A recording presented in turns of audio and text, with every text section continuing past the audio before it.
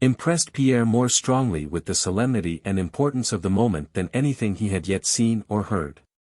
Chapter 21.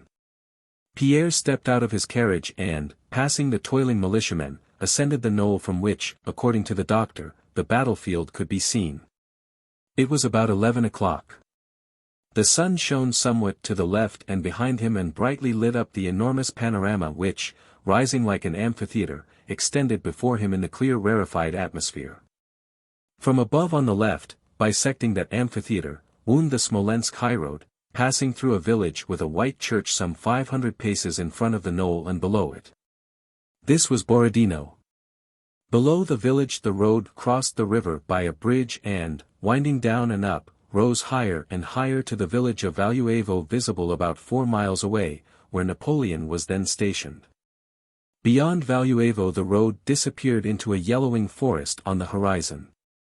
Far in the distance in that birch and fir forest to the right of the road, the cross and belfry of the Kolocha monastery gleamed in the sun. Here and there over the whole of that blue expanse, to right and left of the forest and the road, smoking campfires could be seen and indefinite masses of troops ours and the enemy's. The ground to the right along the course of the Kolocha and Moskva rivers was broken and hilly. Between the hollows the villages of Bezubova and Zakharino showed in the distance. On the left the ground was more level. There were fields of grain, and the smoking ruins of Semenovsk, which had been burned down, could be seen. All that Pierre saw was so indefinite that neither the left nor the right side of the field fully satisfied his expectations.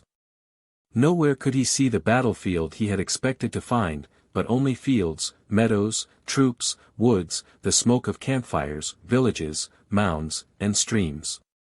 And try as he would he could descry no military position in this place which teemed with life, nor could he even distinguish our troops from the enemy's. I must ask someone who knows, he thought, and addressed an officer who was looking with curiosity at his huge unmilitary figure. "May I ask you," said Pierre, "what village that is in front?" "Borodino, isn't it?" said the officer, turning to his companion. "Borodino," the other corrected him. The officer, evidently glad of an opportunity for a talk, moved up to Pierre. "Are those our men there?" Pierre inquired. "Yes, and there, further on, are the French," said the officer. "There they are, there, you can see them." "Where?" "Where?" asked Pierre. "One can see them with the naked eye." "Why, there." The officer pointed with his hand to the smoke visible on the left beyond the river, and the same stern and serious expression that Pierre had noticed on many of the faces he had met came into his face. "Ah, those are the French." "And over there?" Pierre pointed to a knoll on the left, near which some troops could be seen. "Those are ours." "Ah, ours." "And there?" Pierre pointed to another knoll in the distance with a big tree on it, near a village that lay in a hollow where also some campfires were smoking and something black was visible. "That's his again," said the officer. "It was the Shevardino redoubt. It was ours yesterday, but now it is his." "Then how about our position?" "Our position," replied the officer with a smile of satisfaction. "I can tell you quite clearly, because I constructed nearly all our entrenchments. There, you see. There's our center, at Borodino, just there," and he pointed to the village in front of them with the white church. "That's where one crosses the Kolocha. You see down there where the rows of hay are lying in the hollow, there's the bridge. That's our center. Our right flank is over there." He pointed sharply to the right, far away in the broken ground. "That's where the Moskva river is, and we have thrown up 3 redoubts there, very strong ones." "The left flank." Here the officer paused. "Well, you see, that's difficult to explain. Yesterday our left flank was there at Shevardino, you see, where the oak is, but now we have withdrawn our left wing. Now it is over there. Do you see that village and the smoke? That's Semenovsk, yes, there," he pointed to Revsky's knoll. "But the battle will hardly be there. His having moved his troops there is only a ruse, he will probably pass round to the right of the Moskva. But wherever it may be, many a man will be missing tomorrow," he remarked. An elderly sergeant who had approached the officer while he was giving these explanations had waited in silence for him to finish speaking, but at this point, evidently not liking the officer's remark, interrupted him. "Gabions must be sent for," said he sternly. The officer appeared abashed, as though he understood that one might think of how many men would be missing tomorrow but ought not to speak of it. "Well, send number 3 company again," the officer replied hurriedly. "And you, are you one of the doctors?" "No, I've come on my own," answered Pierre, and he went down the hill again, passing the militiamen. "Oh, those damned fellows!" muttered the officer who followed him, holding his nose as he ran past the men at work. "There they are, bringing her, coming. There they are. They'll be here in a minute." Voices were suddenly heard saying. And officers, soldiers, and militiamen began running forward along the road. A church procession was coming up the hill from Borodino. First along the dusty road came the infantry in ranks, bareheaded and with arms reversed. From behind them came the sound of church singing. Soldiers and militiamen ran bareheaded past Pierre toward the procession. "They are bringing her, our protectress. The Iberian Mother of God," someone cried. "The Smolensk Mother of God," another corrected him. The militiamen, both those who had been in the village and those who had been at work on the battery, threw down their spades and ran to meet the church procession. Following the battalion that marched along the dusty road came priests in their vestments, a little old man in a hood with attendants and singers. Behind them soldiers and officers bore a large, dark-faced icon with an embossed metal cover. This was the icon that had been brought from and had since accompanied the army. Behind, before, and on both sides, crowds of militiamen with bared heads walked, ran, and bowed to the ground. At the summit of the hill they stopped with the icon. The men who had been holding it up by the linen bands attached to it were relieved by others, the chanters relit their censers, and service began. The hot rays of the sun beat down vertically and a fresh soft wind played with the hair of the bared heads and with the ribbons decorating the icon. The singing did not sound loud under the open sky. An immense crowd of bareheaded officers, soldiers, and militiamen surrounded the icon. Behind the priest and a chanter stood the notabilities on a spot reserved for them. A bald general with St. George's cross on his neck stood just behind the priest's back, and without crossing himself, he was evidently a German, patiently awaited the end of the service, which he considered it necessary to hear to the end. Probably to arouse the patriotism of the Russian people. Another general stood in a martial pose, crossing himself by shaking his hand in front of his chest while looking about him. Standing among the crowd of peasants, Pierre recognized several acquaintances among these notables. But did not look at them. His whole attention was absorbed in watching the serious expression on the faces of the crowd of soldiers and militiamen who were all gazing eagerly at the icon. As soon as the tired chanters, who were singing the service for the 20th time that day, began lazily and mechanically to sing, "Save from calamity thy servants, O Mother of God." And the priest and deacon chimed in, "For to thee under God we all flee as to an inviolable bulwark and protection." There again kindled in all those faces the same expression of consciousness of the solemnity of the impending moment that Pierre had seen on the faces at the foot of the hill at Mozhaysk and momentarily on many and many faces he had met that morning. And heads were bowed more frequently and hair tossed back, and sighs and the sound men made as they crossed themselves were heard. The crowd round the icon suddenly parted and pressed against Pierre. Someone, a very important personage judging by the haste with which way was made for him, was approaching the icon. It was Kutuzov, who had been riding round the position and on his way back to Tatarinova had stopped where the service was being held. Pierre recognized him at once by his peculiar figure, which distinguished him from everybody else. With a long overcoat on his exceedingly stout, round-shouldered body, with uncovered white head and puffy face showing the white ball of the eye he had lost, Kutuzov walked with plunging, swaying gait into the crowd and stopped behind the priest. He crossed himself with an accustomed movement, bent till he touched the ground with his hand, and bowed his white head with a deep sigh. Behind Kutuzov was Bennigsen and the suite. Despite the presence of the commander-in-chief, who attracted the attention of all the superior officers, the militiamen and soldiers continued their prayers without looking at him. When the service was over, Kutuzov stepped up to the icon, sank heavily to his knees, bowed to the ground, and for a long time tried vainly to rise, but could not do so on account of his weakness and weight. His white head twitched with the effort. At last he rose, kissed the icon as a child does with naively pouting lips, and again bowed till he touched the ground with his hand. The other generals followed his example, then the officers, and after them with excited faces, pressing on one another, crowding, panting, and pushing, scrambled the soldiers and militiamen. Chapter 22. Staggering amid the crush, Pierre looked about him. "Count Peter Kirillovich. How did you get here?" said a voice. Pierre looked round. Boris Drobetskoy, brushing his knees with his hand, he had probably soiled them when he, too, had knelt before the icon, came up to him smiling. Boris was elegantly dressed, with a slightly martial touch appropriate to a campaign. He wore a long coat and like Kutuzov had a whip slung across his shoulder. Meanwhile Kutuzov had reached the village and seated himself in the shade of the nearest house, on a bench which one Cossack had run to fetch and another had hastily covered with a rug. An immense and brilliant suite surrounded him. The icon was carried further, accompanied by the throng. Pierre stopped some 30 paces from Kutuzov, talking to Boris. He explained his wish to be present at the battle and to see the position. "This is what you must do," said Boris. "I will do the honors of the camp to you.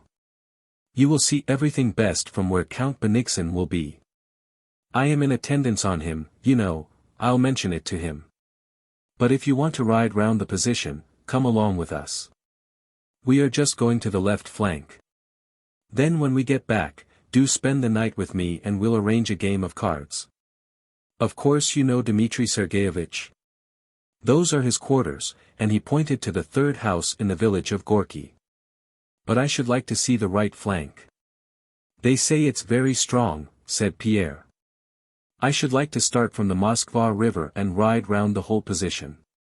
"Well, you can do that later, but the chief thing is the left flank." "Yes, yes. But where is Prince Bolkonsky's regiment? Can you point it out to me?" "Prince Andrew's. We shall pass it and I'll take you to him." "What about the left flank?" asked Pierre. "To tell you the truth, between ourselves, God only knows what state our left flank is in," said Boris confidentially lowering his voice. "It is not at all what Count Bennigsen intended. He meant to fortify that knoll quite differently, but—" Boris shrugged his shoulders. His Serene Highness would not have it, or someone persuaded him. "You see." But Boris did not finish, for at that moment Kaisarov, Kutuzov's adjutant, came up to Pierre. "Ah, Kaisarov," said Boris, addressing him with an unembarrassed smile, "I was just trying to explain our position to the Count. It is amazing how His Serene Highness could sow the intentions of the French." "You mean the left flank?" asked Kaisarov. "Yes, exactly, the left flank is now extremely strong." Though Kutuzov had dismissed all unnecessary men from the staff, Boris had contrived to remain at headquarters after the changes. He had established himself with Count Bennigsen, who, like all on whom Boris had been in attendance, considered young Prince Drobetskoy an invaluable man. In the higher command there were two sharply defined parties, Kutuzov's party and that of Bennigsen, the chief of staff. Boris belonged to the latter and no one else, while showing servile respect to Kutuzov, could so create an impression that the old fellow was not much good and that Bennigsen managed everything.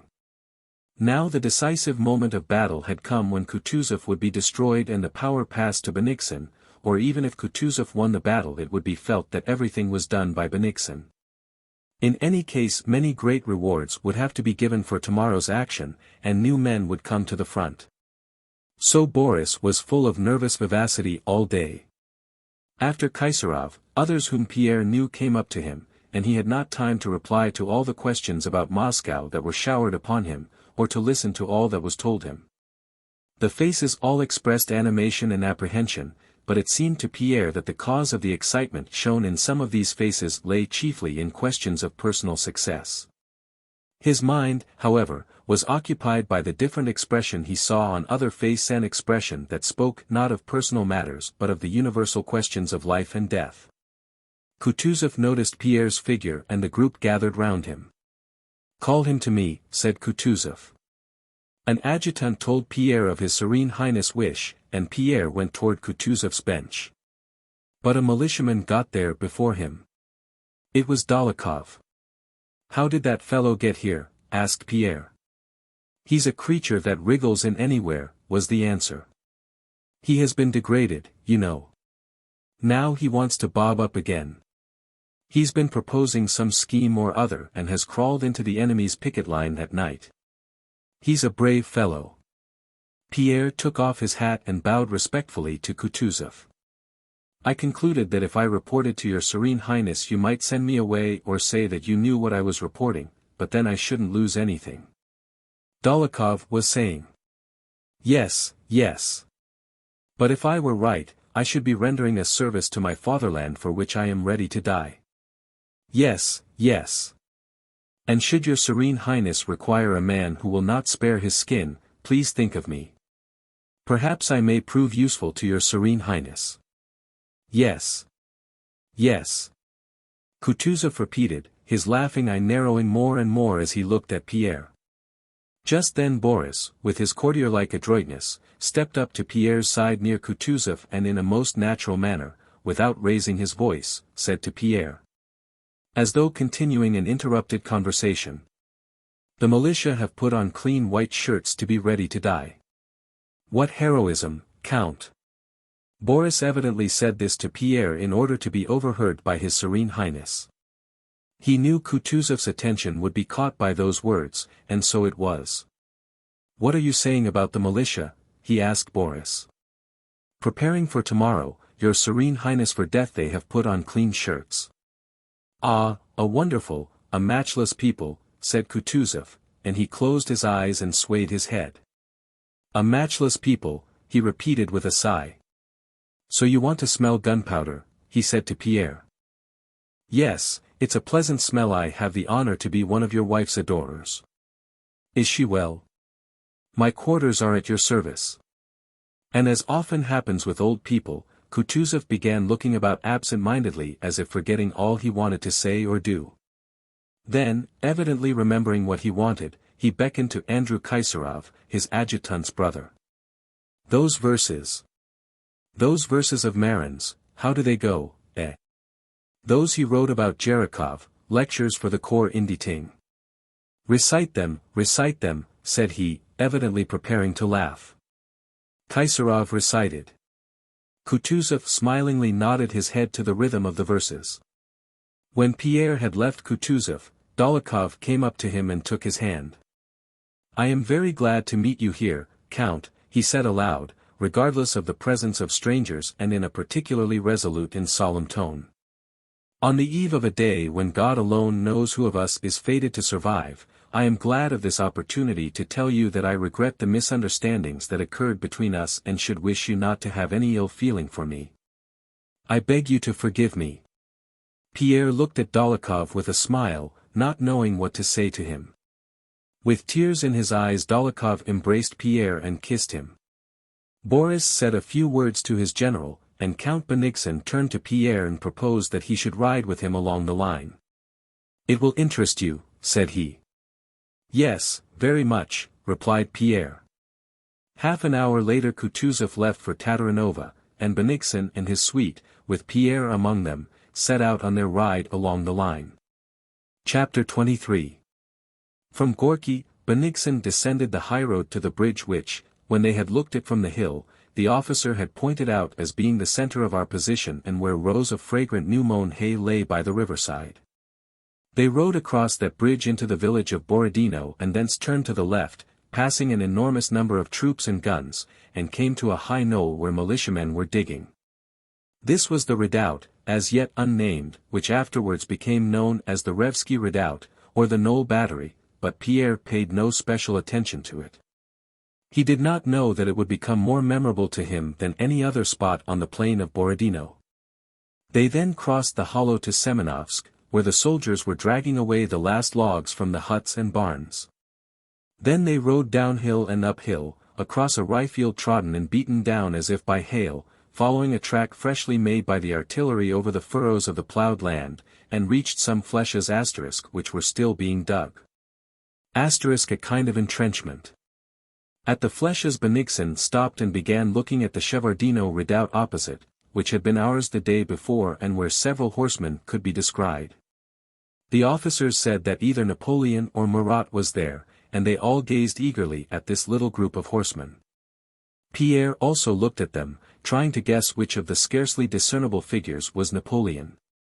At last those mounted men rode away from the mound and disappeared. Bennigsen spoke to a general who approached him, and began explaining the whole position of our troops. Pierre listened to him, straining each faculty to understand the essential points of the impending battle, but was mortified to feel that his mental capacity was inadequate for the task. He could make nothing of it. Bennigsen stopped speaking and, noticing that Pierre was listening, suddenly said to him, "I don't think this interests you." "On the contrary, it's very interesting," replied Pierre not quite truthfully. From the flèches they rode still farther to the left, along a road winding through a thick, low-growing birch wood. In the middle of the wood a brown hare with white feet sprang out and, scared by the tramp of the many horses, grew so confused that it leaped along the road in front of them for some time, arousing general attention and laughter. And only when several voices shouted at it did it dart to one side and disappear in the thicket. After going through the wood for about a mile and a half they came out on a glade where troops of Tuchkov's corps were stationed to defend the left flank. Here, at the extreme left flank, Bennigsen talked a great deal and with much heat, and, as it seemed to Pierre, gave orders of great military importance. In front of Tuchkov's troops was some high ground not occupied by troops. Bennigsen loudly criticized this mistake, saying that it was madness to leave a height which commanded the country around unoccupied and to place troops below it. Some of the generals expressed the same opinion. One in particular declared with martial heat that they were put there to be slaughtered. Bennigsen on his own authority ordered the troops to occupy the high ground. This disposition on the left flank increased Pierre's doubt of his own capacity to understand military matters. Listening to Bennigsen and the generals criticizing the position of the troops behind the hill, he quite understood them and shared their opinion. But for that very reason he could not understand how the man who put them there behind the hill could have made so gross and palpable a blunder. Pierre did not know that these troops were not, as Bennigsen supposed, put there to defend the position, but were in a concealed position as an ambush, that they should not be seen and might be able to strike an approaching enemy unexpectedly. Bennigsen did not know this and moved the troops forward according to his own ideas without mentioning the matter to the commander-in-chief. Chapter 24. On that bright evening of August 25, Prince Andrew lay leaning on his elbow in a broken-down shed in the village of Nyazkovo at the further end of his regiment's encampment. Through a gap in the broken wall he could see, beside the wooden fence, row of 30-year-old birches with their lower branches lopped off, a field on which shocks of oats were standing. And some bushes near which rose the smoke of campfires, the soldiers' kitchens. Narrow and burdensome and useless to anyone as his life now seemed to him, Prince Andrew on the eve of battle felt agitated and irritable as he had done 7 years before at Austerlitz. He had received and given the orders for next day's battle and had nothing more to do. But his thoughts, the simplest, clearest, and therefore most terrible thoughts, would give him no peace. He knew that tomorrow's battle would be the most terrible of all he had taken part in.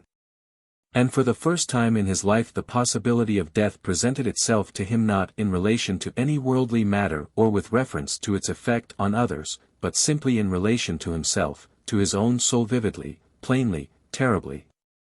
And almost as a certainty. And from the height of this perception all that had previously tormented and preoccupied him suddenly became illumined by a cold white light without shadows, without perspective, without distinction of outline. All life appeared to him like magic lantern pictures at which he had long been gazing by artificial light through a glass. Now he suddenly saw those badly daubed pictures in clear daylight and without a glass. Yes, yes. There they are, those false images that agitated, enraptured, and tormented me, said he to himself. Passing in review the principal pictures of the magic lantern of life and regarding them now in the cold white daylight of his clear perception of death. There they are, those rudely painted figures that once seemed splendid and mysterious. Glory, the good of society, love of a woman, the fatherland itself, how important these pictures appeared to me, with what profound meaning they seemed to be filled. And it is all so simple, pale, and crude in the cold white light of this morning which I feel is dawning for me. The three great sorrows of his life held his attention in particular, his love for a woman, his father's death, and the French invasion which had overrun half Russia. Love, that little girl who seemed to me brimming over with mystic forces. Yes, indeed, I loved her. I made romantic plans of love and happiness with her. Oh, what a boy I was, he said aloud bitterly. Ah me! I believed in some ideal love which was to keep her faithful to me for the whole year of my absence. Like the gentle dove in the fable, she was to pine apart from me. But it was much simpler really. It was all very simple and horrible. When my father built Bald Hills he thought the place was his land, his air, his peasants. But Napoleon came and swept him aside, unconscious of his existence, as he might brush a chip from his path, and his Bald Hills and his whole life fell to pieces. Princess Mary says it is a trial sent from above. What is the trial for, when he is not here and will never return? He is not here. For whom then is the trial intended? The fatherland, the destruction of Moscow. And tomorrow I shall be killed, perhaps not even by a Frenchman but by one of our own men, by a soldier discharging a musket close to my ear as one of them did yesterday. And the French will come and take me by head and heels and fling me into a hole that I may not stink under their noses, and new conditions of life will arise, which will seem quite ordinary to others and about which I shall know nothing. I shall not exist. He looked at the row of birches shining in the sunshine, with their motionless green and yellow foliage and white bark. To die, to be killed tomorrow. That I should not exist. That all this should still be, but no me. And the birches with their light and shade, the curly clouds, the smoke of the campfires, and all that was around him changed and seemed terrible and menacing. A cold shiver ran down his spine. He rose quickly, went out of the shed, and began to walk about. After he had returned, voices were heard outside the shed. "Who's that?" he cried. The red-nosed Captain Timokhin, formerly Dólokhov's squadron commander, but now from lack of officers a battalion commander, shyly entered the shed followed by an adjutant and the regimental paymaster. Prince Andrew rose hastily, listened to the business they had come about, gave them some further instructions, and was about to dismiss them when he heard a familiar, lisping, voice behind the shed. "Devil take it!" said the voice of a man stumbling over something. Prince Andrew looked out of the shed and saw Pierre, who had tripped over a pole on the ground and had nearly fallen, coming his way. It was unpleasant to Prince Andrew to meet people of his own set in general, and Pierre especially, for he reminded him of all the painful moments of his last visit to Moscow. "You? What a surprise," said he. "What brings you here? This is unexpected." As he said this his eyes and face expressed more than coldness, they expressed hostility, which Pierre noticed at once. He had approached the shed full of animation, but on seeing Prince Andrew's face he felt constrained and ill at ease. "I have come, simply, come. It interests me," said Pierre, who had so often that day senselessly repeated that word, interesting. "I wish to see the battle." "Oh yes, and what do the Masonic brothers say about war?" "How would they stop it?" said Prince Andrew sarcastically. "Well, and how's Moscow? And my people? Have they reached Moscow at last?" he asked seriously. "Yes, they have. Julie Drobetskaya told me so. I went to see them, but missed them. They have gone to your estate near Moscow." Chapter 25.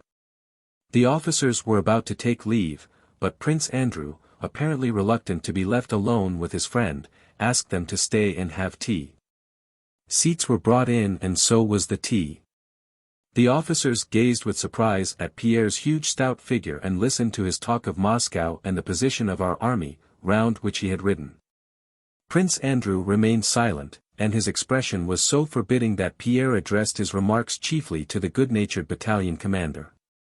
"So you understand the whole position of our troops?" Prince Andrew interrupted him.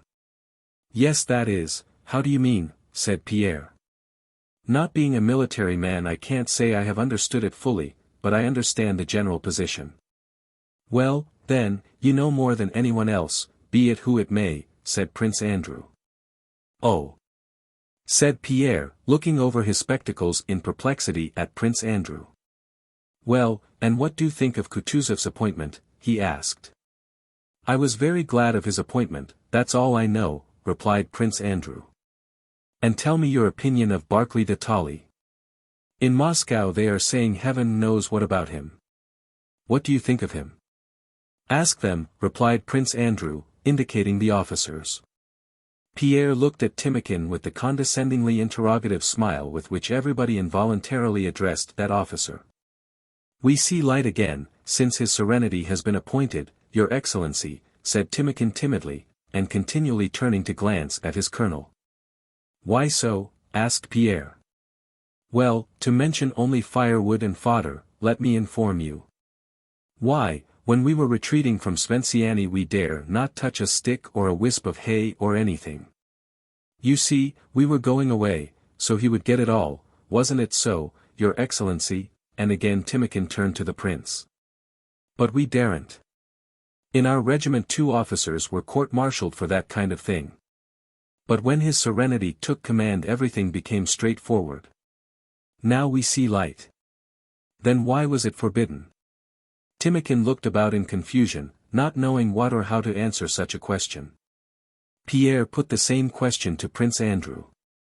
"Why, so as not to lay waste the country we were abandoning to the enemy," said Prince Andrew with venomous irony. "It is very sound, one can't permit the land to be pillaged and accustom the troops to marauding. At Smolensk too he judged correctly that the French might outflank us, as they had larger forces. But he could not understand this," cried Prince Andrew in a shrill voice that seemed to escape him involuntarily, "he could not understand that there, for the first time, we were fighting for Russian soil. And that there was a spirit in the men such as I had never seen before, that we had held the French for 2 days, and that success had increased our strength tenfold. He ordered us to retreat, and all our efforts and losses went for nothing. He had no thought of betraying us, he tried to do the best he could, he thought out everything, and that is why he is unsuitable. He is unsuitable now, just because he plans out everything very thoroughly and accurately as every German has to. How can I explain? Well, say your father has a German valet, and he is a splendid valet and satisfies your father's requirements better than you could, then it's all right to let him serve. But if your father is mortally sick you'll send the valet away and attend to your father with your own unpracticed, awkward hands, and will soothe him better than a skilled man who is a stranger could. So it has been with Barclay. While Russia was well, a foreigner could serve her and be a splendid minister, but as soon as she is in danger she needs one of her own kin. But in your club they have been making him out a traitor. They slander him as a traitor, and the only result will be that afterwards, ashamed of their false accusations, they will make him out a hero or a genius instead of a traitor, and that will be still more unjust. He is an honest and very punctilious German. And they say he's a skillful commander," rejoined Pierre. "I don't understand what is meant by a skillful commander," replied Prince Andrew ironically. "A skillful commander," replied Pierre. "Why, one who foresees all contingencies, and foresees the adversary's intentions." "But that's impossible," said Prince Andrew as if it were a matter settled long ago. Pierre looked at him in surprise. "And yet they say that war is like a game of chess," he remarked. "Yes," replied Prince Andrew, "but with this little difference, that in chess you may think over each move as long as you please and are not limited for time, and with this difference too, that a knight is always stronger than a pawn. And two pawns are always stronger than one, while in war a battalion is sometimes stronger than a division and sometimes weaker than a company. The relative strength of bodies of troops can never be known to anyone. Believe me, he went on, if things depended on arrangements made by the staff, I should be there making arrangements, but instead of that I have the honor to serve here in the regiment with these gentlemen. And I consider that on us tomorrow's battle will depend and not on those others. Success never depends, and never will depend, on position, or equipment, or even on numbers, and least of all on position. But on what then? On the feeling that is in me and in him, he pointed to Timokhin, and in each soldier. Prince Andrew glanced at Timokhin, who looked at his commander in alarm and bewilderment. In contrast to his former reticent taciturnity, Prince Andrew now seemed excited. He could apparently not refrain from expressing the thoughts that had suddenly occurred to him. A battle is won by those who firmly resolve to win it. Why did we lose the battle at Austerlitz? The French losses were almost equal to ours, but very early we said to ourselves that we were losing the battle, and we did lose it. And we said so because we had nothing to fight for there, we wanted to get away from the battlefield as soon as we could. We've lost, so let us run, and we ran. If we had not said that till the evening, heaven knows what might not have happened. But tomorrow we shan't say it. You talk about our position, the left flank weak and the right flank too extended, he went on. That's all nonsense, there's nothing of the kind. But what awaits us tomorrow? 100 million most diverse chances which will be decided on the instant by the fact that our men or theirs run or do not run, and that this man or that man is killed, but all that is being done at present is only play.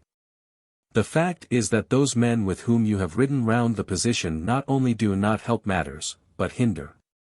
They are only concerned with their own petty interests. At such a moment, said Pierre reproachfully. At such a moment. Prince Andrew repeated. To them it is only a moment affording opportunities to undermine a rival and obtain an extra cross or ribbon. For me tomorrow means this, a Russian army of 100,000 and a French army of 100,000 have met to fight. And the thing is that these 200,000 men will fight, and the side that fights more fiercely and spares itself least will win. And if you like I will tell you that whatever happens and whatever muddles those at the top may make, we shall win tomorrow's battle. Tomorrow, happen what may, we shall win. There now, Your Excellency. That's the truth, the real truth, said Timokhin. Who would spare himself now? The soldiers in my battalion, believe me, wouldn't drink their vodka. It's not the day for that, they say. All were silent. The officers rose. Prince Andrew went out of the shed with them, giving final orders to the adjutant. After they had gone, Pierre approached Prince Andrew and was about to start a conversation when they heard the clatter of 3 horses' hoofs on the road not far from the shed. And looking in that direction, Prince Andrew recognized Wolzogen and Clausewitz accompanied by a Cossack. They rode close by, continuing to converse, and Prince Andrew involuntarily heard these words. Der Krieg muss in Rom verlegt worden, der Ansicht kann ich nicht genig Preis geben, *, said one of them. *, the war must be extended widely. I cannot sufficiently commend that view. Oh, ja, said the other, der Zweck ist nur den fein zu schwachen, so kann man gewiss nicht den Verlust der Privatpersonen in Achtung nehmen. *, oh, yes, the only aim is to weaken the enemy, so of course one cannot take into account the loss of private individuals. Oh, no, agreed the other. Extend widely, said Prince Andrew with an angry snort, when they had ridden past. In that extend were my father, son, and sister, at Bald Hills. That's all the same to him. That's what I was saying to you, those German gentlemen won't win the battle tomorrow but will only make all the mess they can. Because they have nothing in their German heads but theories not worth an empty eggshell, and haven't in their hearts the one thing needed tomorrow, that which Timokhin has. They have yielded up all Europe to him, and have now come to teach us. Fine teachers, and again his voice grew shrill. So you think we shall win tomorrow's battle? Asked Pierre. Yes, yes, answered Prince Andrew absently. One thing I would do if I had the power, he began again, would not take prisoners. Why take prisoners? It's chivalry. The French have destroyed my home and are on their way to destroy Moscow. They have outraged and are outraging me every moment. They are my enemies. In my opinion they are all criminals. And so thinks Timokhin and the whole army. They should be executed. Since they are my foes they cannot be my friends, whatever may have been said at Tilsit. Yes, yes, muttered Pierre, looking with shining eyes at Prince Andrew. I quite agree with you. The question that had perturbed Pierre on the Mozhaïsk hill and all that day now seemed to him quite clear and completely solved. He now understood the whole meaning and importance of this war and of the impending battle. All he had seen that day, all the significant and stern expressions on the faces he had seen in passing, were lit up for him by a new light. He understood that latent heat, as they say in physics, of patriotism which was present in all these men he had seen, and this explained to him why they all prepared for death calmly, and as it were light-heartedly. Not take prisoners, Prince Andrew continued, that by itself would quite change the whole war and make it less cruel. As it is we have played at war, that's what's vile. We play at magnanimity and all that stuff. Such magnanimity and sensibility are like the magnanimity and sensibility of a lady who faints when she sees a calf being killed. She is so kind-hearted that she can't look at blood, but enjoys eating the calf served up with sauce. They talk to us of the rules of war, of chivalry, of flags of truce, of mercy to the unfortunate and so on. It's all rubbish. I saw chivalry and flags of truce in 1805, they humbugged us and we humbugged them. They plunder other people's houses, issue false paper money, and worst of all they kill my children and my father, and then talk of rules of war and magnanimity to foes. Take no prisoners, but kill and be killed. He who has come to this as I have through the same sufferings. Prince Andrew, who had thought it was all the same to him whether or not Moscow was taken as Smolensk had been, was suddenly checked in his speech by an unexpected cramp in his throat. He paced up and down a few times in silence, but his eyes glittered feverishly and his lips quivered as he began speaking. If there was none of this magnanimity in war, we should go to war only when it was worth while going to certain death, as now. Then there would not be war because Paul Ivanovitch had offended Michael Ivanovitch. And when there was a war, like this one, it would be war. And then the determination of the troops would be quite different. Then all these Westphalians and Hessians whom Napoleon is leading would not follow him into Russia, and we should not go to fight in Austria and Prussia without knowing why. War is not courtesy but the most horrible thing in life. And we ought to understand that and not play at war. We ought to accept this terrible necessity sternly and seriously. It all lies in that, get rid of falsehood and let war be war and not a game. As it is now, war is the favorite pastime of the idle and frivolous. The military calling is the most highly honored. But what is war? What is needed for success in warfare? What are the habits of the military? The aim of war is murder. The methods of war are spying, treachery, and their encouragement, the ruin of a country's inhabitants, robbing them or stealing to provision the army, and fraud and falsehood termed military craft. The habits of the military class are the absence of freedom, that is, discipline, idleness, ignorance, cruelty, debauchery, and drunkenness. And in spite of all this it is the highest class, respected by everyone. All the kings, except the Chinese, wear military uniforms, and he who kills most people receives the highest rewards. They meet, as we shall meet tomorrow, to murder one another. They kill and maim tens of thousands, and then have Thanksgiving services for having killed so many people. They even exaggerate the number, and they announce a victory, supposing that the more people they have killed the greater their achievement. How does God above look at them and hear them? Exclaimed Prince Andrew in a shrill, piercing voice. Ah, my friend, it has of late become hard for me to live. I see that I have begun to understand too much. And it doesn't do for man to taste of the tree of knowledge of good and evil. "Ah, well, it's not for long," he added. "However, you're sleepy, and it's time for me to sleep." "Go back to Gorky," said Prince Andrew suddenly.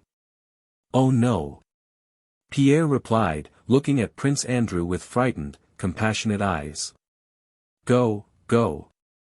Before a battle one must have one's sleep out," repeated Prince Andrew. He came quickly up to Pierre and embraced and kissed him. "Goodbye, be off," he shouted.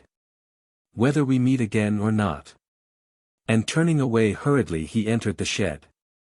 It was already dark, and Pierre could not make out whether the expression of Prince Andrew's face was angry or tender.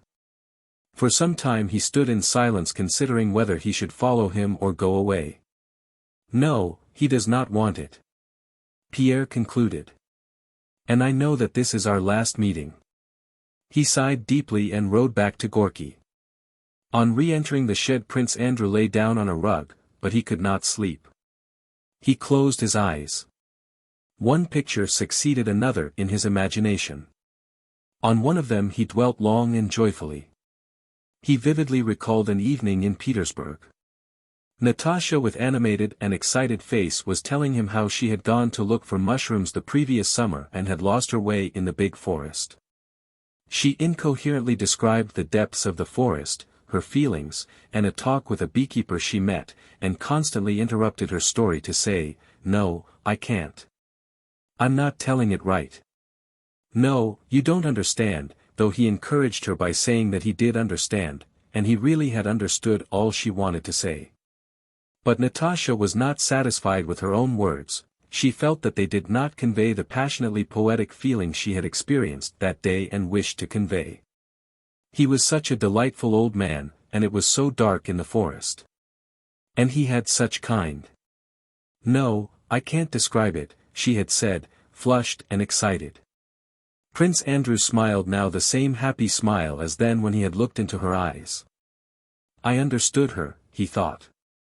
"I not only understood her, but it was just that inner, spiritual force, that sincerity, that frankness of soul, that very soul of hers which seemed to be fettered by her body. It was that soul I loved in her, loved so strongly and happily."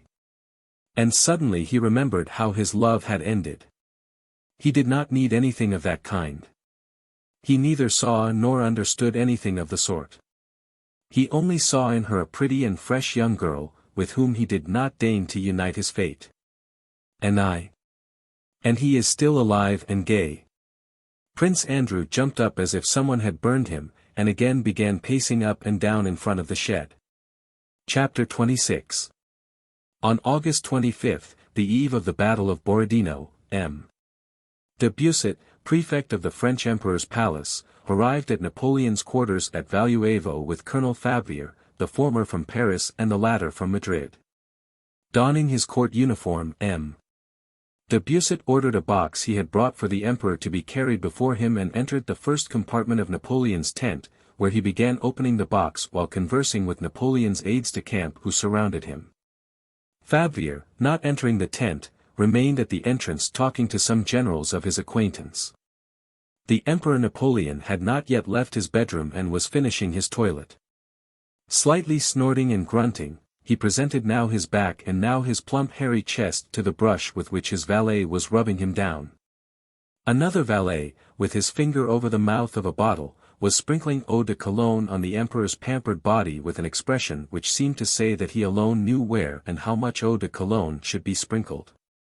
Napoleon's short hair was wet and matted on the forehead, but his face, though puffy and yellow, expressed physical satisfaction.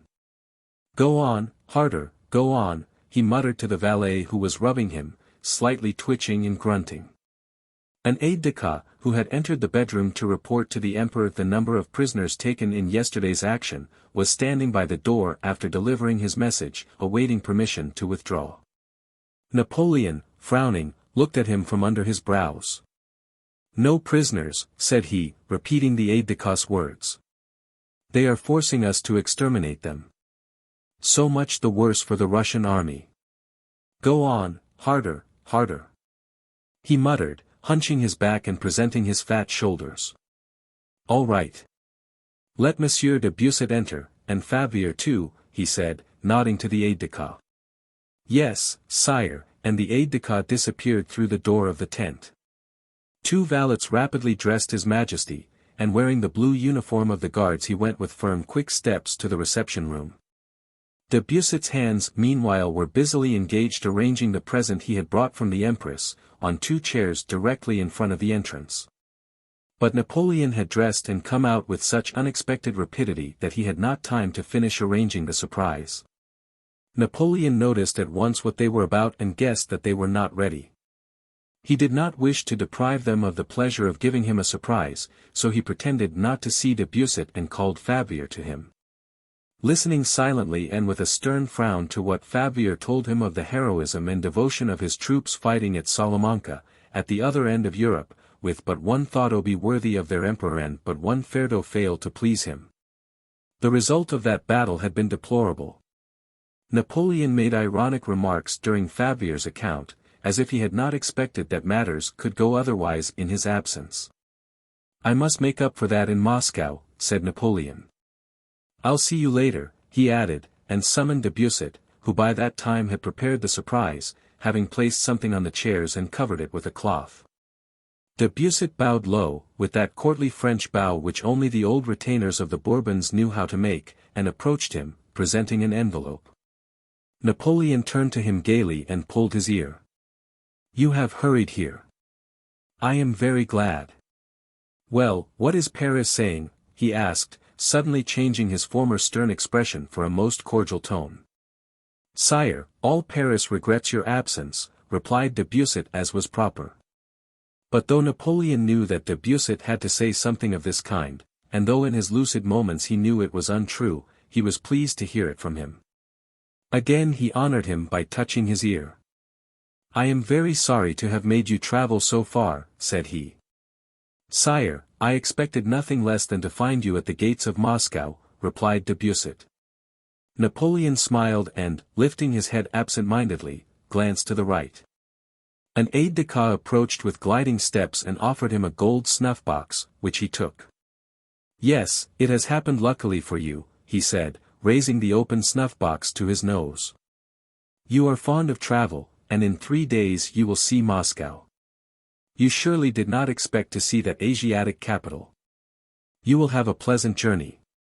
De Busset bowed gratefully at this regard for his taste for travel, of which he had not till then been aware. "Ha, what's this?" asked Napoleon, noticing that all the courtiers were looking at something concealed under a cloth. With courtly adroitness de Busset half turned and without turning his back to the emperor retired 2 steps, twitching off the cloth at the same time, and said, "A present to your Majesty from the Empress." It was a portrait, painted in bright colors by Gerard, of the son born to Napoleon by the daughter of the Emperor of Austria, the boy whom for some reason everyone called the King of Rome. A very pretty curly-headed boy with a look of the Christ in the Sistine Madonna was depicted playing at stick and ball.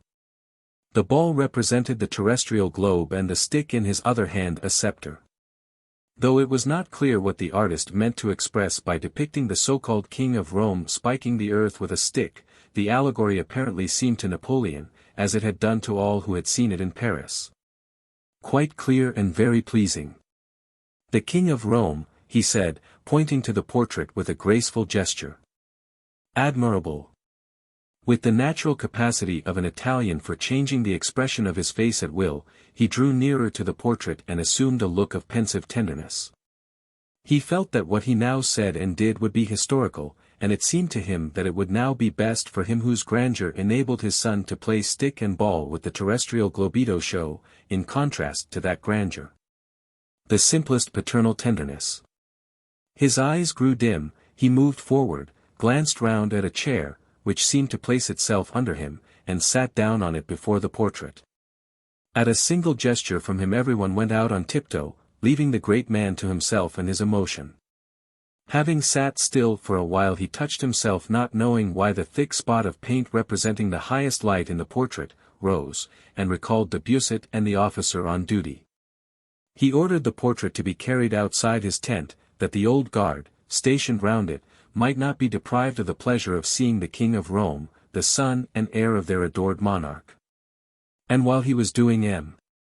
Debussy the honor of breakfasting with him, they heard, as Napoleon had anticipated, the rapturous cries of the officers and men of the old guard who had run up to see the portrait. Vive l'Empereur! Vive le Roi de Rome! Vive l'Empereur! Came those ecstatic cries. After breakfast Napoleon in Debussy's presence dictated his order of the day to the army. Short and energetic. He remarked when he had read over the proclamation which he had dictated straight off without corrections. It ran. Soldiers! This is the battle you have so longed for. Victory depends on you. It is essential for us. It will give us all we need, comfortable quarters and a speedy return to our country. Behave as you did at Austerlitz, Friedland, Vitebsk, and Smolensk. Let our remotest posterity recall your achievements this day with pride. Let it be said of each of you, he was in the great battle before Moscow. Before Moscow, repeated Napoleon, and inviting M. Debussy, who was so fond of travel, to accompany him on his ride, he went out of the tent to where the horses stood saddled. Your Majesty is too kind, replied Debussy to the invitation to accompany the Emperor. He wanted to sleep, did not know how to ride and was afraid of doing so. But Napoleon nodded to the traveler, and Debussy had to mount. When Napoleon came out of the tent the shouting of the guards before his son's portrait grew still louder. Napoleon frowned. Take him away, he said, pointing with a gracefully majestic gesture to the portrait. It is too soon for him to see a field of battle. Debussy closed his eyes, bowed his head, and sighed deeply, to indicate how profoundly he valued and comprehended the Emperor's words. Chapter 27. On the 25th of August, so his historians tell us, Napoleon spent the whole day on horseback inspecting the locality, considering plans submitted to him by his marshals, and personally giving commands to his generals. The original line of the Russian forces along the river Kolocha had been dislocated by the capture of the Shevardino redoubt on the 24th, and part of the line the left flank had been drawn back. That part of the line was not entrenched and in front of it the ground was more open and level than elsewhere. It was evident to anyone, military or not, that it was here the French should attack. It would seem that not much consideration was needed to reach this conclusion, nor any particular care or trouble on the part of the Emperor and his marshals. Nor was there any need of that special and supreme quality called genius that people are so apt to ascribe to Napoleon. Yet the historians who described the event later and the men who then surrounded Napoleon, and he himself, thought otherwise. Napoleon rode over the plain and surveyed the locality with a profound air and in silence, nodded with approval or shook his head dubiously. And without communicating to the generals around him the profound course of ideas which guided his decisions merely gave them his final conclusions in the form of commands. Having listened to a suggestion from Davout, who was now called Prince d'Eckmühl, to turn the Russian left wing, Napoleon said it should not be done, without explaining why not. To a proposal made by General Campan, who was to attack the Flèches, to lead his division through the woods, Napoleon agreed. Though the so-called Duke of Elchingen, Ney, ventured to remark that a movement through the woods was dangerous and might disorder the division. Having inspected the country opposite the Shevardino redoubt, Napoleon pondered a little in silence and then indicated the spots where 2 batteries should be set up by the Moro to act against the Russian entrenchments, and the places where, in line with them, the field artillery should be placed. After giving these and other commands he returned to his tent, and the dispositions for the battle were written down from his dictation. These dispositions, of which the French historians write with enthusiasm and other historians with profound respect, were as follows. At dawn the 2 new batteries established during the night on the plain occupied by the Prince d'Eckmühl will open fire on the opposing batteries of the enemy. At the same time the commander of the artillery of the 1st Corps, General Pernetti, with 30 cannon of Campan's division and all the howitzers of Desaix's and Friant's divisions, will move forward, open fire, and overwhelm with shellfire the enemy's battery, against which will operate 24 guns of the artillery of the Guards, 30 guns of Campan's division, and 8 guns of Friant's and Desaix's divisions. In all 62 guns. The commander of the artillery of the Third Corps, General Fouché, will place the howitzers of the Third and Eighth Corps, 16 in all, on the flanks of the battery that is to bombard the entrenchment on the left, which will have 40 guns in all directed against it. General Sorbier must be ready at the first order to advance with all the howitzers of the Guards' artillery against either one or other of the entrenchments. During the cannonade Prince Poniatowski is to advance through the wood on the village and turn the enemy's position. General Campan will move through the wood to seize the first fortification. After the advance has begun in this manner, orders will be given in accordance with the enemy's movements. The cannonade on the left flank will begin as soon as the guns of the right wing are heard. The sharpshooters of Morin's division and of the Vice-King's division will open a heavy fire on seeing the attack commence on the right wing. The Vice-King will occupy the village and cross by its 3 bridges, advancing to the same heights as Morin's and Gibrard's divisions, which under his leadership will be directed against the redoubt and come into line with the rest of the forces. All this must be done in good order, le tout se fera avec ordre et method, as far as possible retaining troops in reserve. The Imperial Camp near Mazhaisk. September 6, 1812. These dispositions, which are very obscure and confused if one allows oneself to regard the arrangements without religious awe of his genius, related to Napoleon's orders to deal with 4 points 4 different orders. Not one of these was, or could be, carried out.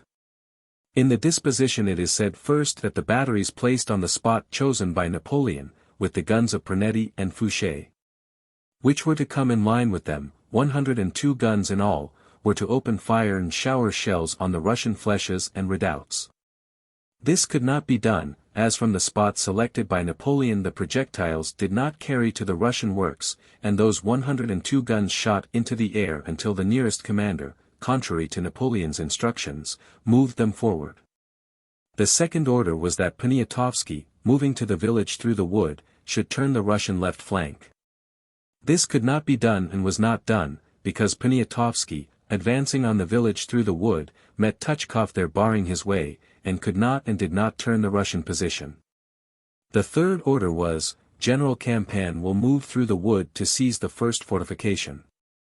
General Campan's division did not seize the first fortification but was driven back, for on emerging from the wood it had to reform under grapeshot, of which Napoleon was unaware.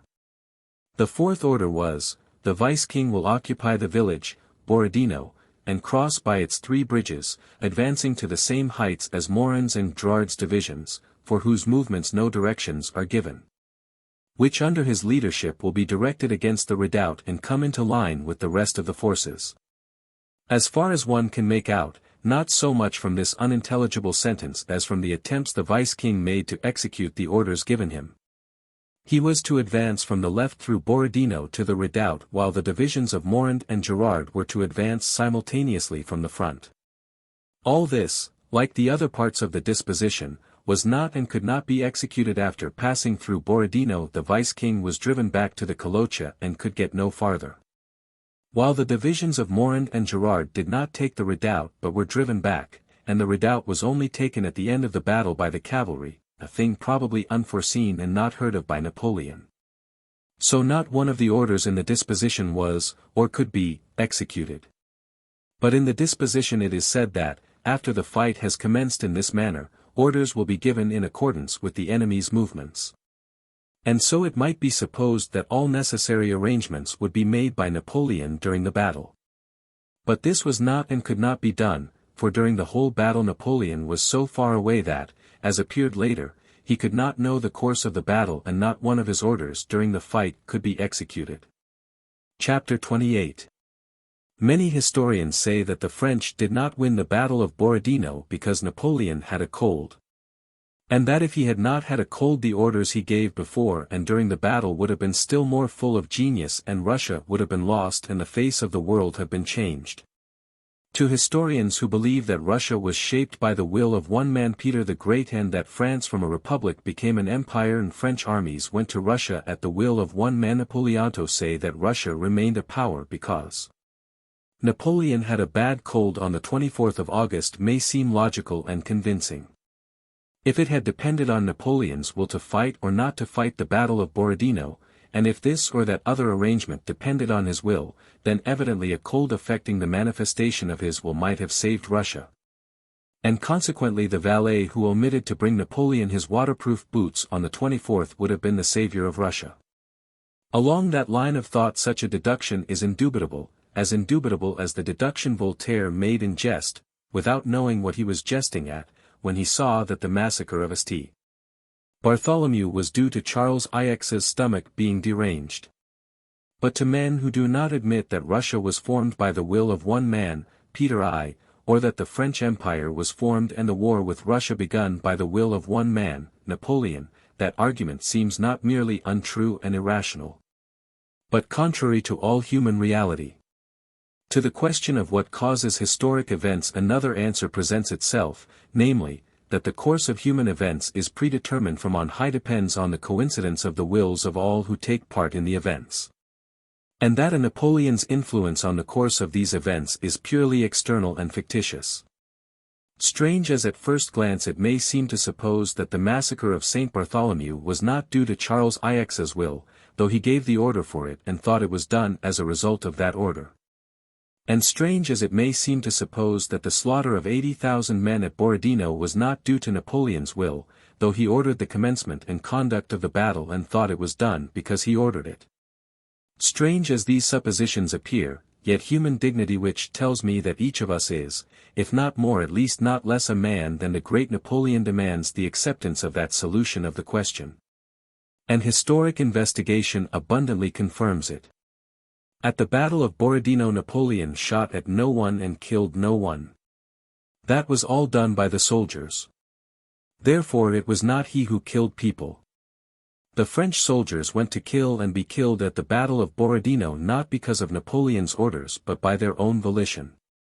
The whole army French, Italian, German, Polish, and Dutch hungry, ragged, and weary of the campaign, felt at the sight of an army blocking their road to Moscow that the wine was drawn and must be drunk.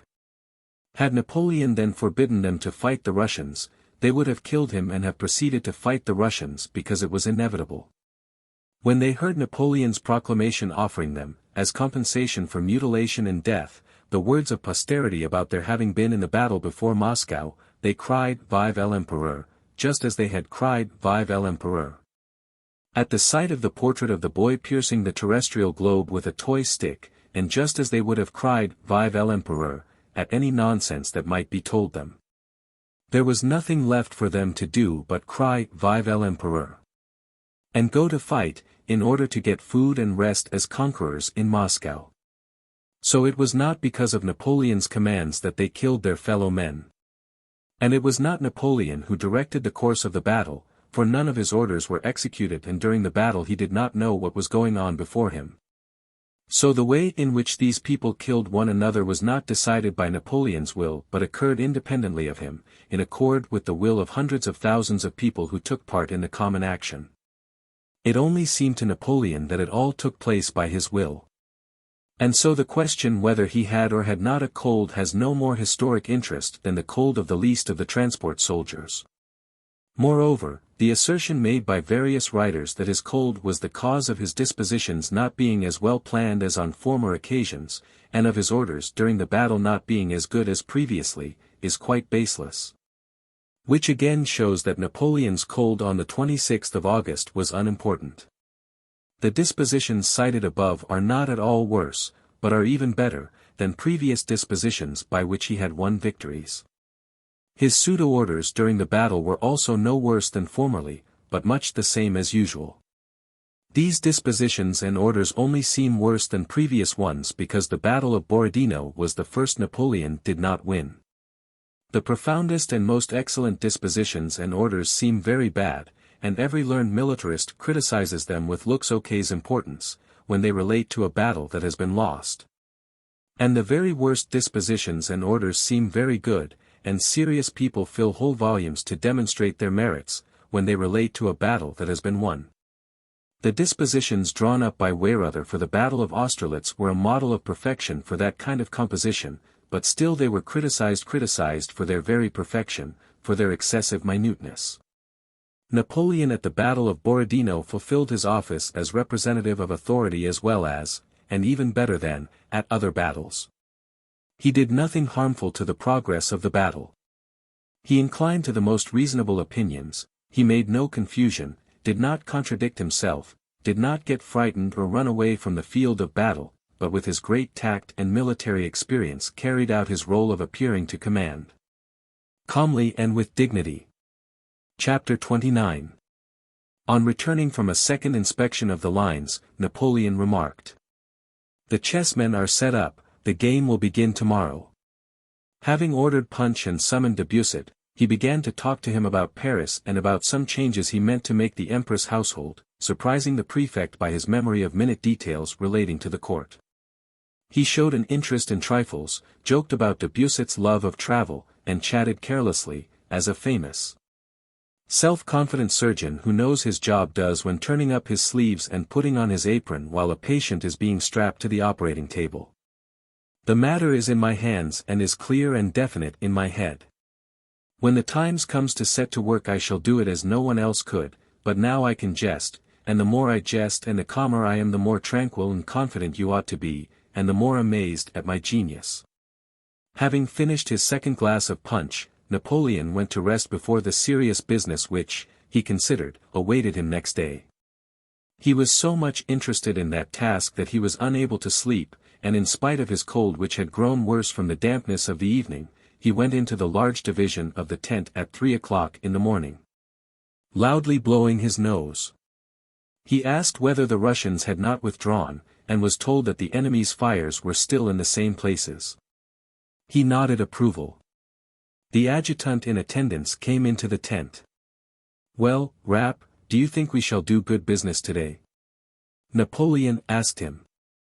"Without doubt, sire," replied Rapp. Napoleon looked at him.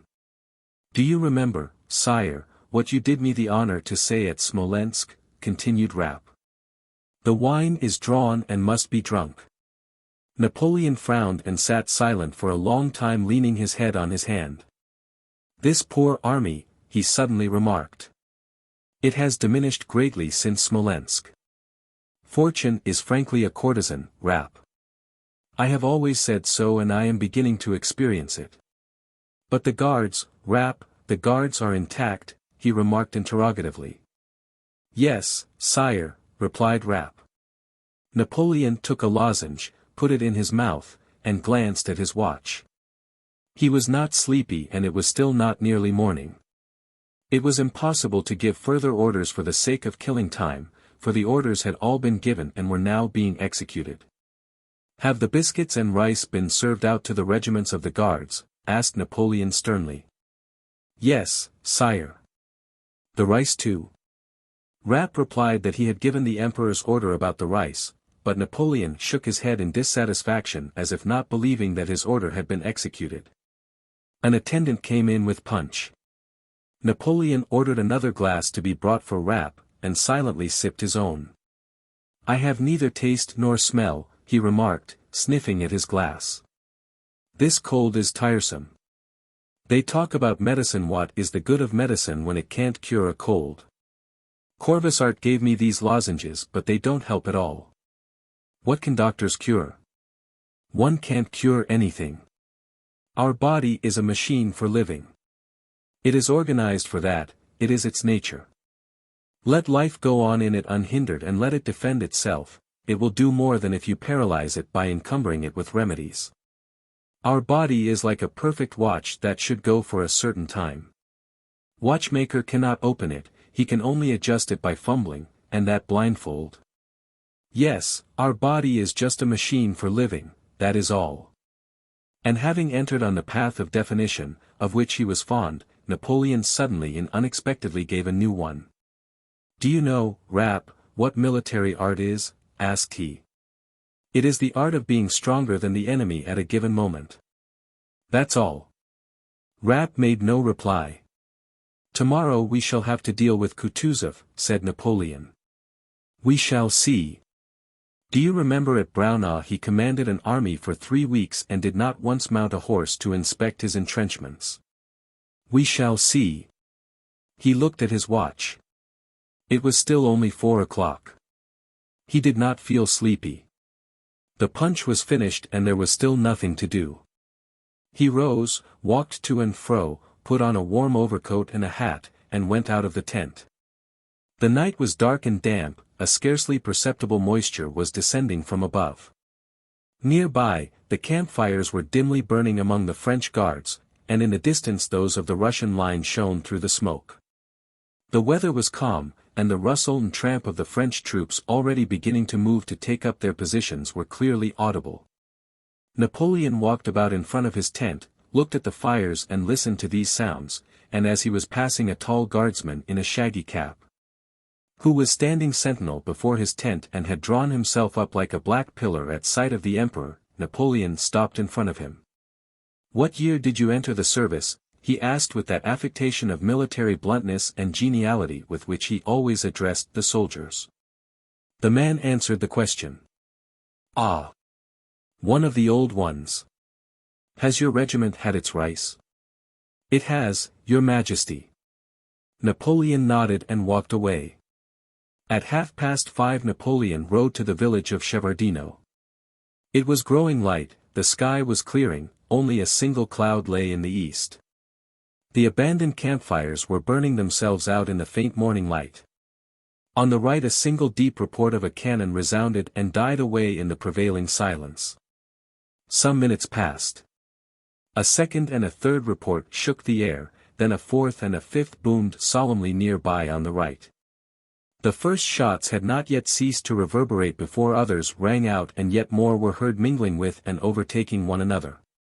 Napoleon with his suite rode up to the Shevardino redoubt where he dismounted. The game had begun. Chapter 30. On returning to Gorky after having seen Prince Andrew, Pierre ordered his groom to get the horses ready and to call him early in the morning, and then immediately fell asleep behind a partition in a corner Boris had given up to him. Before he was thoroughly awake next morning everybody had already left the hut. The panes were rattling in the little windows and his groom was shaking him. "Your Excellency! Your Excellency! Your Excellency!" He kept repeating pertinaciously while he shook Pierre by the shoulder without looking at him, having apparently lost hope of getting him to wake up. "What? Has it begun? Is it time?" Pierre asked, waking up. "Hear the firing," said the groom, a discharged soldier. "All the gentlemen have gone out, and His Serene Highness himself rode past long ago." Pierre dressed hastily and ran out to the porch. Outside all was bright, fresh, dewy, and cheerful. The sun, just bursting forth from behind a cloud that had concealed it, was shining, with rays still half broken by the clouds, over the roofs of the street opposite, on the dew-besprinkled dust of the road, on the walls of the houses, on the windows, the fence, and on Pierre's horses standing before the hut. The roar of guns sounded more distinct outside. An adjutant accompanied by a Cossack passed by at a sharp trot. "It's time, Count, it's time," cried the adjutant. Telling the groom to follow him with the horses, Pierre went down the street to the knoll from which he had looked at the field of battle the day before. A crowd of military men was assembled there, members of the staff could be heard conversing in French, and Kutuzov's grey head in a white cap with a red band was visible, his grey nape sunk between his shoulders. He was looking through a field glass down the highroad before him. Mounting the steps to the knoll, Pierre looked at the scene before him, spellbound by beauty.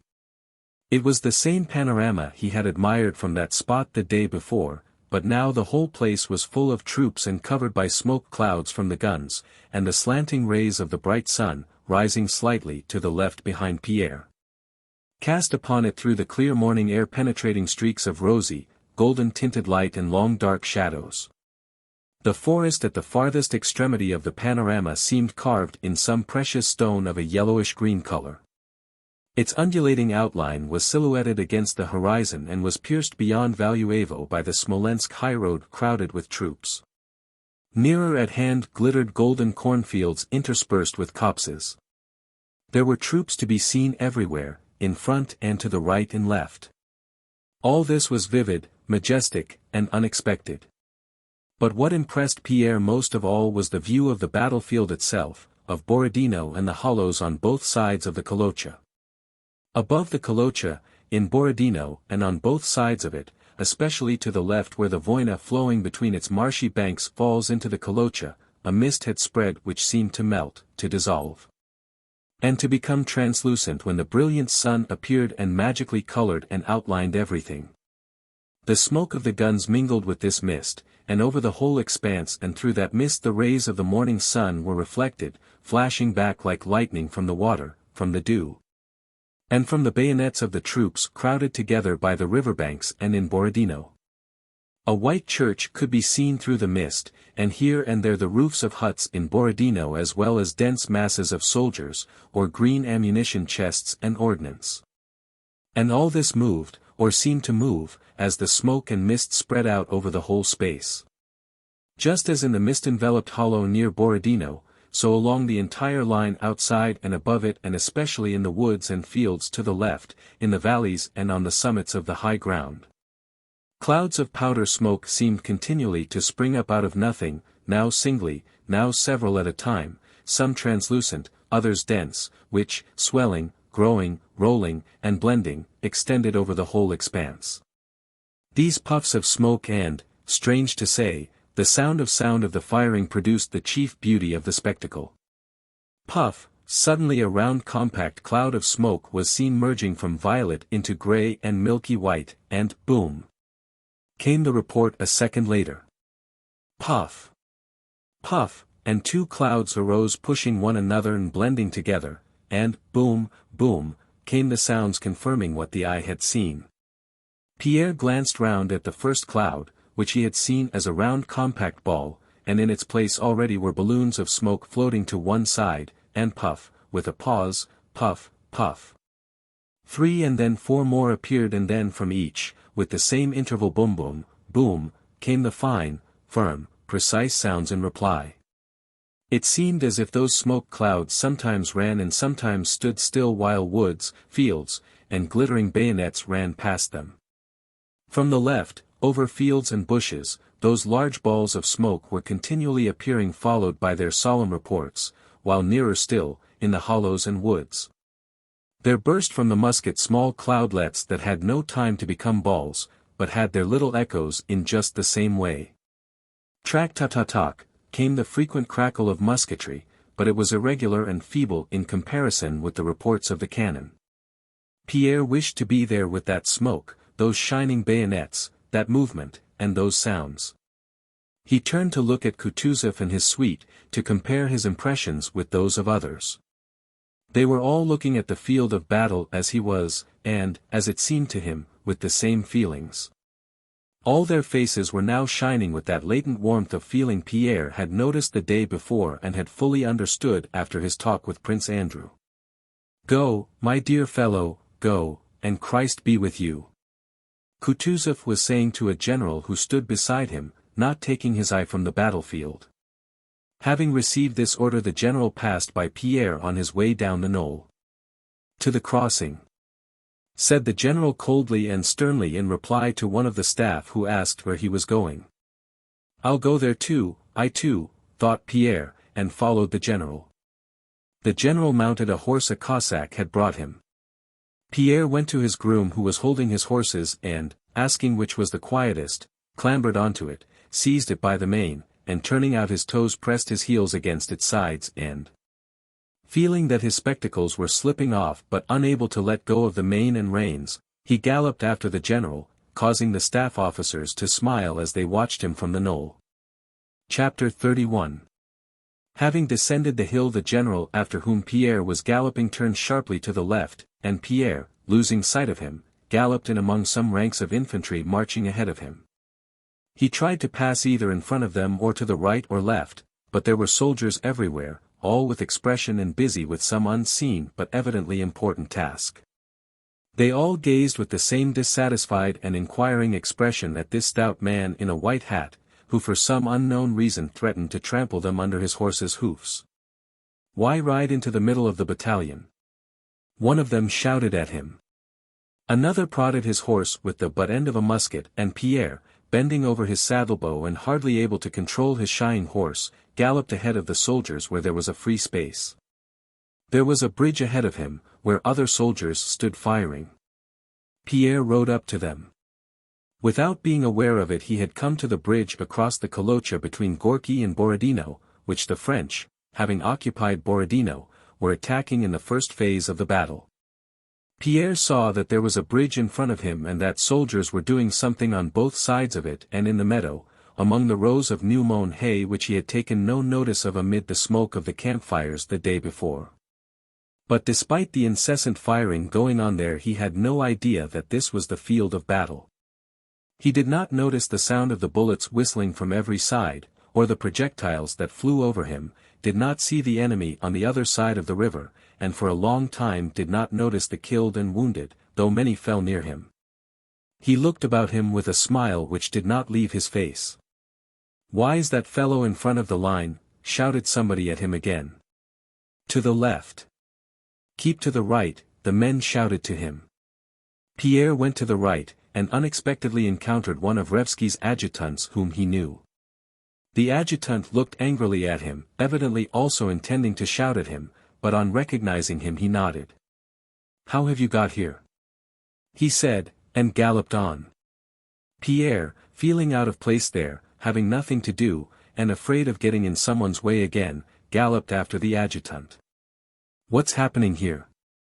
"May I come with you?" he asked. One moment," replied the adjutant, and riding up to a stout colonel who was standing in the meadow, he gave him some message and then addressed Pierre. "Why have you come here, Count?" he asked with a smile. Still inquisitive. Yes, assented Pierre. But the adjutant turned his horse about and rode on. "Here it's tolerable," said he, "but with Bagration on the left flank they're getting it frightfully hot." "Really?" said Pierre. "Where is that?" "Come along with me to our knoll. We can get a view from there, and in our battery it is still bearable," said the adjutant. "Will you come?" "Yes, I'll come with you," replied Pierre, looking round for his groom. It was only now that he noticed wounded men staggering along or being carried on stretchers. On that very meadow he had ridden over the day before, a soldier was lying athwart the rows of scented hay, with his head thrown awkwardly back and his shako off. Why haven't they carried him away? Pierre was about to ask, but seeing the stern expression of the adjutant who was also looking that way, he checked himself. Pierre did not find his groom and rode along the hollow with the adjutant to Revsky's redoubt. His horse lagged behind the adjutant's and jolted him at every step. "You don't seem to be used to riding, Count," remarked the adjutant. "No, it's not that, but her action seems so jerky," said Pierre in a puzzled tone. "Why, she's wounded," said the adjutant. "In the off foreleg above the knee. A bullet, no doubt. I congratulate you, Count, on your baptism of fire." Having ridden in the smoke past the 6th Corps, behind the artillery which had been moved forward and was in action, deafening them with the noise of firing, they came to a small wood. There it was cool and quiet, with a scent of autumn. Pierre and the adjutant dismounted and walked up the hill on foot. "Is the general here?" asked the adjutant on reaching the knoll. "He was here a minute ago but has just gone that way," someone told him, pointing to the right. The adjutant looked at Pierre as if puzzled what to do with him now. "Don't trouble about me," said Pierre. "I'll go up onto the knoll if I may." "Yes, do. You'll see everything from there and it's less dangerous, and I'll come for you." Pierre went to the battery and the adjutant rode on. They did not meet again, and only much later did Pierre learn that he lost an arm that day. The knoll to which Pierre ascended was that famous one afterwards known to the Russians as the Knoll Battery or Revsky's Redoubt, and to the French as La Grande Redoute, La Fatale Redoute, La Redoute du Centre, around which tens of thousands fell, and which the French regarded as the key to the whole position. This redoubt consisted of a knoll, on 3 sides of which trenches had been dug. Within the entrenchment stood 10 guns that were being fired through openings in the earthwork. In line with the knoll on both sides stood other guns which also fired incessantly. A little behind the guns stood infantry. When ascending that knoll, Pierre had no notion that this spot, on which small trenches had been dug and from which a few guns were firing, was the most important point of the battle. On the contrary, just because he happened to be there, he thought it one of the least significant parts of the field. Having reached the knoll, Pierre sat down at one end of a trench surrounding the battery and gazed at what was going on around him with an unconsciously happy smile. Occasionally he rose and walked about the battery still with that same smile, trying not to obstruct the soldiers who were loading, hauling the guns, and continually running past him with bags and charges. The guns of that battery were being fired continually one after another with a deafening roar, enveloping the whole neighborhood in powder smoke. In contrast with the dread felt by the infantrymen placed in support, here in the battery where a small number of men busy at their work were separated from the rest by a trench. Everyone experienced a common and as it were family feeling of animation. The intrusion of Pierre's non-military figure in a white hat made an unpleasant impression at first. The soldiers looked askance at him with surprise and even alarm as they went past him. The senior artillery officer, a tall, long-legged, pockmarked man, moved over to Pierre as if to see the action of the farthest gun and looked at him with curiosity. A young round-faced officer, quite a boy still and evidently only just out of the cadet college, who was zealously commanding the two guns entrusted to him, addressed Pierre sternly. "Sir," he said, "permit me to ask you to stand aside. You must not be here." The soldiers shook their heads disapprovingly as they looked at Pierre. But when they had convinced themselves that this man in the white hat was doing no harm, but either sat quietly on the slope of the trench with a shy smile or, politely making way for the soldiers, paced up and down the battery under fire as calmly as if he were on a boulevard, their feeling of hostile distrust gradually began to change into a kindly and bantering sympathy, such as soldiers feel for their dogs, cocks, goats, and in general for the animals that live with the regiment. The men soon accepted Pierre into their family, adopted him, gave him a nickname, "our gentleman," and made kindly fun of him among themselves. A shell tore up the earth 2 paces from Pierre and he looked around with a smile as he brushed from his clothes some earth it had thrown up. "And how's it you're not afraid, sir, really now?" A red-faced, broad-shouldered soldier asked Pierre, with a grin that disclosed a set of sound, white teeth. "Are you afraid, then?" said Pierre. "What else do you expect?" answered the soldier. "She has no mercy, you know. When she comes spluttering down, out go your innards." "One can't help being afraid," he said laughing. Several of the men, with bright kindly faces, stopped beside Pierre. They seemed not to have expected him to talk like anybody else, and the discovery that he did so delighted them. "It's the business of us soldiers. But in a gentleman it's wonderful. There's a gentleman for you. To your places," cried the young officer to the men gathered round Pierre. The young officer was evidently exercising his duties for the first or second time and therefore treated both his superiors and the men with great precision and formality. The booming cannonade and the fusillade of musketry were growing more intense over the whole field, especially to the left where Bagration's flèches were. But where Pierre was the smoke of the firing made it almost impossible to distinguish anything. Moreover, his whole attention was engrossed by watching the family circle separated from all else formed by the men in the battery. His first unconscious feeling of joyful animation produced by the sights and sounds of the battlefield was now replaced by another, especially since he had seen that soldier lying alone in the hayfield. Now, seated on the slope of the trench, he observed the faces of those around him. By 10 o'clock some 20 men had already been carried away from the battery. 2 guns were smashed and cannon balls fell more and more frequently on the battery and spent bullets buzzed and whistled around. But the men in the battery seemed not to notice this, and merry voices and jokes were heard on all sides. "A live one!" shouted a man as a whistling shell approached. "Not this way!" To the infantry, added another with loud laughter, seeing the shell fly past and fall into the ranks of the supports. "Are you bowing to a friend, eh?" remarked another, chaffing a peasant who ducked low as a cannonball flew over. Several soldiers gathered by the wall of the trench, looking out to see what was happening in front. "They've withdrawn the front line, it has retired," said they, pointing over the earthwork. "Mind your own business," an old sergeant shouted at them. "If they've retired it's because there's work for them to do farther back." And the sergeant, taking one of the men by the shoulders, gave him a shove with his knee. This was followed by a burst of laughter. "To the fifth gun, wheel it up," came shouts from one side.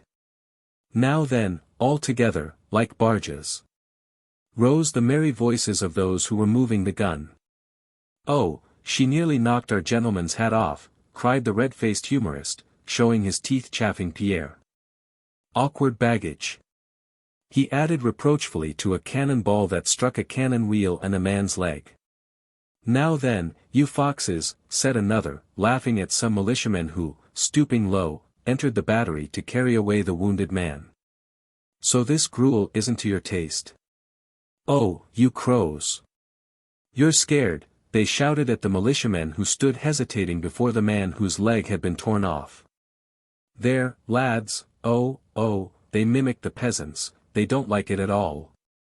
Pierre noticed that after every ball that hit the redoubt, and after every loss, the liveliness increased more and more. As the flames of the fire hidden within come more and more vividly and rapidly from an approaching thundercloud, so, as if in opposition to what was taking place, the lightning of hidden fire growing more and more intense glowed in the faces of these men. Pierre did not look out at the battlefield and was not concerned to know what was happening there. He was entirely absorbed in watching this fire which burned ever more brightly and which he felt was flaming up in the same way in his own soul. At 10 o'clock the infantry that had been among the bushes in front of the battery and along the Kamenka streamlet retreated. From the battery they could be seen running back past it carrying their wounded on their muskets.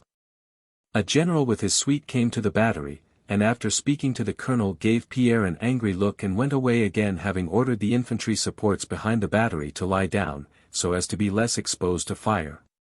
After this from amid the ranks of infantry to the right of the battery came the sound of a drum and shouts of command, and from the battery one saw how those ranks of infantry moved forward.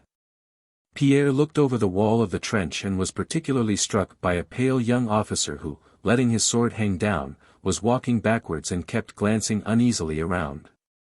The ranks of the infantry disappeared amid the smoke, but their long-drawn shout and rapid musketry firing could still be heard. A few minutes later crowds of wounded men and stretcher-bearers came back from that direction. Projectiles began to fall still more frequently in the battery. Several men were lying about who had not been removed. Around the cannon the men moved still more briskly and busily. No one any longer took notice of Pierre. Once or twice he was shouted at for being in the way. The senior officer moved with big, rapid strides from one gun to another with a frowning face. The young officer, with his face still more flushed, commanded the men more scrupulously than ever. The soldiers handed up the charges, turned, loaded, and did their business with strange smartness. They gave little jumps as they walked, as though they were on springs. The storm cloud had come upon them, and in every face the fire which Pierre had watched kindle burned up brightly. Pierre standing beside the commanding officer. The young officer, his hand to his shako, ran up to his superior. "I have the honor to report, sir, that only 8 rounds are left. Are we to continue firing?" he asked. "Grape shot," the senior shouted, without answering the question, looking over the wall of the trench. Suddenly something happened. The young officer gave a gasp and bending double sat down on the ground like a bird shot on the wing. Everything became strange, confused, and misty in Pierre's eyes. One cannon ball after another whistled by and struck the earthwork, a soldier, or a gun. Pierre, who had not noticed these sounds before, now heard nothing else. On the right of the battery soldiers shouting, "Hurrah!"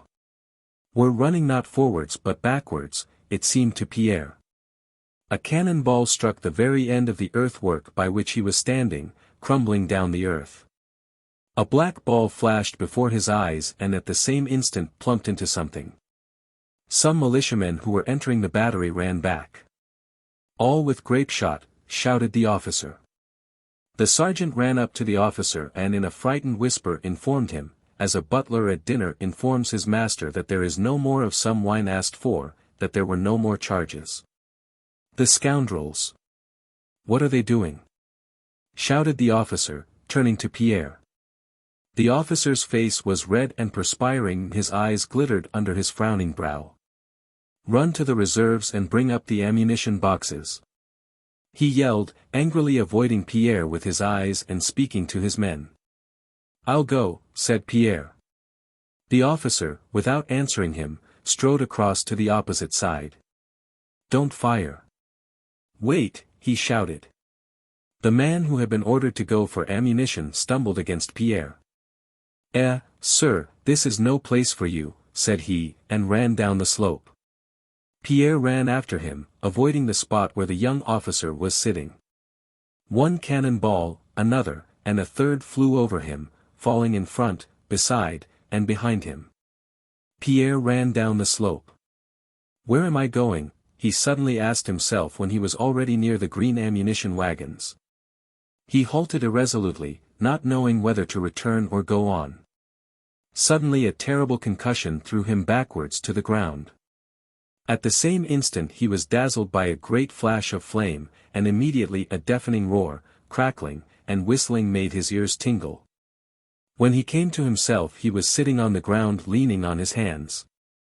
The ammunition wagons he had been approaching no longer existed, only charred green boards and rags littered the scorched grass, and a horse, dangling fragments of its shaft behind it, galloped past, while another horse lay, like Pierre, on the ground, uttering prolonged and piercing cries.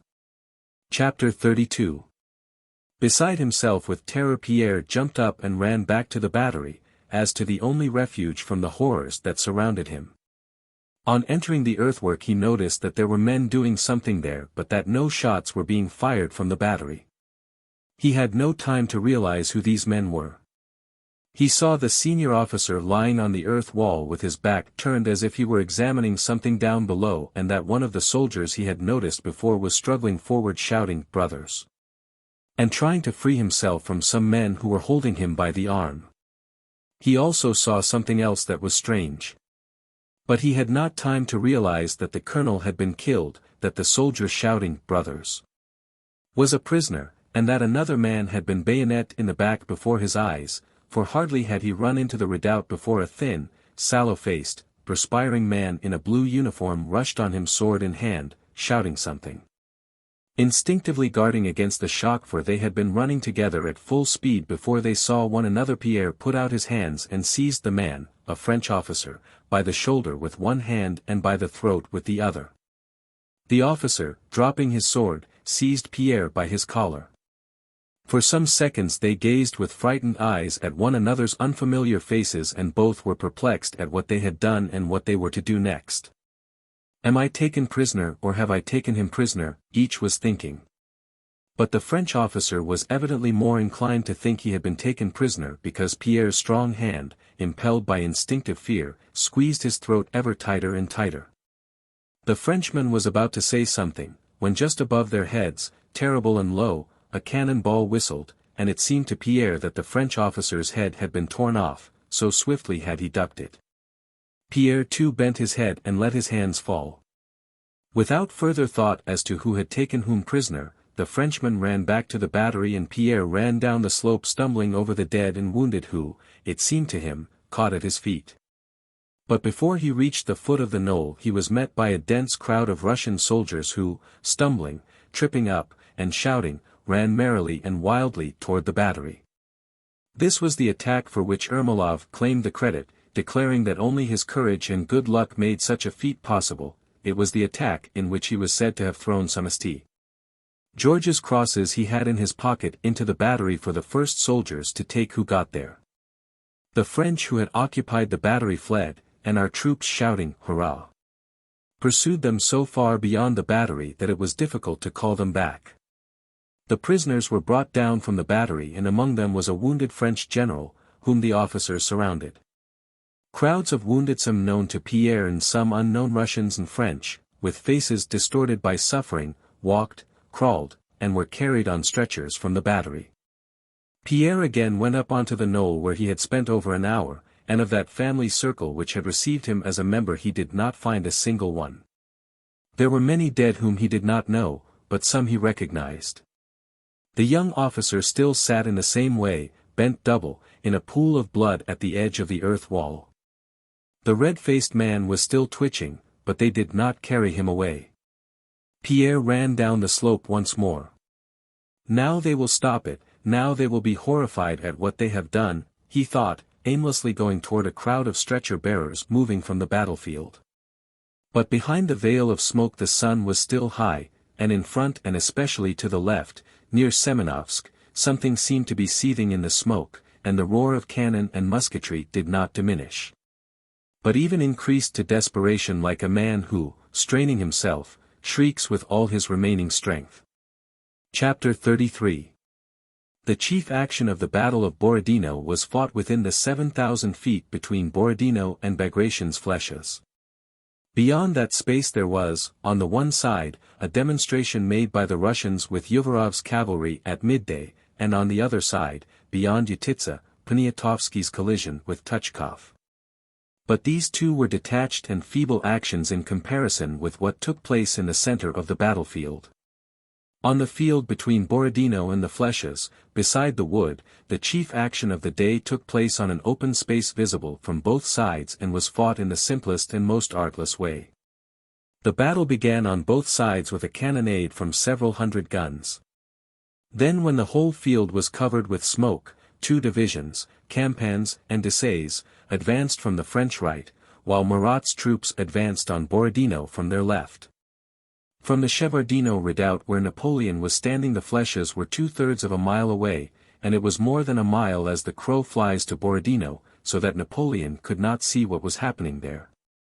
Especially as the smoke mingling with the mist hid the whole locality. The soldiers of Desaises' division advancing against the flèches could only be seen till they had entered the hollow that lay between them and the flèches. As soon as they had descended into that hollow, the smoke of the guns and musketry on the flèches grew so dense that it covered the whole approach on that side of it. Through the smoke glimpses could be caught of something black, probably men, and at times the glint of bayonets. But whether they were moving or stationary, whether they were French or Russian, could not be discovered from the Shevardino redoubt. The sun had risen brightly and its slanting rays struck straight into Napoleon's face as, shading his eyes with his hand, he looked at the flèches. The smoke spread out before them, and at times it looked as if the smoke were moving, at times as if the troops moved. Sometimes shouts were heard through the firing, but it was impossible to tell what was being done there. Napoleon, standing on the knoll, looked through a field glass, and in its small circlet saw smoke and men, sometimes his own and sometimes Russians, but when he looked again with the naked eye, he could not tell where what he had seen was. He descended the knoll and began walking up and down before it. Occasionally he stopped, listened to the firing, and gazed intently at the battlefield. But not only was it impossible to make out what was happening from where he was standing down below, or from the knoll above on which some of his generals had taken their stand. But even from the flèches themselves, in which by this time there were now Russian and now French soldiers, alternately or together, dead, wounded, alive, frightened, or mad, and even at those flèches themselves it was impossible to make out what was taking place. There for several hours, amid incessant cannon and musketry fire, now Russians were seen alone, now Frenchmen alone, now infantry, and now cavalry, they appeared, fired, fell, collided, not knowing what to do with one another, screamed, and ran back again. From the battlefield adjutants he had sent out, and orderlies from his marshals, kept galloping up to Napoleon with reports of the progress of the action, but all these reports were false. Both because it was impossible in the heat of battle to say what was happening at any given moment, and because many of the adjutants did not go to the actual place of conflict but reported what they had heard from others. And also because while an adjutant was riding more than a mile to Napoleon, circumstances changed and the news he brought was already becoming false. Thus an adjutant galloped up from Murat with tidings that Borodino had been occupied and the bridge over the Kolocha was in the hands of the French. The adjutant asked whether Napoleon wished the troops to cross it. Napoleon gave orders that the troops should form up on the farther side and wait. But before that order was given, almost as soon in fact as the adjutant had left, Borodino bridge had been retaken by the Russians and burned, in the very skirmish at which Pierre had been present at the beginning of the battle. An adjutant galloped up from the flèches with a pale and frightened face and reported to Napoleon that their attack had been repulsed, Campan wounded, and Davout killed. Yet at the very time the adjutant had been told that the French had been repulsed, the flèches had in fact been recaptured by other French troops, and Davout was alive and only slightly bruised.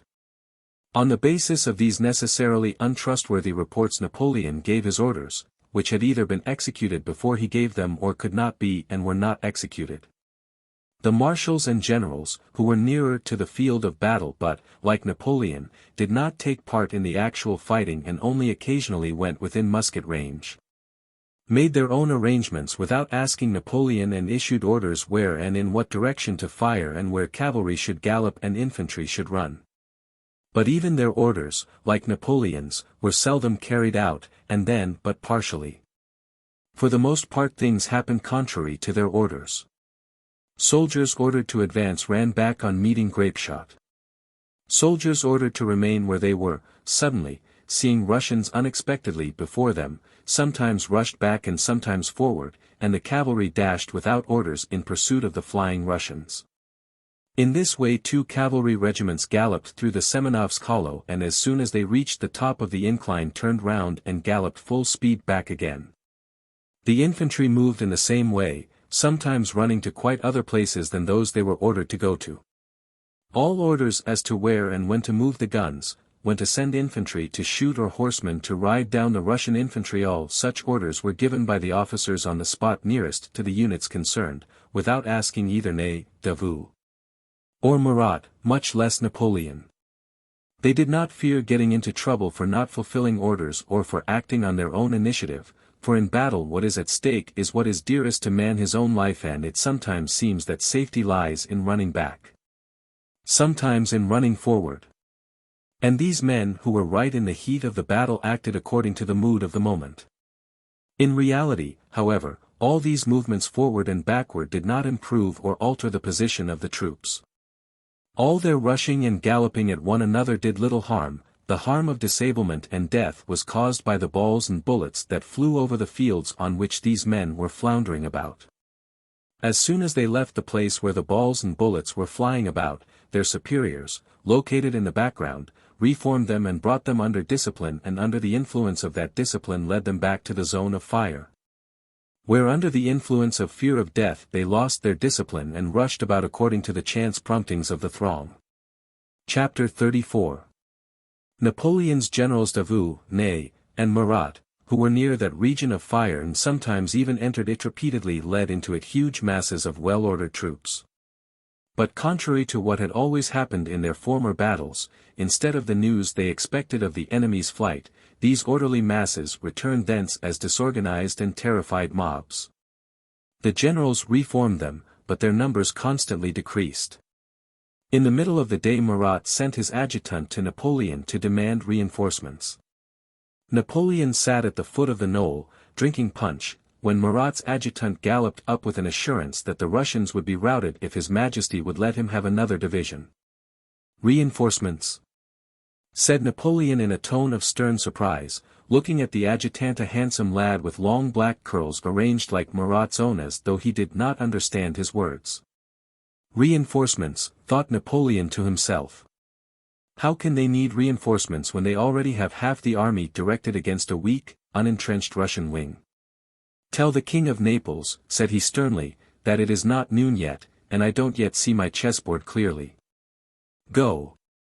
The handsome boy adjutant with the long hair sighed deeply without removing his hand from his hat and galloped back to where men were being slaughtered. Napoleon rose and, having summoned Caulaincourt and Berthier, began talking to them about matters unconnected with the battle. In the midst of this conversation, which was beginning to interest Napoleon, Berthier's eyes turned to look at a general with a suite, who was galloping toward the knoll on a lathering horse. It was Belliard.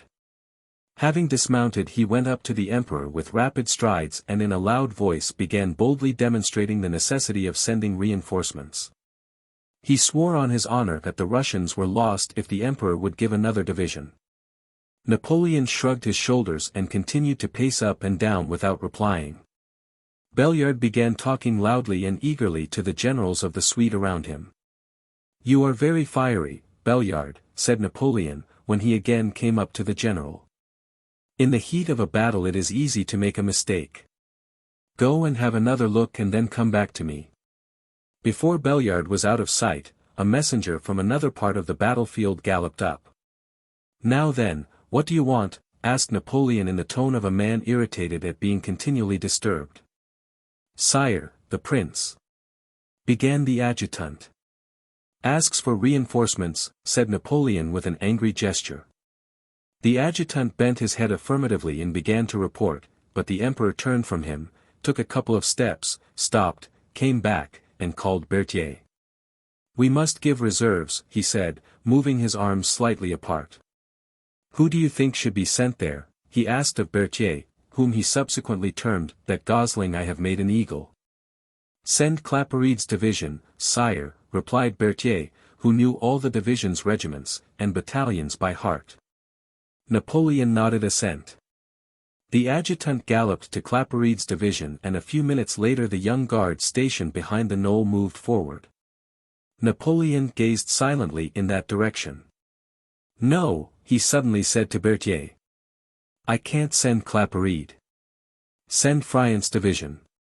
Though there was no advantage in sending Friant's division instead of Claparid's, and even an obvious inconvenience and delay in stopping Claparid and sending Friant now, the order was carried out exactly.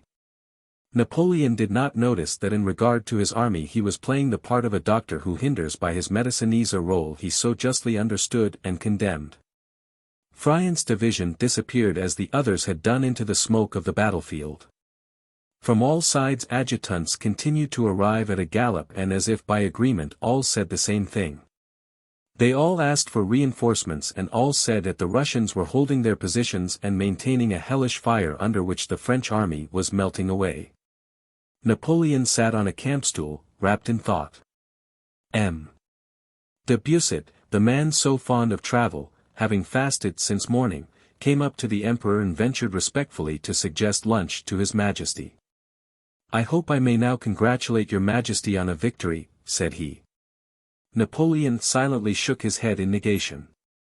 Assuming the negation to refer only to the victory and not to the lunch, M. de Busset ventured with respectful jocularity to remark that there is no reason for not having lunch when one can get it.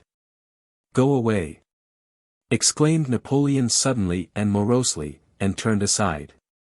A beatific smile of regret, repentance, and ecstasy beamed on M. de Busset's face and he glided away to the other generals.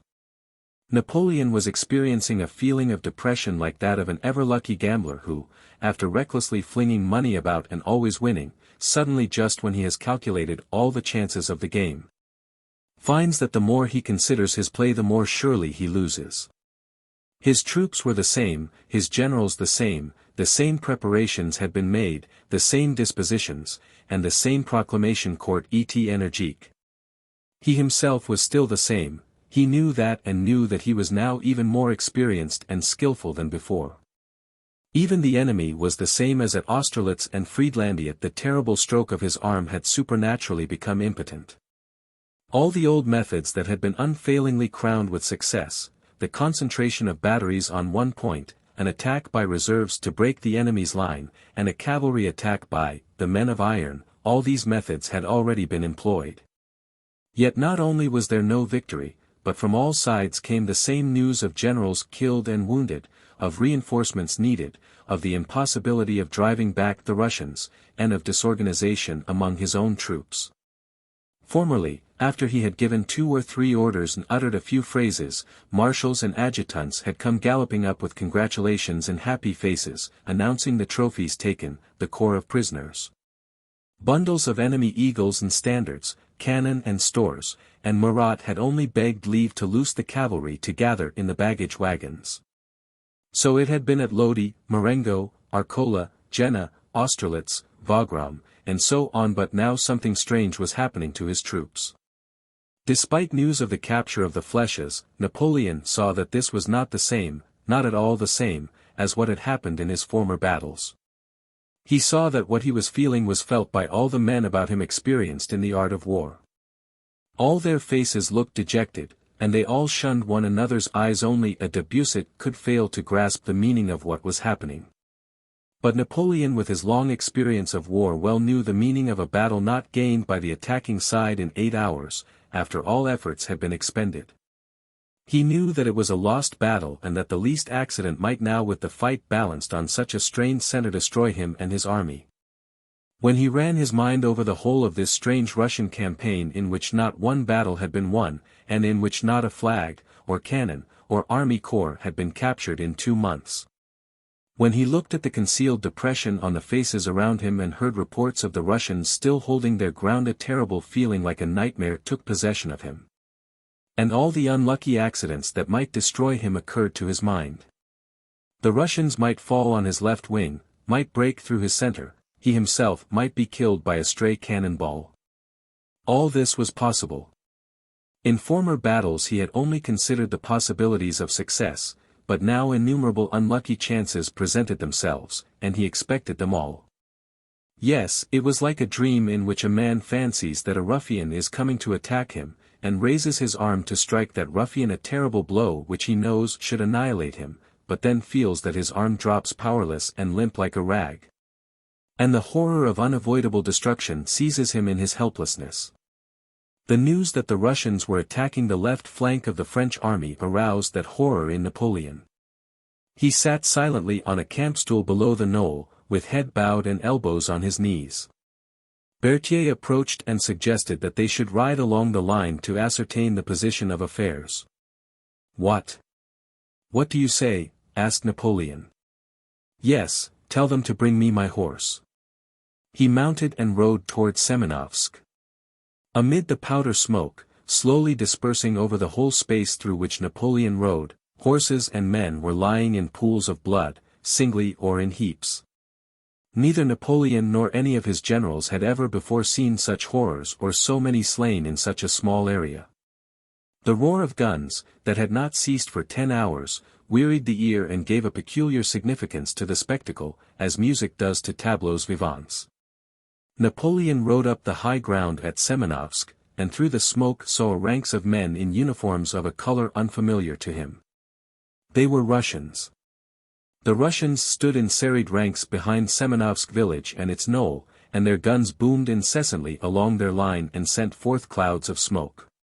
It was no longer a battle, it was a continuous slaughter which could be of no avail either to the French or the Russians.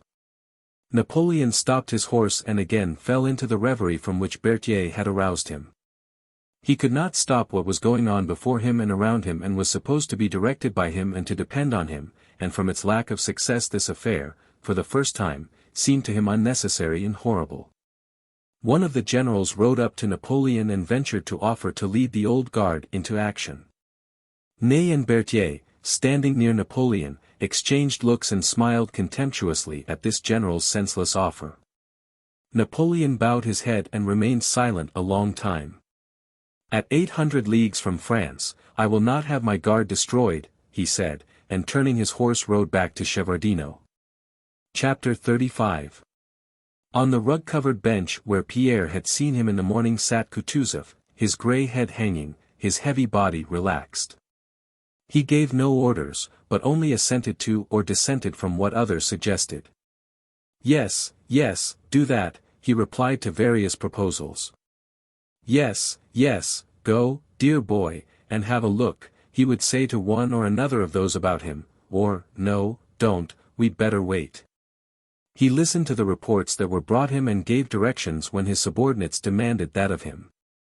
But when listening to the reports it seemed as if he were not interested in the import of the words spoken, but rather in something else, in the expression of face and tone of voice of those who were reporting. By long years of military experience he knew, and with the wisdom of age understood, that it is impossible for one man to direct hundreds of thousands of others struggling with death. And he knew that the result of a battle is decided not by the orders of a commander-in-chief, nor the place where the troops are stationed, nor by the number of cannon or of slaughtered men. but by that intangible force called the spirit of the army, and he watched this force and guided it in as far as that was in his power. Kutuzov's general expression was one of concentrated quiet attention, and his face wore a strained look as if he found it difficult to master the fatigue of his old and feeble body. At 11 o'clock they brought him news that the flèches captured by the French had been retaken, but that Prince Bagration was wounded. Kutuzov groaned and swayed his head. "Ride over to Prince Peter Ivanovitch and find out about it exactly," he said to one of his adjutants, and then turned to the Duke of Württemberg who was standing behind him. "Will your Highness please take command of the First Army?" Soon after the Duke's departure, before he could possibly have reached Semenovsky's adjutant came back from him and told Kutuzov that the Duke asked for more troops. Kutuzov made a grimace and sent an order to Dokhturov to take over the command of the First Army, and a request to the Duke whom he said he could not spare at such an important memento returned to him. When they brought him news that Murat had been taken prisoner, and the staff officers congratulated him, Kutuzov smiled. "Wait a little, gentlemen," said he. "The battle is won, and there is nothing extraordinary in the capture of Murat. Still, it is better to wait before we rejoice." But he sent an adjutant to take the news round the army. When Skurbenin came galloping from the left flank with news that the French had captured the flèches and the village of Semenovsk, Kutuzov, guessing by the sounds of the battle and by Skurbenin's looks that the news was bad, rose as if to stretch his legs and, taking Skurbenin's arm, led him aside. "Go, my dear fellow," he said to Ermolov, "and see whether something can't be done." Kutuzov was in Gorky, near the center of the Russian position. The attack directed by Napoleon against our left flank had been several times repulsed. In the center the French had not got beyond Borodino, and on their left flank Uvarov's cavalry had put the French to flight. Toward 3 o'clock the French attacks ceased. On the faces of all who came from the field of battle, and of those who stood around him, Kutuzov noticed an expression of extreme tension. He was satisfied with the day's success exceeding his expectations, but the old man's strength was failing him. Several times his head dropped low as if it were falling and he dozed off. Dinner was brought him. Adjutant General Woolsogin, the man who when riding past Prince Andrew had said, "The war should be extended widely," and whom Bagration so detested, rode up while Kutuzov was at dinner. Woolsogin had come from Barclay de Tolly to report on the progress of affairs on the left flank. The sagacious Barclay de Tolly, seeing crowds of wounded men running back and the disordered rear of the army, weighed all the circumstances, concluded that the battle was lost, and sent his favorite officer to the commander-in-chief with that news. Kutuzov was chewing a piece of roast chicken with difficulty and glanced at Woolsogin with eyes that brightened under their puckering lids. Woolsogin, nonchalantly stretching his legs, approached Kutuzov with a half-contemptuous smile on his lips, scarcely touching the peak of his cap. He treated His Serene Highness with a somewhat affected nonchalance intended to show that, as a highly trained military man, he left it to Russians to make an idol of this useless old man, but that he knew whom he was dealing with. Der alte Herr, as in their own set the Germans called Kutuzov, is making himself very comfortable, thought Woolsogin. And looking severely at the dishes in front of Kutuzov he began to report to the old gentleman the position of affairs on the left flank as Barclay had ordered him to and as he himself had seen and understood it. "All the points of our position are in the enemy's hands and we cannot dislodge them for lack of troops, the men are running away and it is impossible to stop them," he reported. Kutuzov ceased chewing and fixed an astonished gaze on Woolsogin, as if not understand what was said to him. Woolsogin, noticing the old gentleman's agitation, said with a smile, "I have not considered it right to conceal from your Serene Highness what I have seen. The troops are in complete disorder." "You have seen. You have seen." Kutuzov shouted frowning, and rising quickly he went up to Woolsogin. How dare you?" he shouted, choking and making a threatening gesture with his trembling arms. "How dare you, sir, say that to me? You know nothing about it. Tell General Barclay from me that his information is incorrect and that the real course of the battle is better known to me, the commander-in-chief, than to him." Woolsogin was about to make a rejoinder, but Kutuzov interrupted him. The enemy has been repulsed on the left and defeated on the right flank. If you have seen amiss, sir, do not allow yourself to say what you don't know. Be so good as to ride to General Barclay and inform him of my firm intention to attack the enemy tomorrow," said Kutuzov sternly. All were silent, and the only sound audible was the heavy breathing of the panting old general.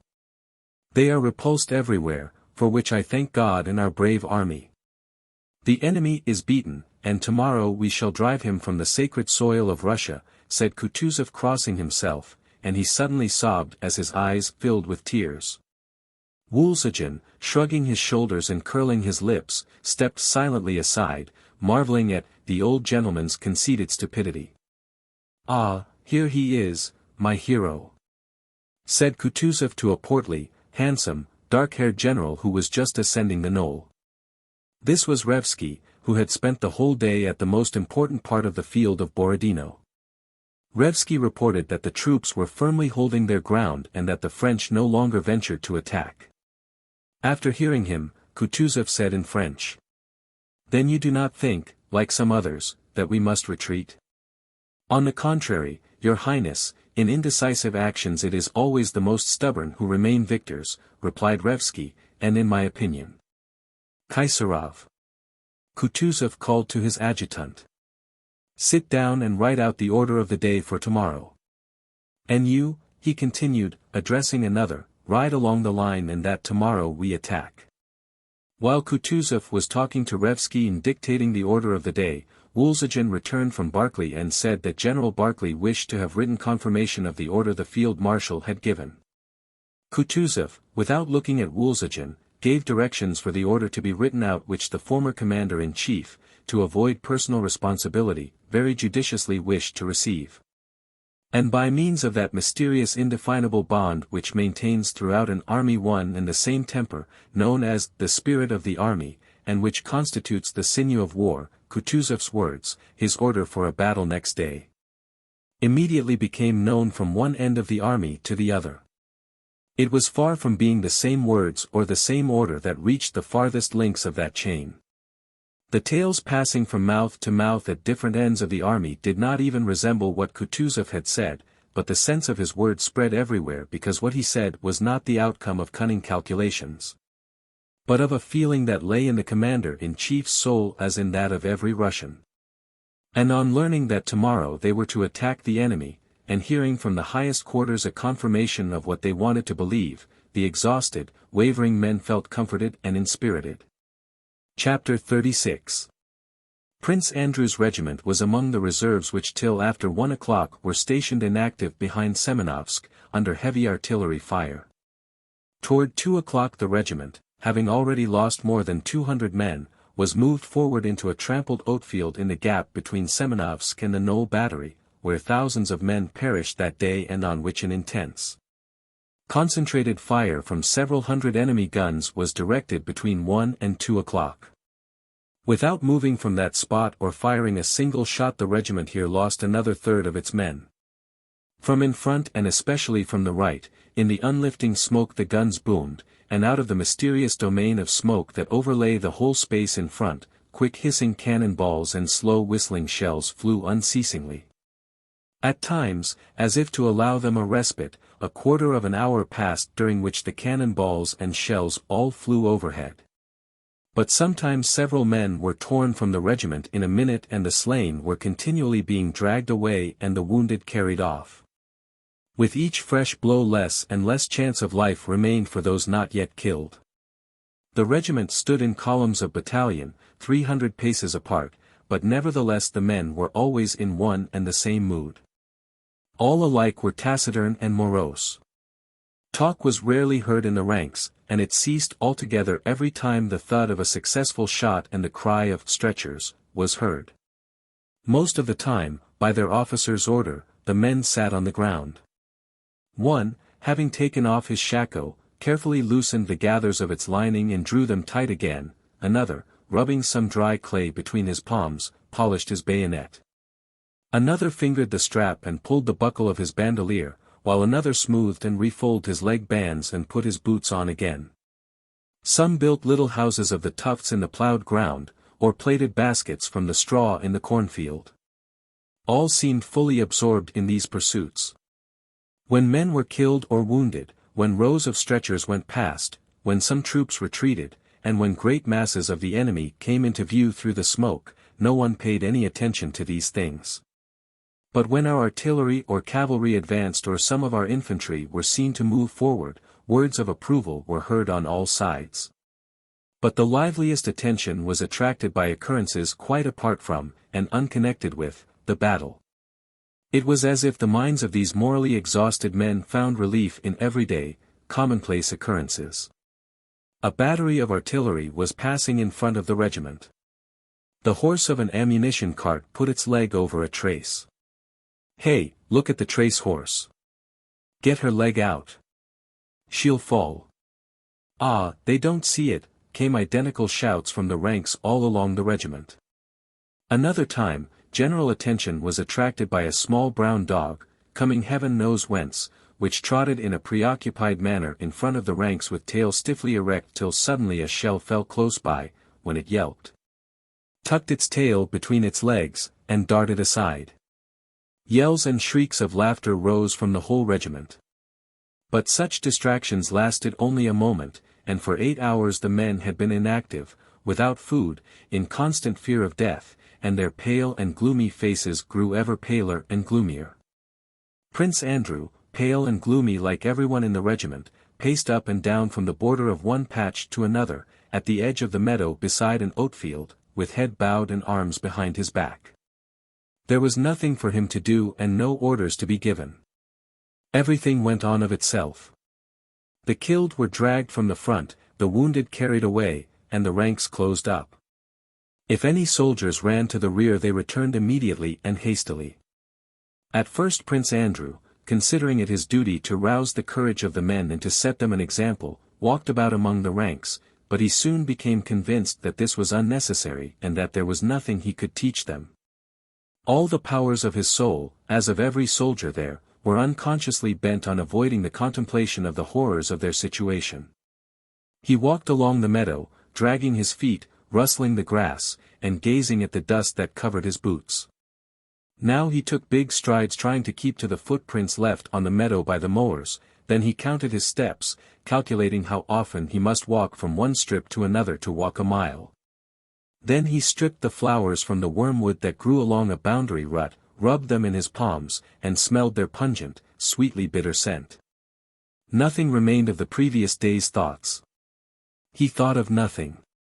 He listened with weary ears to the ever-recurring sounds, distinguishing the whistle of flying projectiles from the booming of the reports, glanced at the tiresomely familiar faces of the men of the 1st Battalion, and waited. "Here it comes. This one is coming our way again," he thought, listening to an approaching whistle in the hidden region of smoke. One, another. Again. It has hit. He stopped and looked at the ranks. No, it has gone over. But this one has hit. And again he started trying to reach the boundary strip in 16 paces. A whiz and a thud. 5 paces from him, a cannonball tore up the dry earth and disappeared. A chill ran down his back. Again he glanced at the ranks. Probably many had been hid. A large crowd had gathered near the 2nd Battalion. "Adjutant," he shouted.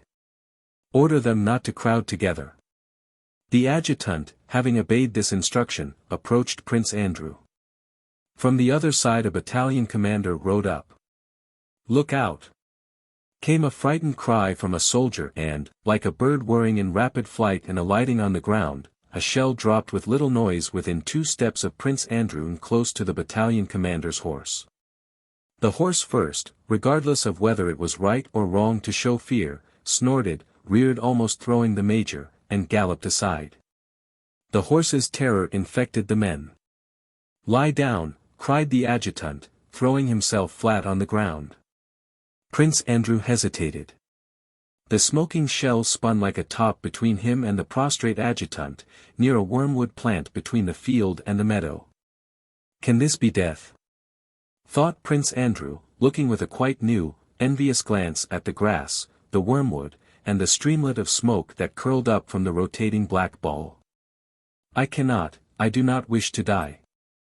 I love life, I love this grass, this earth, this air.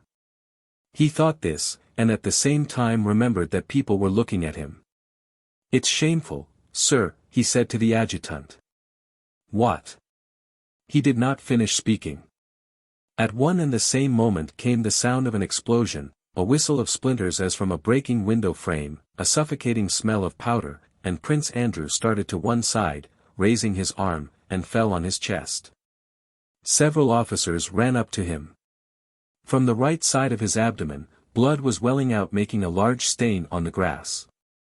The militiamen with stretchers who were called up stood behind the officers. Prince Andrew lay on his chest with his face in the grass, breathing heavily and noisily. What are you waiting for? Come along. The peasants went up and took him by his shoulders and legs, but he moaned piteously and, exchanging looks, they set him down again. Pick him up, lift him, it's all the same, cried someone. They again took him by the shoulders and laid him on the stretcher. Ah, God! My God! What is it? The stomach? That means death. My God, voices among the officers were heard saying. It flew a hair's breadth past my ear, said the adjutant. The peasants, adjusting the stretcher to their shoulders, started hurriedly along the path they had trodden down, to the dressing station. Keep in step. Ah, those peasants! Shouted an officer, seizing by their shoulders and checking the peasants, who were walking unevenly in jolting the stretcher. Get into step, Fedor. I say, Fedor, said the foremost peasant. Now that's right, said the one behind joyfully, when he had got into step. Your Excellency. Prince, said the trembling voice of Timokhin, who had run up and was looking down on the stretcher. Prince Andrew opened his eyes and looked up at the speaker from the stretcher into which his head had sunk deep, and again his eyelids drooped. The militiamen carried Prince Andrew to dressing station by the wood, where wagons were stationed. The dressing station consisted of 3 tents with flaps turned back, pitched at the edge of a birch wood. In the wood, wagons and horses were standing. The horses were eating oats from their movable troughs, and sparrows flew down and pecked the grains that fell. Some crows, scenting blood, flew among the birch trees, cawing impatiently. Around the tents, over more than 5 acres, blood-stained men in various garbs stood, sat, or lay. Around the wounded stood crowds of soldier stretcher-bearers with dismal and attentive faces, whom the officers keeping order tried in vain to drive from the spot. Disregarding the officers' orders, the soldiers stood leaning against their stretchers and gazing intently, as if trying to comprehend the difficult problem of what was taking place before them. From the tents came now loud angry cries and now plaintive groans. Occasionally dressers ran out to fetch water, or to point out those who were to be brought in next. The wounded men awaiting their turn outside the tents groaned, sighed, wept, screamed, swore, or asked for vodka. Some were delirious. Prince Andrew's bearers, stepping over the wounded who had not yet been bandaged, took him, as a regimental commander, close up to one of the tents and there stopped, awaiting instructions. Prince Andrew opened his eyes and for a long time could not make out what was going on around him. He remembered the meadow, the wormwood, the field, the whirling black ball, and his sudden rush of passionate love of life. 2 steps from him, leaning against a branch and talking loudly and attracting general attention, stood a tall, handsome, black-haired non-commissioned officer with a bandaged head. He had been wounded in the head and leg by bullets. Around him, eagerly listening to his talk, a crowd of wounded and stretcher-bearers was gathered. We kicked him out from there so that he chucked everything, we grabbed the king himself, cried he, looking around him with eyes that glittered with fever.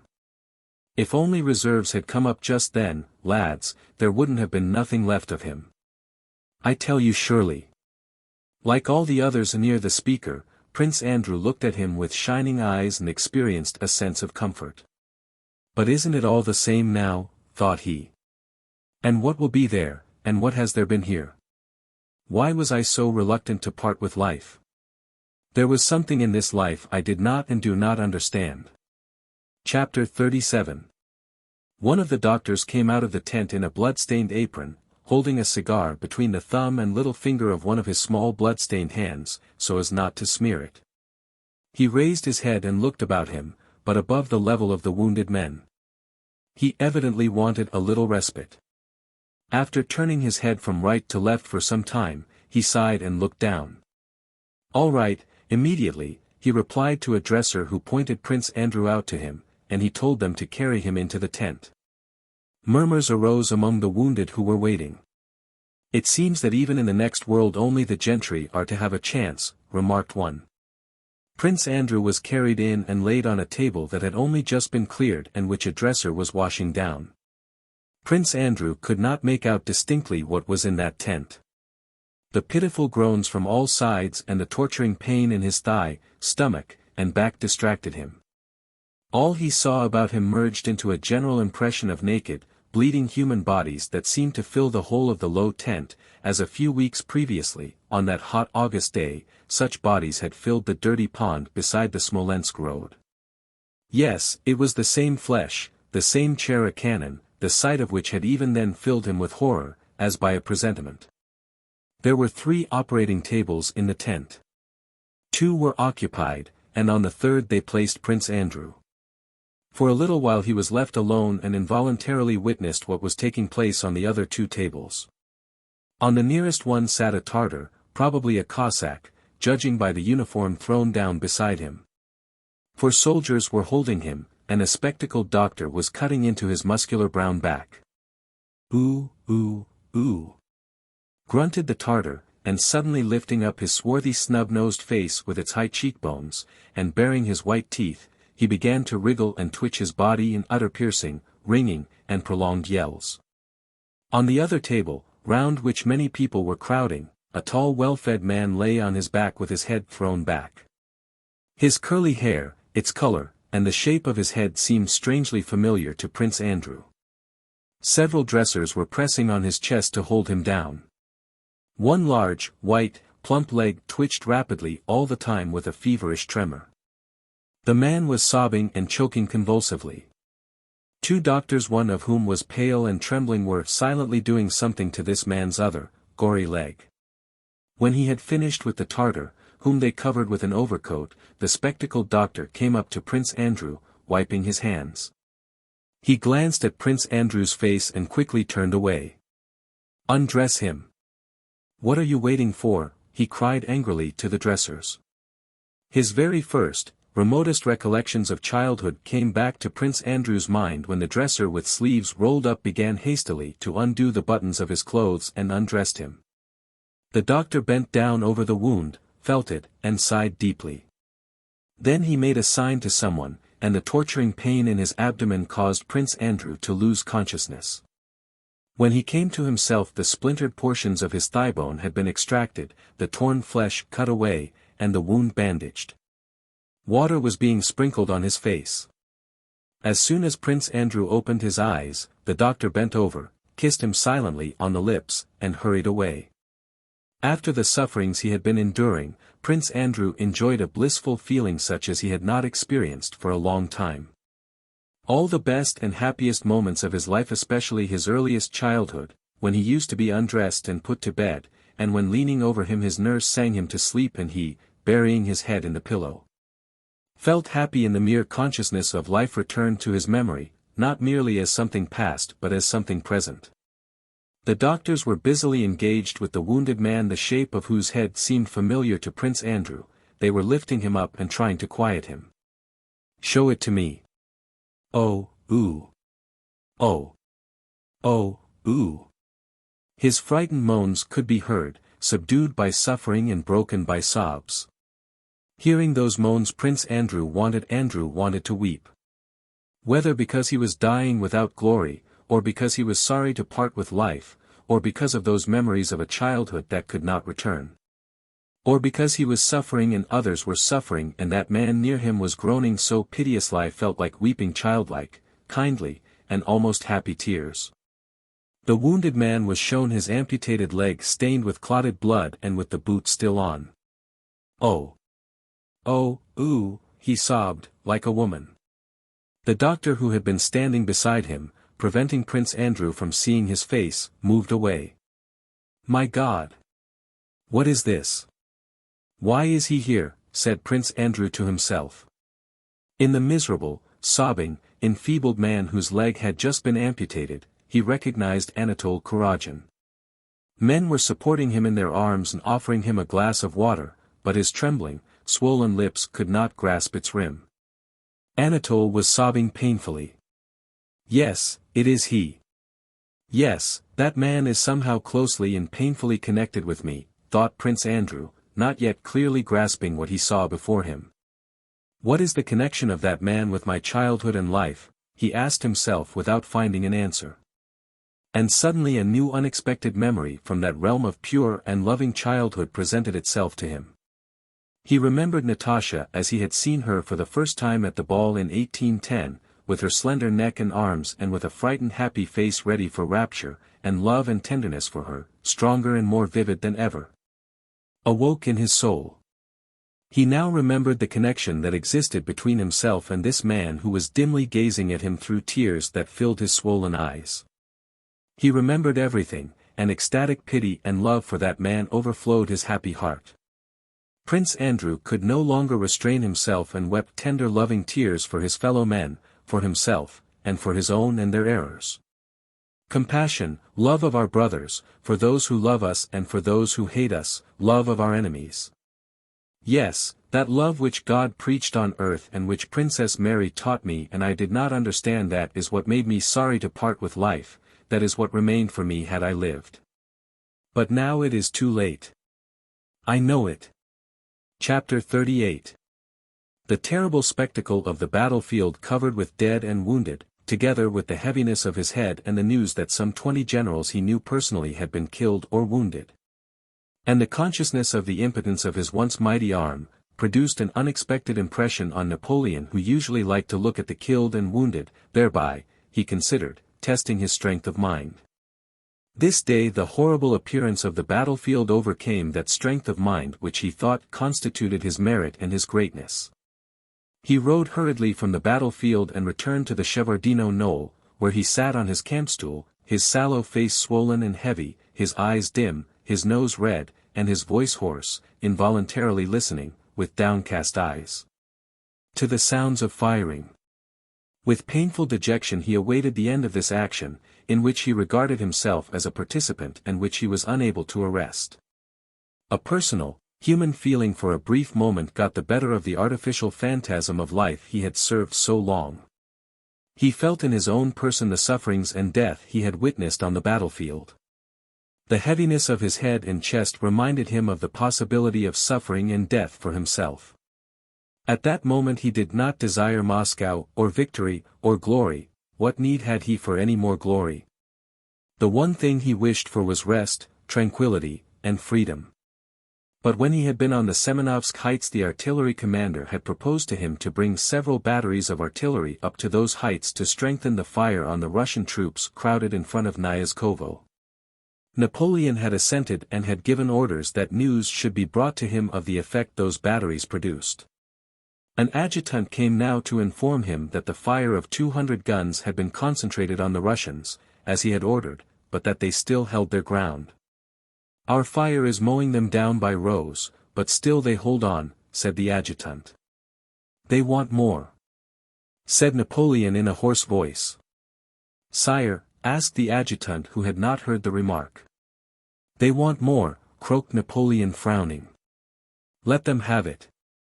Even before he gave that order the thing he did not desire, and for which he gave the order only because he thought it was expected of him, was being done. And he fell back into that artificial realm of imaginary greatness, and Augustus, a horse walking a treadmill, thinks it is doing something for itself. He submissively fulfilled the cruel, sad, gloomy, and inhuman role predestined for him. And not for that day and hour alone were the mind and conscience darkened of this man, on whom the responsibility for what was happening lay more than on all the others who took part in it. Never to the end of his life could he understand goodness, beauty, or truth, or the significance of his actions, which were too contrary to goodness and truth, too remote from everything human, for him ever to be able to grasp their meaning. He could not disavow his actions, belauded as they were by half the world, and so he had to repudiate truth, goodness, and all humanity. Not only on that day, as he rode over the battlefield strewn with men killed and maimed, by his will as he believed, did he reckon as he looked at them how many Russians there were for each Frenchman and, deceiving himself, find reason for rejoicing in the calculation that there were 5 Russians for every Frenchman. Not on that day alone did he write in a letter to Paris that the battlefield was superb, because 50,000 corpses lay there, but even on the island of St. Helena in the peaceful solitude where he said he intended to devote his leisure to an account of the great deeds he had done, he wrote, "The Russian war should have been the most popular war of modern times, it was a war of good sense. For real interests, for the tranquility and security of all. It was purely pacific and conservative. It was a war for a great cause, the end of uncertainties and the beginning of security. A new horizon and new labors were opening out, full of well-being and prosperity for all. The European system was already founded, all that remained was to organize it. Satisfied on these great points and with tranquility everywhere, I too should have had my Congress and my Holy Alliance. Those ideas were stolen from me. In that reunion of great sovereigns we should have discussed our interests like one family, and have rendered account to the peoples as clerk to master. Europe would in this way soon have been, in fact, but one people, and anyone who traveled anywhere would have found himself always in the common fatherland. I should have demanded the freedom of all navigable rivers for everybody, that the seas should be common to all, and that the great standing armies should be reduced henceforth to mere guards for the sovereigns. On returning to France, to the bosom of the great, strong, magnificent, peaceful, and glorious fatherland, I should have proclaimed her frontiers immutable, all future wars purely defensive, all aggrandizement anti-national. I should have associated my son in the empire, my dictatorship would have been finished, and his constitutional reign would have begun. Paris would have been the capital of the world, and the French the envy of the nations. My leisure then, and my old age, would have been devoted, in company with the Empress and during the royal apprenticeship of my son, to leisurely visiting, with our own horses and like a true country couple, every corner of the empire. Receiving complaints, redressing wrongs, and scattering public buildings and benefactions on all sides and everywhere. Napoleon, predestined by Providence for the gloomy role of executioner of the peoples, assured himself that the aim of his actions had been the people's welfare and that he could control the fate of millions and by the employment of power confer benefactions. Of 400,000 who crossed the Vistula, he wrote further of the Russian war, half were Austrians, Prussians, Saxons, Poles, Bavarians, Württembergers, Mecklenburgers, Spaniards, Italians, and Neapolitans. The imperial army, strictly speaking, was 1/3 composed of Dutch, Belgians, men from the borders of the Rhine, Piedmontese, Swiss, Genoese, Tuscans, Romans, inhabitants of the 32nd Military Division, of Bremen, of Hamburg. And so on, it included scarcely 140,000 who spoke French. The Russian expedition actually cost France less than 50,000 men. The Russian army in its retreat from Vilna to Moscow lost in the various battles 4 times more men than the French army. The burning of Moscow cost the lives of 100,000 Russians who died of cold and want in the woods. Finally, in its march from Moscow to the Oder the Russian army also suffered from the severity of the season. So that by the time it reached Vilna it numbered only 50,000, and at Kalish less than 18,000. He imagined that the war with Russia came about by his will, and the horrors that occurred did not stagger his soul. He boldly took the whole responsibility for what happened, and his darkened mind found justification in the belief that among the hundreds of thousands who perished there were fewer Frenchmen than Hessians and Bavarians. Chapter 39. Several tens of thousands of the slain lay in diverse postures and various uniforms on the fields and meadows belonging to the Davidoff family and to the crown serfs, those fields and meadows where for hundreds of years the peasants of Borodino, Gorky, Shevardino, and Semenovsk had reaped their harvests and pastured their cattle. At the dressing stations the grass and earth were soaked with blood for a space of some 3 acres around. Crowds of men of various arms, wounded and unwounded, with frightened faces, dragged themselves back to Mozhask from the one army and back to Valuevo from the other crowds, exhausted and hungry, went forward led by their officers. Others held their ground and continued to fire. Over the whole field, previously so gaily beautiful with the glitter of bayonets and cloudlets of smoke in the morning sun, there now spread a mist of damp and smoke and a strange acid smell of saltpeter and blood. Clouds gathered and drops of rain began to fall on the dead and wounded, on the frightened, exhausted, and hesitating men, as if to say, "Enough, men. Enough. Cease, bethink yourselves. What are you doing?" To the men of both sides alike, worn out by want of food and rest, it began equally to appear doubtful whether they should continue to slaughter one another. All the faces expressed hesitation, and the question arose in every soul, for what, for whom, must I kill and be killed? You may go and kill whom you please, but I don't want to do so any more. By evening this thought had ripened in every soul. At any moment these men might have been seized with horror at what they were doing and might have thrown up everything and run away anywhere. But though toward the end of the battle the men felt all the horror of what they were doing, though they would have been glad to leave off, some incomprehensible, mysterious power continued to control them, and they still brought up the charges. Loaded, aimed, and applied the match, though only one artilleryman survived out of every 3, and though they stumbled and panted with fatigue, perspiring and stained with blood and powder. The cannon balls flew just as swiftly and cruelly from both sides, crushing human bodies, and that terrible work which was not done by the will of a man but at the will of him who governs men and worlds continued. Anyone looking at the disorganized rear of the Russian army would have said that, if only the French made one more slight effort, it would disappear. And anyone looking at the rear of the French army would have said that the Russians need only make one more slight effort and the French would be destroyed.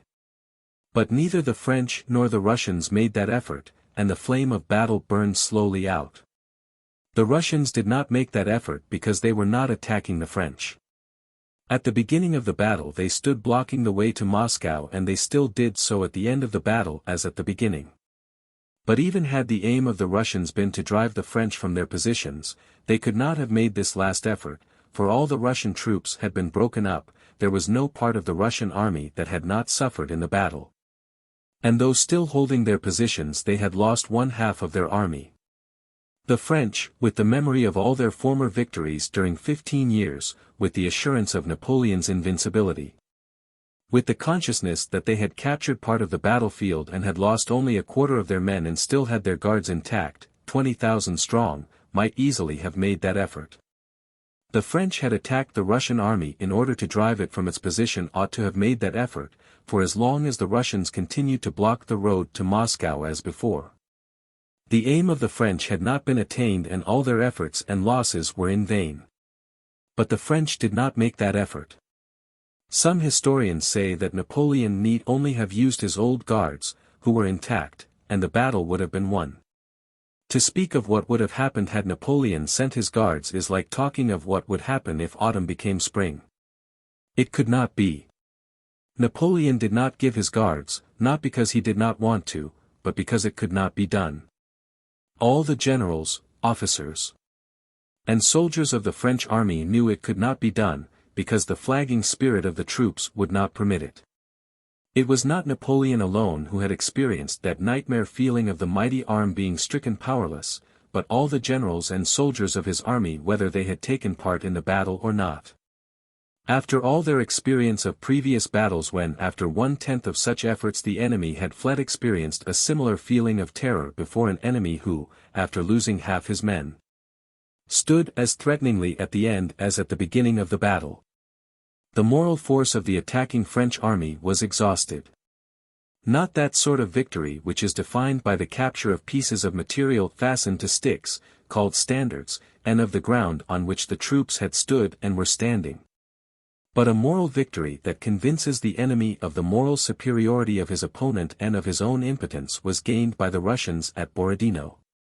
The French invaders, like an infuriated animal that has in its onslaught received a mortal wound, felt that they were perishing, but could not stop, any more than the Russian army, weaker by 1/2, could help swerving.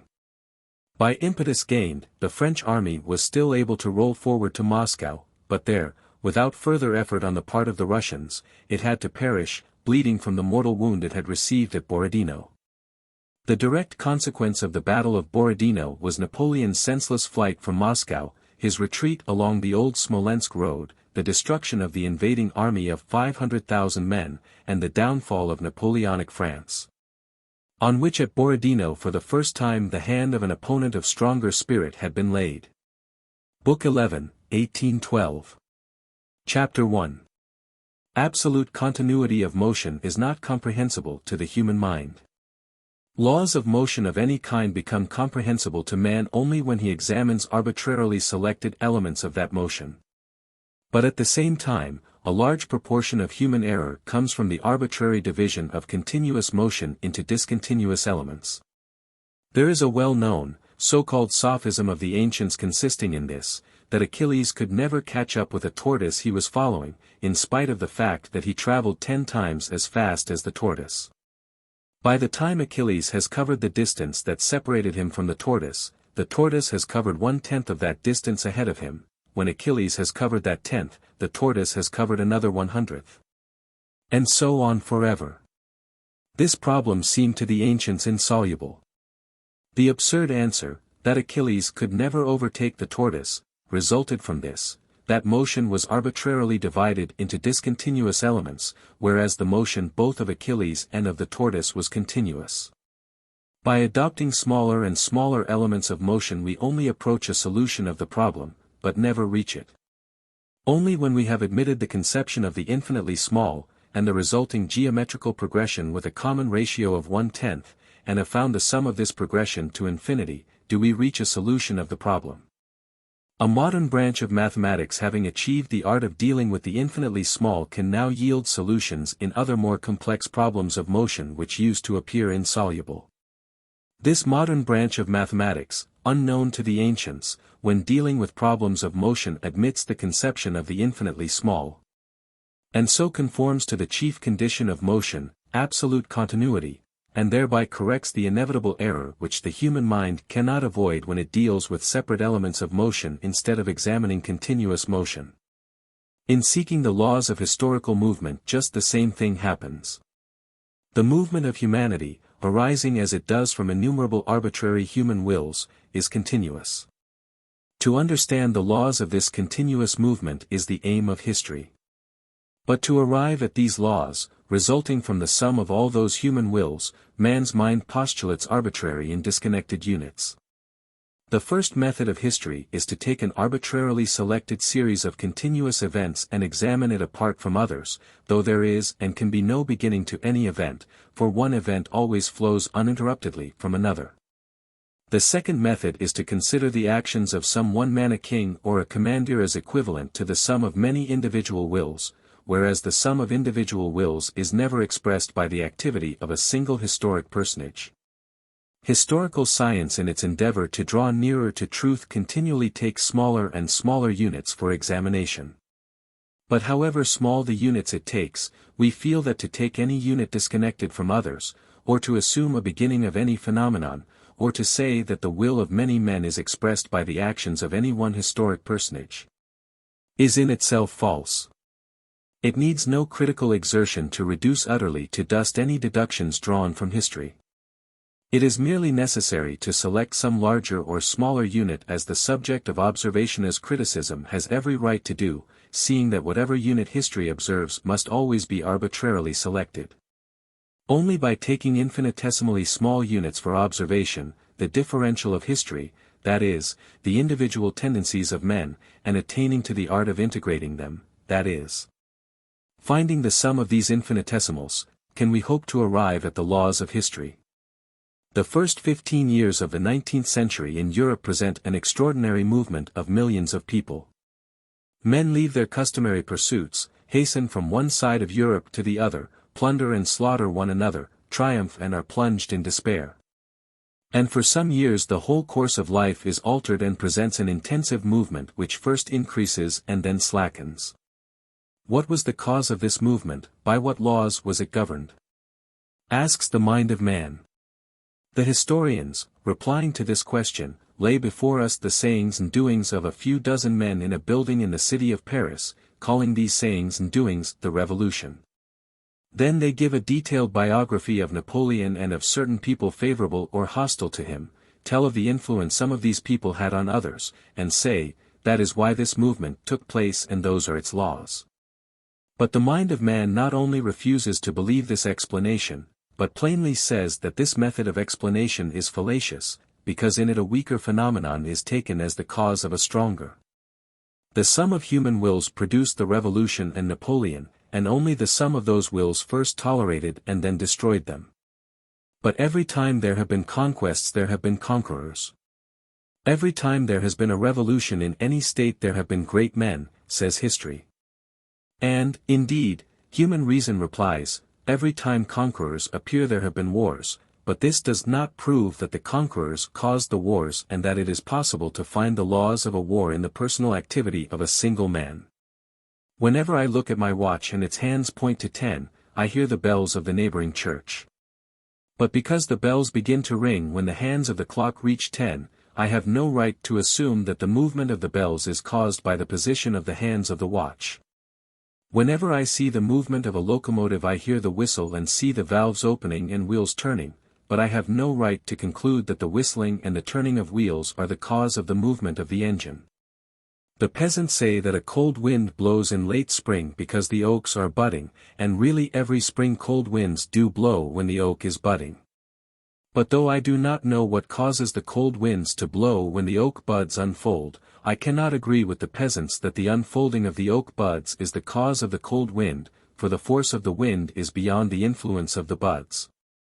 I see only a coincidence of occurrences such as happens with all the phenomena of life, and I see that however much and however carefully I observe the hands of the watch, and the valves and wheels of the engine, and the oak, I shall not discover the cause of the bells ringing, the engine moving, or of the winds of spring. To that I must entirely change my point of view and study the laws of the movement of steam, of the bells, and of the wind. History must do the same. And attempts in this direction have already been made. To study the laws of history we must completely change the subject of our observation, must leave aside kings, ministers, and generals, and the common, infinitesimally small elements by which the masses are moved. No one can say in how far it is possible for man to advance in this way toward an understanding of the laws of history. But it is evident that only along that path does the possibility of discovering the laws of history lie.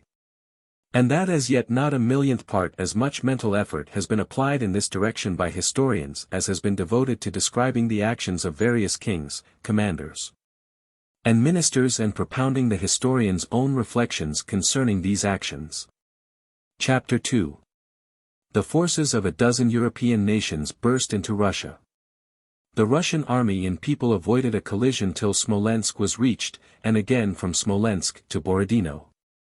The French army pushed on to Moscow, its goal, its impetus ever increasing as it neared its aim, just as the velocity of a falling body increases as it approaches the earth. Behind it were 700 miles of hunger-stricken, hostile country. Ahead were a few dozen miles separating it from its goal. Every soldier in Napoleon's army felt this, and the invasion moved on by its own momentum. The more the Russian army retreated the more fiercely a spirit of hatred of the enemy flared up, and while it retreated the army increased and consolidated. At Borodino a collision took place. Neither army was broken up, but the Russian army retreated immediately after the collision as inevitably as a ball recoils after colliding with another having a greater momentum. And with equal inevitability the ball of invasion that had advanced with such momentum rolled on for some distance, though the collision had deprived it of all its force.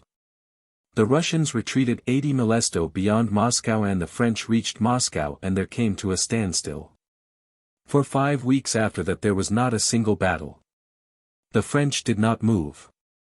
As a bleeding, mortally wounded animal licks its wounds, they remained inert in Moscow for 5 weeks, and then suddenly, with no fresh reason, fled back. They made a dash for the Kaluga road.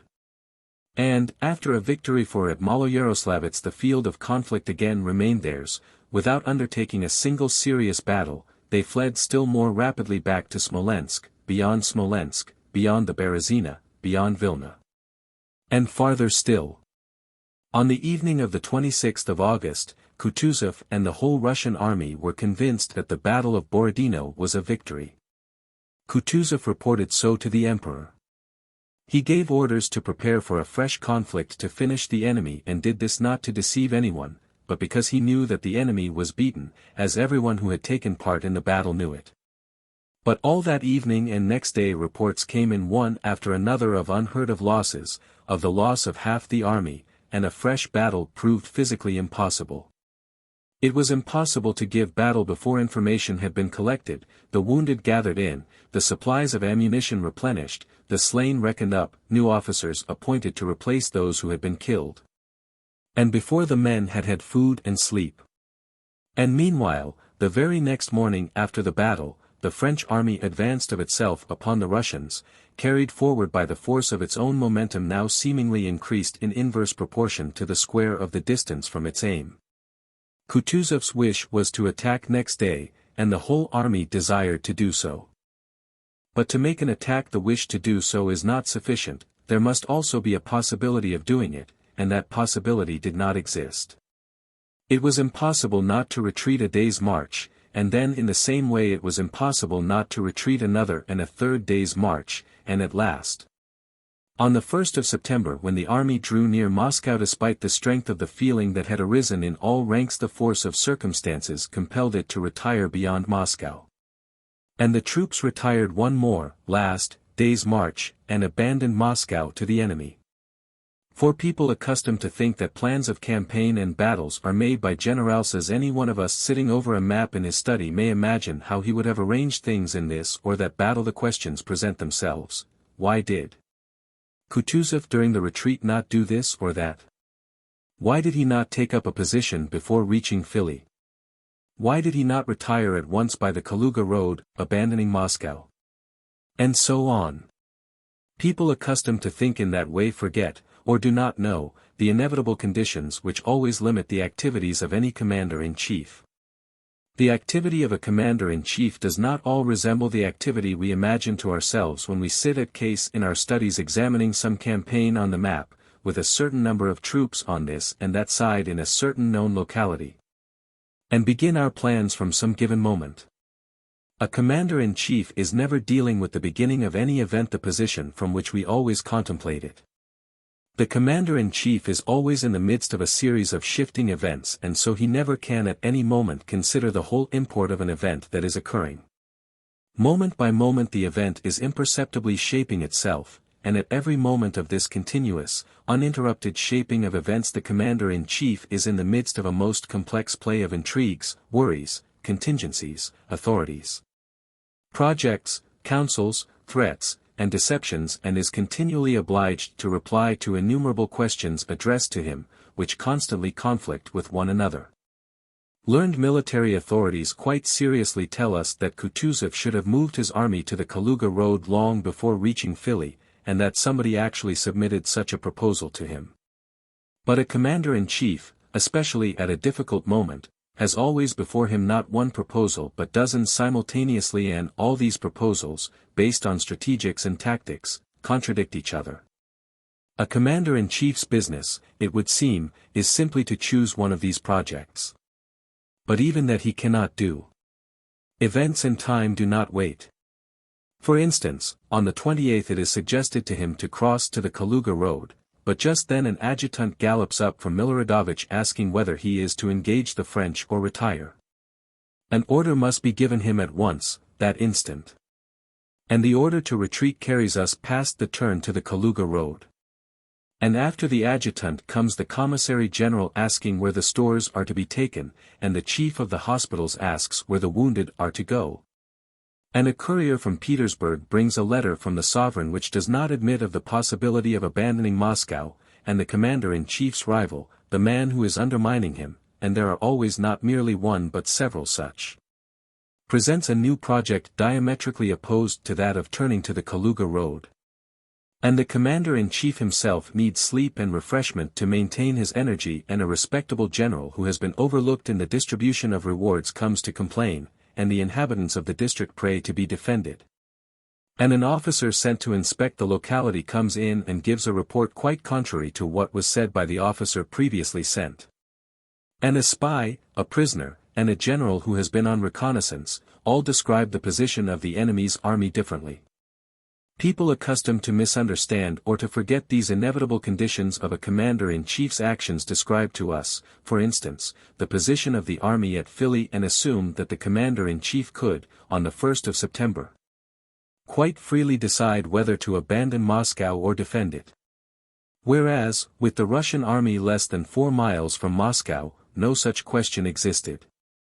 When had that question been settled?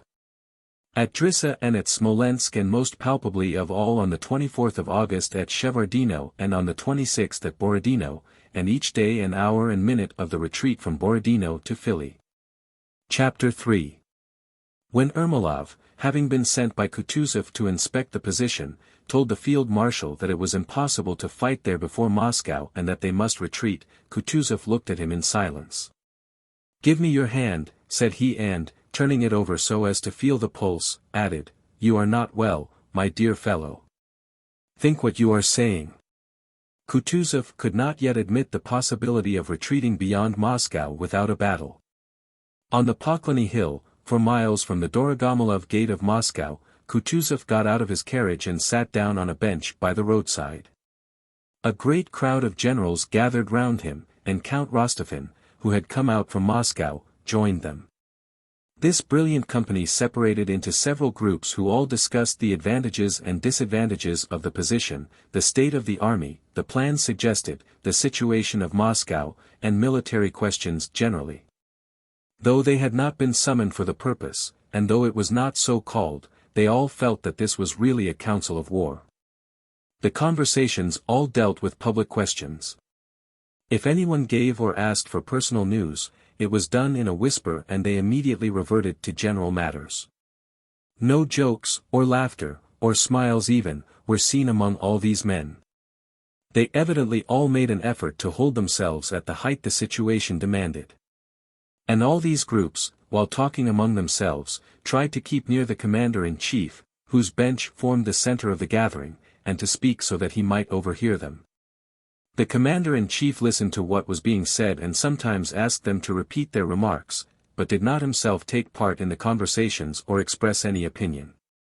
After hearing what was being said by one or other of these groups, he generally turned away with an air of disappointment, as though they were not speaking of anything he wished to hear. Some discussed the position that had been chosen, criticizing not the position itself so much as the mental capacity of those who had chosen it. Others argued that a mistake had been made earlier and that a battle should have been fought 2 days before. Others again spoke of the Battle of Salamanca, which was described by Crossart, a newly arrived Frenchman in a Spanish uniform. This Frenchman and one of the German princes serving with the Russian army were discussing the siege of Saragossa and considering the possibility of defending Moscow in a similar manner. Count Rostophin was telling a fourth group that he was prepared to die with the city train bands under the walls of the capital, but that he still could not help regretting having been left in ignorance of what was happening. And that had he known it sooner things would have been different. A fifth group, displaying the profundity of their strategic perceptions, discussed the direction the troops would now have to take. A sixth group was talking absolute nonsense. Kutuzov's expression grew more and more preoccupied and gloomy. From all this talk he saw only one thing, that to defend Moscow was a physical impossibility in the full meaning of those words, that is to say, so utterly impossible that if any senseless commander were to give orders to fight, confusion would result, but the battle would still not take place. It would not take place because the commanders not merely all recognized the position to be impossible, but in their conversations were only discussing what would happen after its inevitable abandonment. How could the commanders lead their troops to a field of battle they considered it impossible to hold? The lower grade officers and even the soldiers, who to reason, also considered the position impossible and therefore could not go to fight, fully convinced as they were of defeat. If Bennigsen insisted on the position being defended and others still discussed it, the question was no longer important in itself but only as a pretext for disputes and intrigue. This Kutuzov knew well. Bennigsen, who had chosen the position, warmly displayed his Russian patriotism, Kutuzov could not listen to this without wincing, by insisting that Moscow must be defended. His aim was as clear as daylight to Kutuzov: if the defense failed, to throw the blame on Kutuzov, who had brought the army as far as the Sparrow Hills without giving battle; if it succeeded, to claim the success as his own. Or if battle were not given, to clear himself of the crime of abandoning Moscow. But this intrigue did not now occupy the old man's mind. One terrible question absorbed him, and to that question he heard no reply from anyone. The question for him now was, have I really allowed Napoleon to reach Moscow, and when did I do so? When was it decided? Can it have been yesterday when I ordered Platov to retreat, or was it the evening before, when I had a nap and told Bennigsen to issue orders? Or was it earlier still? When was this terrible affair decided? Moscow must be abandoned. The army must retreat, and the order to do so must be given. To give that terrible order seemed to him equivalent to resigning the command of the army. And not only did he love power to which he was accustomed, the honors awarded to Prince Prozorovsky, under whom he had served in Turkey, galled him, but he was convinced that he was destined to save Russia, and that was why. Against the emperor's wish and by the will of the people, he had been chosen commander-in-chief. He was convinced that he alone could maintain command of the army in these difficult circumstances, and that in all the world he alone could encounter the invincible Napoleon without fear. And he was horrified at the thought of the order he had to issue. But something had to be decided, and these conversations around him which were assuming too free a character must be stopped. He called the most important generals to him. My head, be it good or bad, must depend on itself, said he, rising from the bench, and he rode to Philly where his carriages were waiting. Chapter 4. The council of war began to assemble at 2 in the afternoon in the better and roomier part of Andrew Sevastyanov's hut. The men, women, and children of the large peasant family crowded into the back room across the passage. Only Malasha, Andrew's 6-year-old granddaughter, whom His Serene Highness had petted and to whom he had given a lump of sugar while drinking his tea, remained on the top of the brick oven in the larger room. Malasha looked down from the oven with shy delight at the faces, uniforms, and decorations of the generals, who one after another came into the room and sat down on the broad benches in the corner under the icons. Grandad himself, as Malasha in her own mind called Kutuzov, sat apart in a dark corner behind the oven. He sat, sunk deep in a folding armchair, and continually cleared his throat and pulled at the collar of his coat which, though it was unbuttoned, still seemed to pinch his neck. Those who entered went up one by one to the field marshal. He pressed the hands of some and nodded to others. His adjutant Kaysarov was about to draw back the curtain of the window facing Kutuzov, but the latter moved his hand angrily, and Kaysarov understood that His Serene Highness did not wish his face to be seen. Round the peasant's deal table, on which lay maps, plans, pencils, and papers, so many people gathered that the orderlies brought in another bench and put it beside the table. Ermolov, Kaysarov, and Toll, who had just arrived, sat down on this bench. In the foremost place, immediately under the icons, sat Barclay de Tolly, his high forehead merging into his bald crown. He had St. George's cross round his neck and looked pale and ill. He had been feverish for 2 days and was now shivering and in pain. Beside him sat Yuvarov, who with rapid gesticulations was giving him some information, speaking in low tones as they all did. Chubby little Dokhturov was listening attentively with eyebrows raised and arms folded on his stomach. On the other side sat Count Osterman Tolstoy, seemingly absorbed in his own thoughts.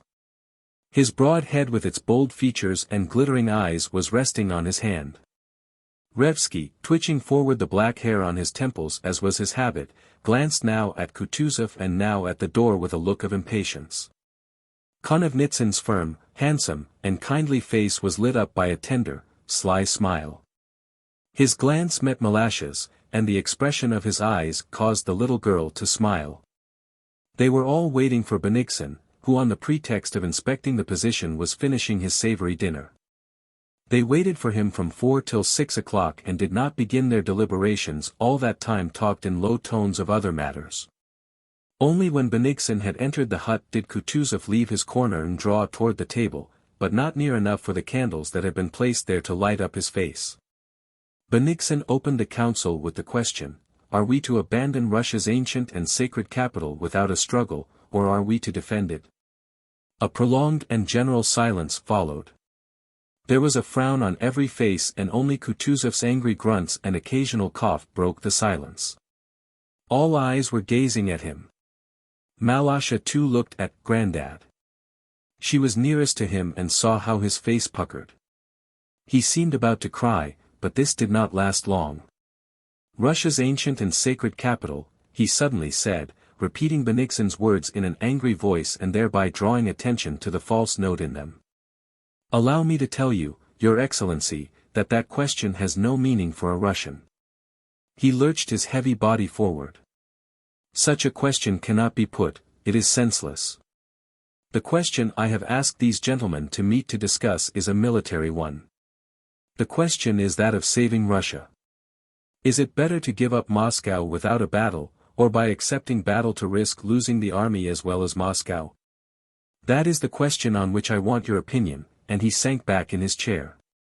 The discussion began.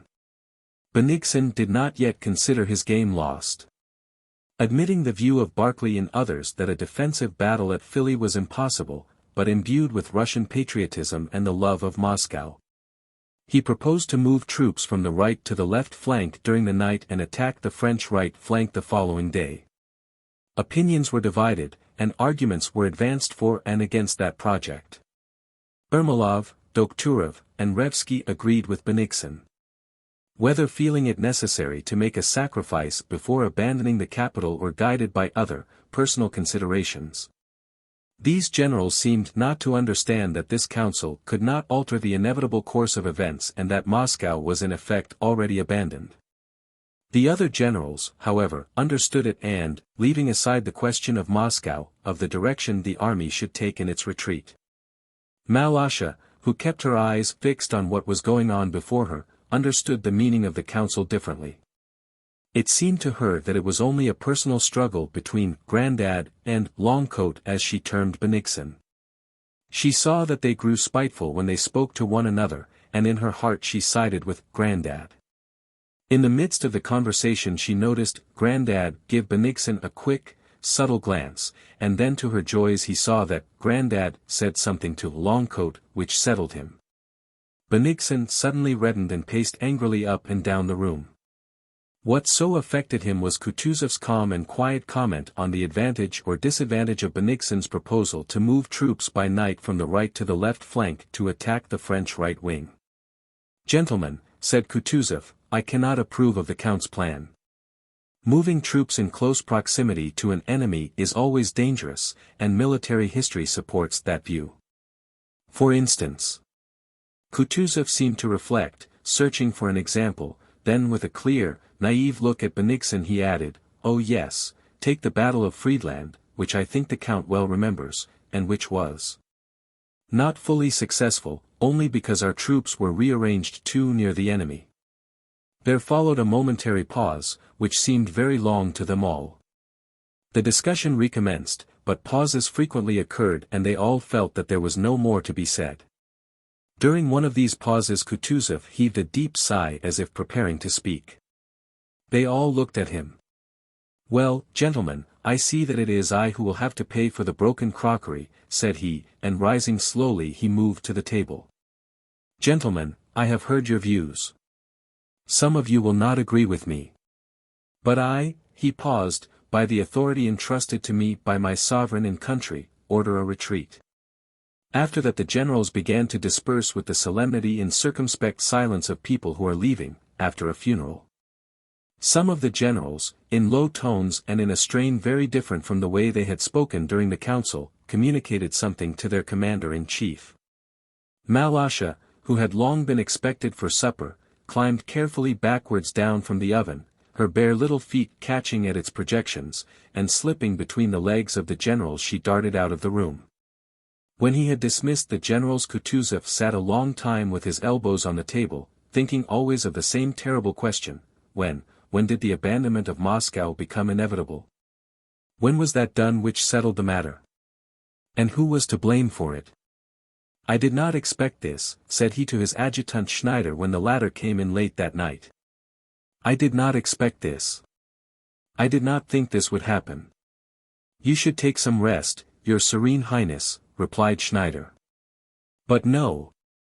They shall eat horseflesh yet, like the Turks," exclaimed Kutuzov without replying, striking the table with his podgy fist. "They shall too, if only." Chapter 5.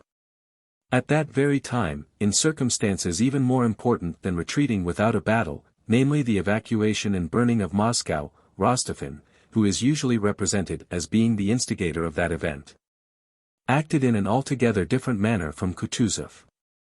After the Battle of Borodino, the abandonment and burning of Moscow was as inevitable as the retreat of the army beyond Moscow without fighting. Every Russian might have predicted it, not by reasoning but by the feeling implanted in each of us and in our fathers. The same thing that took place in Moscow had happened in all the towns and villages on Russian soil, beginning with Smolensk, without the participation of Count Rostophin and his broadsheets. The people awaited the enemy unconcernedly, did not riot or become excited or tear anyone to pieces, but faced its fate, feeling within it the strength to find what it should do at that most difficult moment. And as soon as the enemy drew near, the wealthy classes went away abandoning their property, while the poorer remained and burned and destroyed what was left. The consciousness that this would be so and would always be so was and is present in the heart of every Russian, and a consciousness of this, and a foreboding that Moscow would be taken, was present in Russian Moscow society in 1812. Those who had quitted Moscow already in July and at the beginning of August showed that they expected this. Those who went away, taking what they could and abandoning their houses and half their belongings, did so from the latent patriotism which expresses itself not by phrases or by giving one's children to save the fatherland and similar unnatural exploits, but unobtrusively, simply, organically. And therefore in the way that always produces the most powerful results. It is disgraceful to run away from danger, only cowards are running away from Moscow, they were told. In his broadsheets Rostophin impressed on them that to leave Moscow was shameful. They were ashamed to be called cowards, ashamed to leave, but still they left, knowing it had to be done. Why did they go? It is impossible to suppose that Rostophin had scared them by his accounts of horrors Napoleon had committed in conquered countries. The first people to go away were the rich educated people who knew quite well that Vienna and Berlin had remained intact and that during Napoleon's occupation the inhabitants had spent their time pleasantly in the company of the charming Frenchmen whom the Russians, and especially the Russian ladies, then liked so much. They went away because for Russians there could be no question as to whether things would go well or ill under French rule in Moscow. It was out of the question to be under French rule, it would be the worst thing that could happen. They went away even before the Battle of Borodino and still more rapidly after it, despite Rostophin's calls to defend Moscow or the announcement of his intention to take the wonder-working icon of the Iberian Mother of God and go to fight. Or of the balloons that were to destroy the French, and despite all the nonsense Rostophin wrote in his broadsheets. They knew that it was for the army to fight, and that if it could not succeed it would not do to take young ladies and house serfs to the Three Hills quarter of Moscow to fight Napoleon, and that they must go away, sorry as they were to abandon their property to destruction. They went away without thinking of the tremendous significance of that immense and wealthy city being given over to destruction, for a great city with wooden buildings was certain when abandoned by its inhabitants to be burned. They went away each on his own account, and yet it was only in consequence of their going away that the momentous event was accomplished that will always remain the greatest glory of the Russian people. The lady who, afraid of being stopped by Count Rostophin's orders, had already in June moved with her Negroes and her women jesters from Moscow to her Saratov estate, with a vague consciousness that she was not Bonaparte's servant, was really, simply, and truly carrying out the great work which saved Russia. But Count Rostophin, who now taunted those who left Moscow and now had the government offices removed, now distributed quite useless weapons to the drunken rabble. now had processions displaying the icons, and now forbade Father Augustine to remove icons or the relics of saints. Now seized all the private carts in Moscow and on 136 of them removed the balloon that was being constructed by Lepich, now hinted that he would burn Moscow and related how he had set fire to his own house. Now wrote a proclamation to the French solemnly upbraiding them for having destroyed his orphanage, now claimed the glory of having hinted that he would burn Moscow and now repudiated the deed. Now ordered the people to catch all spies and bring them to him, and now reproached them for doing so. Now expelled all the French residents from Moscow, and now allowed Madame Aubert-Cham, the center of the whole French colony in Moscow, to remain. But ordered the venerable old postmaster Klyucharev to be arrested and exiled for no particular offense. Now assembled the people at the Three Hills to fight the French and now, to get rid of them, handed over to them a man to be killed and himself drove away by a back gate. Now declared that he would not survive the fall of Moscow. And now wrote French verses in albums concerning his share in the affair. This man did not understand the meaning of what was happening but merely wanted to do something himself that would astonish people, to perform some patriotically heroic feat. And like a child he made sport of the momentous, an unavoidable event, the abandonment and burning of Moscow, and tried with his puny hand now to speed and now to stay the enormous, popular tide that bore him along with it. Chapter 6. Hélène, having returned with the court from Vilna to Petersburg, found herself in a difficult position. In Petersburg she had enjoyed the special protection of a grandee who occupied one of the highest posts in the empire. In Vilna she had formed an intimacy with a young foreign prince. When she returned to Petersburg both the magnate and the prince were there, and both claimed their rights. Hélène was faced by a new problem: how to preserve her intimacy with both without offending either. What would have seemed difficult or even impossible to another woman did not cause the least embarrassment to Countess Bezukhova, who evidently deserved her reputation of being a very clever woman. Had she attempted concealment, or tried to extricate herself from her awkward position by cunning, she would have spoiled her case by acknowledging herself guilty. But Hélène, like a really great man who can do whatever he pleases, at once assumed her own position to be correct, as she sincerely believed it to be, and that everyone else was to blame. The first time the young foreigner allowed himself to reproach her, she lifted her beautiful head and, half turning to him, said firmly, "That's just like a man, selfish and cruel. I expected nothing else. A woman sacrifices herself for you, she suffers, and this is her reward. What right have you, Monseigneur, to demand an account of my attachments and friendships? He is a man who has been more than a father to me." The prince was about to say something, but Hélène interrupted him. "Well, yes," said she, "it may be that he has other sentiments for me than those of a father, but that is not a reason for me to shut my door on him. I am not a man, that I should repay kindness with ingratitude. No, Monseigneur, that in all that relates to my intimate feelings I render account only to God and to my conscience," she concluded, laying her hand on her beautiful, fully expanded bosom and looking up to heaven. "But for heaven's sake listen to me. Marry me, and I will be your slave." "But that's impossible. You won't deign to demean yourself by marrying me, you," said Hélène, beginning to cry. The prince tried to comfort her, but Hélène, as if quite distraught, said through her tears that there was nothing to prevent her marrying, that there were precedents, there were up to that time very few. But she mentioned Napoleon and some other exalted personages, that she had never been her husband's wife, and that she had been sacrificed. "But the law, religion," said the prince, already yielding. "The law, religion. What have they been invented for if they can't arrange that?" said Hélène. The prince was surprised that so simple an idea had not occurred to him, and he applied for advice to the holy brethren of the Society of Jesus, with whom he was on intimate terms. A few days later, at one of those enchanting fêtes which Hélène gave at her country house on the Stone Island, the charming Monsieur de Joubert, a man no longer young, with snow-white hair and brilliant black eyes, a Jesuit or robe court * was presented to her, and in the garden by the light of the illuminations and to the sound of music talked to her for a long time of the love of God, of Christ, of the Sacred Heart. and of the consolations the one true Catholic religion affords in this world and the next. Hélène was touched, and more than once tears rose to her eyes and to those of Monsieur de Joubert, and their voices trembled.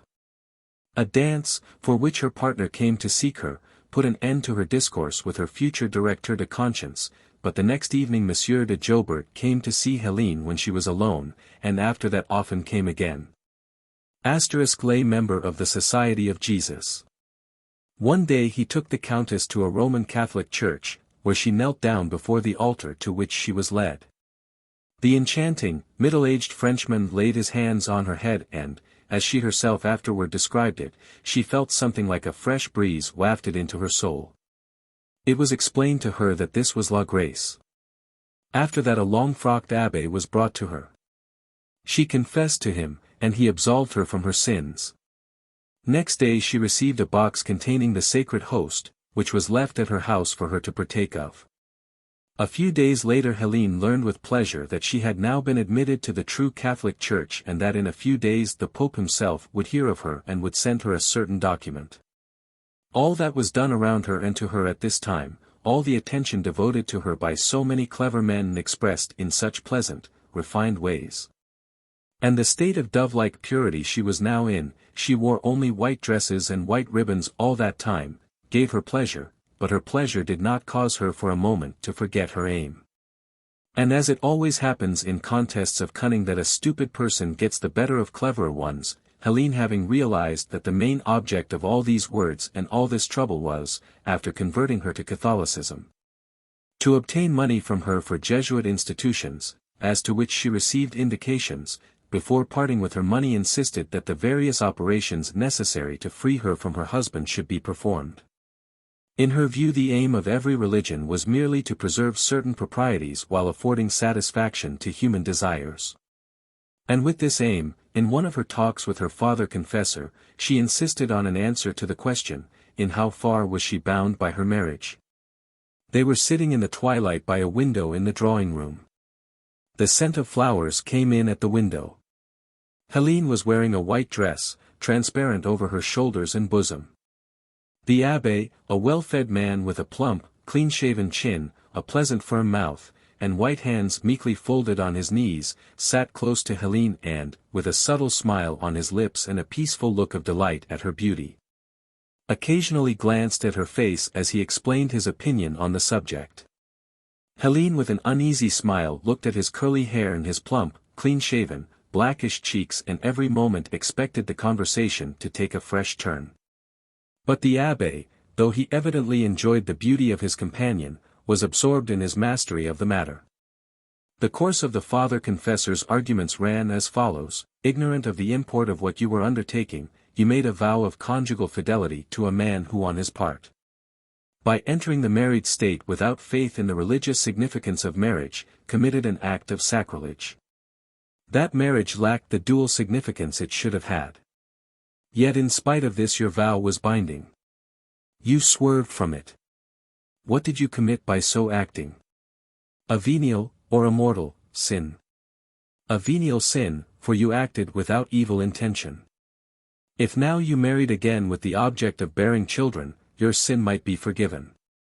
But the question is again a twofold one. Firstly, but suddenly Hélène, who was getting bored, said with one of her bewitching smiles, but I think that having espoused the true religion I cannot be bound by what a false religion laid upon me. The director of her conscience was astounded at having the case presented to him thus with the simplicity of Columbus' egg. He was delighted at the unexpected rapidity of his pupil's progress, but could not abandon the edifice of argument he had laboriously constructed. Let us understand one another, Countess, said he with a smile, and began refuting his spiritual daughter's arguments. Chapter 7. Hélène understood that the question was very simple and easy from the ecclesiastical point of view, and that her directors were making difficulties only because they were apprehensive as to how the matter would be regarded by the secular authorities. So she decided that it was necessary to prepare the opinion of society. She provoked the jealousy of the elderly magnate and told him what she had told her other suitor. That is, she put the matter so that the only way for him to obtain a right over her was to marry her. The elderly magnate was at first as much taken aback by this suggestion of marriage with a woman whose husband was alive, as the younger man had been. But Helene's imperturbable conviction that it was as simple and natural as marrying a maiden had its effect on him too. Had Hélène herself shown the least sign of hesitation, shame, or secrecy, her cause would certainly have been lost. But not only did she show no signs of secrecy or shame, on the contrary. With good-natured naivete she told her intimate friends, and these were all Petersburg, that both the prince and the magnate had proposed to her and that she loved both and was afraid of grieving either. A rumor immediately spread in Petersburg. Not that Hélène wanted to be divorced from her husband, had such a report spread many would have opposed so illegal an intention, but simply that the unfortunate and interesting Hélène was in doubt which of the two men she should marry. The question was no longer whether this was possible, but only which was the better match and how the matter would be regarded at court. There were, it is true, some rigid individuals unable to rise to the height of such a question, who saw in the project a desecration of the sacrament of marriage, but there were not many such and they remained silent. While the majority were interested in Helene's good fortune and in the question which match would be the more advantageous. Whether it was right or wrong to remarry while one had a husband living they did not discuss, for that question had evidently been settled by people wiser than you or me, as they said. And to doubt the correctness of that decision would be to risk exposing one's stupidity and incapacity to live in society. Only Maria Dmitrievna Akrosimova had come to Petersburg that summer to see one of her sons, allowed herself plainly to express an opinion contrary to the general one.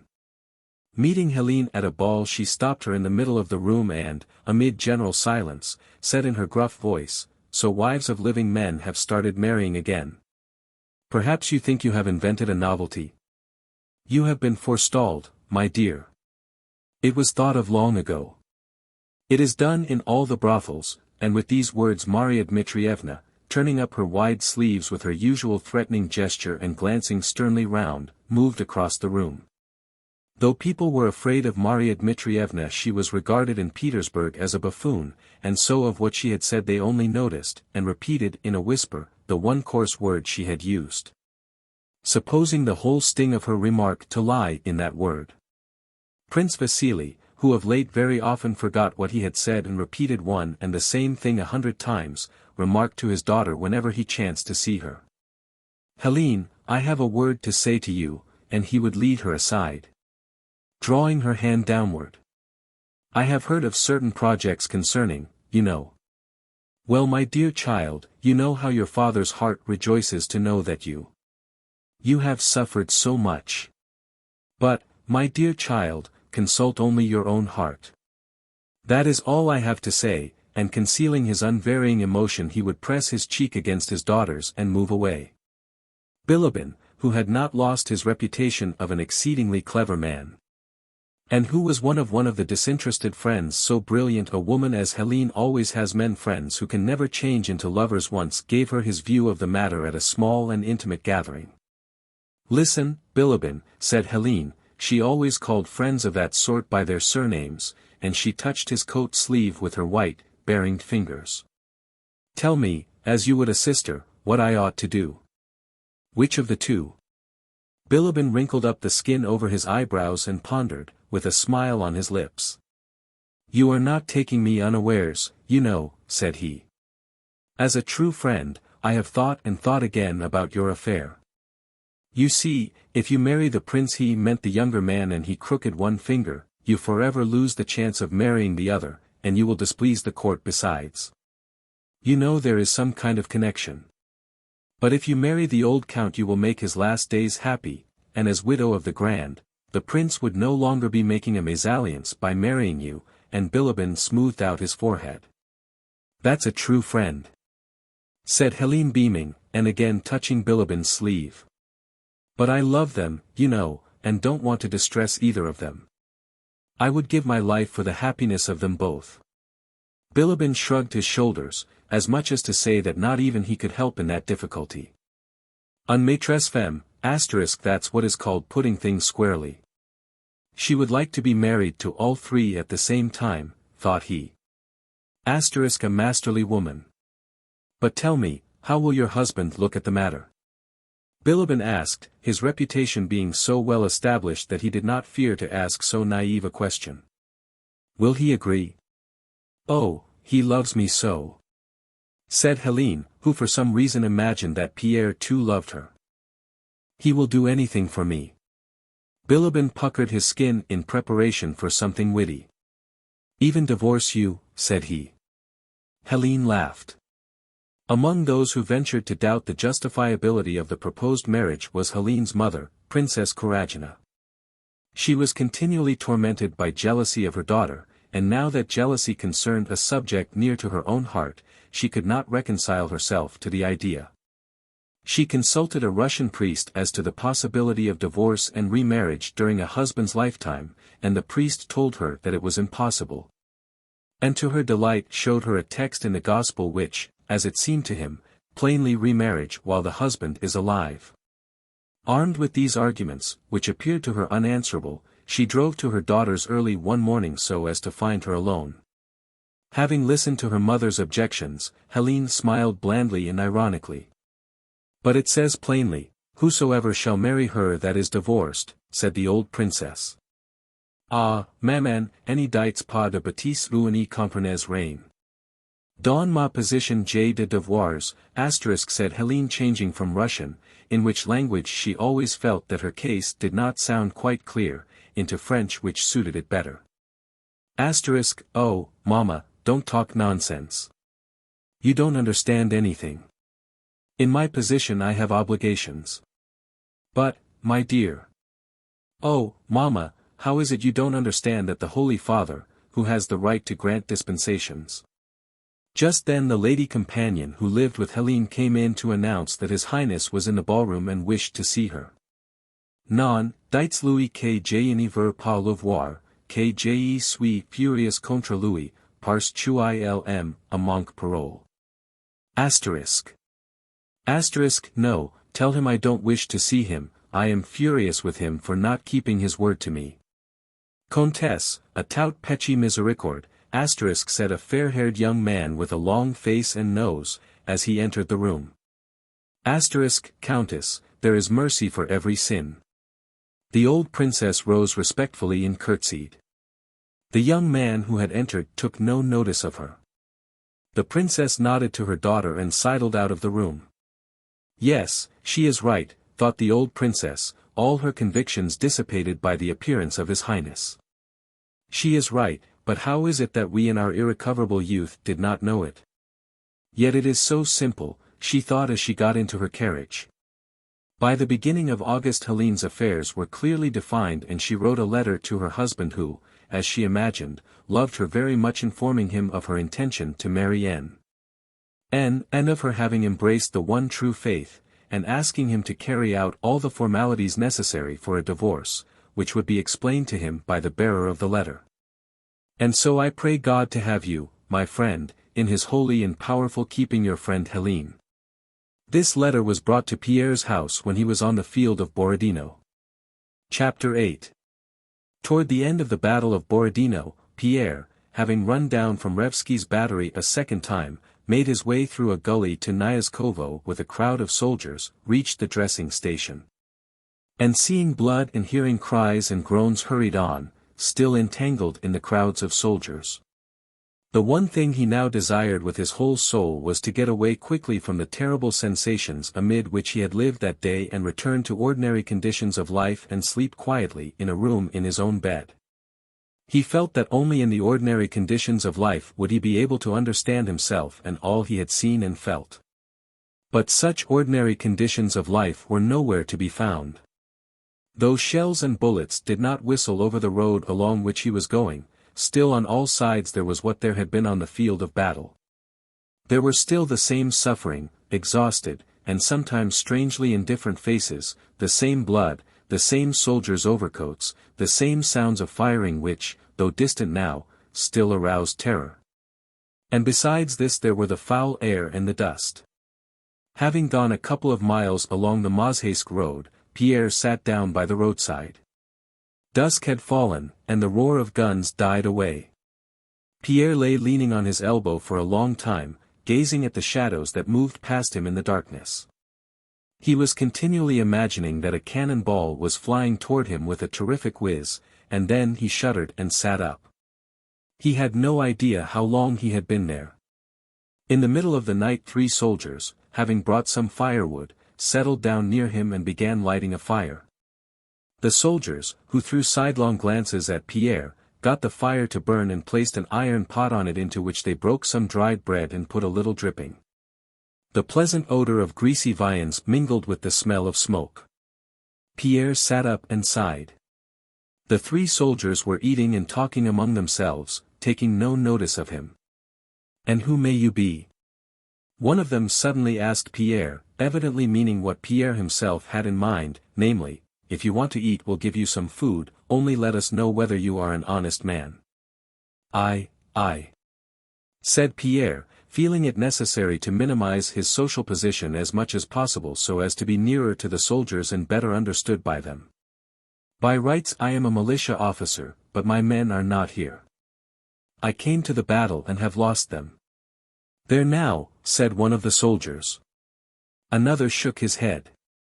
"Would you like a little mash?" the first soldier asked, and handed Pierre a wooden spoon after licking it clean. Pierre sat down by the fire and began eating the mash, as they called the food in the cauldron, and he thought it more delicious than any food he had ever tasted. As he sat bending greedily over it, helping himself to large spoonfuls and chewing one after another, his was lit up by the fire and the soldiers looked at him in silence. "Where have you to go to?" "Tell us," said one of them. "To Mozhaysk." "You're a gentleman, aren't you?" "Yes." "And what's your name?" "Peter Kirillik." "Well then, Peter Kirillik, come along with us, we'll take you there." In the total darkness the soldiers walked with Pierre to Mozhaysk. By the time they got near Mozhaysk and began ascending the steep hill into the town, the cocks were already crowing. Pierre went on with the soldiers, quite forgetting that his inn was at the bottom of the hill and that he had already passed it. He would not soon have remembered this, such was his state of forgetfulness, had he not halfway up the hill stumbled upon his groom, who had been to look for him in the town and was returning to the inn. The groom recognized Pierre in the darkness by his white hat. "Your Excellency," he said. "Why, we were beginning to despair. How is it you are on foot? And where are you going, please?" "Oh, yes," said Pierre. The soldiers stopped. "So you found your folk," said one of them. "Well, goodbye, Peter Kirillik, isn't it?" "Goodbye, Peter Kirillik." Pierre heard the other voices repeat. "Goodbye," he said and turned with his groom toward the inn. "I ought to give them something," he thought, and felt in his pocket. "No, better not," said another, inner voice. There was not a room to be had at the inn, they were all occupied. Pierre went out into the yard and, covering himself up head and all, lay down in his carriage. Chapter 9. Scarcely had Pierre laid his head on the pillow before he felt himself falling asleep, but suddenly, almost with the distinctness of reality, he heard the boom, boom, boom of firing, the thud of projectiles, groans and cries. And smelled blood and powder, and a feeling of horror and dread of death seized him. Filled with fright he opened his eyes and lifted his head from under his cloak. All was tranquil in the yard. Only someone's orderly passed through the gateway, splashing through the mud, and talked to the innkeeper. Above Pierre's head some pigeons, disturbed by the movement he had made in sitting up, fluttered under the dark roof of the penthouse. The whole courtyard was permeated by a strong peaceful smell of stable yards, delightful to Pierre at that moment. He could see the clear starry sky between the dark roofs of 2 penthouses. "Thank God, there is no more of that," he thought, covering up his head again. "Oh, what a terrible thing is fear, and how shamefully I yielded to it. But they were steady and calm all the time, to the end," thought he. They, in Pierre's mind, were the soldiers, those who had been at the battery, those who had given him food, and those who had prayed before the icon. They, those strange men he had not previously known, stood out clearly and sharply from everyone else. To be a soldier, just a soldier. Thought Pierre as he fell asleep, to enter communal life completely, to be imbued by what makes them what they are. But how cast off all the superfluous, devilish burden of my outer man? There was a time when I could have done it. I could have run away from my father, as I wanted to. Or I might have been sent to serve as a soldier after the duel with Dólokhov. And the memory of the dinner at the English club when he had challenged Dólokhov flashed through Pierre's mind, and then he remembered his benefactor at Torshavn. And now a picture of a solemn meeting of the lodge presented itself to his mind. It was taking place at the English club and someone near and dear to him sat at the end of the table. Yes, that is he. It is my benefactor. But he died, thought Pierre. Yes, he died, and I did not know he was alive. How sorry I am that he died, and how glad I am that he is alive again. On one side of the table sat Anatole, Dólokhov, Nesvitsky, Denisov, and others like them. In his dream the category to which these men belonged was as clearly defined in his mind as the category of those he termed they, and he heard those people. Anatole and Dólokhov, shouting and singing loudly. Yet through their shouting the voice of his benefactor was heard speaking all the time, and the sound of his words was as weighty and uninterrupted as the booming on the battlefield, but pleasant and comforting.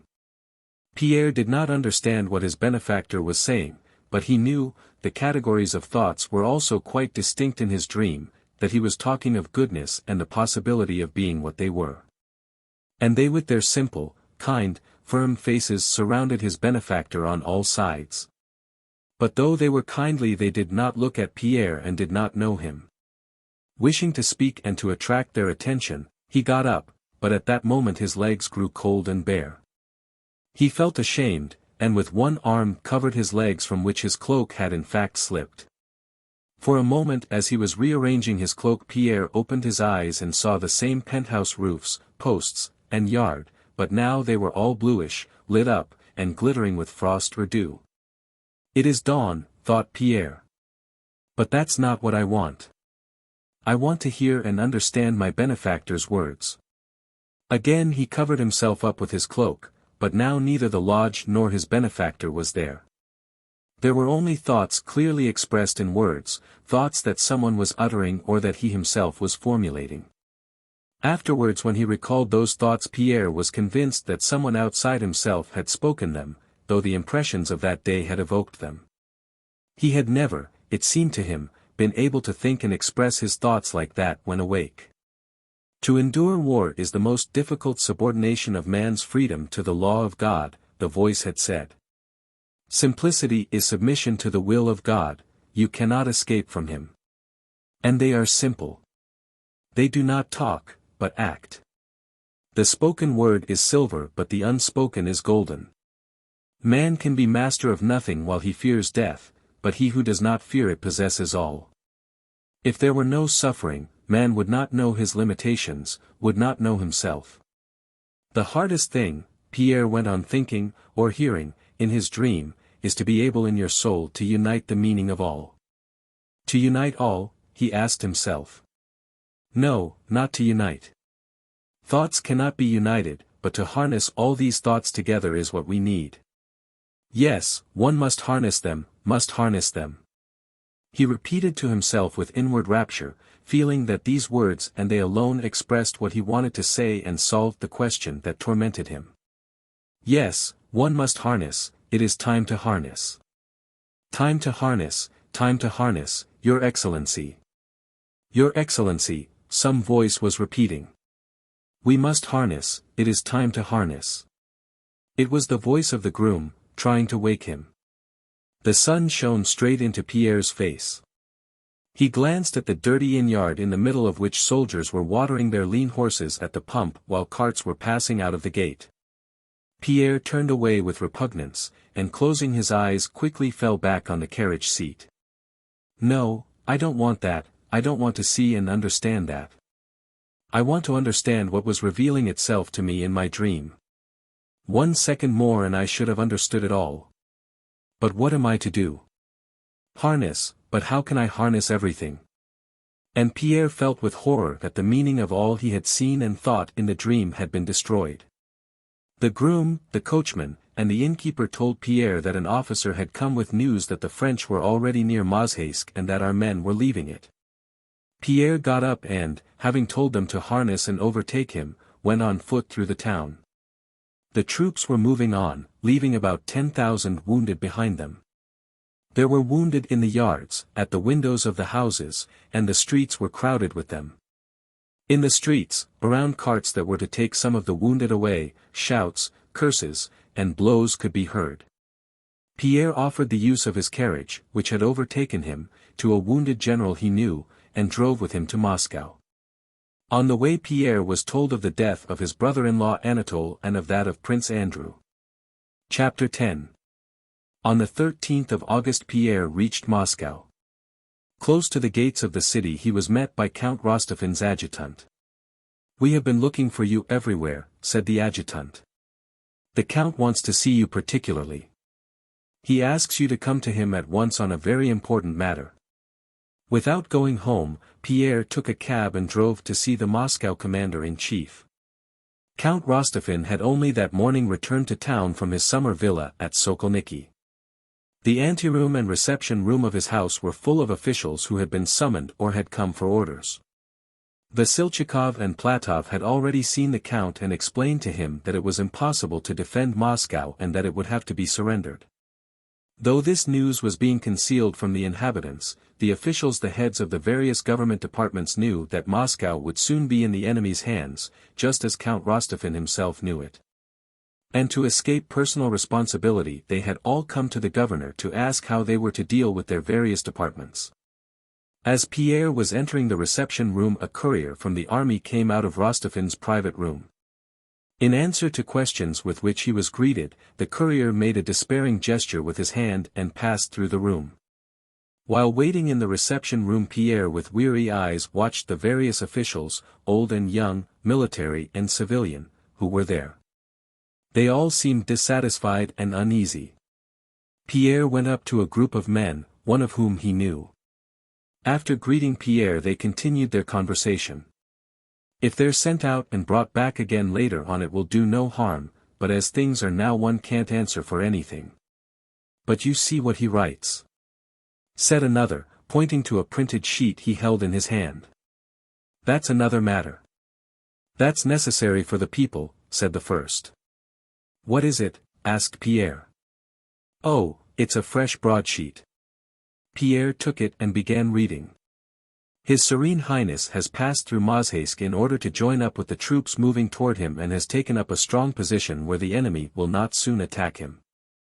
48 guns with ammunition have been sent him from here, and His Serene Highness says he will defend Moscow to the last drop of blood and is even ready to fight in the streets. Do not be upset, brothers, that the law courts are closed. Things have to be put in order, and we will deal with villains in our own way. When the time comes I shall want both town and peasant lads and will raise the cry a day or two beforehand, but they are not wanted yet, so I hold my peace. An axe will be useful, a hunting spear not bad, but a three-pronged fork will be best of all. A Frenchman is no heavier than a sheaf of rye.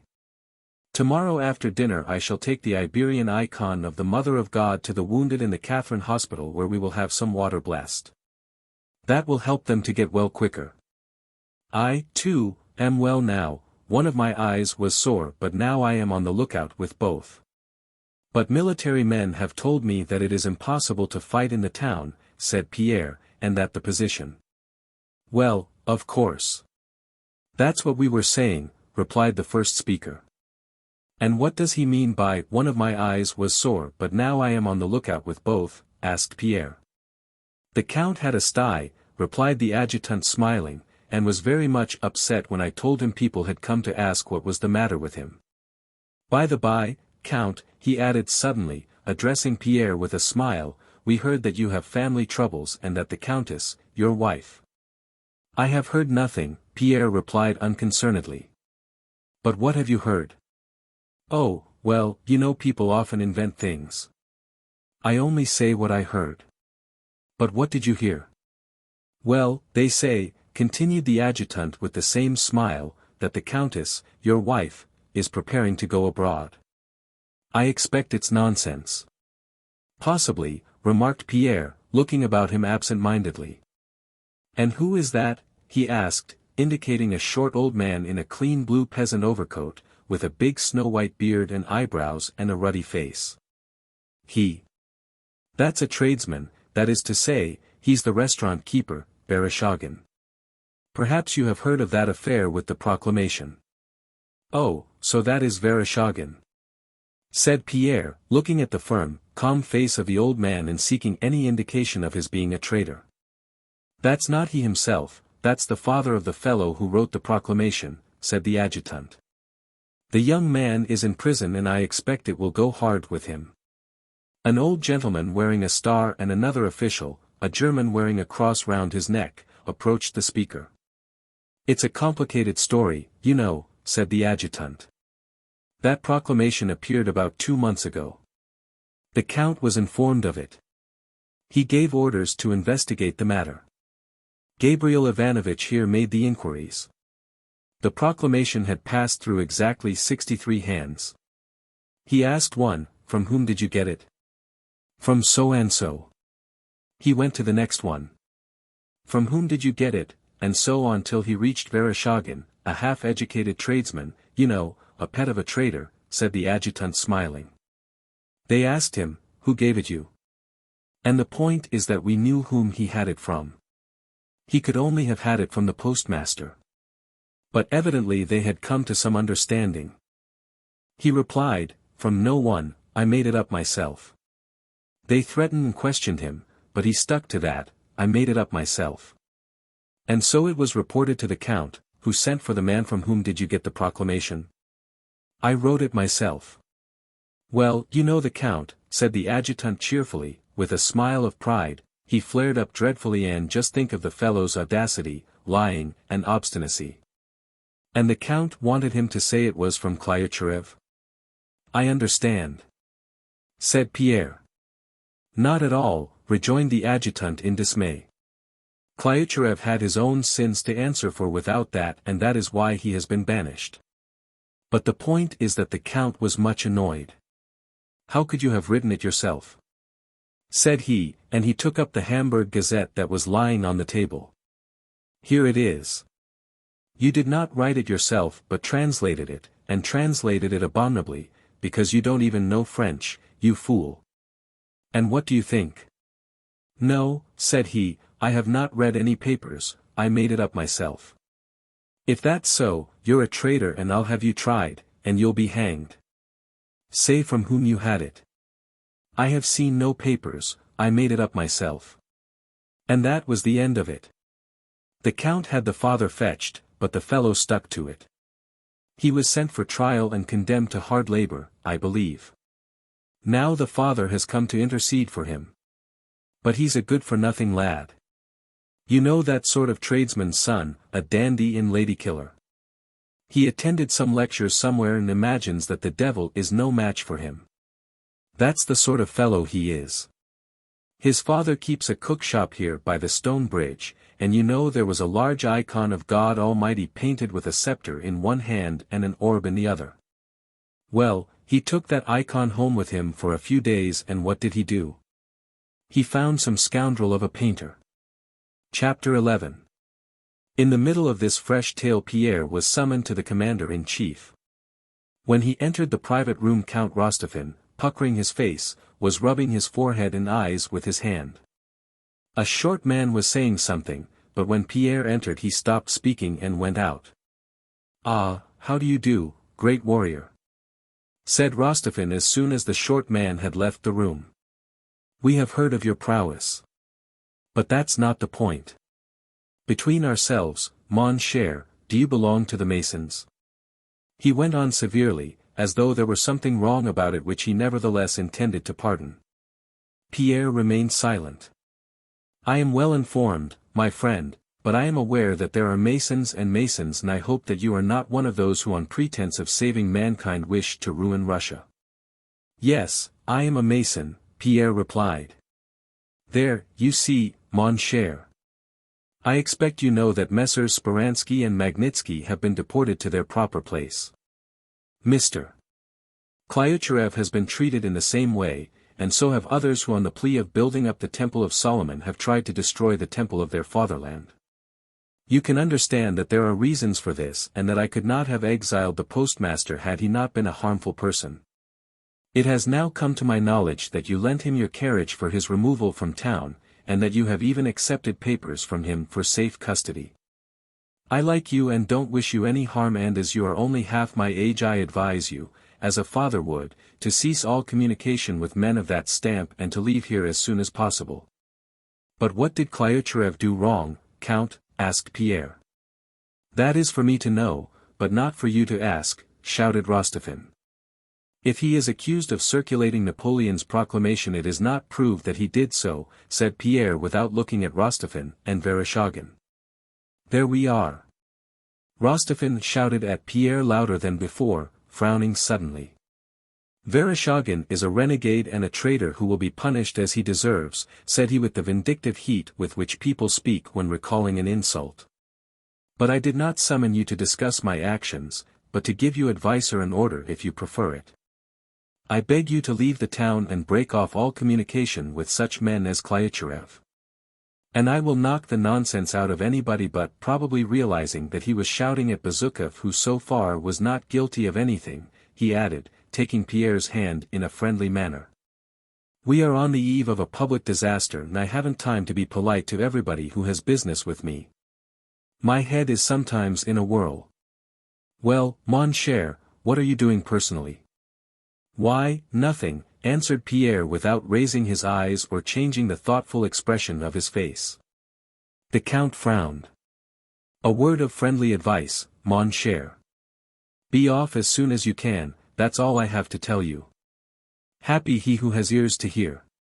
Goodbye, my dear fellow. Oh, by the by. He shouted through the doorway after Pierre, is it true that the Countess has fallen into the clutches of the Holy Fathers of the Society of Jesus?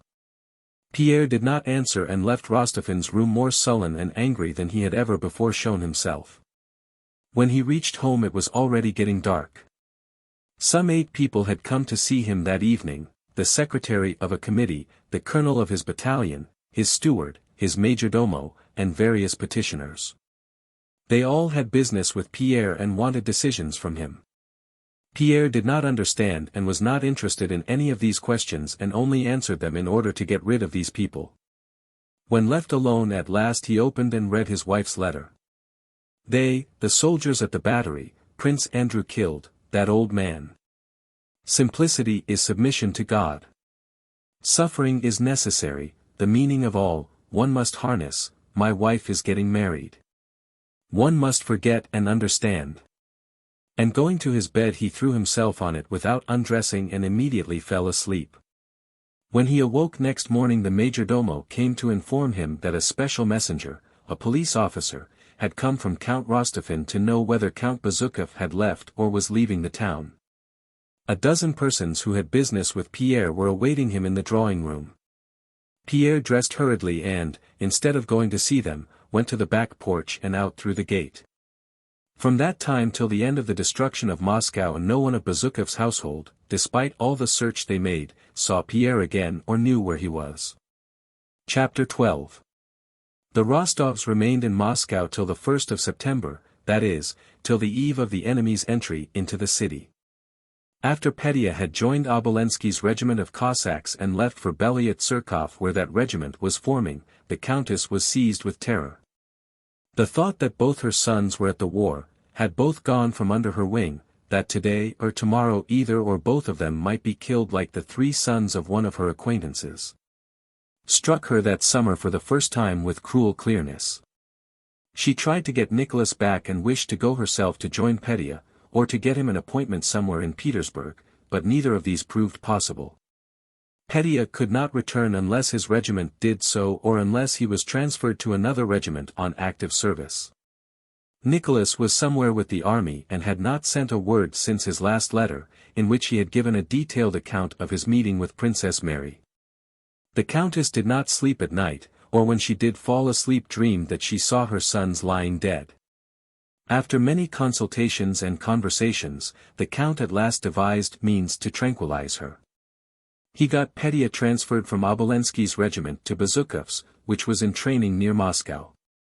Though Petya would remain in the service, this transfer would give the countess the consolation of seeing at least one of her sons under her wing, and she hoped to arrange matters for her Petya so as not to let him go again. But always get him appointed to places where he could not possibly take part in a battle. As long as Nicholas alone was in danger, the countess imagined that she loved her firstborn more than all her other children and even reproached herself for it. But when her youngest, the scapegrace who had been bad at lessons, was always breaking things in the house and making himself a nuisance to everybody.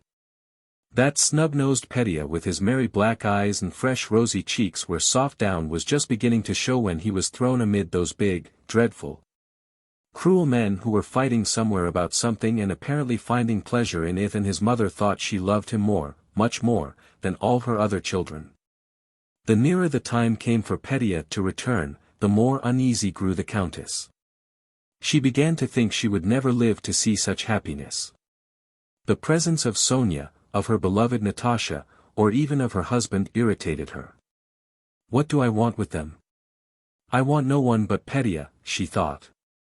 At the end of August the Rostovs received another letter from Nicholas.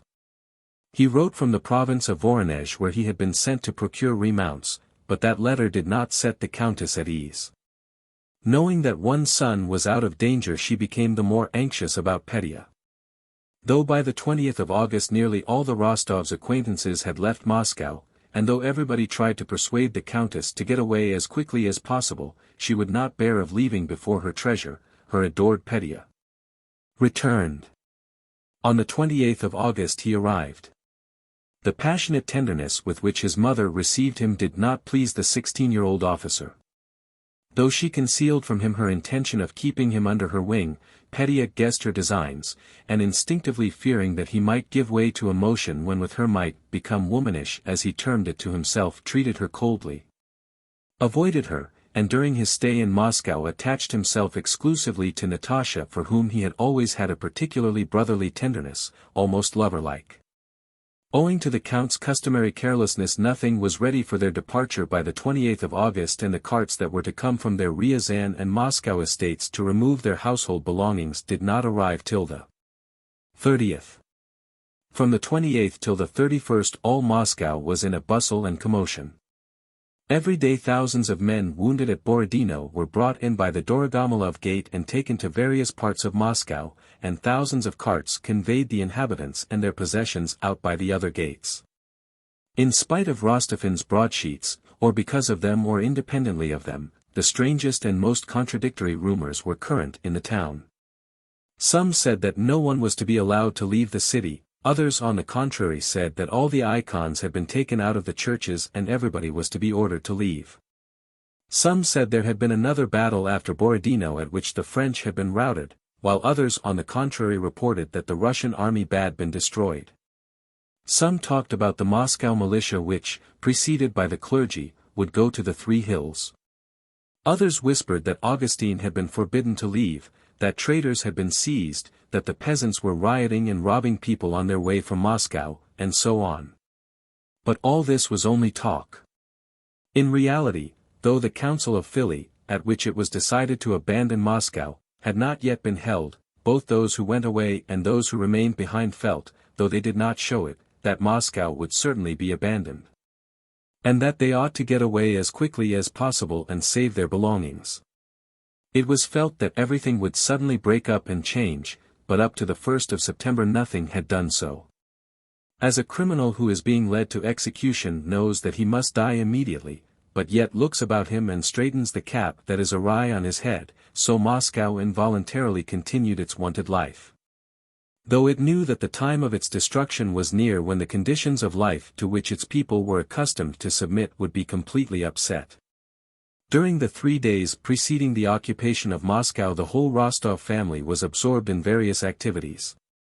The head of the family, Count Ilya Rostov, continually drove about the city collecting the current rumors from all sides and gave superficial and hasty orders at home about the preparations for their departure. The countess watched the things being packed, was dissatisfied with everything, was constantly in pursuit of Petya who was always running away from her, and was jealous of Natasha with whom he spent all his time. Sonia alone directed the practical side of matters by getting things packed. But of late Sonia had been particularly sad and silent. Nicholas' letter in which he mentioned Princess Mary had elicited, in her presence, joyous comments from the Countess, who saw an intervention of Providence in this meeting of the Princess and Nicholas. "I was never pleased at Bolkonsky's engagement to Natasha," said the Countess, "but I always wanted Nicholas to marry the Princess, and had a presentiment that it would happen. What a good thing it would be!" Sonia felt that this was true, that the only possibility of retrieving the Rostovs' affairs was by Nicholas marrying a rich woman, and that the Princess was a good match. It was very bitter for her. But despite her grief, or perhaps just because of it, she took on herself all the difficult work of directing the storing and packing of their things and was busy for whole days. The Count and Countess turned to her when they had any orders to give. Petya and Natasha, on the contrary, far from helping their parents, were generally a nuisance and a hindrance to everyone. Almost all day long the house resounded with their running feet, their cries, and their spontaneous laughter. They laughed and were gay not because there was any reason to laugh, but because gaiety and mirth were in their hearts, and so everything that happened was a cause for gaiety and laughter to them. Petya was in high spirits because having left home a boy he had returned, as everybody told him, a fine young man, because he was at home.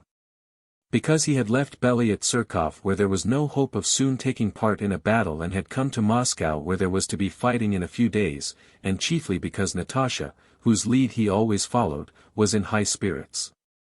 Natasha was gay because she had been sad too long and now nothing reminded her of the cause of her sadness, and because she was feeling well. She was also happy because she had someone to adore her. The adoration of others was a lubricant the wheels of her machine needed to make them run freely, and Petya adored her. Above all, they were gay because there was a war near Moscow, there would be fighting at the town gates, arms were being given out, everybody was escaping going away somewhere, and in general something extraordinary was happening. And that is always exciting, especially to the young. Chapter 13. On Saturday, the 31st of August, everything in the Rostovs' house seemed topsy-turvy. All the doors were open, all the furniture was being carried out or moved about, and the mirrors and pictures had been taken down. There were trunks in the rooms, and hay, wrapping paper, and ropes were scattered about. The peasants and house serfs carrying out the things were treading heavily on the parquet floors. The yard was crowded with peasant carts, some loaded high and already corded up, others still empty. The voices and footsteps of the many servants and of the peasants who had come with the carts resounded as they shouted to one another in the yard and in the house.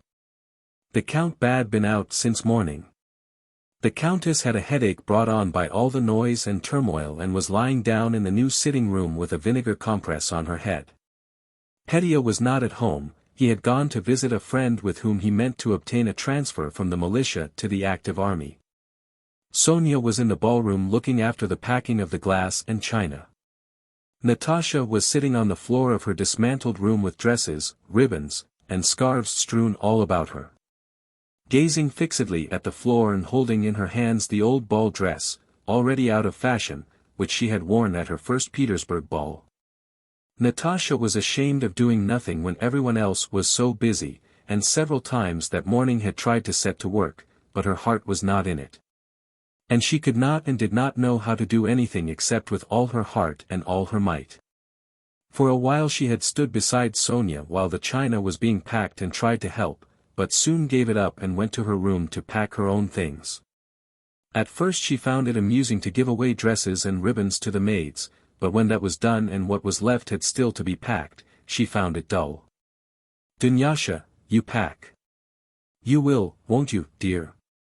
And when Dunyasha willingly promised to do it all for her, Natasha sat down on the floor, took her old ball dress, and fell into a reverie quite unrelated to what ought to have occupied her thoughts now. She was roused from her reverie by the talk of the maids in the next room, which was theirs, and by the sound of their hurried footsteps going to the back porch. Natasha got up and looked out of the window. An enormously long row of carts full of wounded men had stopped in the street. The housekeeper, the old nurse, the cooks, coachmen, maids, footmen, postilions, and scullions stood at the gate, staring at the wounded. Natasha, throwing a clean pocket handkerchief over her hair and holding an end of it in each hand, went out into the street. The former housekeeper, old Mavra Kuzminikna, had stepped out of the crowd by the gate, gone up to a cart with a hood constructed of bast mats, and was speaking to a pale young officer who lay inside. Natasha moved a few steps forward and stopped shyly, still holding her handkerchief, and listened to what the housekeeper was saying. "Then you have nobody in Moscow," she was saying. "You would be more comfortable somewhere in a house. In ours, for instance, the family are leaving." "I don't know if it would be allowed," replied the officer in a weak voice. "Here is our commanding officer. Ask him," and he pointed to a stout major who was walking back along the street past the row of carts. Natasha glanced with frightened eyes at the face of the wounded officer and at once went to meet the major. "May the wounded men stay in our house?" she asked. The major raised his hand to his cap with a smile.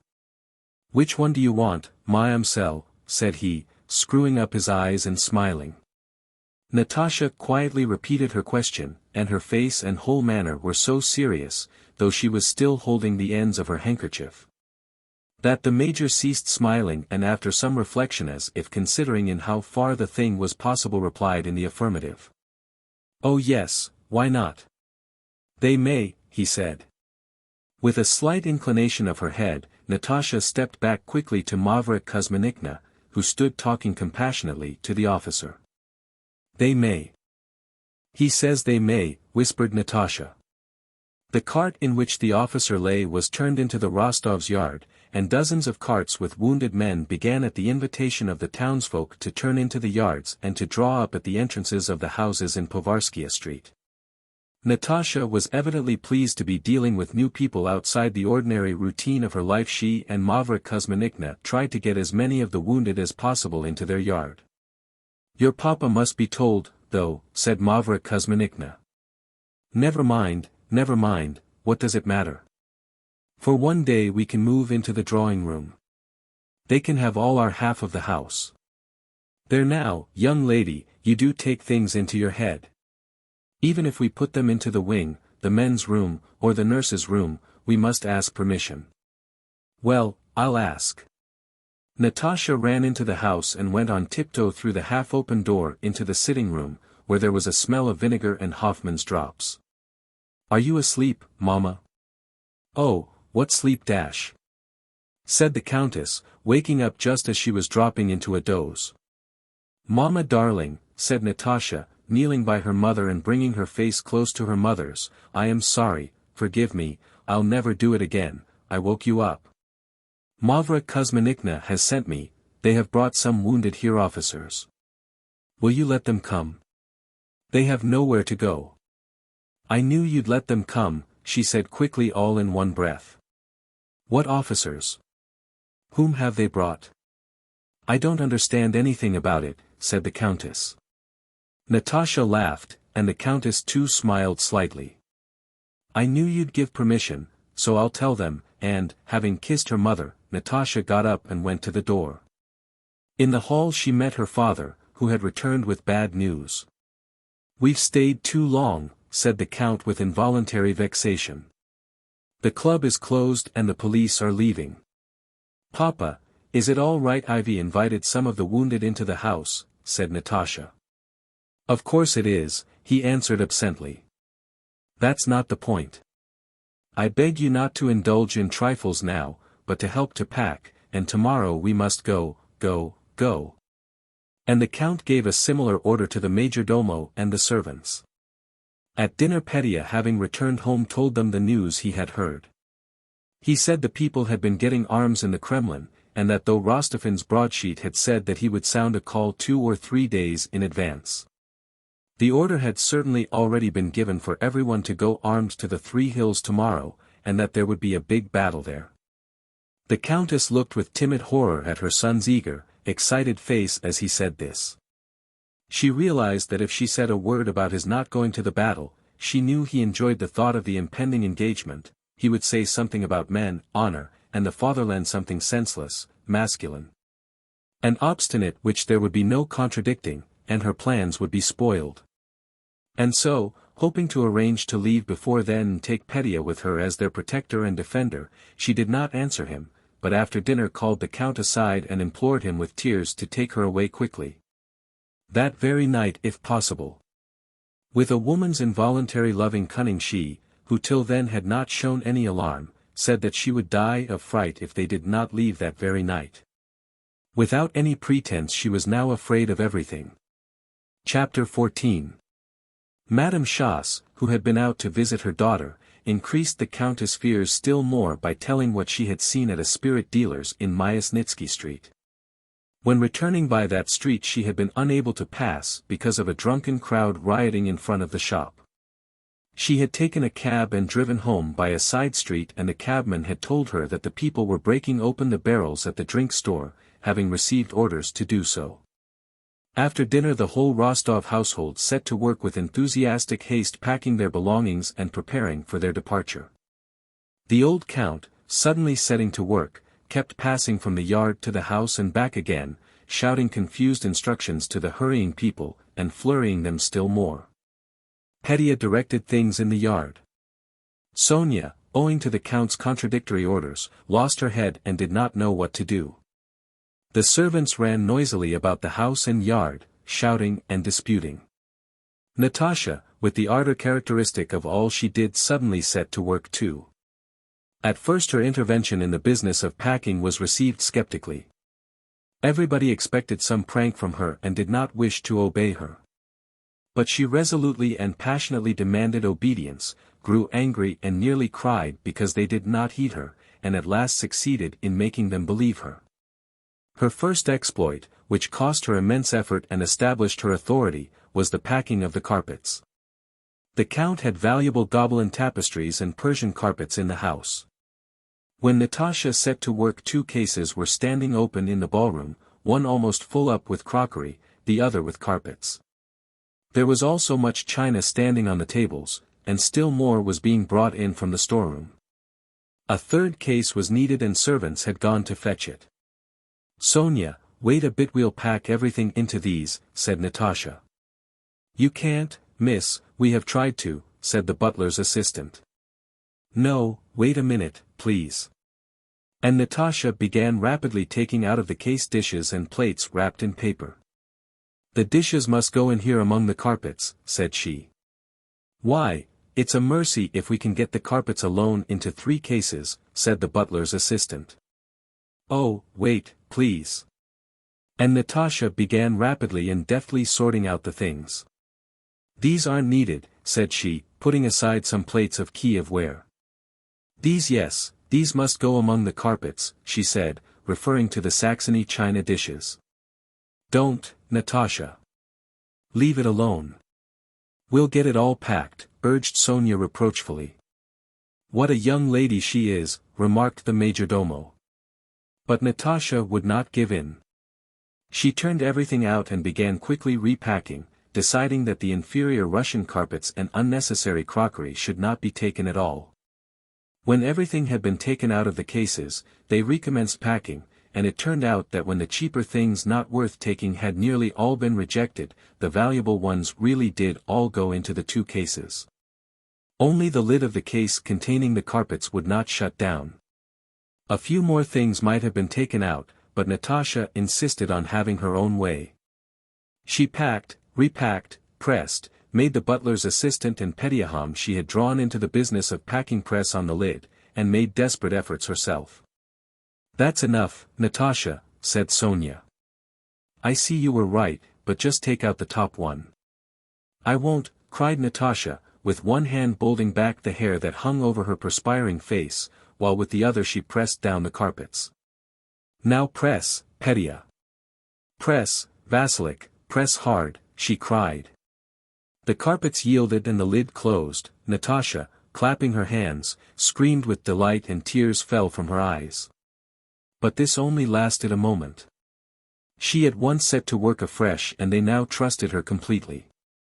The Count was not angry even when they told him that Natasha had countermanded an order of his, and the servants now came to her to ask whether a cart was sufficiently loaded, and whether it might be corded up. Thanks to Natasha's directions, the work now went on expeditiously, unnecessary things were left, and the most valuable packed as compactly as possible. But hard as they all worked till quite late that night, they could not get everything packed. The countess had fallen asleep, and the count, having put off their departure till next morning, went to bed. Sonia and Natasha slept in the sitting room without undressing. That night another wounded man was driven down the Povarskia, and Mavra Kuzminikna, who was standing at the gate, had him brought into the Rostovs' yard. Mavra Kuzminikna concluded that he was a very important man. He was being conveyed in a caleche with a raised hood, and was quite covered by an apron. On the box beside the driver sat a venerable old attendant. A doctor and 2 soldiers followed the carriage in a cart. "Please come in here. The masters are going away and the whole house will be empty," said the old woman to the old attendant. "Well, perhaps," said he with a sigh. "We don't expect to get him home alive. We have a house of our own in Moscow, but it's a long way from here, and there's nobody living in it. Do us the honor to come in, there's plenty of everything in the master's house." "Come in," said Mavra Kuzminikna. "Is he very ill?" she asked. The attendant made a hopeless gesture. "We don't expect to get him home. We must ask the doctor." And the old servant got down from the box and went up to the cart. "All right," said the doctor. The old servant returned to the caleche, looked into it, shook his head disconsolately, told the driver to turn into the yard, and stopped beside Mavra Kuzminikna. "Oh, Lord Jesus Christ," she murmured. She invited them to take the wounded man into the house. "The masters won't object," she said. But they had to avoid carrying the man upstairs, and so they took him into the wing and put him in the room that had been Madame Chasse. This wounded man was Prince Andrew Bolkonsky. Chapter 15. Moscow's last day had come. It was a clear bright autumn day, a Sunday. The church bells everywhere were ringing for service, just as usual on Sundays. Nobody seemed yet to realize what awaited the city. Only 2 things indicated the social condition of Moscow: the rabble, that is the poor people, and the price of commodities. An enormous crowd of factory hands, house serfs, and peasants, with whom some officials, seminarists, and gentry were mingled, had gone early that morning to the 3 Hills. Having waited there for Rostophin, who did not turn up, they became convinced that Moscow would be surrendered, and then dispersed all about the town to the public houses and cookshops. Prices too that day indicated the state of affairs. The price of weapons, of gold, of carts and horses, kept rising, but the value of paper money and city articles kept falling, so that by midday there were instances of carters removing valuable goods, such as cloth, and receiving in payment a half of what they carted, while peasant horses were fetching 500 rubles each, and furniture, mirrors, and bronzes were being given away for nothing. In the Rostov state old-fashioned house the dissolution of former conditions of life was but little noticeable. As to the serfs, the only indication was that 3 out of their huge retinue disappeared during the night, but nothing was stolen. And as to the value of their possessions, the 30 peasant carts that had come in from their estates and which many people envied proved to be extremely valuable, and they were offered enormous sums of money for them. Not only were huge sums offered for the horses and carts, but on the previous evening and early in the morning of the 1st of September. Orderlies and servants sent by wounded officers came to the Rostovs, and wounded men dragged themselves there from the Rostovs and from neighboring houses where they were accommodated, entreating the servants to try to get them a lift out of Moscow. The majordomo, to whom these entreaties were addressed, though he was sorry for the wounded, resolutely refused, saying that he dare not even mention the matter to the count. Pity these wounded men as one might, it was evident that if they were given 1 cart there would be no reason to refuse another, or all the carts and one's own carriages as well. 30 carts could not save all the wounded, and in the general catastrophe one could not disregard oneself and one's own family. So thought the majordomo on his master's behalf. On waking up that morning, Count Ilya Rostov left his bedroom softly, so as not to wake the countess who had fallen asleep only toward morning, and came out to the porch in his lilac silk dressing gown. In the yard stood the carts ready corded. The carriages were at the front porch. The majordomo stood at the porch talking to an elderly orderly and to a pale young officer with a bandaged arm. On seeing the count, the majordomo made a significant and stern gesture to them both to go away. "Well, Vasilik, is everything ready?" asked the count, and stroking his bald head he looked good-naturedly at the officer and the orderly and nodded to them. He liked to see new faces. "We can harness at once, Your Excellency." "Well, that's right. As soon as the countess wakes we'll be off, God willing. What is it, gentlemen?" he added, turning to the officer. "Are you staying in my house?" The officer came nearer and suddenly his face flushed crimson. "Count, be so good as to allow me, for God's sake, to get into some corner of one of your carts. I have nothing here with me. I shall be all right on a loaded cart." Before the officer had finished speaking the orderly made the same request on behalf of his master. "Oh, yes, yes, yes," said the count hastily. "I shall be very pleased, very pleased. Vasilik, you'll see to it. Just unload 1 or 2 carts."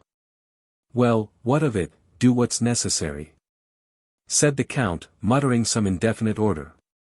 But at the same moment an expression of warm gratitude on the officer's face had already sealed the order. The count looked around him.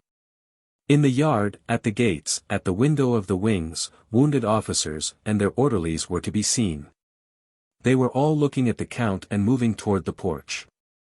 "Please step into the gallery, Your Excellency," said the majordomo. "What are your orders about the pictures?" The count went into the house with him, repeating his order not to refuse the wounded who asked for a lift. "Well, never mind, some of the things can be unloaded," he added in a soft, confidential voice, as though afraid of being overheard. At 9 o'clock the countess woke up, and Matrina Timofeevna, who had been her lady's maid before her marriage and now performed a sort of chief gendarme's duty for her, came to say that Madame Schoss was much offended and the young lady's summer dresses could not be left behind.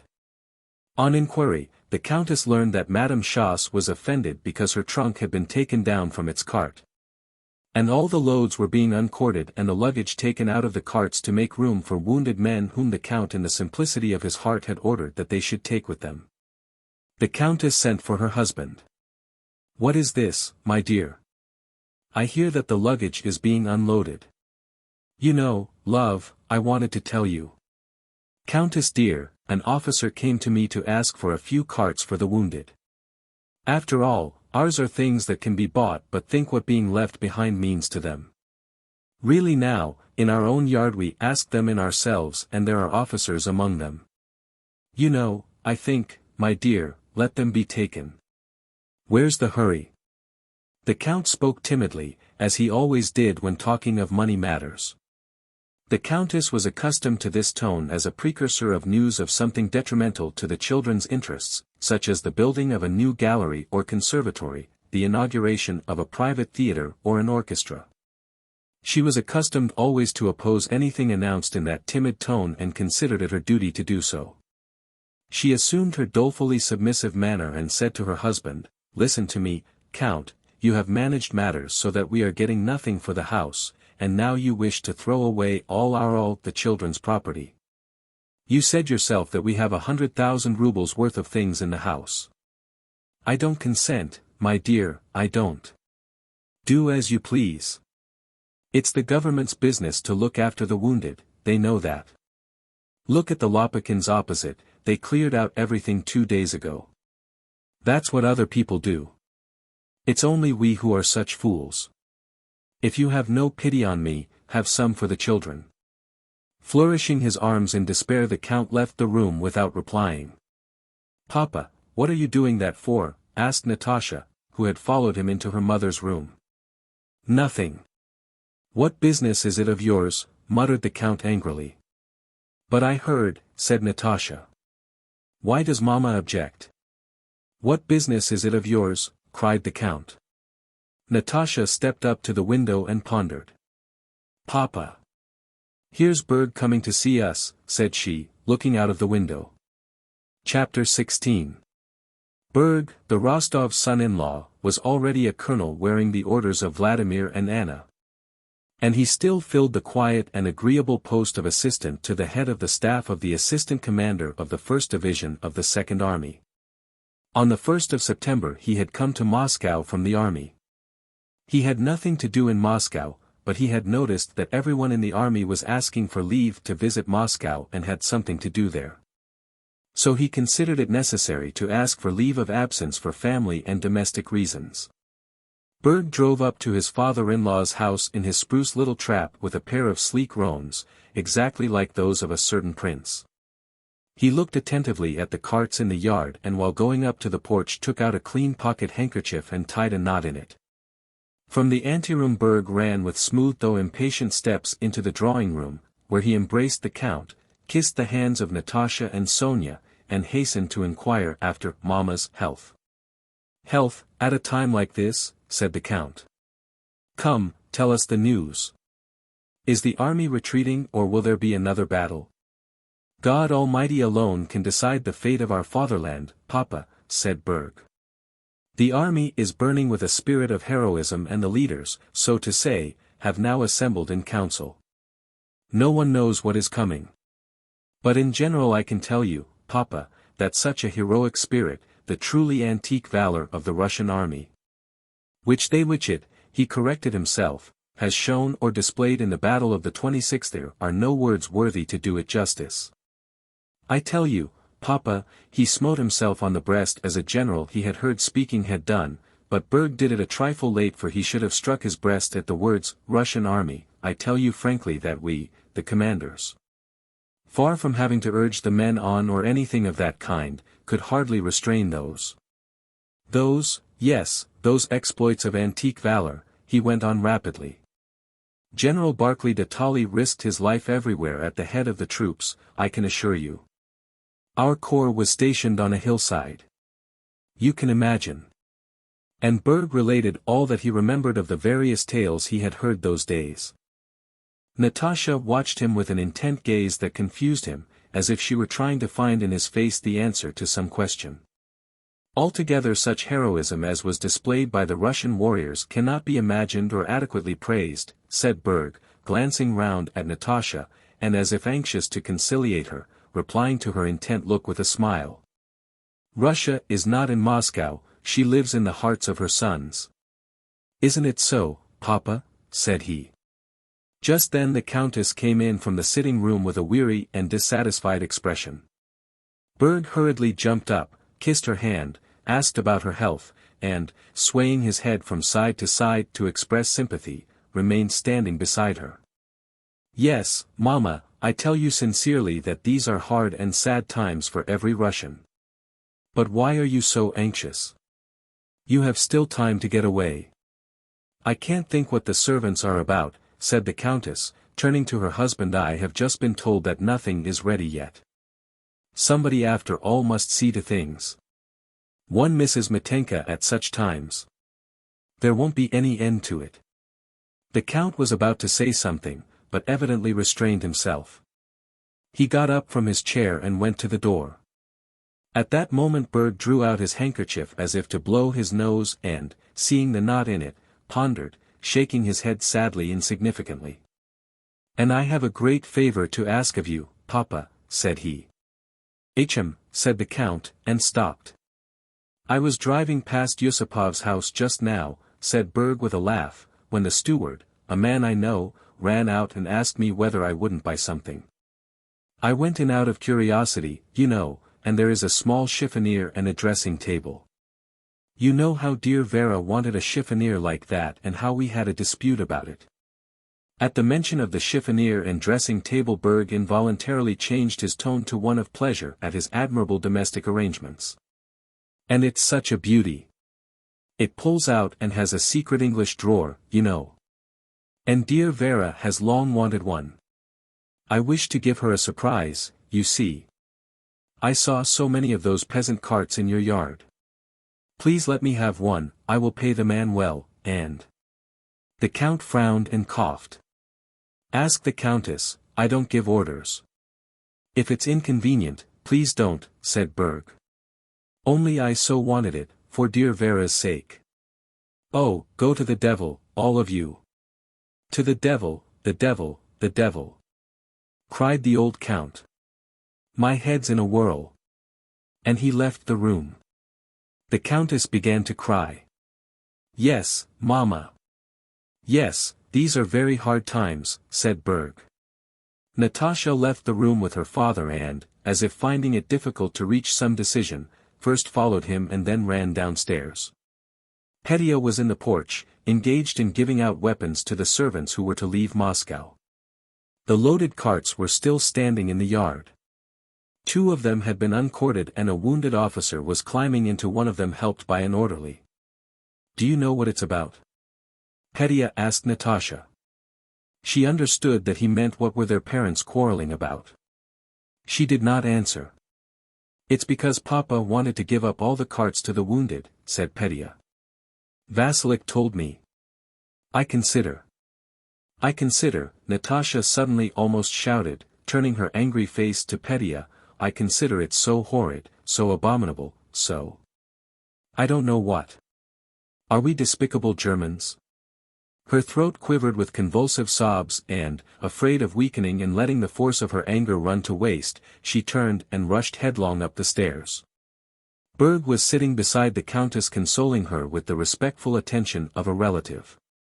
The count, pipe in hand, was pacing up and down the room, when Natasha, her face distorted by anger, burst in like a tempest and approached her mother with rapid steps. It's horrid. It's abominable. She screamed. You can't possibly have ordered it. Berg and the countess looked at her, perplexed and frightened. The count stood still at the window and listened. Mama, it's impossible, see what is going on in the yard, she cried. They will be left. What's the matter with you? Who are they? What do you want? Why, the wounded. It's impossible, Mama. It's monstrous. No, Mama darling, it's not the thing. Please forgive me, darling. Mama, what does it matter what we take away? Only look what is going on in the yard. Mama. It's impossible. The count stood by the window and listened without turning round. Suddenly he sniffed and put his face closer to the window. The countess glanced at her daughter, saw her face full of shame for her mother, saw her agitation, and understood why her husband did not turn to look at her now, and she glanced round quite disconcerted. Oh, do as you like. Am I hindering anyone? She said, not surrendering at once. Mama, darling, forgive me. But the countess pushed her daughter away and went up to her husband. My dear, you order what is right. You know I don't understand about it, said she, dropping her eyes shamefacedly. The eggs are teaching the hen, muttered the count through tears of joy, and he embraced his wife who was glad to hide her look of shame on his breast. Papa. Mama. May I see to it? May I? Asked Natasha. We will still take all the most necessary things. The count nodded affirmatively, and Natasha, at the rapid pace at which she used to run when playing at tag, ran through the ballroom to the anteroom and downstairs into the yard. The servants gathered round Natasha, but could not believe the strange order she brought them until the count himself, in his wife's name, confirmed the order to give up all the carts to the wounded and take the trunks to the storerooms. When they understood that order the servants set to work at this new task with pleasure and zeal. It no longer seemed strange to them but on the contrary it seemed the only thing that could be done. Just as a quarter of an hour before it had not seemed strange to anyone that the wounded should be left behind and the goods carted away but that had seemed the only thing to do. The whole household, as if to atone for not having done it sooner, set eagerly to work at the new task of placing the wounded in the carts. The wounded dragged themselves out of their rooms and stood with pale but happy faces round the carts. The news that carts were to be had spread to the neighboring houses, from which wounded men began to come into the Rostovs' yard. Many of the wounded asked them not to unload the carts but only to let them sit on the top of the things. But the work of unloading, once started, could not be arrested. It seemed not to matter whether all or only half the things were left behind. Cases full of china, bronzes, pictures, and mirrors that had been so carefully packed the night before now lay about the yard. And still they went on searching for and finding possibilities of unloading this or that and letting the wounded have another and yet another cart. "We can take 4 more men," said the steward. "They can have my trap, or else what is to become of them?" "Let them have my wardrobe cart," said the countess. "Dunyasha can go with me in the carriage." They unloaded the wardrobe cart and sent it to take wounded men from a house 2 doors off. The whole household, servants included, was bright and animated. Natasha was in a state of rapturous excitement such as she had not known for a long time. "What could we fasten this onto?" asked the servants, trying to fix a trunk on the narrow footboard behind a carriage. "We must keep at least 1 cart." "What's in it?" asked Natasha. "The count's books." "Leave it, Vasilik will put it away. It's not wanted." The phaeton was full of people and there was a doubt as to where Count Peter could sit. "On the box." "You'll sit on the box, won't you, Petya?" cried Natasha. Sonia too was busy all this time, but the aim of her efforts was quite different from Natasha's. She was putting away the things that had to be left behind and making a list of them as the countess wished, and she tried to get as much taken away with them as possible. Chapter 17. Before 2 o'clock in the afternoon the Rostovs' 4 carriages, packed full and with the horses harnessed, stood at the front door. One by one the carts with the wounded had moved out of the yard. The caleche in which Prince Andrew was being taken attracted Sonia's attention as it passed the front porch. With the help of a maid she was arranging a seat for the countess in the huge high coach that stood at the entrance. "Whose caleche is that?" she inquired, leaning out of the carriage window. "Why, didn't you know, miss?" replied the maid. "The wounded prince, he spent the night in our house and is going with us." "But who is it? What's his name?" "It's our intended, that was Prince Bolkonsky himself." "They say he is dying," replied the maid with a sigh. Sonia jumped out of the coach and ran to the countess. The countess, tired out and already dressed in shawl and bonnet for her journey, was pacing up and down the drawing-room, waiting for the household to assemble for the usual silent prayer with closed doors before starting. Natasha was not in the room. "Mama," said Sonia, "Prince Andrew is here, mortally wounded. He is going with us." The countess opened her eyes in dismay and, seizing Sonia's arm, glanced around. "Natasha," she murmured. At that moment this news had only one significance for both of them. They knew their Natasha, and alarm as to what would happen if she heard this news stifled all sympathy for the man they both liked. "Natasha does not know yet, but he is going with us," said Sonia. "You say he is dying?" Sonia nodded. The countess put her arms around Sonia and began to cry. The ways of God are past finding out.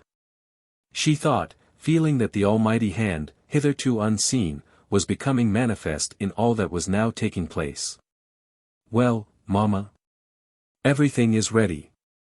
"What's the matter?" asked Natasha, as with animated face she ran into the room. "Nothing," answered the countess. "If everything is ready let us start." And the countess bent over her reticule to hide her agitated face. Sonia embraced Natasha and kissed her. Natasha looked at her inquiringly. "What is it? What has happened?" "Nothing." "No. Is it something very bad for me?"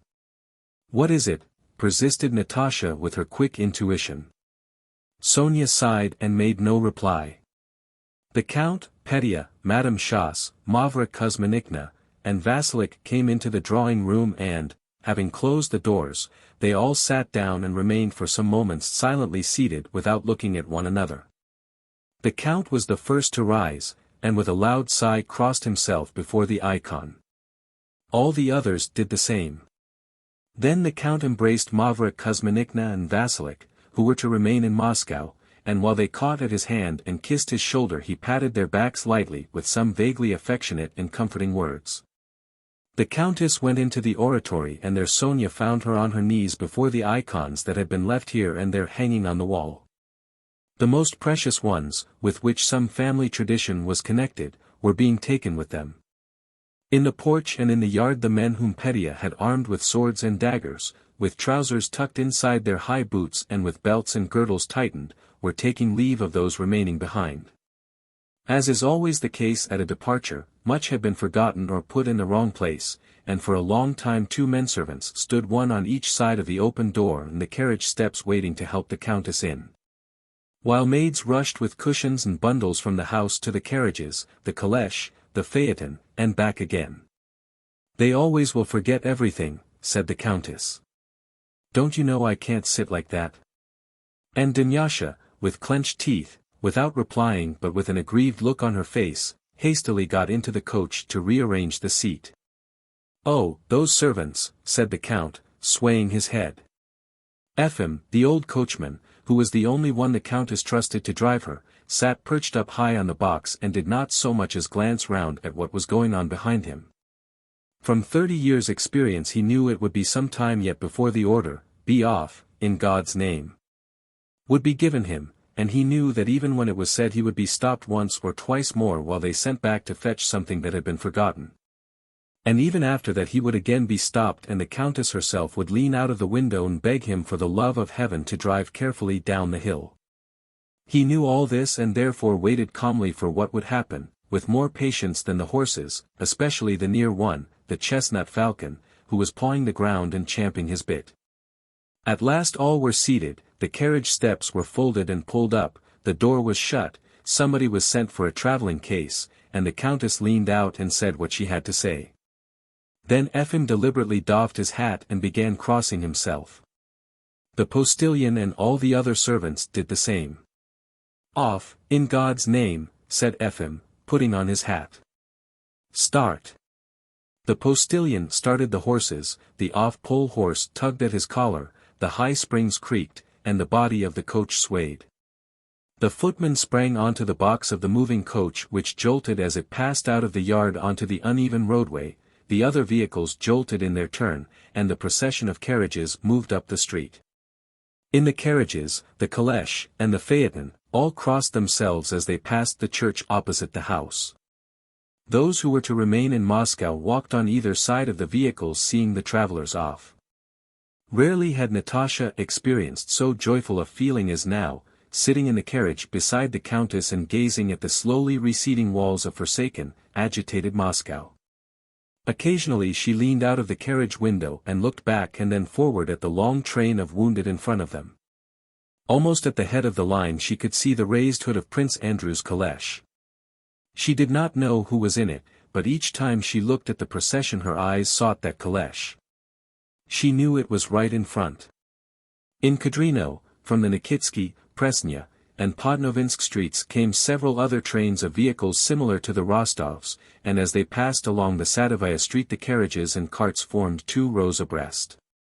As they were going round the Sukharov water tower Natasha, who was inquisitively and alertly scrutinizing the people driving or walking past, suddenly cried out in joyful surprise.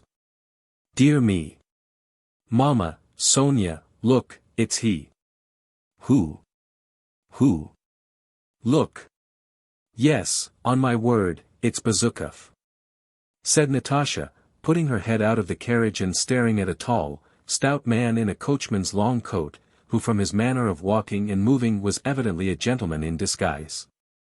And who was passing under the arch of the Sukharov tower accompanied by a small, sallow-faced, beardless old man in a frieze coat. "Yes, it really is Bezukhov in a coachman's coat, with a queer-looking old boy." "Really," said Natasha, "look, look." "No, it's not he." "How can you talk such nonsense?" "Mama," screamed Natasha, "I'll stake my head it's he. I assure you." "Stop, stop," she cried to the coachman. But the coachman could not stop, for from the Meshchansky street came more carts and carriages, and the Rostovs were being shouted at to move on and not block the way.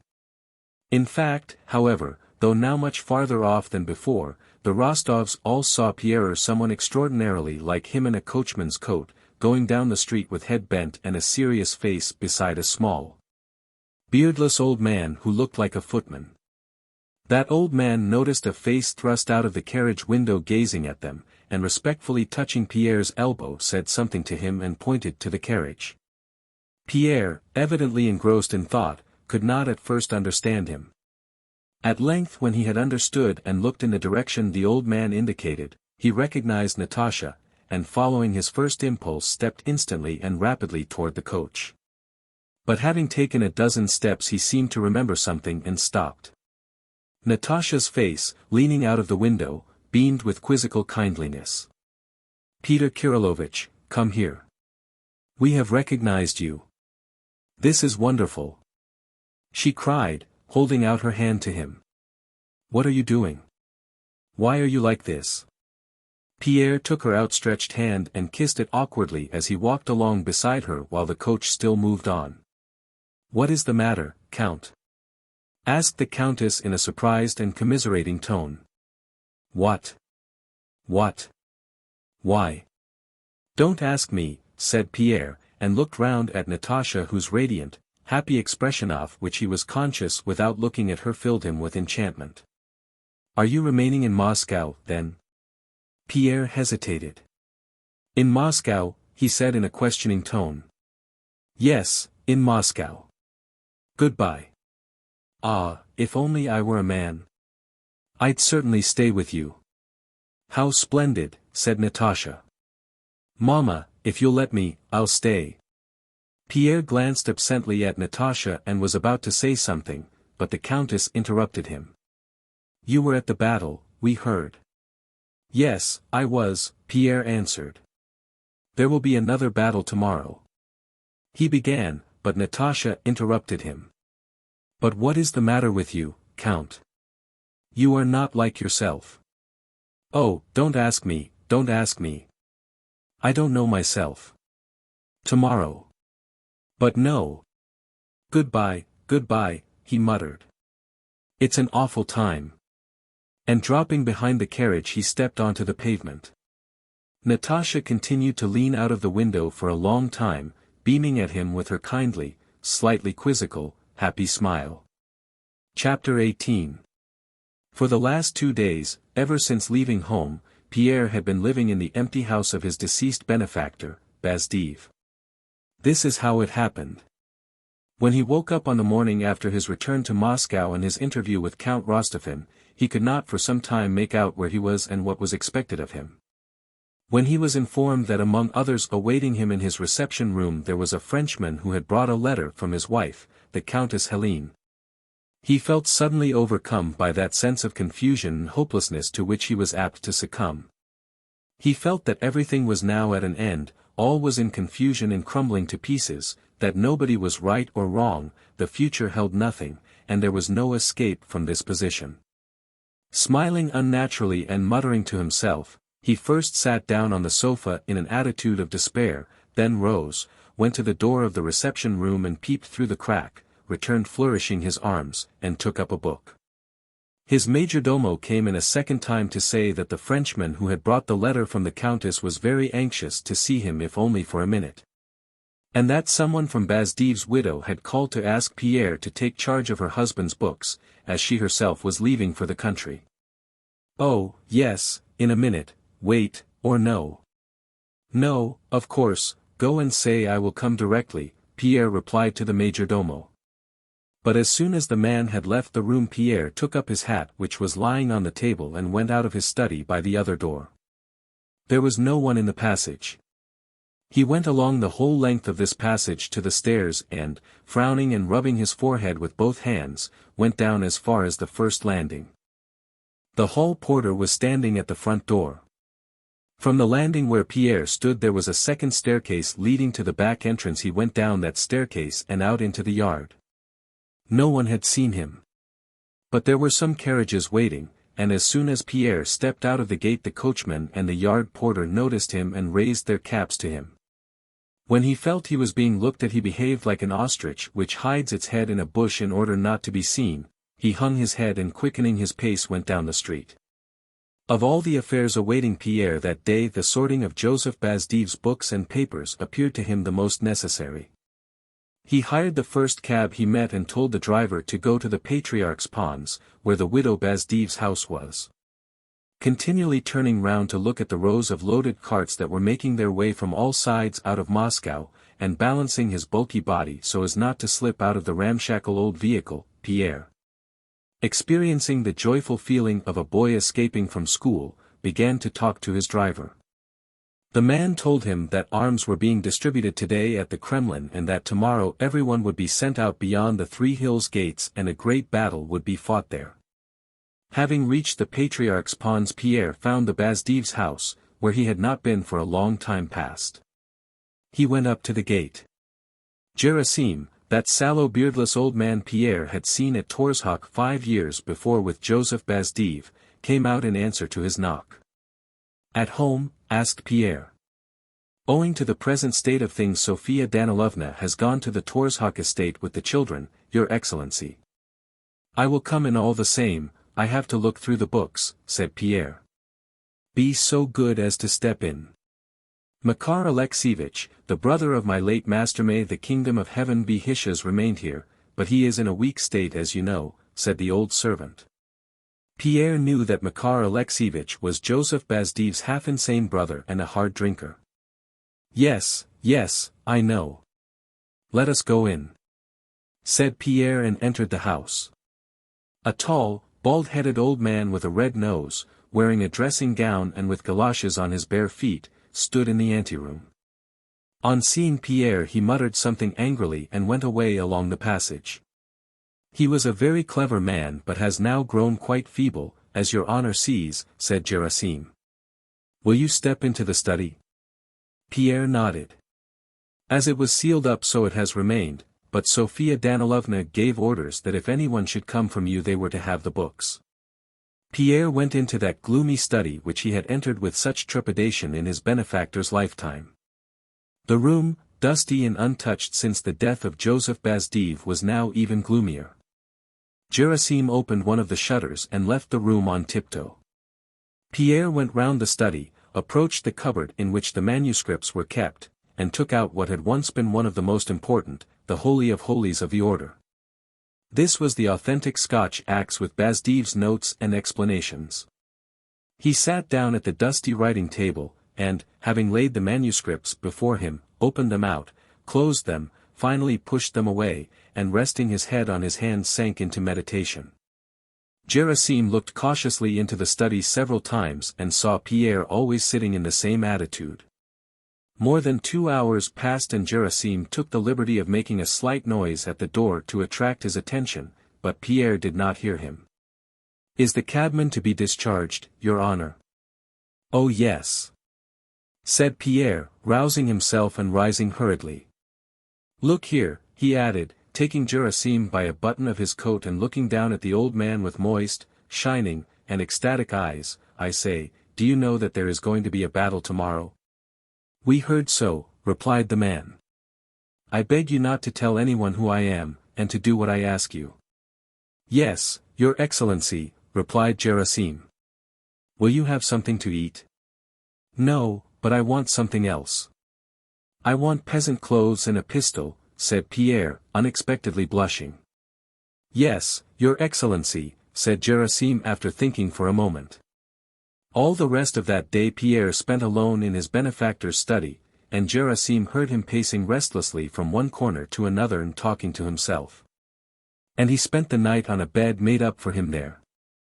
Gerasim, being a servant who in his time had seen many strange things, accepted Pierre's taking up his residence in the house without surprise, and seemed pleased to have someone to wait on.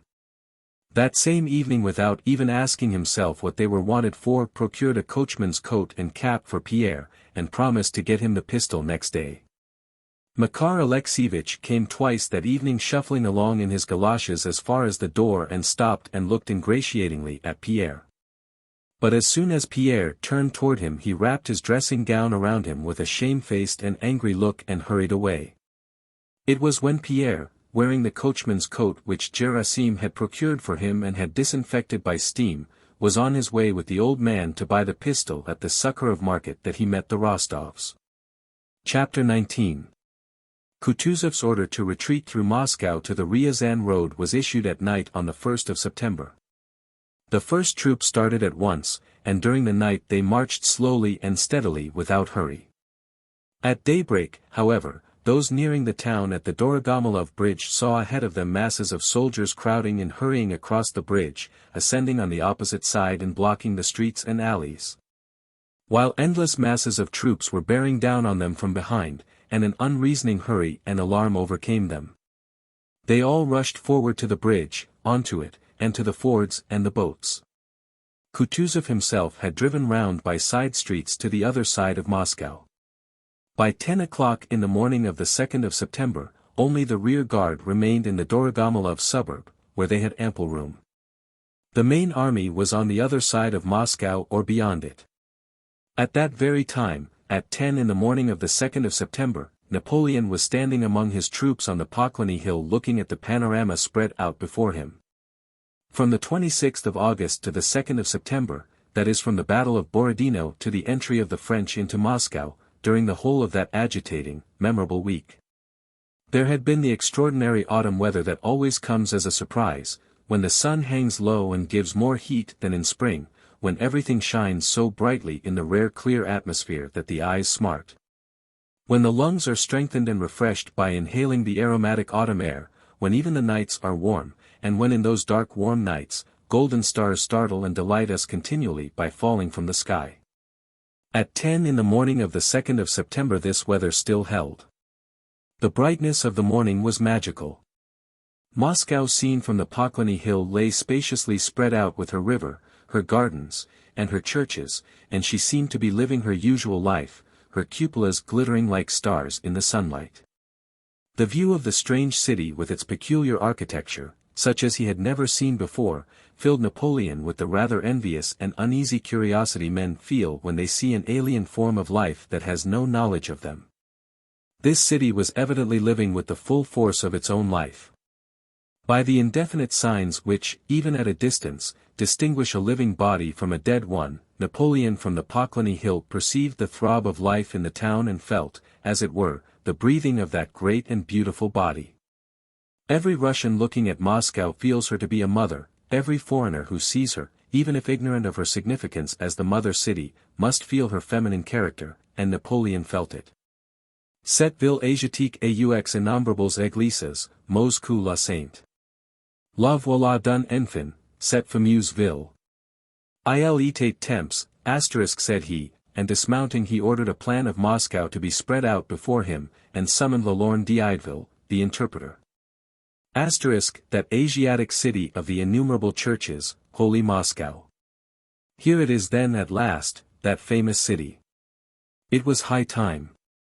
A town captured by the enemy is like a maid who has lost her honor, thought he had said so to Tuchkov at Smolensk. From that point of view he gazed at the oriental beauty he had not seen before.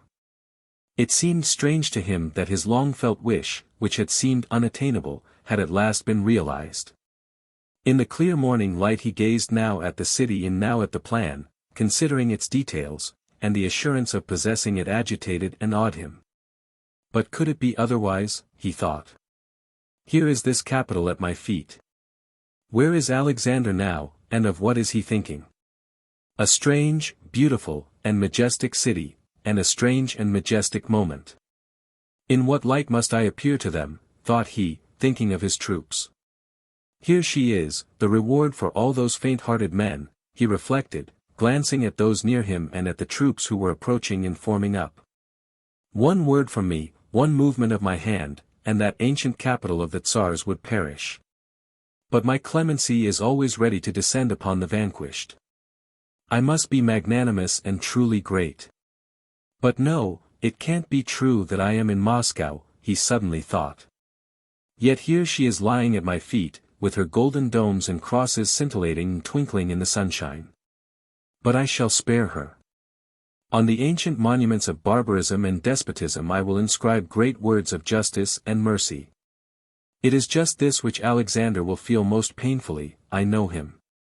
It seemed to Napoleon that the chief import of what was taking place lay in the personal struggle between himself and Alexander. From the height of the Kremlin, yes, there is the Kremlin, yes, I will give them just laws, I will teach them the meaning of true civilization, I will make generations of boyars remember their conqueror with love. I will tell the deputation that I did not, and do not, desire war, that I have waged war only against the false policy of their court. That I love and respect Alexander and that in Moscow I will accept terms of peace worthy of myself and of my people. I do not wish to utilize the fortunes of war to humiliate an honored monarch. Boyars, I will say to them, I do not desire war, I desire the peace and welfare of all my subjects. However, I know their presence will inspire me, and I shall speak to them as I always do, clearly, impressively, and majestically. But can it be true that I am in Moscow? Yes, there she lies. Quon emamin les boyars, said he to his suite. Bring the boyars to me. A general with a brilliant suite galloped off at once to fetch the boyars. 2 hours passed. Napoleon had lunched and was again standing in the same place on the Poklony Hill awaiting the deputation. His speech to the boyars had already taken definite shape in his imagination. That speech was full of dignity and greatness as Napoleon understood it. He was himself carried away by the tone of magnanimity he intended to adopt toward Moscow. In his imagination he appointed days for assemblies at the palace of the Tsars, at which Russian notables and his own would mingle. He mentally appointed a governor, one who would win the hearts of the people. Having learned that there were many charitable institutions in Moscow, he mentally decided that he would shower favors on them all. He thought that, as in Africa he had to put on a burnous and sit in a mosque, so in Moscow he must be beneficent like the Tsars. And in order finally to touch the hearts of the Russians and being like all Frenchmen unable to imagine anything sentimental without a reference to ma chère, ma tendre. Ma pauvre mère *, he decided that he would place an inscription on all these establishments in large letters, this establishment is dedicated to my dear mother. Or no, it should be simply, Maison de ma mère *, too, he concluded. But am I really in Moscow? Yes, here it lies before me, but why is the deputation from the city so long in appearing, he wondered. My dear, my tender, my poor mother. Too, house of my mother. Meanwhile an agitated consultation was being carried on in whispers among his generals and marshals at the rear of his suite. Those sent to fetch the deputation had returned with the news that Moscow was empty, that everyone had left it. The faces of those who were not conferring together were pale and perturbed. They were not alarmed by the fact that Moscow had been abandoned by its inhabitants, grave as that fact seemed. But by the question how to tell the emperor without putting him in the terrible position of appearing ridiculous that he had been awaiting the boyars so long in vain, that there were drunken mobs left in Moscow but no one else. Some said that a deputation of some sort must be scraped together, others disputed that opinion and maintained that the emperor should first be carefully and skillfully prepared, and then told the truth. He will have to be told, all the same, said some gentlemen of the suite. But, gentlemen, the position was the more awkward because the emperor, meditating upon his magnanimous plans, was pacing patiently up and down before the outspread map. Occasionally glancing along the road to Moscow from under his lifted hand with a bright and proud smile. But it's impossible, declared the gentlemen of the suite, shrugging their shoulders but not venturing to utter the implied wordle ridicule. At last the emperor, tired of futile expectation, his actor's instinct suggesting to him that the sublime moment having been too long drawn out was beginning to lose its sublimity, gave a sign with his hand. A single report of a signaling gun followed, and the troops, who were already spread out on different sides of Moscow, moved into the city through Tver, Kaluga, and Dorogomilov gates. Faster and faster, vying with one another, they moved at the double or at a trot, vanishing amid the clouds of dust they raised and making the air ring with a deafening roar of mingling shouts. Drawn on by the movement of his troops, Napoleon rode with them as far as the Dorogomilov gate, but there again stopped and, dismounting from his horse, paced for a long time by the Kamarkolevsky rampart, awaiting the deputation. Chapter 20. Meanwhile Moscow was empty. There were still people in it, perhaps a 50th part of its former inhabitants had remained, but it was empty. It was empty in the sense that a dying queenless hive is empty. In a queenless hive no life is left, though to a superficial glance it seems as much alive as other hives. The bees circle round a queenless hive in the hot beams of the midday sun as gaily as around the living hives. From a distance it smells of honey like the others, and bees fly in and out in the same way. But one has only to observe that hive to realize that there is no longer any life in it. The bees do not fly in the same way, the smell and the sound that meet the beekeeper are not the same. To the beekeeper's tap on the wall of the sick hive, instead of the former instant unanimous humming of tens of thousands of bees with their abdomens threateningly compressed, and producing by the rapid vibration of their wings an aerial living sound, the only reply is a disconnected buzzing from different parts of the deserted hive. From the alighting board, instead of the former spirituous fragrant smell of honey and venom, and the warm whiffs of crowded life, comes an odor of emptiness and decay mingling with the smell of honey. There are no longer sentinels sounding the alarm with their abdomens raised, and ready to die in defense of the hive. There is no longer the measured quiet sound of throbbing activity, like the sound of boiling water, but diverse discordant sounds of disorder. In and out of the hive long black robber bees smeared with honey fly timidly and shiftily. They do not sting, but crawl away from danger. Formerly only bees laden with honey flew into the hive, and they flew out empty, now they fly out laden. The beekeeper opens the lower part of the hive and peers in. Instead of black, glossy bees tamed by toil, clinging to one another's legs and drawing out the wax, with a ceaseless hum of labor that used to hang in long clusters down to the floor of the hive. Drowsy shriveled bees crawl about separately in various directions on the floor and walls of the hive. Instead of a neatly glued floor, swept by the bees with the fanning of their wings, there is a floor littered with bits of wax, excrement, dying bees scarcely moving their legs, and dead ones that have not been cleared away. The beekeeper opens the upper part of the hive and examines the super. Instead of serried rows of bees sealing up every gap in the combs and keeping the brood warm, he sees the skillful complex structures of the combs, but no longer in their former state of purity. All is neglected and foul. Black robber bees are swiftly and stealthily prowling about the combs, and the short home bees, shriveled and listless as if they were old, creep slowly about without trying to hinder the robbers, having lost all motive and all sense of life. Drones, bumblebees, wasps, and butterflies knock awkwardly against the walls of the hive in their flight. Here and there among the cells containing dead brood and honey an angry buzzing can sometimes be heard. Here and there a couple of bees, by force of habit and custom cleaning out the brood cells, with efforts beyond their strength laboriously drag away a dead bee or bumblebee without knowing why they do it. In another corner two old bees are languidly fighting, or cleaning themselves, or feeding one another, without themselves knowing whether they do it with friendly or hostile intent.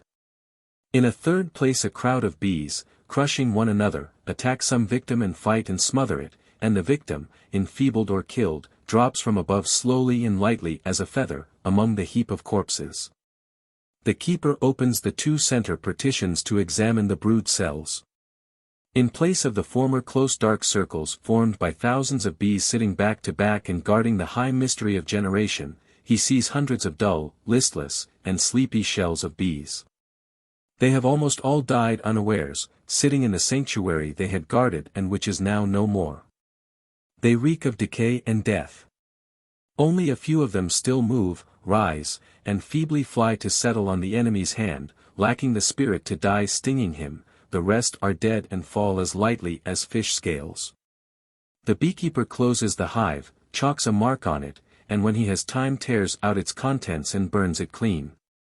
So in the same way Moscow was empty when Napoleon, weary, uneasy, and morose, paced up and down in front of the Kamerkalevsky rampart, awaiting what to his mind was a necessary, if but formal, observance of the proprietisa deputation. In various corners of Moscow there still remained a few people aimlessly moving about, following their old habits and hardly aware of what they were doing. When with due circumspection Napoleon was informed that Moscow was empty, He looked angrily at his informant, turned away, and silently continued to walk to and fro. "My carriage," he said. He took his seat beside the aide-de-camp on duty and drove into the suburb. Moscow deserted, he said to himself. What an incredible event. He did not drive into the town, but put up at an inn in the Dorogomilov suburb. The coup d'etat had not come off. Chapter 21. The Russian troops were passing through Moscow from 2 o'clock at night till 2 in the afternoon and bore away with them the wounded and the last of the inhabitants who were leaving. The greatest crush during the movement of the troops took place at the Stone, Moskva, and Yauza bridges. While the troops, dividing into two parts when passing around the Kremlin, were thronging the Moskva and the Stone bridges, a great many soldiers, taking advantage of the stoppage and congestion, turned back from the bridges and slipped stealthily and silently past the church of Vasily the Beatified and under the Borovitsky gate. Back up the hill to the Red Square where some instinct told them they could easily take things not belonging to them. Crowds of the kind seen at cheap sales filled all the passages and alleys of the bazaar, but there were no dealers with voices of ingratiating affability inviting customers to enter. There were no hawkers, nor the usual motley crowd of female purchasers, but only soldiers, in uniforms and overcoats though without muskets, entering the bazaar empty-handed and silently making their way out through its passages with bundles. Tradesmen and their assistants, of whom there were but few, moved about among the soldiers quite bewildered. They unlocked their shops and locked them up again, and themselves carried goods away with the help their assistants. On the square in front of the bazaar were drummers beating the muster call. But the roll of the drums did not make the looting soldiers run in the direction of the drum as formerly, but made them, on the contrary, run farther away. Among the soldiers in the shops and passages some men were to be seen in grey coats, with closely shaven heads. Two officers, one with a scarf over his uniform and mounted on a lean, dark grey horse, the other in an overcoat and on foot, stood at the corner of Ilyinka Street, talking. A third officer galloped up to them. The general orders them all to be driven out at once, without fail. This is outrageous. Half the men have dispersed. Where are you off to? Where? He shouted to 3 infantrymen without muskets who, holding up the skirts of their overcoats, were slipping past him into the bazaar passage. Stop, you rascals. But how are you going to stop them? Replied another officer. There is no getting them together. The army should push on before the rest bolt, that's all. How can one push on? They are stuck there, wedged on the bridge, and don't move. Shouldn't we put a cordon round to prevent the rest from running away? Come, go in there and drive them out, shouted the senior officer. The officer in the scarf dismounted, called up a drummer, and went with him into the arcade. Some soldiers started running away in a group. A shopkeeper with red pimples on his cheeks near the nose, and a calm, persistent, calculating expression on his plump face, hurriedly and ostentatiously approached the officer, swinging his arms.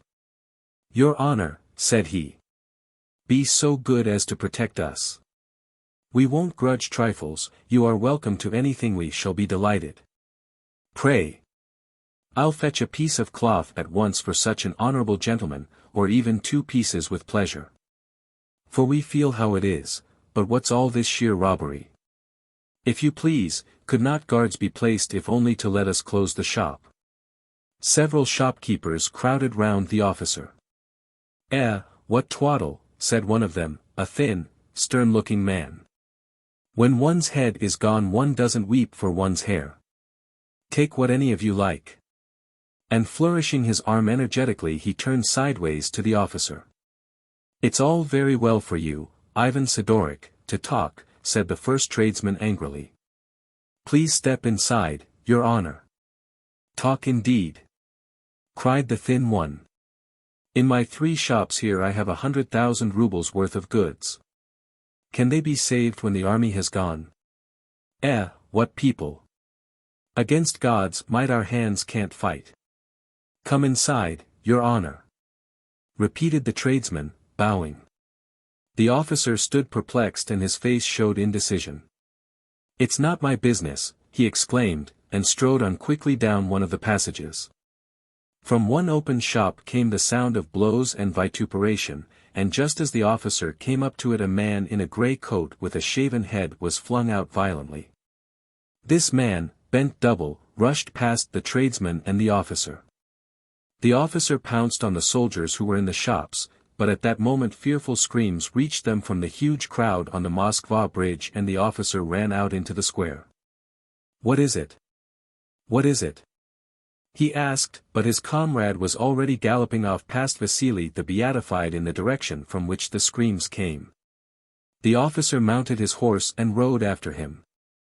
When he reached the bridge he saw 2 unlimbered guns, the infantry crossing the bridge, several overturned carts, and frightened and laughing faces among the troops.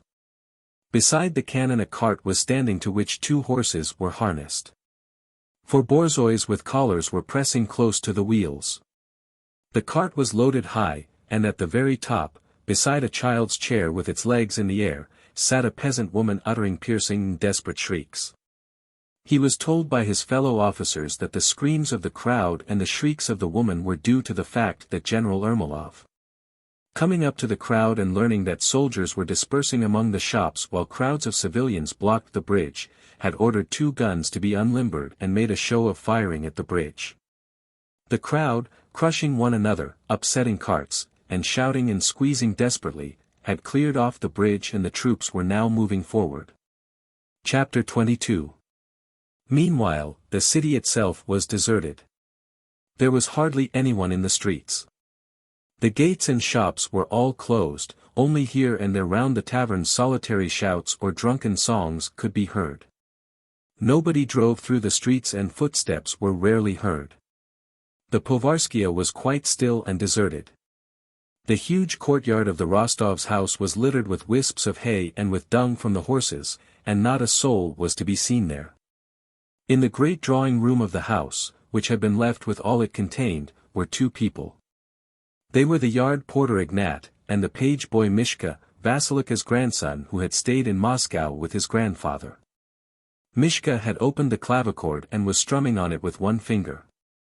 The yard porter, his arms akimbo, stood smiling with satisfaction before the large mirror. "Isn't it fine, Uncle Ignat?" said the boy, suddenly beginning to strike the keyboard with both hands. "Only fancy," answered Ignat, surprised at the broadening grin on his face in the mirror. "Impudence! Impudence!" They heard behind them the voice of Mavra Kuzminikna who had entered silently. "How he's grinning, the fat mug. Is that what you're here for? Nothing's cleared away down there and Vasilik is worn out. Just you wait a bit." Ignat left off smiling, adjusted his belt, and went out of the room with meekly downcast eyes. "Aunt, I did it gently," said the boy. "I'll give you something gently, you monkey you," cried Mavra Kuzminikna, raising her arm threateningly. "Go and get the samovar to boil for your grandfather." Mavra Kuzminikna flicked the dust off the clavichord and closed it, and with a deep sigh left the drawing room and locked its main door. Going out into the yard she paused to consider where she should go next to drink tea in the servants' wing with Vasilik, or into the storeroom to put away what still lay about. She heard the sound of quick footsteps in the quiet street. Someone stopped at the gate, and the latch rattled as someone tried to open it. Mavra Kuzminikna went to the gate. "Who do you want?" "The Count Ilya Andreevich Rostov." "And who are you?" "An officer, I have to see him," came the reply in a pleasant, well-bred Russian voice. Mavra Kuzminikna opened the gate and an officer of 18, with the round face of a Rostov, entered the yard. "They have gone away, sir." "Went away yesterday at vespertime," said Mavra Kuzminikna cordially. The young officer standing in the gateway, as if hesitating whether to enter or not, clicked his tongue. "Ah, how annoying," he muttered. "I should have come yesterday. Ah, what a pity." Meanwhile, Mavra Kuzminikna was attentively and sympathetically examining the familiar Rostov features of the young man's face, his tattered coat and trodden-down boots. "What did you want to see the Count for?" she asked. "Oh well, it can't be helped," said he in a tone of vexation, and placed his hand on the gate as if to leave. He again paused in indecision. "You see," he suddenly said, "I am a kinsman of the Count's and he has been very kind to me. As you see," he glanced with an amused air and good-natured smile at his coat and boots, "my things are worn out and I have no money, so I was going to ask the Count." Mavra Kuzminikna did not let him finish. "Just wait a minute, sir. One little moment," said she. And as soon as the officer let go of the gate handle she turned and, hurrying away on her old legs, went through the backyard to the servants' quarters. While Mavra Kuzminikna was running to her room, the officer walked about the yard gazing at his worn-out boots with lowered head and a faint smile on his lips. "What a pity I've missed Uncle. What a nice old woman. Where has she run off to? And how am I to find the nearest way to overtake my regiment, which must by now be getting near the Rogozhsky gate," thought he. Just then Mavra Kuzminikna appeared from behind the corner of the house with a frightened yet resolute look, carrying a rolled-up check kerchief in her hand. While still a few steps from the officer she unfolded the kerchief and took out of it a white 25-ruble assignat and hastily handed it to him. If His Excellency had been at home, as a kinsman he would of course, but as it is. Mavra Kuzminikna grew abashed and confused. The officer did not decline, but took the note quietly and thanked her. If the Count had been at home. Mavra Kuzminikna went on apologetically. "Christ be with you, sir. May God preserve you," said she, bowing as she saw him out. Swaying his head and smiling as if amused at himself, the officer ran almost at a trot through the deserted streets toward the Yauza bridge to overtake his regiment. But Mavra Kuzminikna stood at the closed gate for some time with moist eyes, pensively swaying her head and feeling an unexpected flow of motherly tenderness and pity for the unknown young officer. Chapter 23. From an unfinished house on the Varvarka, the ground floor of which was a dram shop, came drunken shouts and songs. On benches round the tables in a dirty little room sat some 10 factory hands. Tipsy and perspiring, with dim eyes and wide-open mouths, they were all laboriously singing some song or other. They were singing discordantly, arduously, and with great effort, evidently not because they wished to sing, but because they wanted to show they were drunk and on a spree.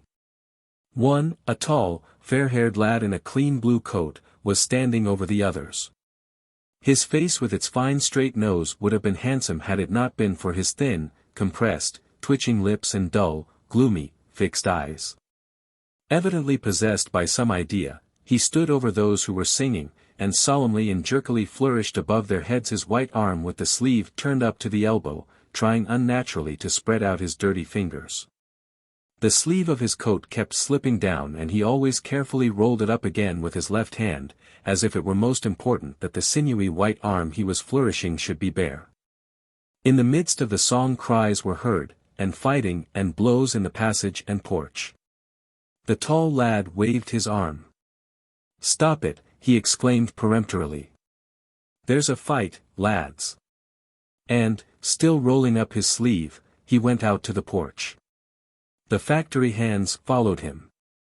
These men, who under the leadership of the tall lad were drinking in the dram shop that morning, had brought the publican some skins from the factory and for this had drink served them. The blacksmiths from a neighboring smithy, hearing the sounds of revelry in the tavern and supposing it to have been broken into, wished to force their way into and a fight in the porch had resulted. The publican was fighting one of the smiths at the door, and when the workman came out the smith, wrenching himself free from the tavern keeper, fell face downward on the pavement. Another smith tried to enter the doorway, pressing against the publican with his chest. The lad with the turned-up sleeve gave the smith a blow in the face and cried wildly, "They're fighting us, lads." At that moment the first smith got up and, scratching his bruised face to make it bleed, shouted in a tearful voice, "Police! Murder! They've killed a man, lads! Oh, gracious me, a man beaten to death killed!" screamed a woman coming out of a gate close by. A crowd gathered round the blood-stained smith. "Haven't you robbed people enough taking their last shirts?" said a voice addressing the publican. What have you killed a man for, you thief?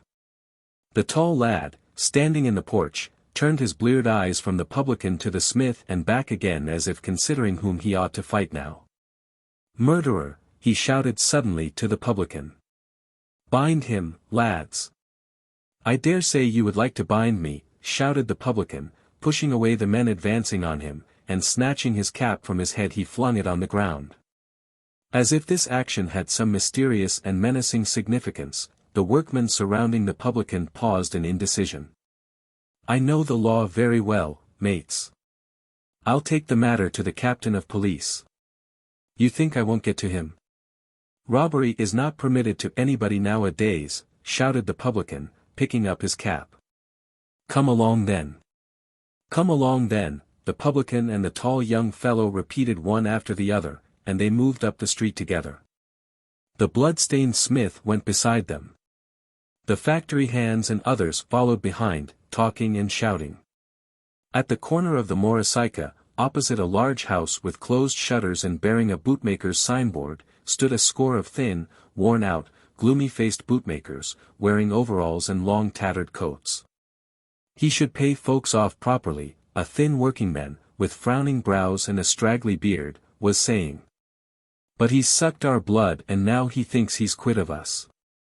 He's been misleading us all the week and now that he's brought us to this pass he's made off. On seeing the crowd and the blood-stained man the workmen ceased speaking, and with eager curiosity all the bootmakers joined the moving crowd. Where are all the folks going? Why, to the police, of course. I say, is it true that we have been beaten? And what did you think? Look what folks are saying. Questions and answers were heard.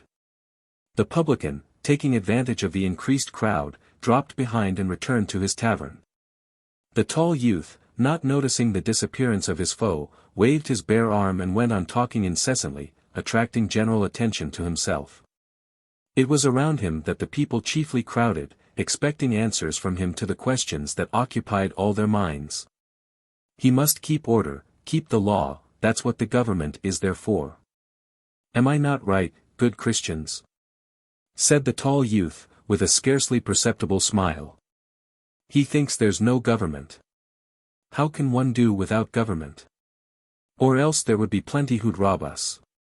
Why talk nonsense, rejoined voices in the crowd. Will they give up Moscow like this? They told you that for fun, and you believed it. Aren't there plenty of troops on the march? Let him in, indeed. That's what the government is for. You'd better listen to what people are saying, said some of the mob pointing to the tall youth. By the wall of Chinatown a smaller group of people were gathered round a man in a frieze coat who held a paper in his hand. An ukase, they are reading an ukase. Reading an ukase, cried voices in the crowd, and the people rushed toward the reader. The man in the frieze coat was reading the broadsheet of August 31st. When the crowd collected round him he seemed confused, but at the demand of the tall lad who had pushed his way up to him. He began in a rather tremulous voice to read the sheet from the beginning. Early tomorrow I shall go to His Serene Highness, he read. Serene Highness, said the tall fellow with a triumphant smile on his lips and a frown on his brow, to consult with him to act, and to aid the army to exterminate these scoundrels. We too will take part. The reader went on, and then paused. Do you see, shouted the youth victoriously, he's going to clear up the whole affair for you, in destroying them, and will send these visitors to the devil. I will come back to dinner, and will set to work. We will do, completely do, and undo these scoundrels. The last words were read out in the midst of complete silence. The tall lad hung his head gloomily. It was evident that no one had understood the last part. In particular, the words, I will come back to dinner, evidently displeased both reader and audience. The people's minds were tuned to a high pitch and this was too simple and needlessly comprehensible. It was what any one of them might have said and therefore was what an ukase emanating from the highest authority should not say. They all stood despondent and silent. The tall youth moved his lips and swayed from side to side. We should ask him, that's he himself. Yes, ask him indeed. Why not? He'll explain. Voices in the rear of the crowd were suddenly heard saying, and the general attention turned to the police superintendent's trap which drove into the square attended by 2 mounted dragoons. The superintendent of police, who had that morning by Count Rostofin's orders to burn the barges and had in connection with that matter acquired a large sum of money which was at that moment in his pocket, on seeing a crowd bearing down upon him told his coachman to stop. "What people are these?" he shouted to the men, who were moving singly and timidly in the direction of his trap. "What people are these?" he shouted again, receiving no answer. "Your honor," replied the shopman in the frieze coat, "your honor, in accord with the proclamation of His Highest Excellency the Count, they desire to serve, not sparing their lives, and it is not any kind of riot, but as His Highest Excellence said. The Count has not left, he is here, and an order will be issued concerning you," said the superintendent of police. "Go on," he ordered his coachman. The crowd halted, pressing around those who had heard what the superintendent had said, and looking at the departing trap. The superintendent of police turned round at that moment with a scared look, said something to his coachman, and his horses increased their speed. "It's a fraud, lads. Lead the way to him, himself," shouted the tall youth. "Don't let him go, lads. Let him answer us." "Keep him," shouted different people, and the people dashed in pursuit of the trap. Following the superintendent of police and talking loudly, the crowd went in the direction of the Lubyanka Street. "There now, the gentry and merchants have gone away and left us to perish. Do they think we're dogs?" voices in the crowd were heard saying more and more frequently. Chapter 24. On the evening of the 1st of September, after his interview with Kutuzov, Count Rostofin had returned to Moscow mortified and offended because he had not been invited to attend the council of war, and because Kutuzov had paid no attention to his offer to take part in the defense of the city. Amazed also at the novel outlook revealed to him at the camp, which treated the tranquility of the capital and its patriotic fervor as not merely secondary but quite irrelevant and unimportant matters. Distressed, offended, and surprised by all this, Rostofin had returned to Moscow. After supper he lay down on a sofa without undressing, and was awakened soon after midnight by a courier bringing him a letter from Kutuzov.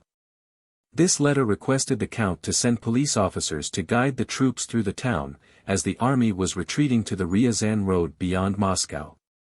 This was not news to Rostofin. He had known that Moscow would be abandoned not merely since his interview the previous day with Kutuzov on the Poklony Hill but ever since the Battle of Borodino. For all the generals who came to Moscow after that battle had said unanimously that it was impossible to fight another battle, and since then the government property had been removed every night, and half the inhabitants had left the city with Rostofin's own permission. Yet all the same this information astonished and irritated the count, coming as it did in the form of a simple note with an order from Kutuzov, and received at night, breaking in on his beauty sleep. When later on in his memoirs Count Rostofin explained his actions at this time, he repeatedly says that he was then actuated by 2 important considerations: to maintain tranquility in Moscow and expedite the departure of the inhabitants. If one accepts this twofold aim, all Rostofin's actions appear irreproachable. Why were the holy relics, the arms, ammunition, gunpowder, and stores of corn not removed? Why were thousands of inhabitants deceived into believing that Moscow would not be given up and thereby ruined? To presence the tranquility of the city, explains Count Rostofin. Why were bundles of useless papers from the government offices, and Lepitch's balloon and other articles removed? To leave the town empty, explains Count Rostofin. One need only admit that public tranquility is in danger and any action finds a justification. All the horrors of the Reign of Terror were based only on solicitude for public tranquility. On what, then, was Count Rostofin's fear for the tranquility of Moscow based in 1812? What reason was there for assuming any probability of an uprising in the city? The inhabitants were leaving it and the retreating troops were filling it. Why should that cause the masses to riot? Neither in Moscow nor anywhere in Russia did anything resembling an insurrection ever occur when the enemy entered a town. More than 10,000 people were still in Moscow on the 1st and 2nd of September, and except for a mob in the governor's courtyard, assembled there at his bidding, nothing happened. It is obvious that there would have been even less reason to expect a disturbance among the people if after the Battle of Borodino, when the surrender of Moscow became certain or at least probable, Rostophin, instead of exciting the people by distributing arms and broadsheets, had taken steps to remove all the holy relics, the gunpowder, munitions, and money, and had told the population plainly that the town would be abandoned. Rostophin, though he had patriotic sentiments, was a sanguine and impulsive man who had always moved in the highest administrative circles and had no understanding at all of the people he supposed himself to be guiding. Ever since the enemy's entry into Smolensk, he had in imagination been playing the role of director of the popular feeling of the heart of Russia. Not only did it seem to him, as to all administrators, that he controlled the external actions of Moscow's inhabitants, but he also thought he controlled their mental attitude by means of his broadsheets and posters, written in a coarse tone which the people despise in their own class and do not understand from those in authority. Rostophin was so pleased with the fine role of leader of popular feeling, and had grown so used to it, that the necessity of relinquishing that role and abandoning Moscow without any heroic display took him unawares, and he suddenly felt the ground slip away from under his feet, so that he positively did not know what to do. Though he knew it was coming, he did not till the last moment wholeheartedly believe that Moscow would be abandoned, and did not prepare for it. The inhabitants left against his wishes.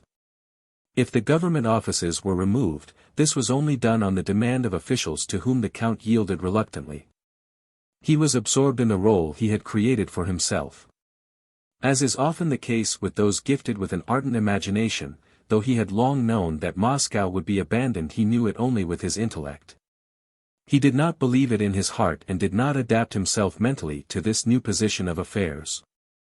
All his painstaking and energetic activity, in how far it was useful and had any effect on the people is another question, had been simply directed toward arousing in the masses his own feeling of patriotic hatred of the French.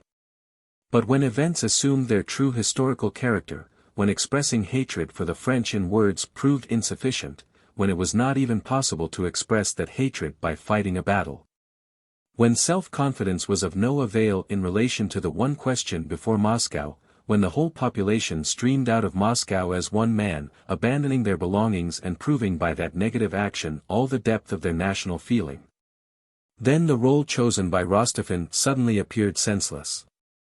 He unexpectedly felt himself ridiculous, weak, and alone, with no ground to stand on. When, awakened from his sleep, he received that cold, peremptory note from Kutuzov, he felt the more irritated the more he felt himself to blame. All that he had been specially put in charge of, the state property which he should have removed, was still in Moscow, and it was no longer possible to take the whole of it away. Who is to blame for it?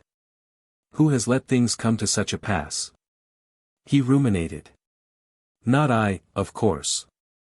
I had everything ready. I had Moscow firmly in hand. And this is what they have let it come to. Villains. Traitors.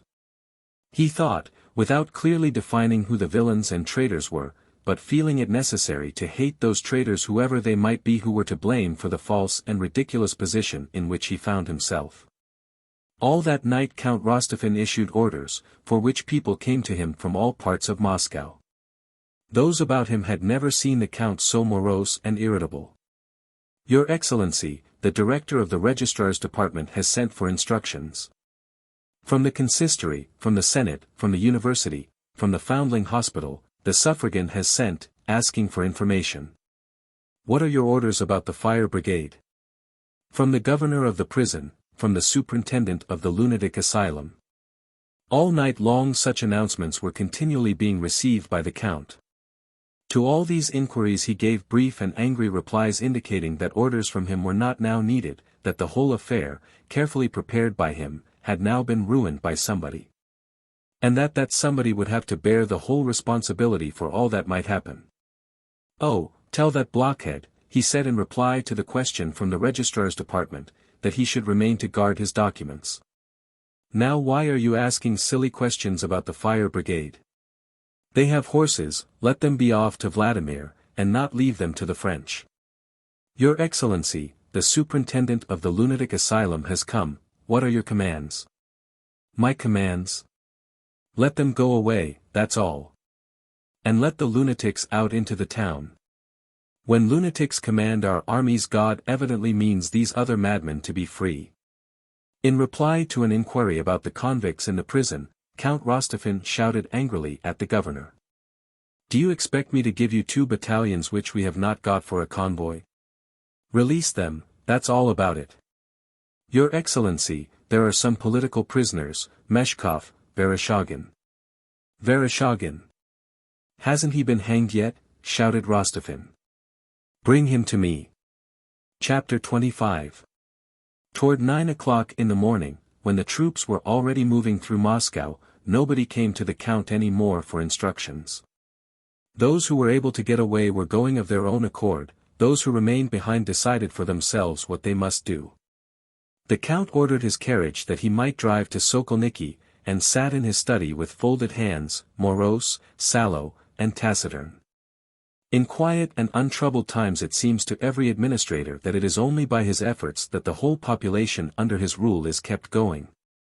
And in this consciousness of being indispensable every administrator finds the chief reward of his labor and efforts. While the sea of history remains calm, the ruler-administrator in his frail bark, holding on with a boat hooked to the ship of the people and himself moving, naturally imagines that his efforts move the ship he is holding on to. But as soon as a storm arises and the sea begins to heave and the ship to move, such a delusion is no longer possible. The ship moves independently with its own enormous motion, the boat hook no longer reaches the moving vessel, and suddenly the administrator, instead of appearing a ruler and a source of power, becomes an insignificant, useless, feeble man. Rostophin felt this, and it was this which exasperated him. The superintendent of police, whom the crowd had stopped, went in to see him at the same time as an adjutant who informed the count that the horses were harnessed. They were both pale, and the superintendent of police, after reporting that he had executed the instructions he had received, informed the count that an immense crowd had collected in the courtyard and wished to see him. Without saying a word, Rostophin rose and walked hastily to his light, luxurious drawing-room, went to the balcony door, took hold of the handle, let it go again, and went to the window from which he had a better view of the whole crowd.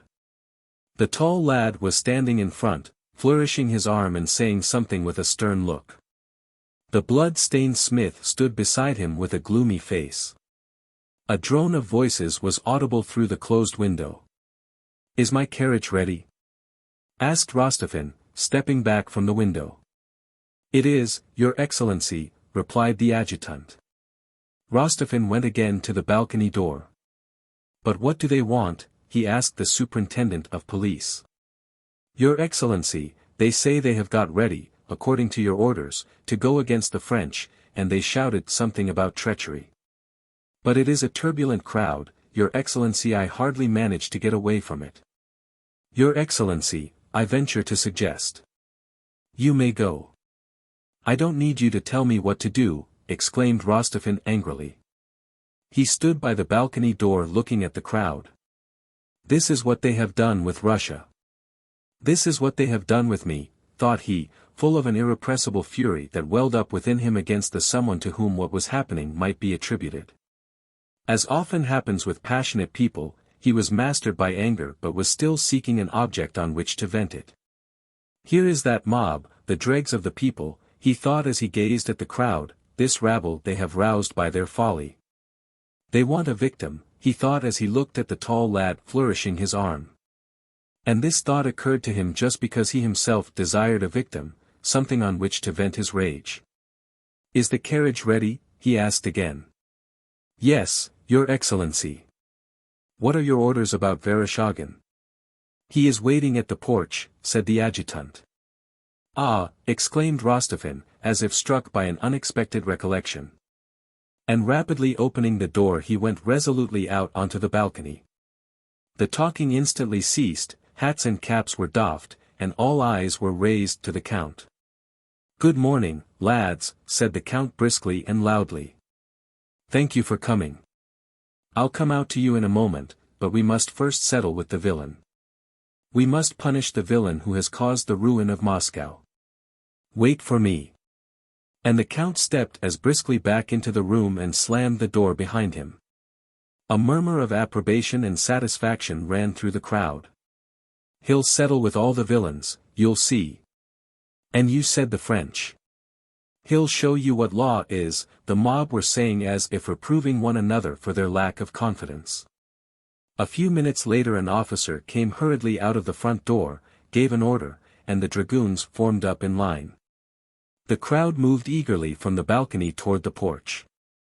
Rostophin, coming out there with quick angry steps, looked hastily around as if seeking someone. "Where is he?" he inquired. And as he spoke he saw a young man coming round the corner of the house between two dragoons. He had a long thin neck, and his head, that had been half shaved, was again covered by short hair. This young man was dressed in a threadbare blue cloth coat lined with fox fur, that had once been smart, and dirty hempen convict trousers, over which were pulled his thin, dirty, trodden-down boots. On his thin, weak legs were heavy chains which hampered his irresolute movements.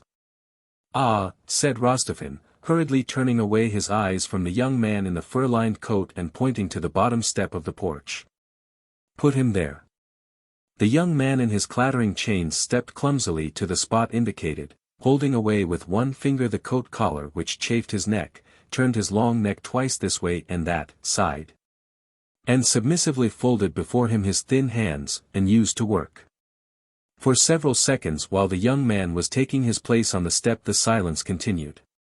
Only among the back rows of the people, who were all pressing toward the one spot, could sighs, groans, and the shuffling of feet be heard.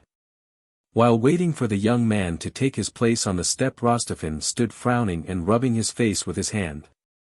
"Lads," said he, with a metallic ring in his voice. "This man, Vereshchagin, is the scoundrel by whose doing Moscow is perishing." The young man in the fur-lined coat, stooping a little, stood in a submissive attitude, his fingers clasped before him. His emaciated young face, disfigured by the half-shaven head, hung down hopelessly. At the count's first words he raised it slowly and looked up at him as if wishing to say something or at least to meet his eye.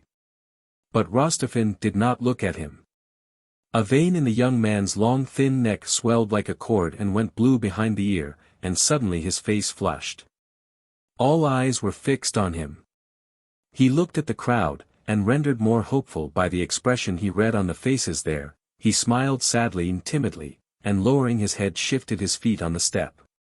He has betrayed his Tsar and his country, he had gone over to Bonaparte. He alone of all the Russians has disgraced the Russian name, he has caused Moscow to perish, said Rostophin in a sharp, even voice, but suddenly he glanced down at Vereshchagin who continued to stand in the same submissive attitude. As if inflamed by the sight, he raised his arm and addressed the people, almost shouting. "Deal with him as you think fit. I hand him over to you." The crowd remained silent and only pressed closer and closer to one another. To keep one another back, to breathe in that stifling atmosphere, to be unable to stir, and to await something unknown, uncomprehended, and terrible, was becoming unbearable. Those standing in front, who had seen and heard what had taken place before them, all stood with wide open eyes and mouths, straining with all their strength, and held back the crowd that was pushing behind them. "Beat him! Let the traitor perish and not disgrace the Russian name," shouted Rostophin. "Cut him down! I command it." Hearing not so much the words as the angry tone of Rostophin's voice, the crowd moaned and heaved forward, but again paused. "Count!"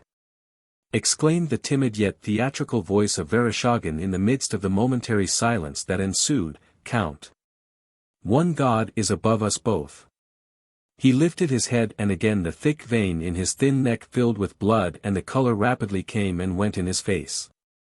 He did not finish what he wished to say. "Cut him down! I command it!" shouted Rostophin, suddenly growing pale like Vereshchagin. "Draw sabers!" cried the dragoon officer, drawing his own. Another still stronger wave flowed through the crowd and reaching the front ranks carried it swaying to the very steps of the porch. The tall youth, with a stony look on his face, and rigid and uplifted arm, stood beside Vereshchagin. "Saber him!" the dragoon officer almost whispered. And one of the soldiers, his face all at once distorted with fury, struck Vereshchagin on the head with the blunt side of his saber. "Ah!" cried Vereshchagin in meek surprise, looking round with a frightened glance as if not understanding why this was done to him. A similar moan of surprise and horror ran through the crowd. "O Lord!" exclaimed a sorrowful voice. But after the exclamation of surprise that had escaped from Vereshchagin he uttered a plaintive cry of pain, and that cry was fatal. The barrier of human feeling, strained to the utmost, that had held the crowd in check suddenly broke. The crime had begun and must now be completed. The plaintive moan of reproach was drowned by the threatening and angry roar of the crowd. Like the seventh and last wave that shatters a ship, that last irresistible wave burst from the rear and reached the front ranks, carrying them off their feet and engulfing them all. The dragoon was about to repeat his blow. Vereshchagin, with a cry of horror, covering his head with his hands, rushed toward the crowd. The tall youth, against whom he stumbled, seized his thin neck with his hands and, yelling wildly, fell with him under the feet of the pressing, struggling crowd. Some beat and tore at Vereshchagin, others at the tall youth. And the screams of those that were being trampled on and of those who tried to rescue the tall lad only increased the fury of the crowd. It was a long time before the dragoons could extricate the bleeding youth, beaten almost to death. And for a long time, despite the feverish haste with which the mob tried to end the work that had been begun, those who were hitting, throttling, and tearing at Vereshchagin were unable to kill him, for the crowd pressed from all sides, swaying as one mass with them in the center and rendering it impossible for them either to kill him or let him go. Hit him with an axe, crushed. Traitor, he sold Christ. Still alive, tenacious, serves him right. Torture serves a thief right. Use the hatchet. What still alive? Only when the victim ceased to struggle and his cries changed to a long-drawn, measured death rattle did the crowd around his prostrate, bleeding corpse begin rapidly to change places. Each one came up, glanced at what had been done, and with horror, reproach, and astonishment pushed back again. "O Lord!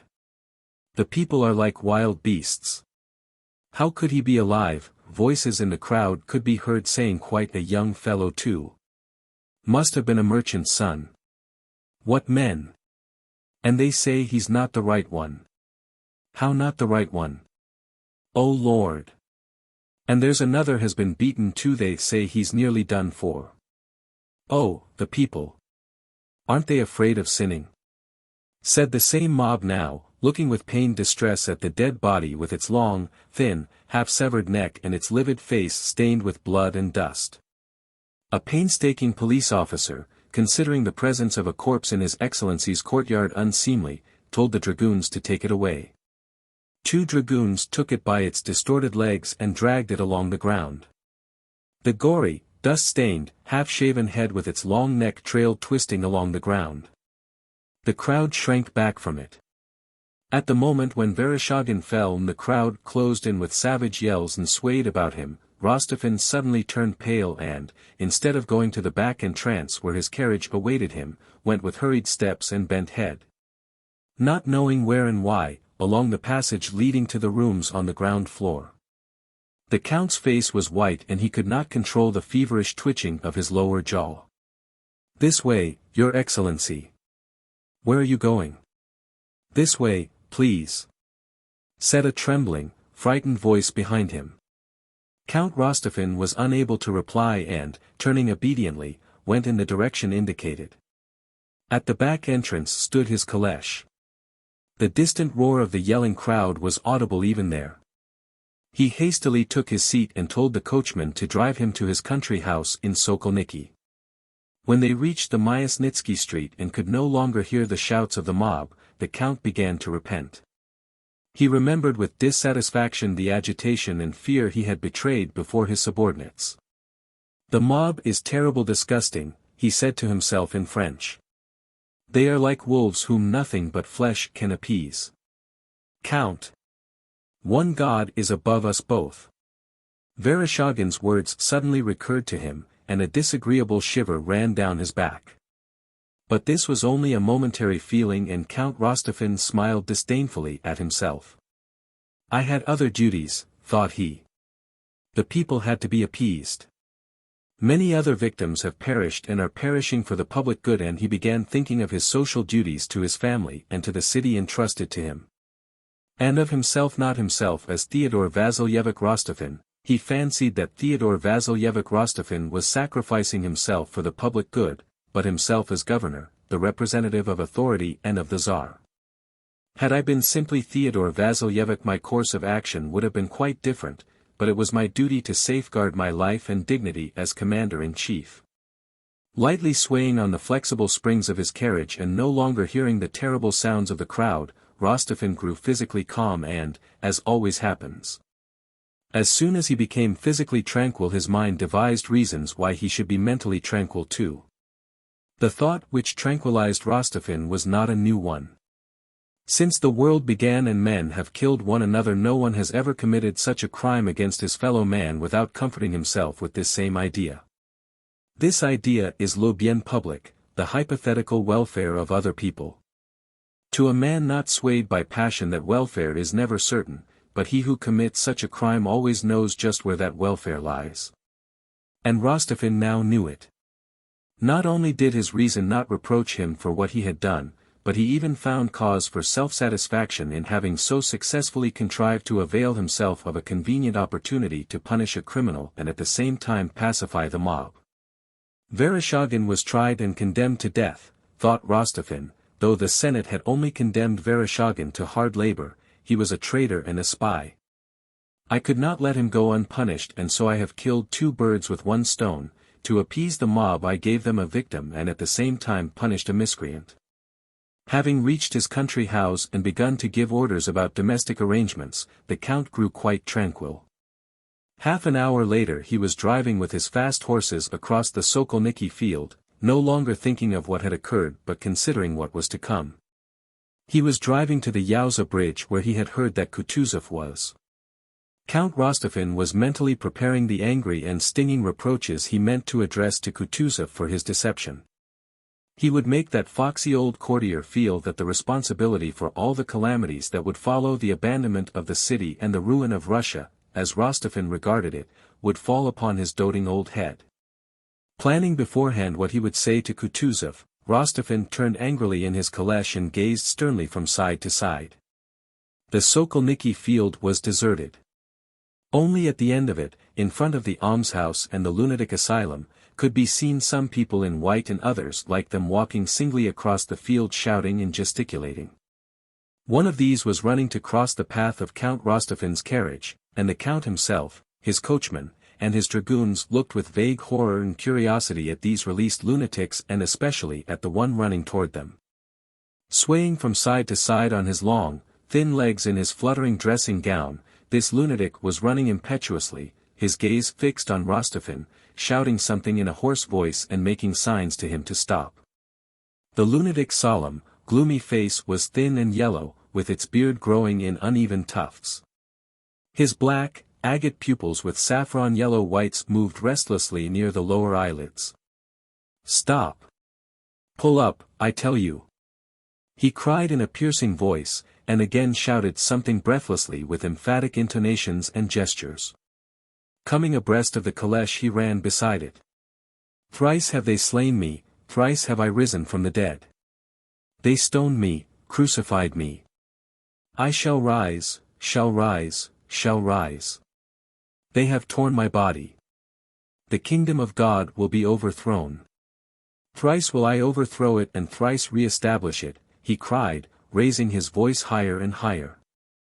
Count Rostophin suddenly grew pale as he had done when the crowd closed in on Vereshchagin. He turned away. "Go faster," he cried in a trembling voice to his coachman. The caleche flew over the ground as fast as the horses could draw it, but for a long time Count Rostophin still heard the insane despairing screams growing fainter in the distance, while his eyes saw nothing but the astonished, frightened, blood-stained face of the traitor in the fur-lined coat. Recent as that mental picture was, Rostophin already felt that it had cut deep into his heart and drawn blood. Even now he felt clearly that the gory trace of that recollection would not pass with time, but that the terrible memory would, on the contrary, dwell in his heart ever more cruelly and painfully to the end of his life. He seemed still to hear the sound of his own words, "Cut him down. I commanded. Why did I utter those words? It was by some accident I said them. I need not have said them," he thought. And then nothing would have happened. He saw the frightened and then infuriated face of the dragoon who dealt the blow, the look of silent, timid reproach that boy in the fur-lined coat had turned upon him. But I did not do it for my own sake. I was bound to act that way. The mob, the traitor, the public welfare, thought he. Troops were still crowding at the Yauza bridge. It was hot. Kutuzov, dejected and frowning, sat on a bench by the bridge toying with his whip in the sand when a caleche dashed up noisily. A man in a general's uniform with plumes in his hat went up to Kutuzov and said something in French. It was Count Rostophin. He told Kutuzov that he had come because Moscow, the capital, was no more and only the army remained. "Things would have been different if your Serene Highness had not told me that you would not abandon Moscow without another battle, all this would not have happened," he said. Kutuzov looked at Rostophin as if, not grasping what was said to him, he was trying to read something peculiar written at that moment on the face of the man addressing him. Rostophin grew confused and became silent. Kutuzov slightly shook his head and not taking his penetrating gaze from Rostophin's face muttered softly. "No. I shall not give up Moscow without a battle." Whether Kutuzov was thinking of something entirely different when he spoke those words, or uttered them purposely, knowing them to be meaningless, at any rate Rostophin made no reply and hastily left him. And strange to say, the governor of Moscow, the proud Count Rostophin, took up a Cossack whip and went to the bridge where he began with shouts to drive on the carts that blocked the way. Chapter 26. Toward 4 o'clock in the afternoon Murat's troops were entering Moscow. In front rode a detachment of Württemberg hussars and behind them rode the King of Naples himself accompanied by a numerous suite. About the middle of the Arbat Street, near the church of the miraculous icon of St. Nicholas, Murat halted to await news from the advanced detachment as to the condition in which they had found the citadel, Le Kremlin. Around Murat gathered a group of those who had remained in Moscow. They all stared in timid bewilderment at the strange, long-haired commander dressed up in feathers and gold. "Is that their Tsar himself? He's not bad." Low voices could be heard saying. An interpreter rode up to the group. "Take off your cap, your caps." These words went from one to another in the crowd. The interpreter addressed an old porter and asked if it was far to the Kremlin. The porter, listening in perplexity to the unfamiliar Polish accent and not realizing that the interpreter was speaking Russian, did not understand what was being said to him and slipped behind the others. Murat approached the interpreter and told him to ask where the Russian army was. One of the Russians understood what was asked and several voices at once began answering the interpreter. A French officer, returning from the advanced detachment, rode up to Murat and reported that the gates of the citadel had been barricaded and that there was probably an ambuscade there. "Good," said Murat and, turning to one of the gentlemen in his suite, ordered 4 light guns to be moved forward to fire at the gates. The guns emerged at a trot from the column following Murat and advanced up the Arbat. When they reached the end of the Vozdvizenka street they halted and drew in the square.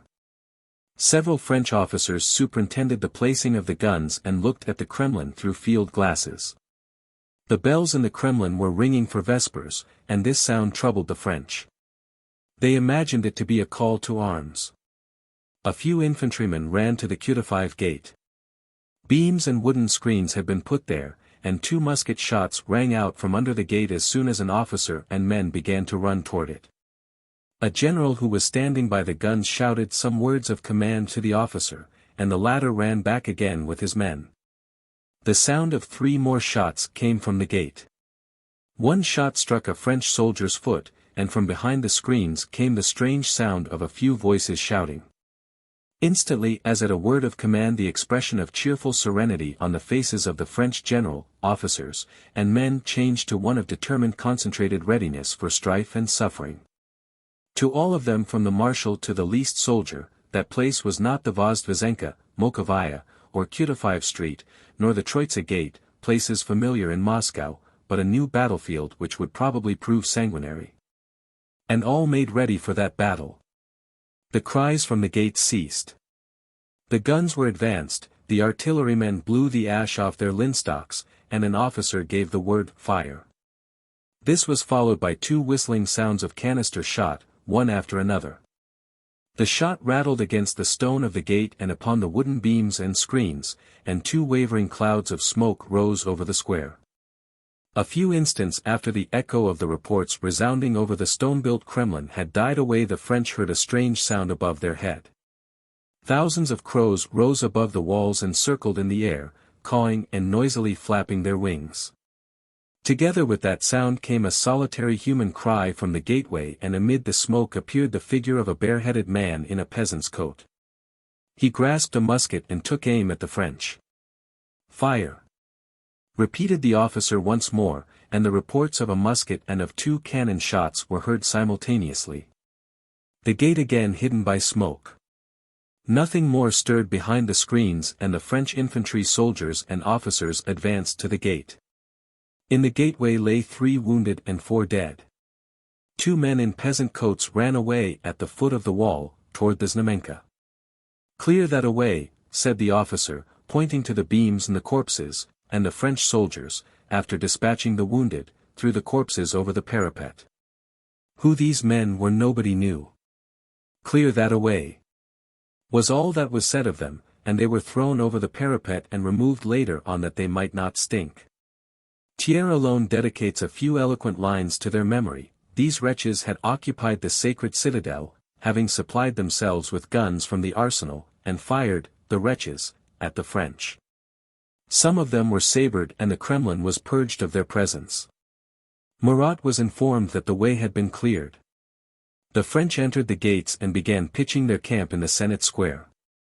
Out of the windows of the Senate House the soldiers threw chairs into the square for fuel and kindled fires there. Other detachments passed through the Kremlin and encamped along the Morosaika, the Lubyanka, and Pokrovka streets. Others quartered themselves along the Vozdvizhenka, the Nikolsky, and the Tverskoy streets. No masters of the houses being found anywhere, the French were not billeted on the inhabitants as is usual in towns but lived in it as in a camp. Though tattered, hungry, worn out, and reduced to 1/3 of their original number, the French entered Moscow in good marching order. It was a weary and famished, but still a fighting and menacing army. But it remained an army only until its soldiers had dispersed into their different lodgings. As soon as the men of the various regiments began to disperse among the wealthy and deserted houses, the army was lost forever and there came into being something nondescript, neither citizens nor soldiers but what are known as marauders. When 5 weeks later these same men left Moscow, they no longer formed an army. They were a mob of marauders, each carrying a quantity of articles which seemed to him valuable or useful. The aim of each man when he left Moscow was no longer, as it had been, to conquer, but merely to keep what he had acquired.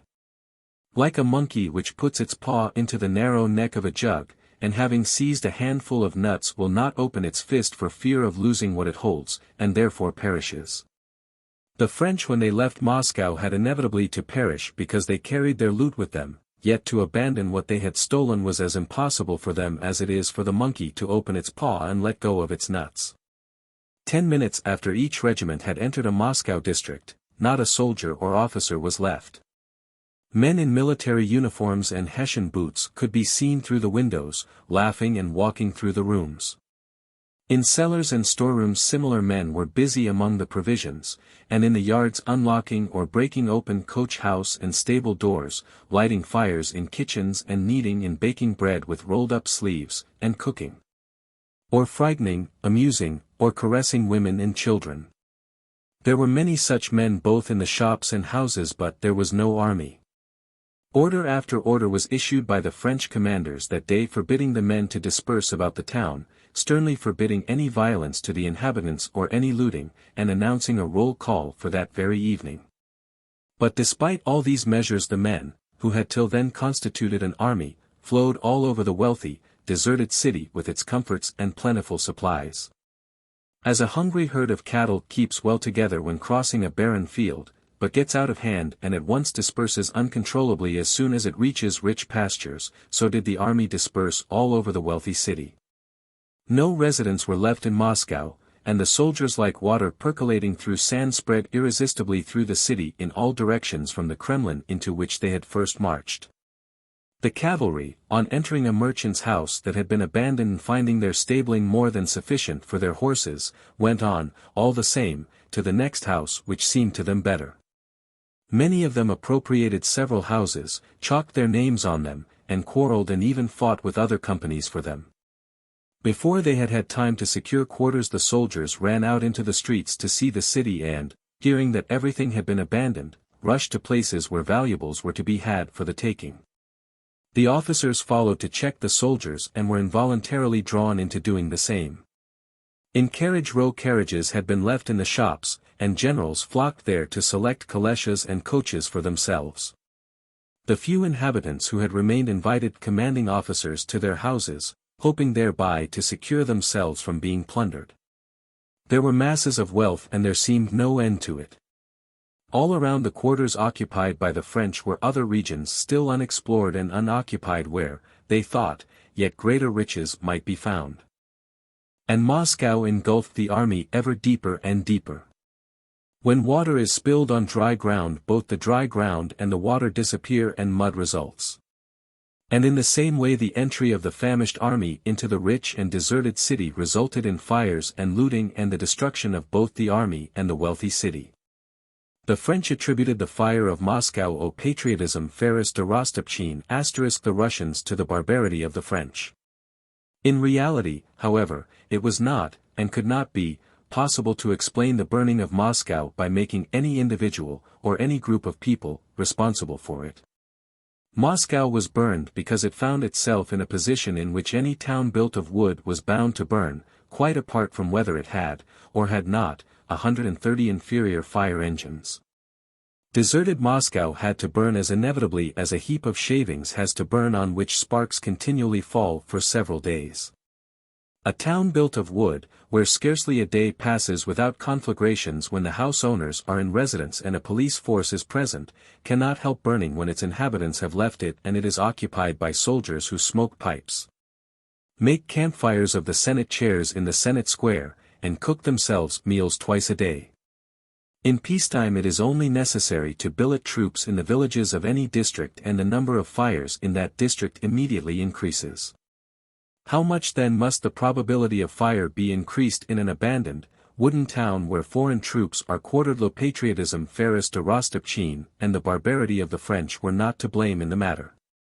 Moscow was set on fire by the soldiers' pipes, kitchens, and campfires, and by the carelessness of enemy soldiers occupying houses they did not own.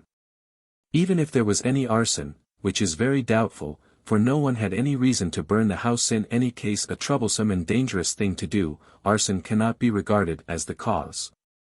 For the same thing would have happened without any incendiarism. To Rostophin's ferocious patriotism. However tempting it might be for the French to blame Rostophin's ferocity and for Russians to blame the scoundrel Bonaparte, or later on to place an heroic torch in the hands of their own people, it is impossible not to see that there could be no such direct cause of the fire, for Moscow had to burn as every village, factory, or house must burn which is left by its owners and in which strangers are allowed to live and cook their porridge. Moscow was burned by its inhabitants, it is true, but by those who had abandoned it and not by those who remained in it. Moscow when occupied by the enemy did not remain intact like Berlin, Vienna, and other towns, simply because its inhabitants abandoned it and did not welcome the French with bread and salt, nor bring them the keys of the city. Chapter 27. The absorption of the French by Moscow, radiating starwise as it did, only reached the quarter where Pierre was staying by the evening of the 2nd of September. After the last 2 days spent in solitude and unusual circumstances, Pierre was in a state bordering on insanity. He was completely obsessed by one persistent thought. He did not know how or when this thought had taken such possession of him, but he remembered nothing of the past, understood nothing of the present, and all he saw and heard appeared to him like a dream. He had left home only to escape the intricate tangle of life's demands that enmeshed him, and which in his present condition he was unable to unravel. He had gone to Joseph Alexeyevitch's house, on the plea of sorting the deceased's books and papers, only in search of rest from life's turmoil, for in his mind the memory of Joseph Alexeyevitch was connected with a world of eternal, solemn, and calm thoughts, quite contrary to the restless confusion into which he felt himself being drawn. He sought a quiet refuge, and in Joseph Alexeyevitch's study he really found it. When he sat with his elbows on the dusty writing table in the death-like stillness of the study, calm and significant memories of the last few days rose one after another in his imagination. Particularly of the Battle of Borodino and of that vague sense of his own insignificance and insincerity compared with the truth, simplicity, and strength of the class of men he mentally classed as they.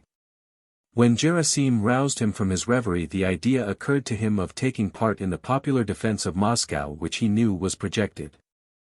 And with that object he had asked Gerasim to get him a peasant's coat and a pistol, confiding to him his intentions of remaining in Joseph Alexeyevitch's house and keeping his name secret.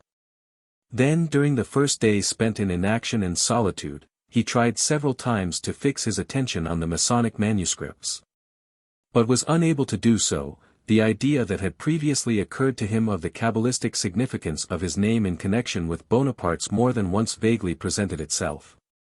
But the idea that he, Pierre Bezukhov, was destined to set a limit to the power of the beast was as yet only one of the fancies that often passed through his mind and left no trace behind. When, having bought the coat merely with the object of taking part among the people in the defense of Moscow, Pierre had met the Rostovs and Natasha had said to him, "Are you remaining in Moscow? How splendid!" The thought flashed into his mind that it really would be a good thing, even if Moscow were taken, for him to remain there and do what he was predestined to do. Next day, with the sole idea of not sparing himself and not lagging in any way behind them, Pierre went to the Three Hills Gate. But when he returned to the house convinced that Moscow would not be defended, he suddenly felt that what before had seemed to him merely a possibility had now become absolutely necessary and inevitable. He must remain in Moscow, concealing his name, and must meet Napoleon and kill him, and either perish or put an end to the misery of all Europe which it seemed to him was solely due to Napoleon. Pierre knew all the details of the attempt on Bonaparte's life in 1809 by a German student in Vienna, and knew that the student had been shot. And the risk to which he would expose his life by carrying out his design excited him still more. Two equally strong feelings drew Pierre irresistibly to this purpose. The first was a feeling of the necessity of sacrifice and suffering in view of the common calamity. The same feeling that had caused him to go to Mozhaysk on the 25th and to make his way to the very thick of the battle and had now caused him to run away from his home and, in place of the luxury and comfort to which he was accustomed, to sleep on a hard sofa without undressing and eat the same food as Gerasim. The other was that vague and quite Russian feeling of contempt for everything conventional, artificial, and human, for everything the majority of men regard as the greatest good in the world.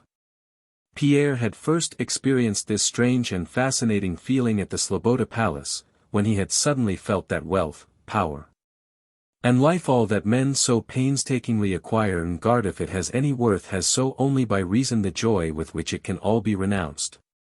It was the feeling that induces a volunteer recruit to spend his last penny on drink, and a drunken man to smash mirrors or glasses for no apparent reason and knowing that it will cost him all the money he possesses, the feeling which causes a man to perform actions which from an ordinary point of view are insane, to test, as it were, his personal power and strength, affirming the existence of a higher, non-human criterion of life.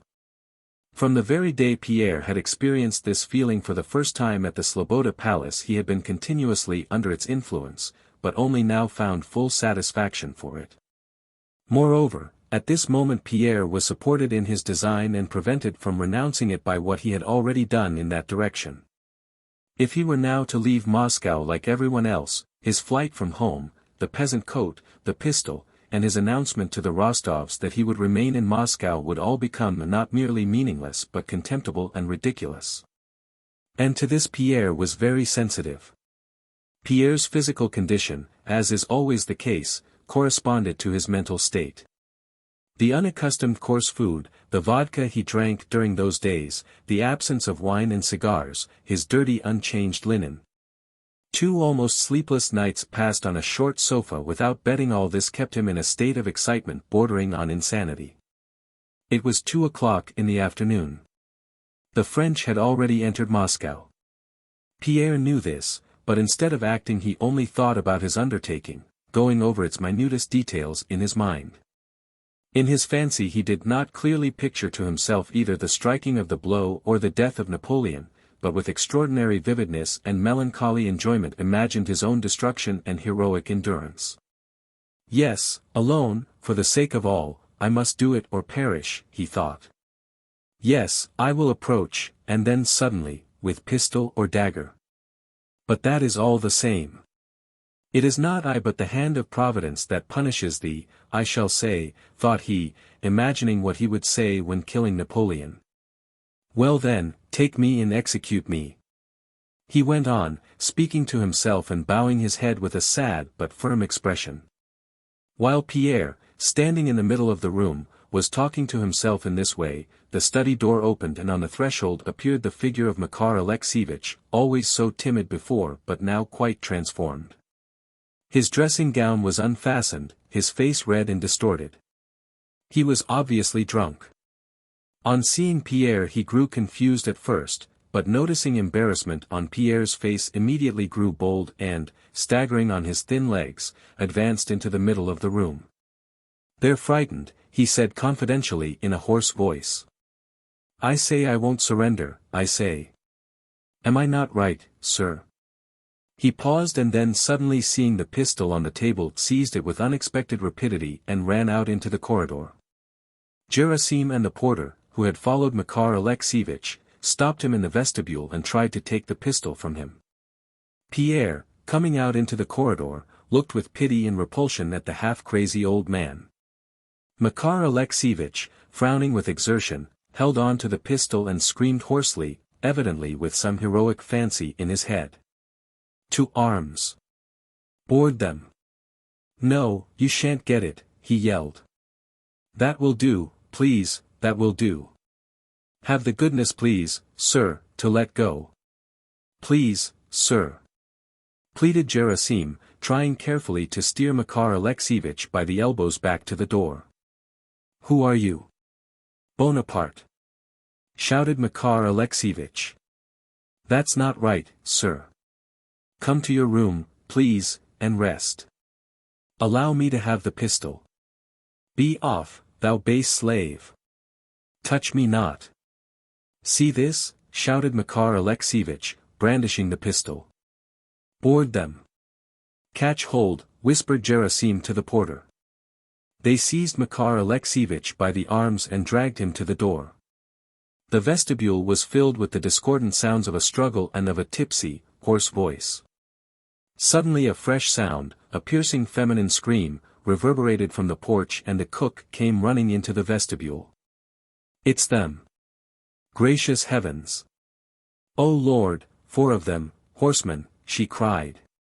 Gerasim and the porter let Makar Alexeyevich go, and in the now silent corridor the sound of several hands knocking at the front door could be heard. Chapter 28.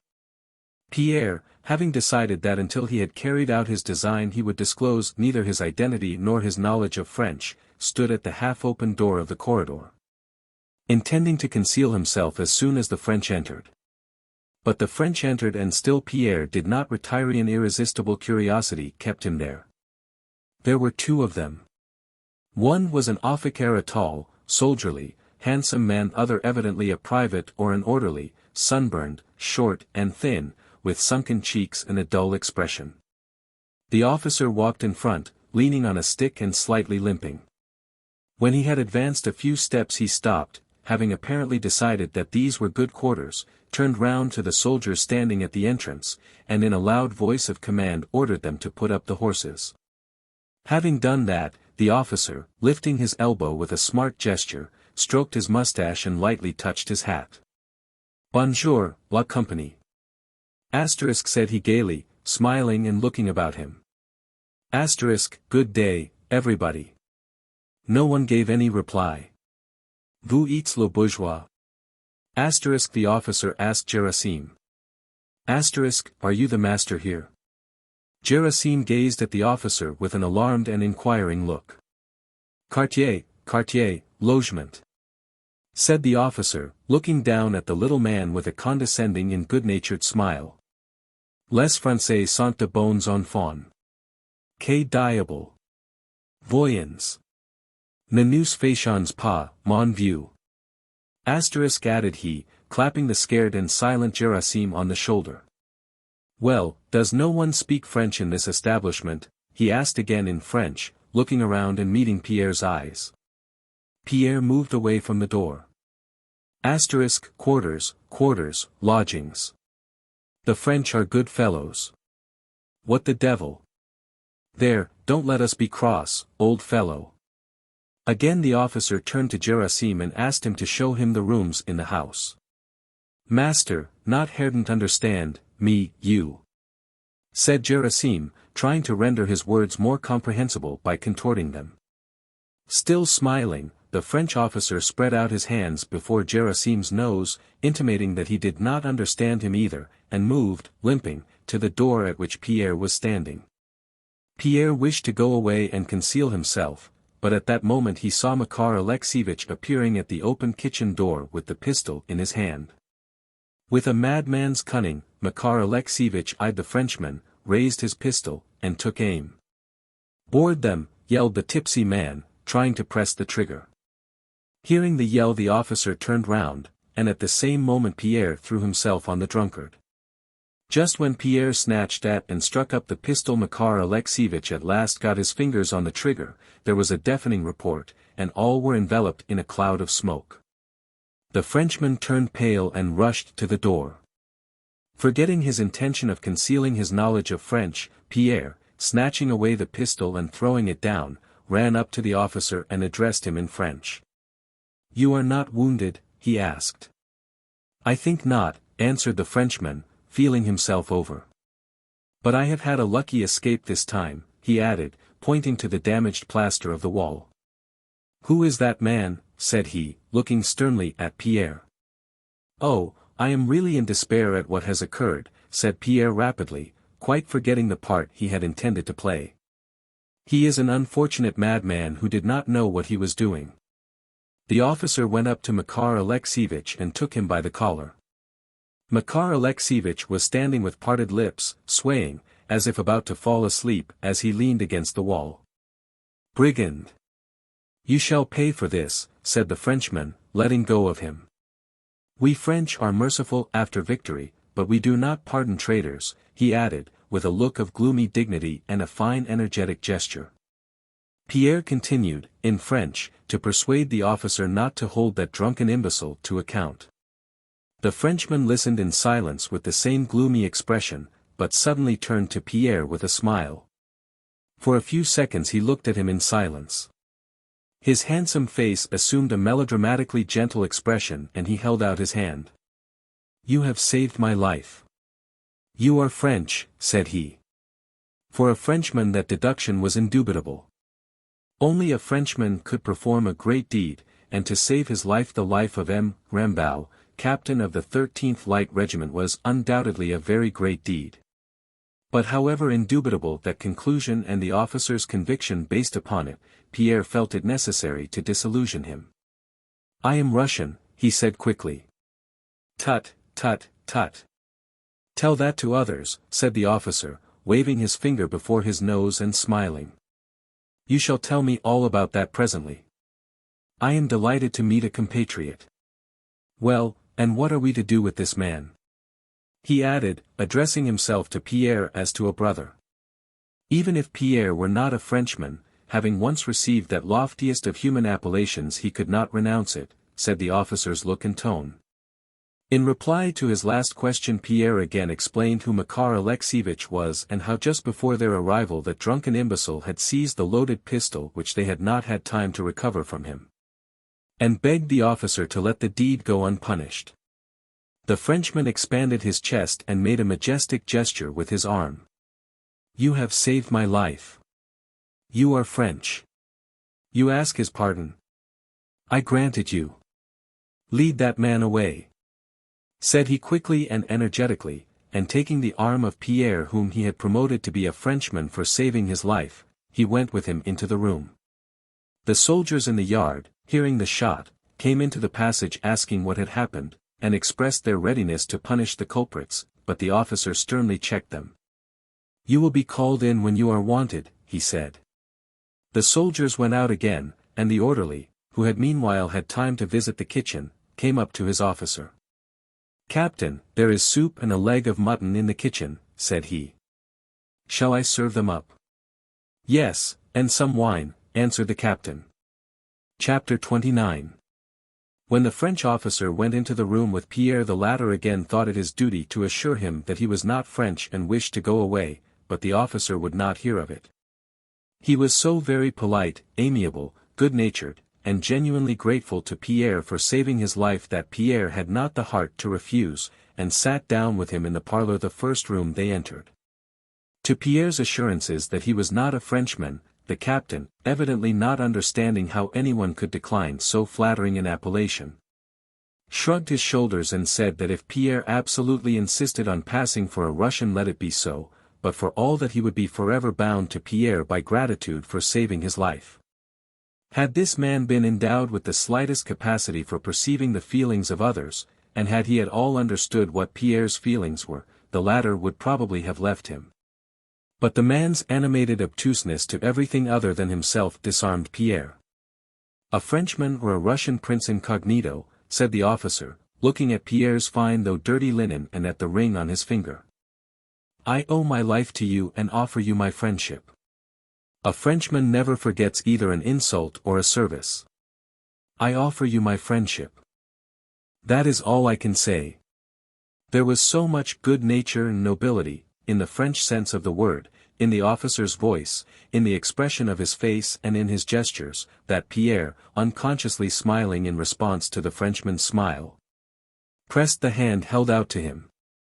Captain Rambal, of the 13th Light Regiment, Chevalier of the Legion of Honor for the affair on the 7th of September, he introduced himself, a self-satisfied irrepressible smile puckering his lips under his mustache. "Will you now be so good as to tell me with whom I have the honor of conversing so pleasantly, instead of being in the ambulance with that maniac's bullet in my body?" Pierre replied that he could not tell him his name and, blushing, began to try to invent a name and to say something about his reason for concealing it, but the Frenchman hastily interrupted him. "Oh, please," said he, "I understand your reasons. You are an officer, a superior officer perhaps. You have borne arms against us. That's not my business. I owe you my life. That is enough for me. I am quite at your service. You belong to the gentry?" he concluded with a shade of inquiry in his tone. Pierre bent his head. "Your baptismal name, if you please. That is all I ask." "Monsieur Pierre, you say. That's all I want to know." When the mutton and an omelette had been served and a samovar and vodka brought, with some wine which the French had taken from a Russian cellar and brought with them, Rambal invited Pierre to share his dinner, and himself began to eat greedily and quickly like a healthy and hungry man, munching his food rapidly with his strong teeth, continually smacking his lips and repeating "excellent," "delicious." His face grew red and was covered with perspiration. Pierre was hungry and shared the dinner with pleasure. Morel, the orderly, brought some hot water in a saucepan and placed a bottle of claret in it. He also brought a bottle of kvass, taken from the kitchen for them to try. That beverage was already known to the French and had been given a special name. They called it limonade de cochon, pig's lemonade, and Morel spoke well of the limonade de cochon he had found in the kitchen. But as the captain had the wine they had taken while passing through Moscow, he left the kvass to Morel and applied himself to the bottle of Bordeaux. He wrapped the bottle up to its neck in a table napkin and poured out wine for himself and for Pierre. The satisfaction of his hunger and the wine rendered the captain still more lively, and he chatted incessantly all through dinner. "Yes, my dear Monsieur Pierre, I owe you a fine votive candle for saving me from that maniac. You see, I have bullets enough in my body already. Here is one I got at Wagram," he touched his side, "and a second at Smolensk. He showed a scar on his cheek, and this leg, which as you see does not want to march, I got that on the 7th at the great battle of La Moskowa. Sacre Dieu! It was splendid. That deluge of fire was worth seeing. It was a tough job you set us there, my word. You may be proud of it. And on my honor, in spite of the cough I caught there, I should be ready to begin again. I pity those who did not see it." "I was there," said Pierre. "Bah, really? So much the better. You are certainly brave foes. The great redoubt held out well, by my pipe," continued the Frenchman. "And you made us pay dear for it. I was at it 3 times sure as I sit here. 3 times we reached the guns, and 3 times we were thrown back like cardboard figures. Oh, it was beautiful, Monsieur Pierre. Your grenadiers were splendid, by heaven. I saw them close up their ranks 6 times in succession and march as if on parade. Fine fellows. Our King of Naples, who knows what's what, cried bravo. Ha, ha. So you are one of us soldiers," he added, smiling, after a momentary pause. "So much the better, Monsieur Pierre. Terrible in battle, gallant, with the fair," he winked and smiled, "that's what the French are, Monsieur Pierre, aren't they?" The captain was so naively and good-humoredly gay, so real, and so pleased with himself that Pierre almost winked back as he looked merrily at him. Probably the word gallant turned the captain's thoughts to the state of Moscow. "Apropos, tell me please, is it true that the women have all left Moscow? What a queer idea. What had they to be afraid of? Would not the French ladies leave Paris if the Russians entered it?" asked Pierre. "Ha, ha, ha." The Frenchman emitted a merry, sanguine chuckle, patting Pierre on the shoulder. "What a thing to say," he exclaimed. "Paris? But Paris, Paris. Paris, the capital of the world," Pierre finished his remark for him. The captain looked at Pierre. He had a habit of stopping short in the middle of his talk and gazing intently with his laughing, kindly eyes. "Well, if you hadn't told me you were Russian, I should have wagered that you were Parisian. You have that. I don't know what, that." And having uttered this compliment, he again gazed at him in silence. "I have been in Paris. I spent years there," said Pierre. "Oh yes, one sees that plainly. Paris. A man who doesn't know Paris is a savage. You can tell a Parisian 2 leagues off. Paris is Talma, La Duquesnoy, Poitiers, the Sorbonne, the boulevards," and noticing that his conclusion was weaker than what had gone before, he added quickly, "There is only one Paris in the world. You have been to Paris and have remained Russian. Well, I don't esteem you the less for it." Under the influence of the wine he had drunk, and after the days he had spent alone with his depressing thoughts, Pierre involuntarily enjoyed talking with this cheerful and good-natured man. "To return to your ladies, I hear they are lovely. What a wretched idea to go and bury themselves in the steppes when the French army is in Moscow. What a chance those girls have missed. You're peasants, Nowhat's another thing, but you civilized people, you ought to know us better than that. We took Vienna, Berlin, Madrid, Naples, Rome, Warsaw, all the world's capitals. We are feared, but we are loved. We are nice to know. And then the Emperor." He began, but Pierre interrupted him. "The Emperor," Pierre repeated, and his face suddenly became sad and embarrassed, "is the Emperor. The Emperor. He is generosity, mercy, justice, order, genius. That's what the Emperor is. It is I, Rambal, who tell you so. I assure you I was his enemy 8 years ago. My father was an emigrant count. But that man has vanquished me. He has taken hold of me. I could not resist the sight of the grandeur and glory with which he has covered France. When I understood what he wanted, when I saw that he was preparing a bed of laurels for us, you know, I said to myself, that is a monarch, and I devoted myself to him.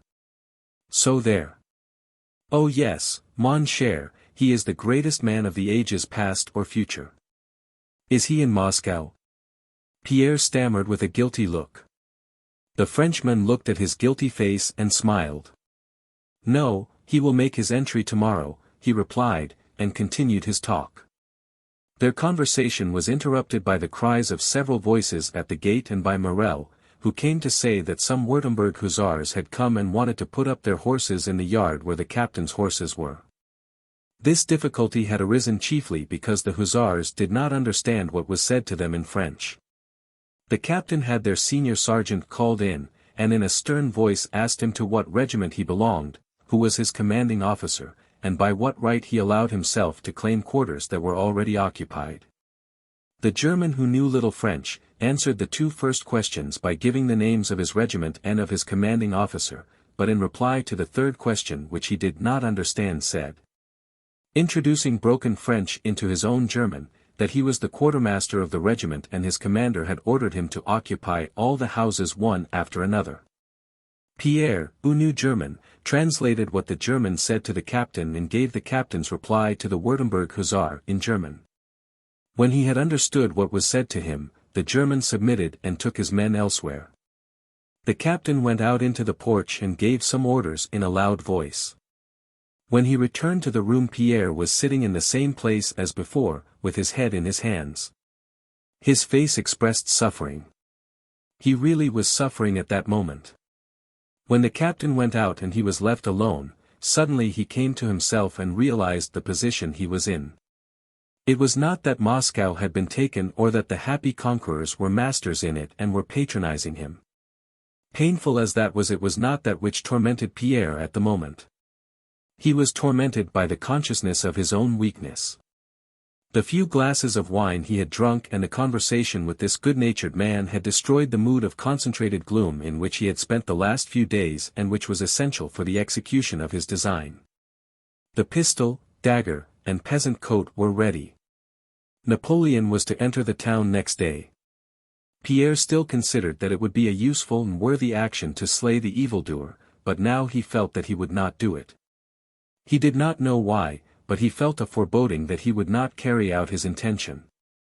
He struggled against the confession of his weakness but dimly felt that he could not overcome it and that his former gloomy frame of mind, concerning vengeance, killing, and self-sacrifice, had been dispersed like dust by contact with the first man he met. The captain returned to the room, limping slightly and whistling a tune. The Frenchman's chatter, which had previously amused Pierre, now repelled him. The tune he was whistling, his gait, and the gesture with which he twirled his mustache, all now seemed offensive. I will go away immediately. I won't say another word to him, thought Pierre. He thought this, but still sat in the same place. A strange feeling of weakness tied him to the spot. He wished to get up and go away, but could not do so. The captain, on the other hand, seemed very cheerful. He paced up and down the room twice. His eyes shone and his mustache twitched as if he were smiling to himself at some amusing thought. The colonel of those Württembergers is delightful, he suddenly said. He's a German, but a nice fellow all the same. But he's a German. He sat down facing Pierre. By the way, you know German, then? Pierre looked at him in silence.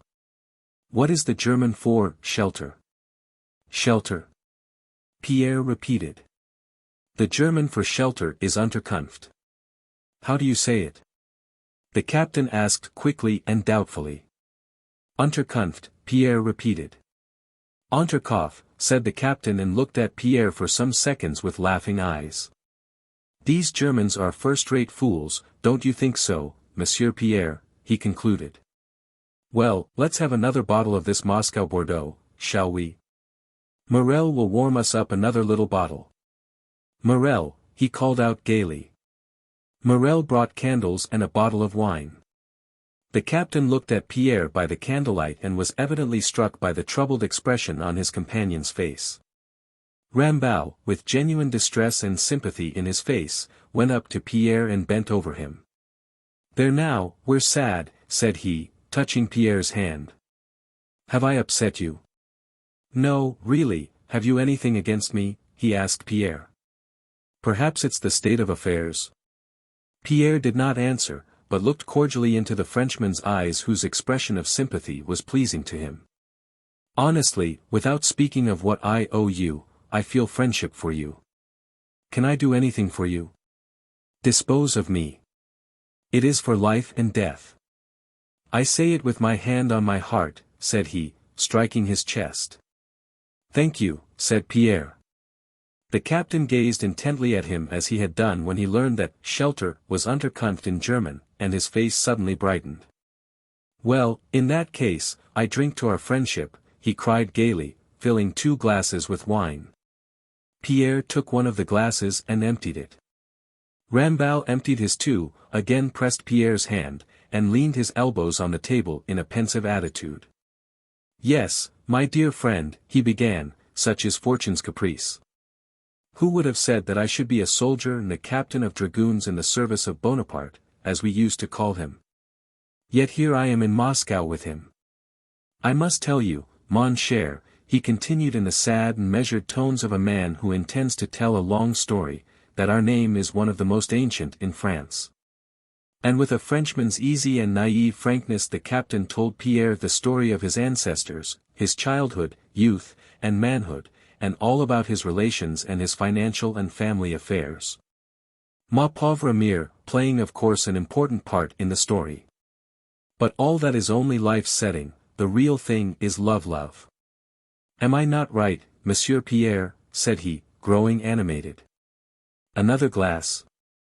Pierre again emptied his glass and poured himself out a third. "Oh, women, women." And the captain, looking with glistening eyes at Pierre, began talking of love and of his love affairs. There were very many of these, as one could easily believe, looking at the officer's handsome, self-satisfied face, and noting the eager enthusiasm with which he spoke of women. Though all Ramballe's love stories had the sensual character which Frenchmen regard as the special charm and poetry of love. Yet he told his story with such sincere conviction that he alone had experienced and known all the charm of love, and he described women so alluringly that Pierre listened to him with curiosity. It was plain that l'amour which the Frenchman was so fond of was not that low and simple kind that Pierre had once felt for his wife, nor was it the romantic love stimulated by himself that he experienced for Natasha. Ramballe despised both these kinds of love equally, the one he considered the love of clodhoppers and the other the love of simpletons. L'amour which the Frenchman worshipped consisted principally in the unnaturalness of his relation to the woman and in a combination of incongruities giving the chief charm to the feeling. Thus the captain touchingly recounted the story of his love for a fascinating marquise of 35 and at the same time for a charming, innocent child of 17, daughter of the bewitching marquise. The conflict of magnanimity between the mother and the daughter, ending in the mother's sacrificing herself and offering her daughter in marriage to her lover, even now agitated the captain, though it was the memory of a distant past. Then he recounted an episode in which the husband played the part of the lover, and Heath lover assumed the role of the husband, as well as several droll incidents from his recollections of Germany, where shelter is called Unterkunft and where the husbands eat sauerkraut and the young girls are too blonde. Finally, the latest episode in Poland still fresh in the captain's memory, and which he narrated with rapid gestures and glowing face, was of how he had saved the life of a Pole, in general. The saving of life continually occurred in the captain's stories, and the Pole had entrusted to him his enchanting wife, Parisienne de Coeur, while himself entering the French service. The captain was happy, the enchanting Polish lady wished to elope with him, but, prompted by magnanimity, the captain restored the wife to the husband, saying as he did so, "I have saved your life, and I save your honor." Having repeated these words the captain wiped his eyes and gave himself a shake, as if driving away the weakness which assailed him at this touching recollection. Listening to the captain's tales, Pierre as often happens late in the evening and under the influence of wine followed all that was told him, understood it all, and at the same time followed a train of personal memories which, he knew not why, suddenly arose in his mind. While listening to these love stories his own love for Natasha unexpectedly rose to his mind, and going over the pictures of that love in his imagination he mentally compared them with Rambal's tales. Listening to the story of the struggle between love and duty, Pierre saw before his eyes every minutest detail of his last meeting with the object of his love at the Succor of Water Tower. At the time of that meeting it had not produced an effect upon him, had not even once recalled it. But now it seemed to him that that meeting had had in it something very important and poetic. "Peter Kirillovitch, come here. We have recognized you." He now seemed to hear the words she had uttered and to see before him her eyes, her smile, her traveling hood, and a stray lock of her hair, and there seemed to him something pathetic and touching in all this. Having finished his tale about the enchanting Polish lady, the captain asked Pierre if he had ever experienced a similar impulse to sacrifice himself for love and a feeling of envy of the legitimate husband. Challenged by this question, Pierre raised his head and felt a need to express the thoughts that filled his mind. He began to explain that he understood love for a woman somewhat differently. He said that in all his life he had loved and still loved only one woman, and that she could never be his. "Tiens," said the captain. Pierre then explained that he had loved this woman from his earliest years, but that he had not dared to think of her because she was too young, and because he had been an illegitimate son without a name. Afterwards, when he had received a name and wealth, he dared not think of her because he loved her too well, placing her far above everything in the world, and especially therefore above himself. When he had reached this point, Pierre asked the captain whether he understood that. The captain made a gesture signifying that even if he did not understand it he begged Pierre to continue. "Platonic love, clouds," he muttered. Whether it was the wine he had drunk, or an impulse of frankness, or the thought that this man did not, and never would, know any of those who played a part in his story, or whether it was all these things together, something loosened Pierre's tongue. Speaking thickly and with a faraway look in his shining eyes, he told the whole story of his life, his marriage, Natasha's love for his best friend, her betrayal of him, and all his own simple relations with her. Urged on by Rambal's questions, he also told what he had at first concealed, his own position and even his name. More than anything else in Pierre's story the captain was impressed by the fact that Pierre was very rich, had 2 mansions in Moscow, and that he had abandoned everything and not left the city, but remained there concealing his name and station. When it was late at night they went out together into the street. The night was warm and light. To the left of the house on the Pokrovka a fire glowed, the first of those that were beginning in Moscow. To the right and high up in the sky was the sickle of the waning moon, and opposite to it hung that bright comet which was connected in Pierre's heart with his love. At the gate stood Gerasim, the cook, and 2 Frenchmen. Their laughter and their mutually incomprehensible remarks in 2 languages could be heard. They were looking at the glow scene in the town. There was nothing terrible in the one small, distant fire in the immense city. Gazing at the high starry sky, at the moon, at the comet, and at the glow from the fire, Pierre experienced a joyful emotion. "There now, how good it is, what more does one need?" thought he. And suddenly remembering his intention he grew dizzy and felt so faint that he leaned against the fence to save himself from falling. Without taking leave of his new friend, Pierre left the gate with unsteady steps and returning to his room lay down on the sofa and immediately fell asleep. Chapter 30. The glow of the first fire that began on the 2nd of September was watched from the various roads by the fugitive Muscovites and by the retreating troops, with many different feelings. The Rostov party spent the night at Mytishi, 14 miles from Moscow. They had started so late on the 1st of September, the road had been so blocked by vehicles and troops, so many things had been forgotten for which servants were sent back, that they had decided to spend that night at a place 3 miles out of Moscow. The next morning they woke late and were again delayed so often that they only got as far as Great Mytishi. At 10 o'clock that evening the Rostov family and the wounded traveling with them were all distributed in the yards and huts of that large village.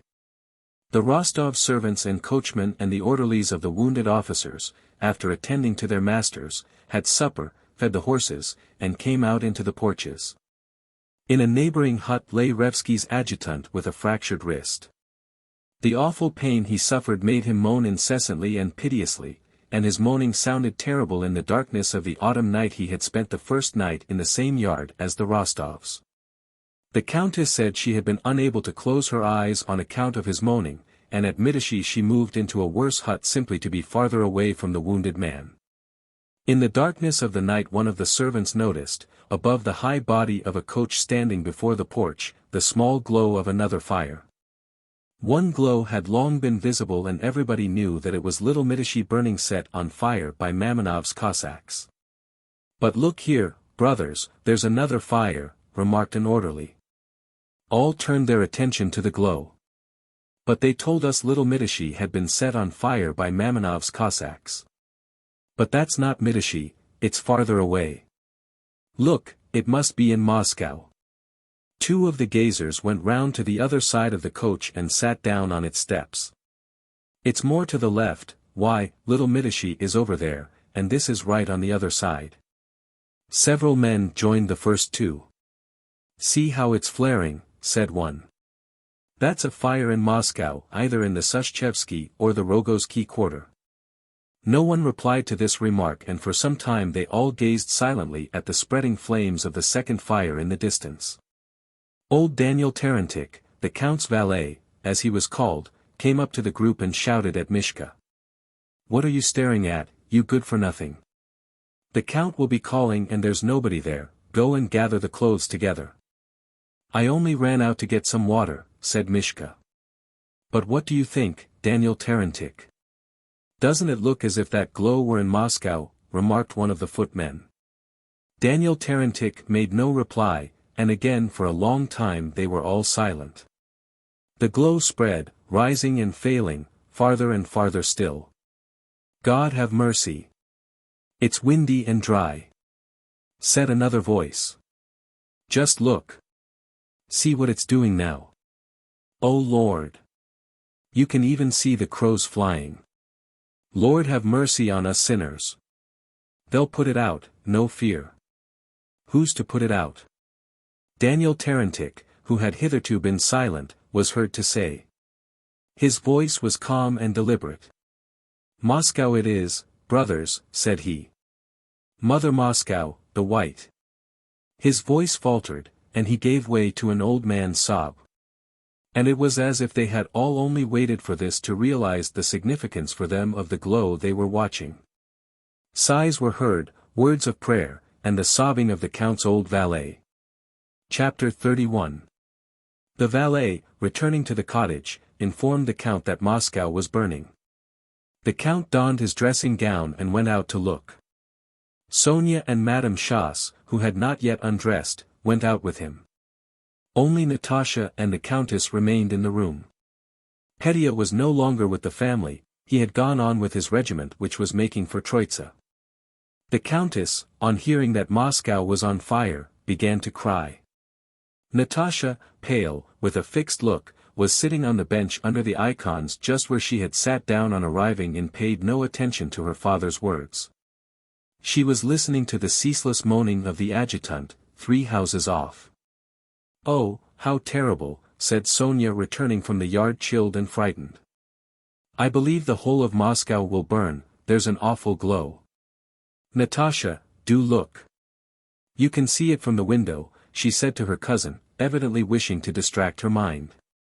But Natasha looked at her as if not understanding what was said to her and again fixed her eyes on the corner of the stove. She had been in this condition of stupor since the morning, when Sonia, to the surprise and annoyance of the countess, had for some unaccountable reason found it necessary to tell Natasha of Prince Andrew's wound and of his being with their party. The countess had seldom been so angry with anyone as she was with Sonia.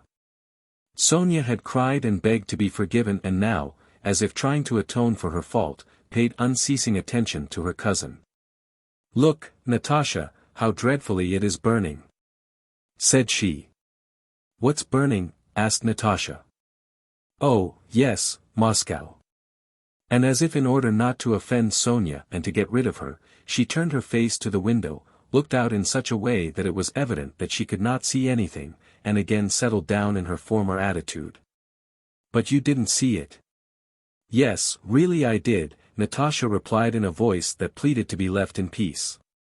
Both the Countess and Sonia understood that, naturally, neither Moscow nor the burning of Moscow nor anything else could seem of importance to Natasha. The Count returned and lay down behind the partition. The Countess went up to her daughter and touched her head with the back of her hand as she was wont to do when Natasha was ill, then touched her forehead with her lips as if to feel whether she was feverish, and finally kissed her. "You are cold. You are trembling all over. You'd better lie down," said the Countess. "Lie down. All right, I will. I'll lie down at once," said Natasha. When Natasha had been told that morning that Prince Andrew was seriously wounded and was traveling with their party, she had at first asked many questions. Where was he going? How was he wounded? Was it serious? And could she see him? But after she had been told that she could not see him, that he was seriously wounded but that his life was not in danger, she ceased to ask questions or to speak at all, evidently disbelieving what they told her. And convinced that say what she might she would still be told the same. All the way she had sat motionless in a corner of the coach with wide open eyes, and the expression in them which the Countess knew so well and feared so much, and now she sat in the same way on the bench where she had seated herself on arriving. She was planning something and either deciding or had already decided something in her mind. The Countess knew this, but what it might be she did not know, and this alarmed and tormented her. "Natasha, undress, darling, lie down on my bed." A bed had been made on a bedstead for the Countess only.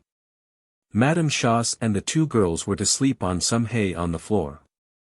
"No, Mamma, I will lie down here on the floor," Natasha replied irritably, and she went to the window and opened it. Through the open window the moans of the adjutant could be heard more distinctly.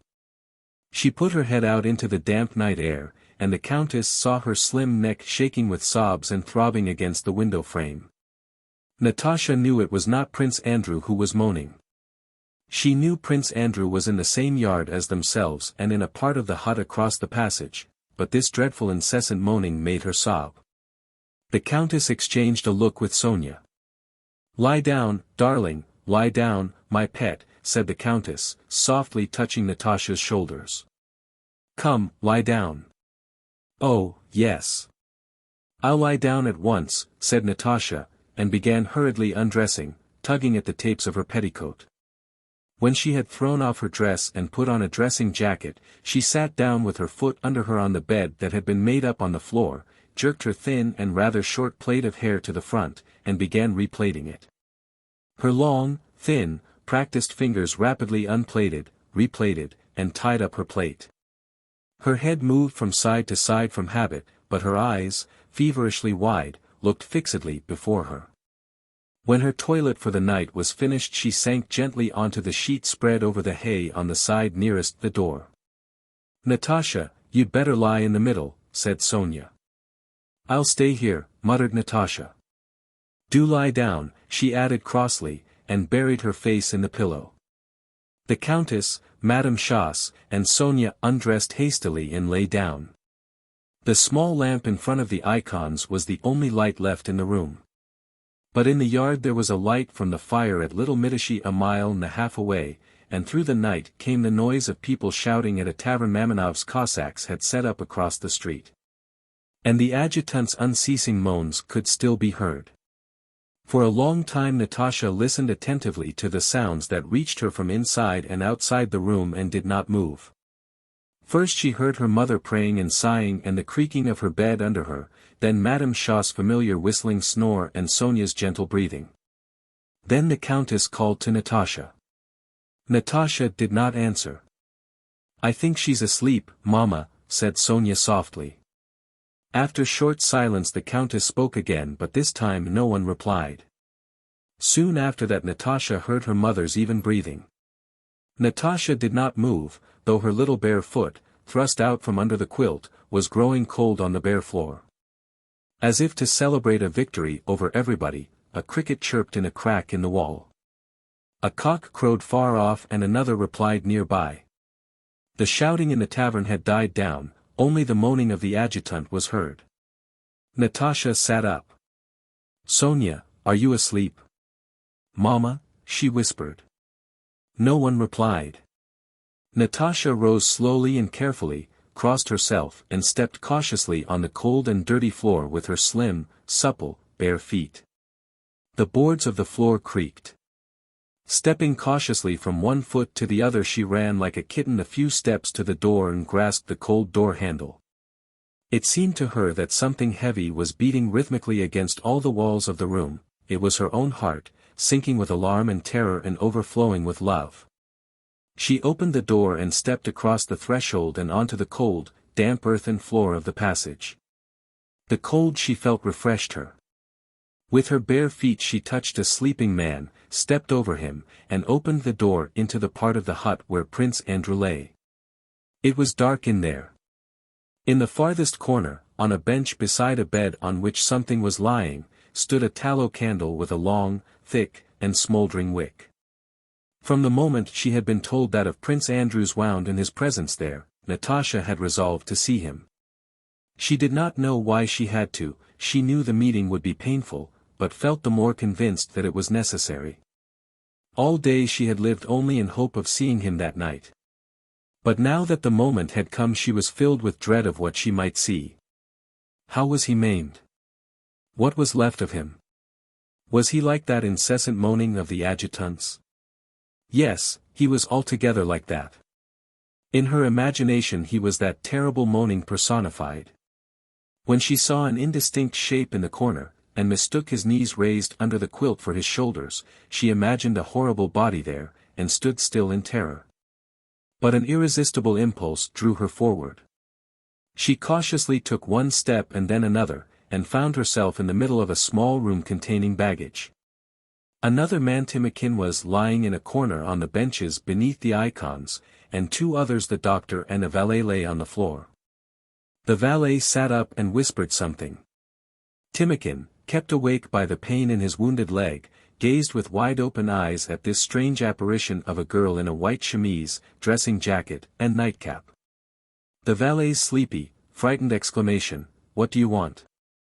"What's the matter?" made Natasha approach more swiftly to what was lying in the corner.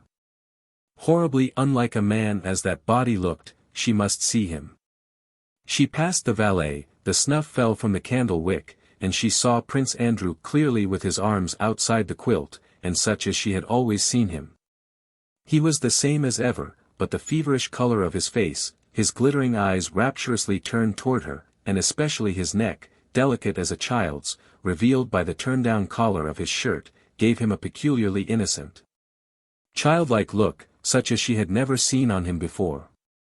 She went up to him and with a swift, flexible, youthful movement dropped on her knees. He smiled and held out his hand to her. Chapter 32. 7 days had passed since Prince Andrew found himself in the ambulance station on the field of Borodino. His feverish state and the inflammation of his bowels, which were injured, were in the doctor's opinion sure to carry him off. But on the 7th day he ate with pleasure a piece of bread with some tea, and the doctor noticed that his temperature was lower. He had regained consciousness that morning. The first night after they left Moscow had been fairly warm and he had remained in the caleche, but at Mitishi the wounded man himself asked to be taken out and given some tea. The pain caused by his removal into the hut had made him groan aloud and again lose consciousness. When he had been placed on his camp bed he lay for a long time motionless with closed eyes. Then he opened them and whispered softly, "And the tea?" His remembering such a small detail of everyday life astonished the doctor. He felt Prince Andrew's pulse, and to his surprise and dissatisfaction found it had improved. He was dissatisfied because he knew by experience that if his patient did not die now, he would do so a little later with greater suffering. Timikin, the red-nosed major of Prince Andrew's regiment, had joined him in Moscow and was being taken along with him, having been wounded in the leg at the Battle of Borodino. They were accompanied by a doctor, Prince Andrew's valet, his coach man, And 2 orderlies. They gave Prince Andrew some tea. He drank it eagerly, looking with feverish eyes at the door in front of him as if trying to understand and remember something. "I don't want any more." "Is Timokhin here?" he asked. Timokhin crept along the bench to him. "I am here, Your Excellency." "How's your wound?" "Mine, sir." "All right. But how about you?" Prince Andrew again pondered as if trying to remember something. "Couldn't one get a book?" he asked. "What book?" "The Gospels." "I haven't one." The doctor promised to procure it for him and began to ask how he was feeling. Prince Andrew answered all his questions reluctantly but reasonably, and then said he wanted a bolster placed under him as he was uncomfortable and in great pain. The doctor and valet lifted the cloak with which he was covered and, making wry faces at the noisome smell of mortifying flesh that came from the wound, began examining that dreadful place. The doctor was very much displeased about something and made a change in the dressings, turning the wounded man over so that he groaned again and grew unconscious and delirious from the agony. He kept asking them to get him the book and put it under him. "What trouble would it be to you?" he said. "I have not got one." "Please get it for me and put it under for a moment," he pleaded in a piteous voice. The doctor went into the passage to wash his hands. "You fellows have no conscience," said he to the valet who was pouring water over his hands. "For just one moment I didn't look after you. It's such pain, you know, that I wonder how he can bear it." "By the Lord Jesus Christ, I thought we had put something under him," said the valet. The first time Prince Andrew understood where he was and what was the matter with him and remembered being wounded and how was when he asked to be carried into the hut after his caleche had stopped at Mitishi. After growing confused from pain while being carried into the hut he again regained consciousness, and while drinking tea once more recalled all that had happened to him, and above all vividly remembered the moment at the ambulance station when, at the sight of the sufferings of a man he disliked, those new thoughts had come to him which promised him happiness. And those thoughts, though now vague and indefinite, again possessed his soul. He remembered that he had now a new source of happiness and that this happiness had something to do with the Gospels. That was why he asked for a copy of them. The uncomfortable position in which they had put him and turned him over again confused his thoughts, and when he came to himself a third time it was in the complete stillness of the night. Everybody near him was sleeping. A cricket chirped from across the passage, someone was shouting and singing in the street. Cockroaches rustled on the table, on the icons, and on the walls, and a big fly flopped at the head of the bed and around the candle beside him, the wick of which was charred and had shaped itself like a mushroom. His mind was not in a normal state. A healthy man usually thinks of, feels, and remembers innumerable things simultaneously, but has the power and will to select one sequence of thoughts or events on which to fix his whole attention. A healthy man can tear himself away from the deepest reflections to say a civil word to someone who comes in and can then return again to his own thoughts. But Prince Andrew's mind was not in a normal state in that respect. All the powers of his mind were more active and clearer than ever, but they acted apart from his will. Most diverse thoughts and images occupied him simultaneously. At times his brain suddenly began to work with a vigor, clearness, and depth it had never reached when he was in health, but suddenly in the midst of its work it would turn to some unexpected idea and he had not the strength to turn it back again. "Yes, a new happiness was revealed to me of which man cannot be deprived," he thought as he lay in the semi-darkness of the quiet hut, gazing fixedly before him with feverish wide-open eyes. A happiness lying beyond material forces, outside the material influences that act on man, a happiness of the soul alone, the happiness of loving. Every man can understand it, but to conceive it and enjoin it was possible only for God.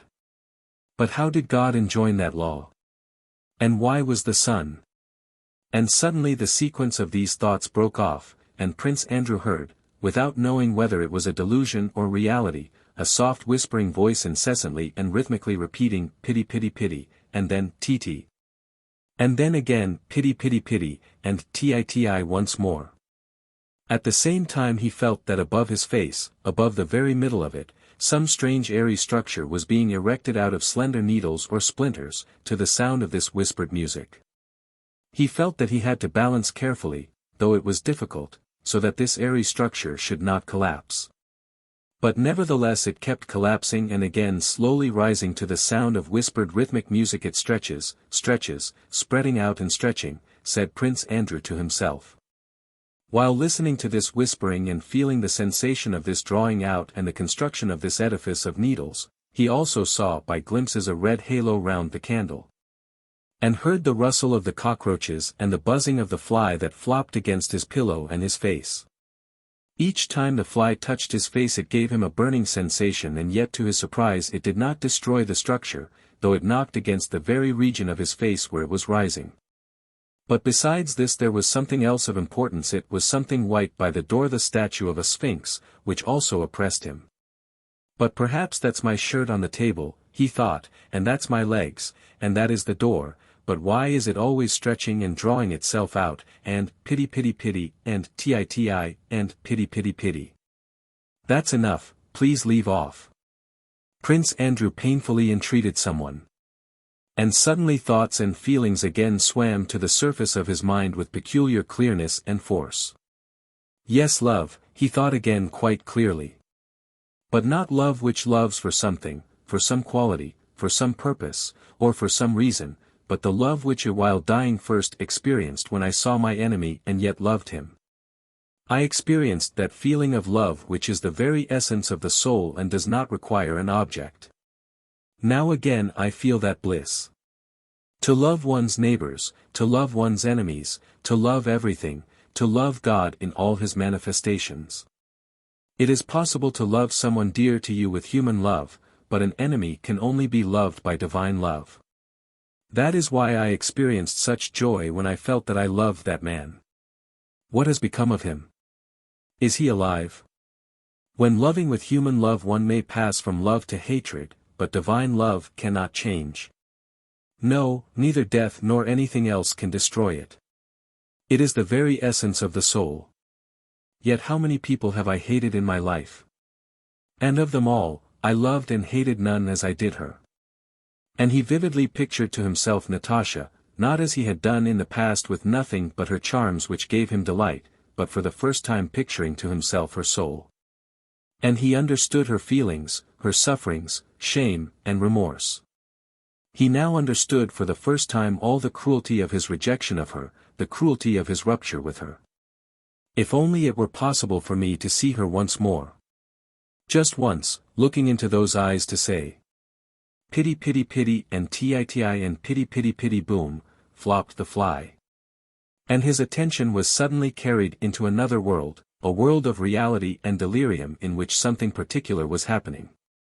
In that world some structure was still being erected and did not fall, something was still stretching out, and the candle with its red halo was still burning, and the same shirt-like sphinx lay near the door. But besides all this something creaked, there was a whiff of fresh air, and a new white sphinx appeared, standing at the door. And that sphinx had the pale face and shining eyes of the very Natasha of whom he had just been thinking.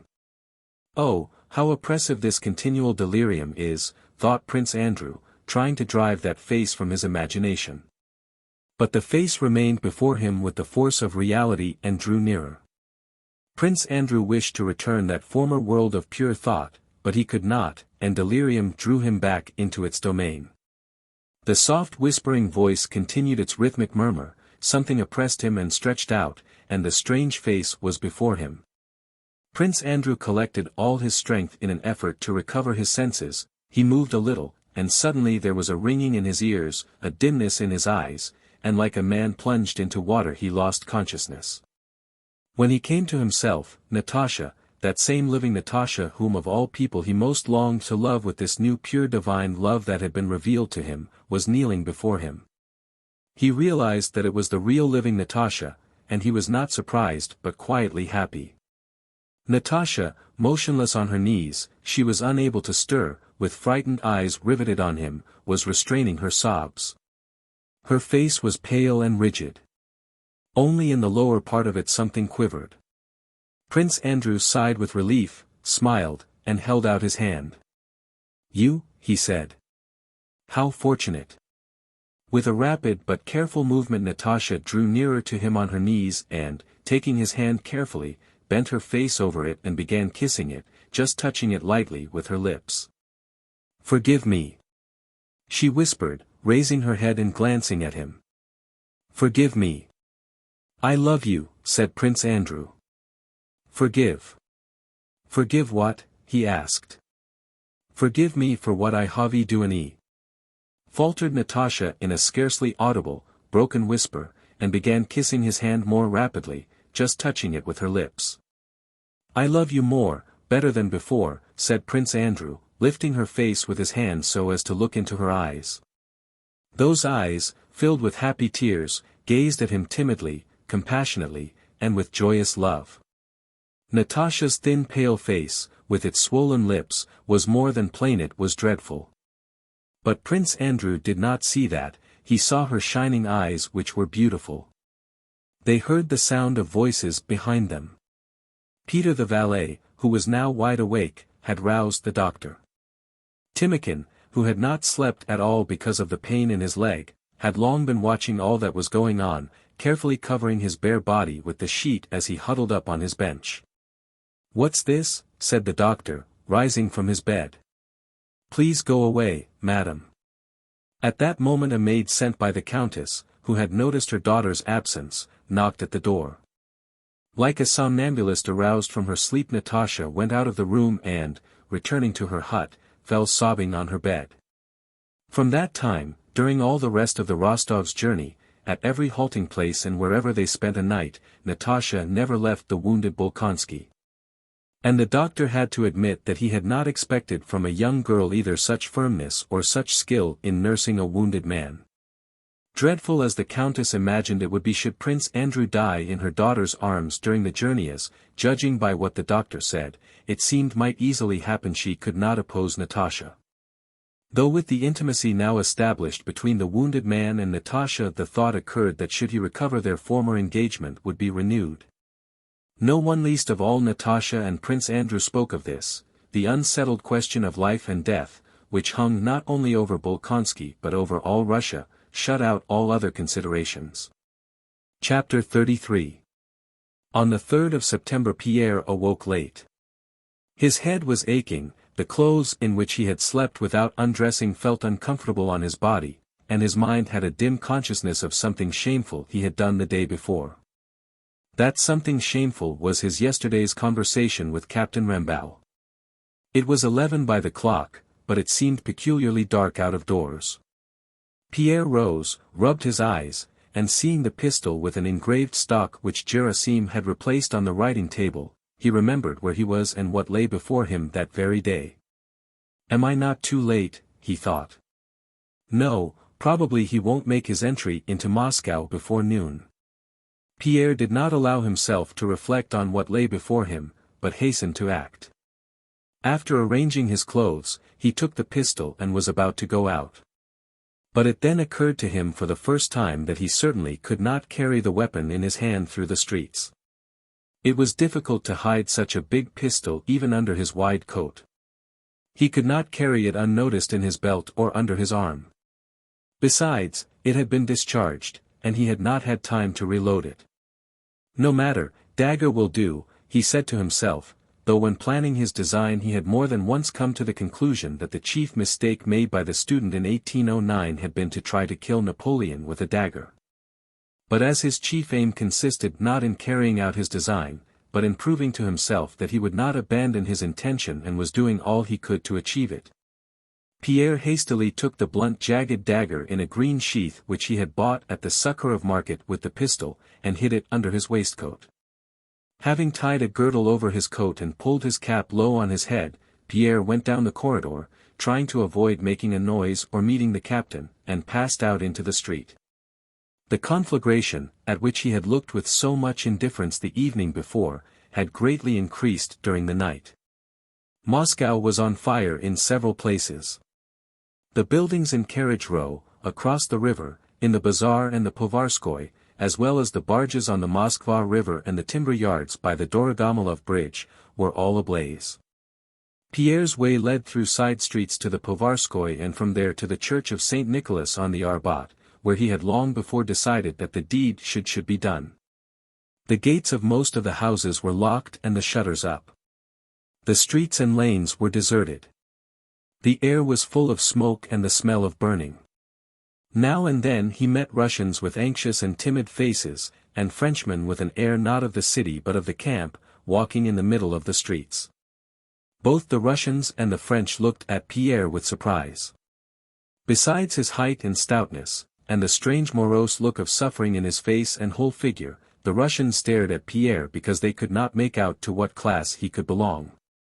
The French followed him with astonishment in their eyes, chiefly because Pierre, unlike all the other Russians who gazed at the French with fear and curiosity, paid no attention to them. At the gate of one house 3 Frenchmen, who were explaining something to some Russians who did not understand them, stopped Pierre asking if he did not know French. Pierre shook his head and went on. In another side street a sentinel standing beside a green caisson shouted at him. But only when the shout was threateningly repeated and he heard the click of the man's musket as he raised it did Pierre understand that he had to pass on the other side of the street. He heard nothing and saw nothing of what went on around him. He carried his resolution within himself in terror and haste, like something dreadful and alien to him, for, after the previous night's experience, he was afraid of losing it. But he was not destined to bring his mood safely to his destination. And even had he not been hindered by anything on the way, his intention could not now have been carried out, for Napoleon had passed the Arbat more than 4 hours previously on his way from the Dorogomilov suburb to the Kremlin. And was now sitting in a very gloomy frame of mind in a royal study in the Kremlin, giving detailed and exact orders as to measures to be taken immediately to extinguish the fire, to prevent looting, and to reassure the inhabitants. But Pierre did not know this. He was entirely absorbed in what lay before him. And was tortured as those are who obstinately undertake a task that is impossible for them not because of its difficulty but because of its incompatibility with their natures by the fear of weakening at the decisive moment and so losing his self-esteem. Though he heard and saw nothing around him he found his way by instinct and did not go wrong in the side streets that led to the Povarskoy. As Pierre approached that street the smoke became denser and denser, he even felt the heat of the fire. Occasionally curly tongues of flame rose from under the roofs of the houses. He met more people in the streets and they were more excited. But Pierre, though he felt that something unusual was happening around him, did not realize that he was approaching the fire. As he was going along a footpath across a wide open space adjoining the Povarskoy on one side and the gardens of Prince Grzinsky's house on the other, Pierre suddenly heard the desperate weeping of a woman close to him. He stopped as if awakening from a dream and lifted his head.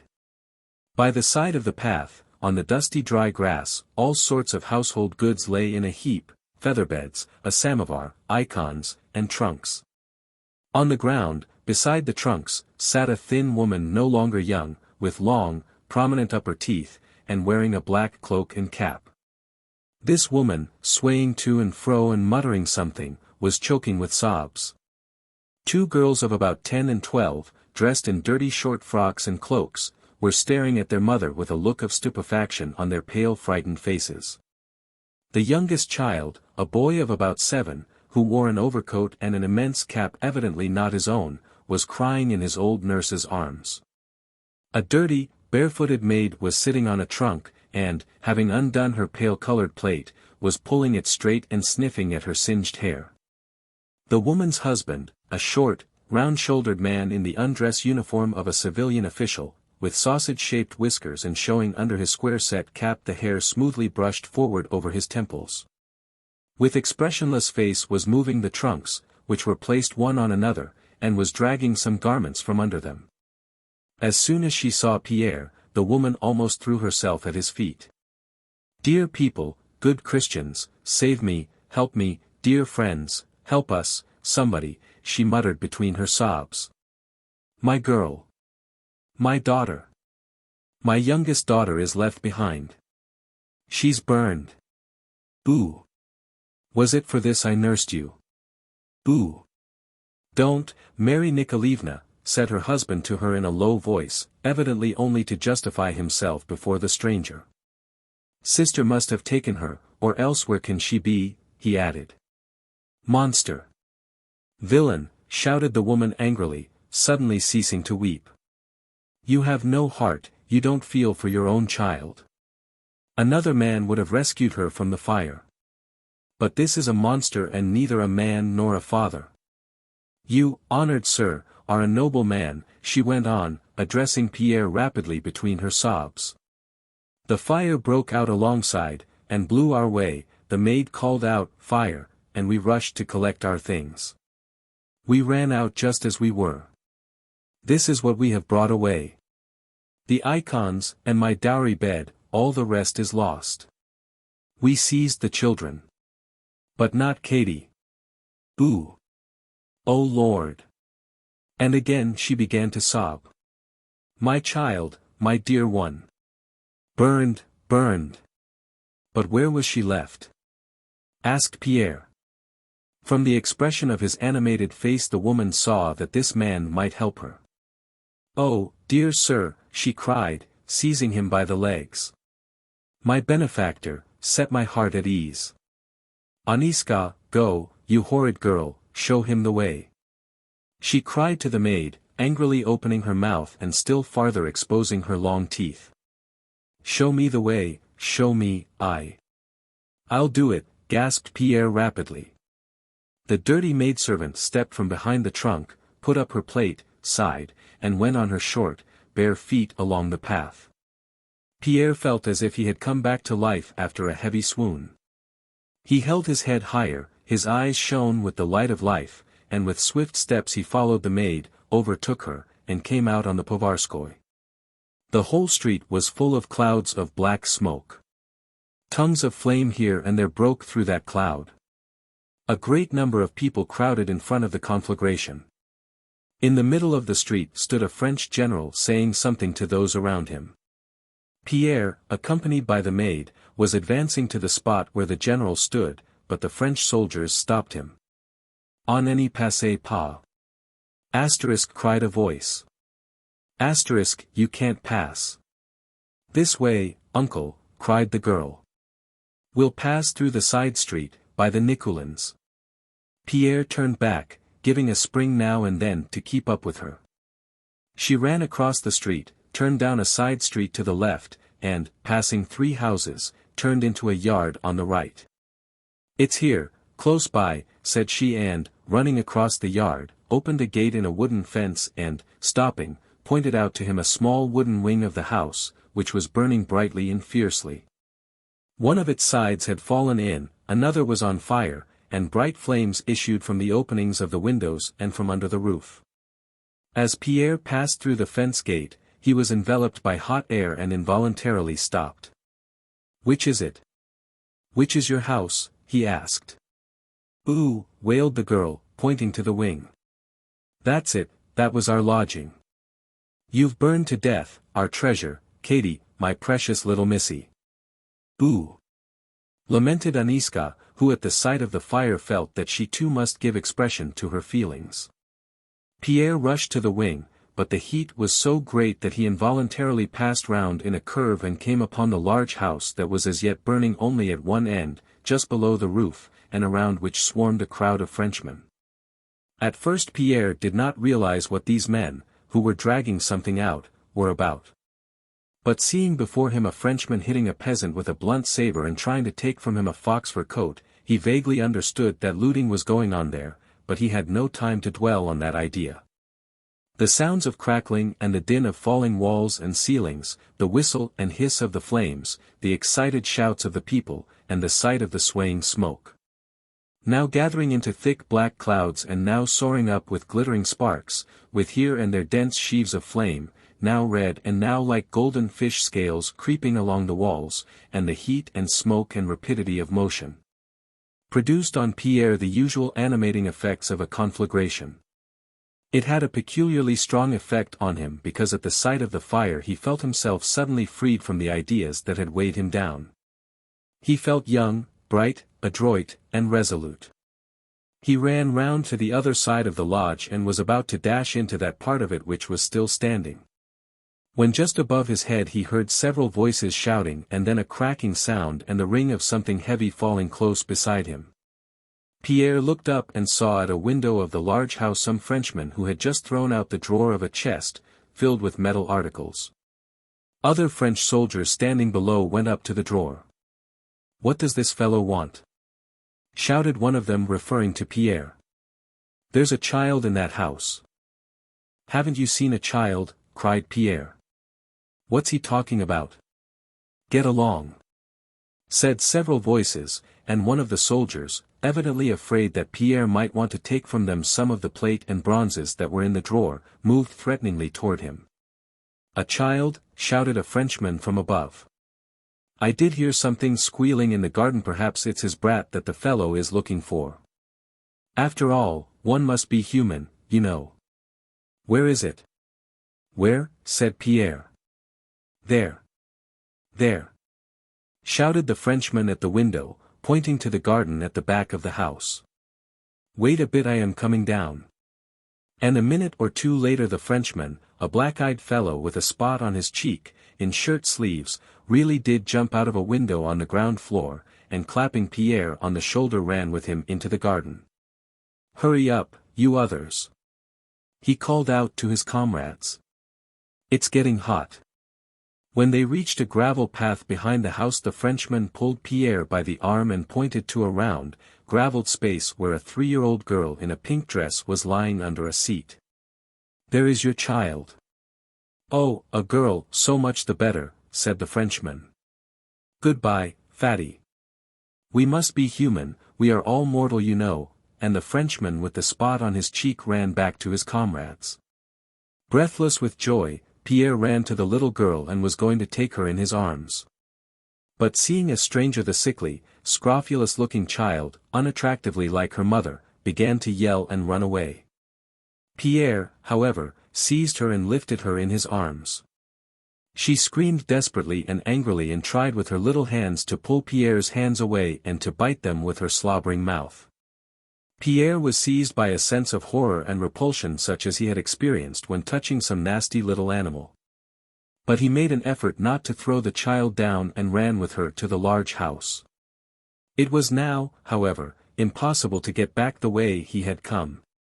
The maid, Aniska, was no longer there, and Pierre with a feeling of pitying disgust pressed the wet, painfully sobbing child to himself as tenderly as he could and ran with her through the garden seeking another way out. Chapter 34. Having run through different yards and side streets, Pierre got back with his little burden to the Grzinsky garden at the corner of the Povarskoy. He did not at first recognize the place from which he had set out to look for the child, so crowded was it now with people and goods that had been dragged out of the houses. Besides Russian families who had taken refuge here from the fire with their belongings, there were several French soldiers in a variety of clothing. Pierre took no notice of them. He hurried to find the family of that civil servant in order to restore the daughter to her mother and go to save someone else. Pierre felt that he had still much to do and to do quickly. Glowing with the heat and from running, he felt at that moment more strongly than ever the sense of youth, animation, and determination that had come on him when he ran to save the child. She had now become quiet and, clinging with her little hands to Pierre's coat, sat on his arm gazing about her like some little wild animal. He glanced at her occasionally with a slight smile. He fancied he saw something pathetically innocent in that frightened, sickly little face. He did not find the civil servant or his wife where he had left them. He walked among the crowd with rapid steps, scanning the various faces he met. Involuntarily he noticed a Georgian or Armenian family consisting of a very handsome old man of Oriental type, wearing a new, cloth-covered, sheepskin coat and new boots, an old woman of similar type, and a young woman. That very young woman seemed to Pierre the perfection of Oriental beauty, with her sharply outlined, arched, black eyebrows and the extraordinarily soft, bright color of her long, beautiful, expressionless face. Amid the scattered property and the crowd on the open space, she, in her rich satin cloak with a bright lilac shawl on her head, suggested a delicate exotic plant thrown out onto the snow. She was sitting on some bundles a little behind the old woman, and looked from under her long lashes with motionless, large, almond-shaped eyes at the ground before her. Evidently she was aware of her beauty and fearful because of it. Her face struck Pierre and, hurrying along by the fence, he turned several times to look at her. When he had reached the fence, still without finding those he sought, he stopped and looked about him. With the child in his arms his figure was now more conspicuous than before, and a group of Russians, both men and women, gathered about him. "Have you lost anyone, my dear fellow? You're of the gentry yourself, aren't you? Whose child is it?" they asked him. Pierre replied that the child belonged to a woman in a black coat who had been sitting there with her other children, and he asked whether anyone knew where she had gone. "Why, that must be the Anforovs," said an old deacon, addressing a pockmarked peasant woman. Lord have mercy," he added in his customary bass. "The Anforovs?" "No," said the woman. "They left in the morning. That must be either Mary Nikolaevna's or the Ivanovs." "He says, a woman, and Mary Nikolaevna is a lady," remarked a house serf. "Do you know her?" "She's thin, with long teeth," said Pierre. "That's Mary Nikolaevna." "They went inside the garden when these wolves swooped down," said the woman, pointing to the French soldiers. "Oh Lord, have mercy," added the deacon. "Go over that way, there. It's she. She kept on lamenting and crying," continued the woman. "It's she. Here, this way." But Pierre was not listening to the woman. He had for some seconds been intently watching what was going on a few steps away. He was looking at the Armenian family and at two French soldiers who had gone up to them. One of these, a nimble little man, was wearing a blue coat tied round the waist with a rope. He had a nightcap on his head and his feet were bare. The other, whose appearance particularly struck Pierre, was a long, lank, round-shouldered, fair-haired man, slow in his movements and with an idiotic expression of face. He wore a woman's loose gown of frieze, blue trousers, and large torn Hessian boots. The little barefooted Frenchman in the blue coat went up to the Armenians and, saying something, immediately seized the old man by his legs and the old man at once began pulling off his boots. The other in the frieze gown stopped in front of the beautiful Armenian girl and with his hands in his pockets stood staring at her, motionless and silent. "Here, take the child," said Pierre peremptorily and hurriedly to the woman, handing the little girl to her. "Give her back to them, give her back," he almost shouted, putting the child, who began screaming, on the ground, and again looking at the Frenchman and the Armenian family.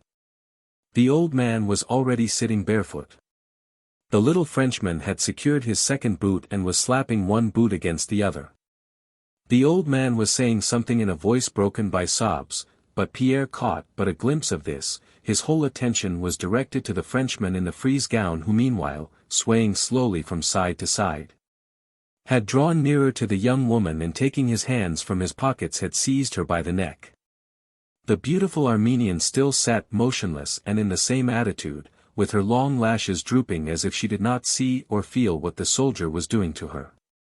While Pierre was running the few steps that separated him from the Frenchman, the tall marauder in the frieze gown was already tearing from her neck the necklace the young Armenian was wearing, and the young woman, clutching at her neck, screamed piercingly.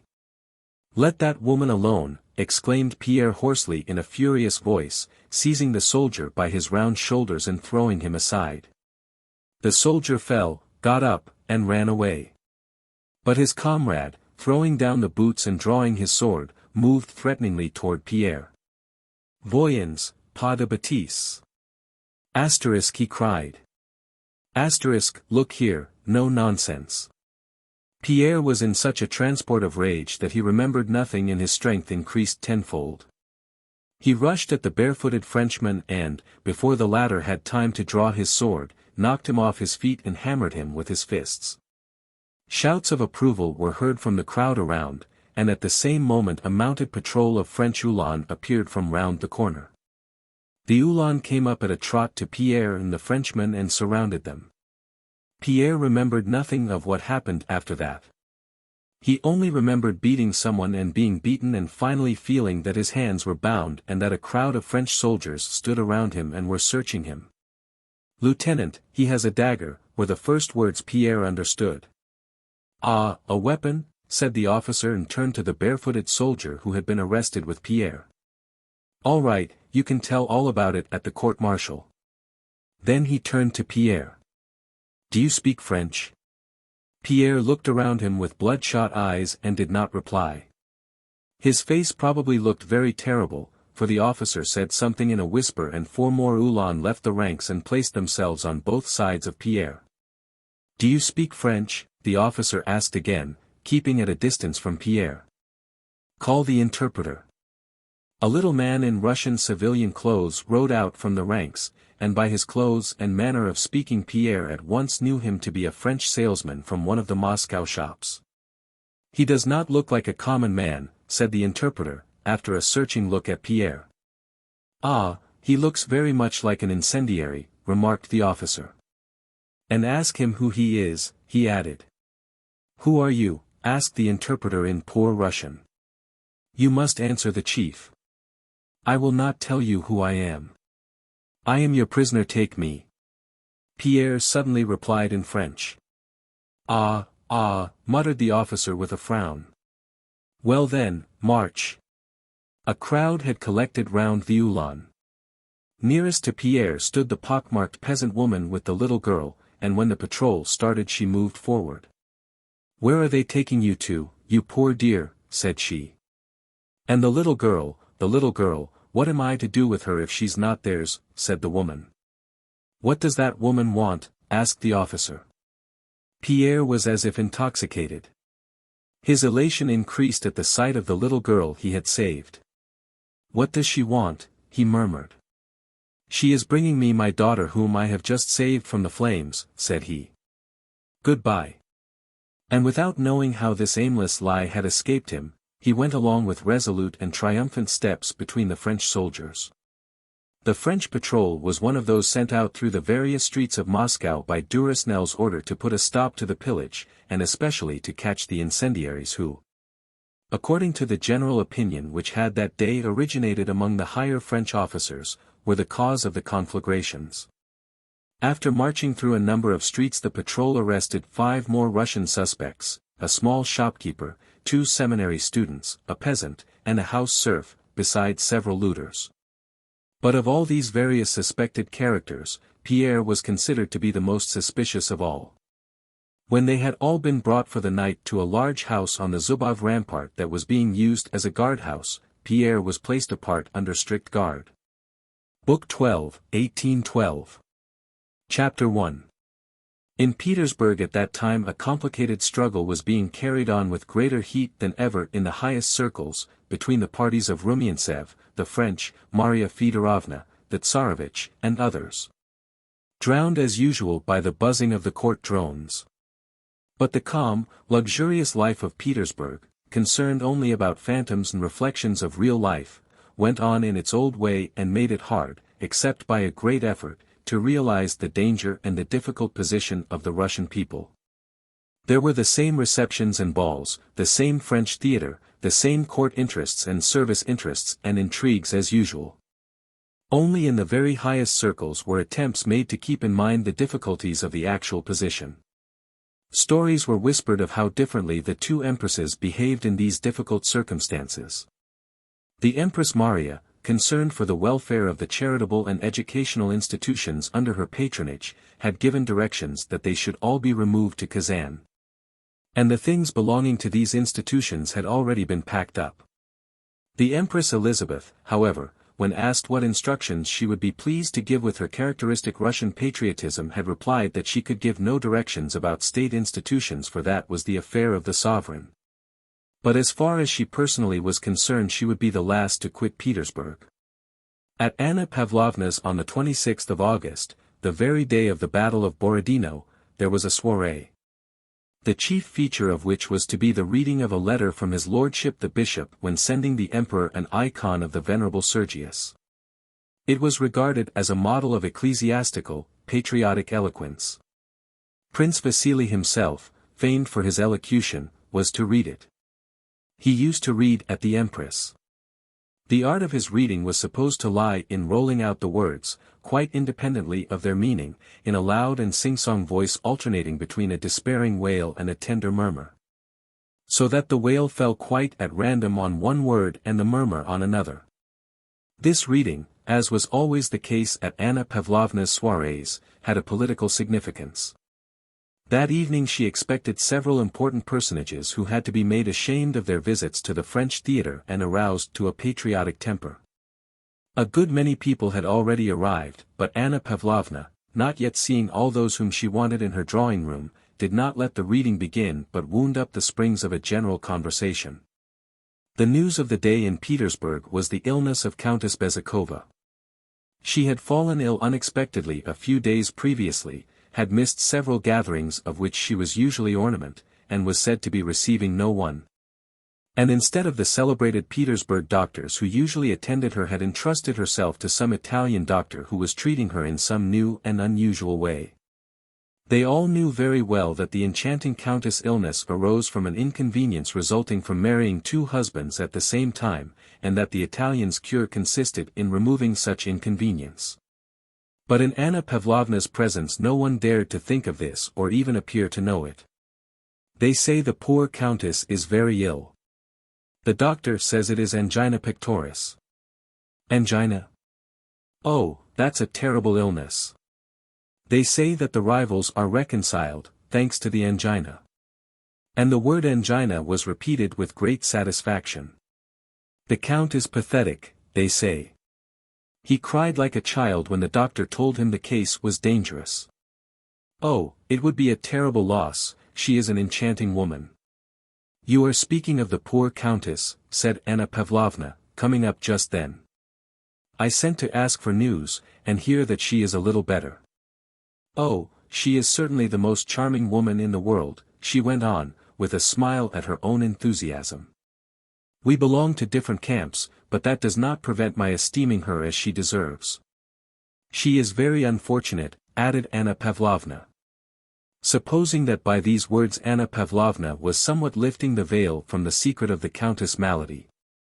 An unwary young man ventured to express surprise that well-known doctors had not been called in and that the countess was being attended by a charlatan who might employ dangerous remedies.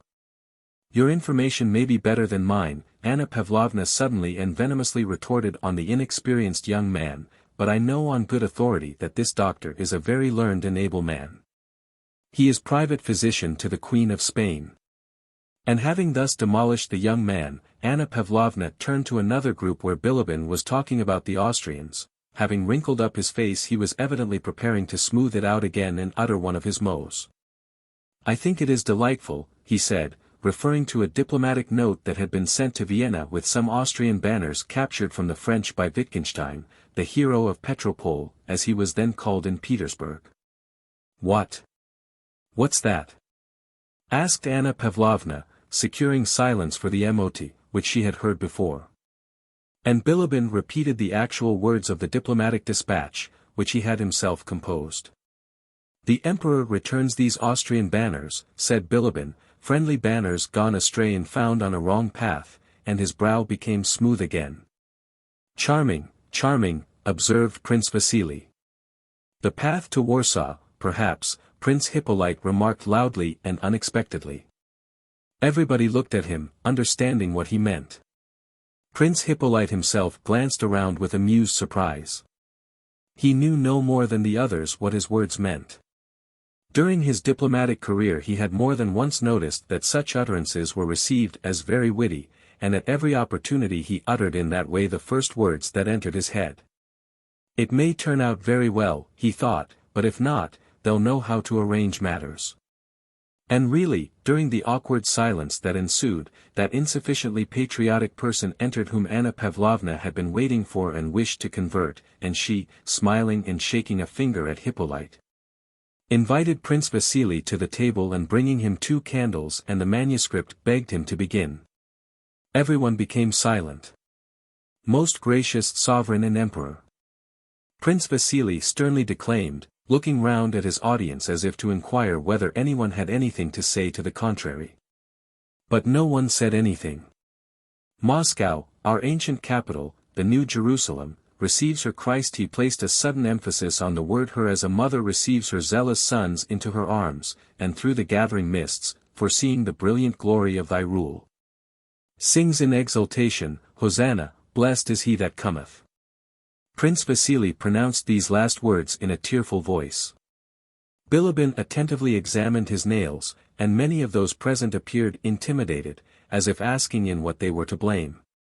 Anna Pavlovna whispered the next words in advance, like an old woman muttering the prayer at communion, "Let the bold and insolent Goliath."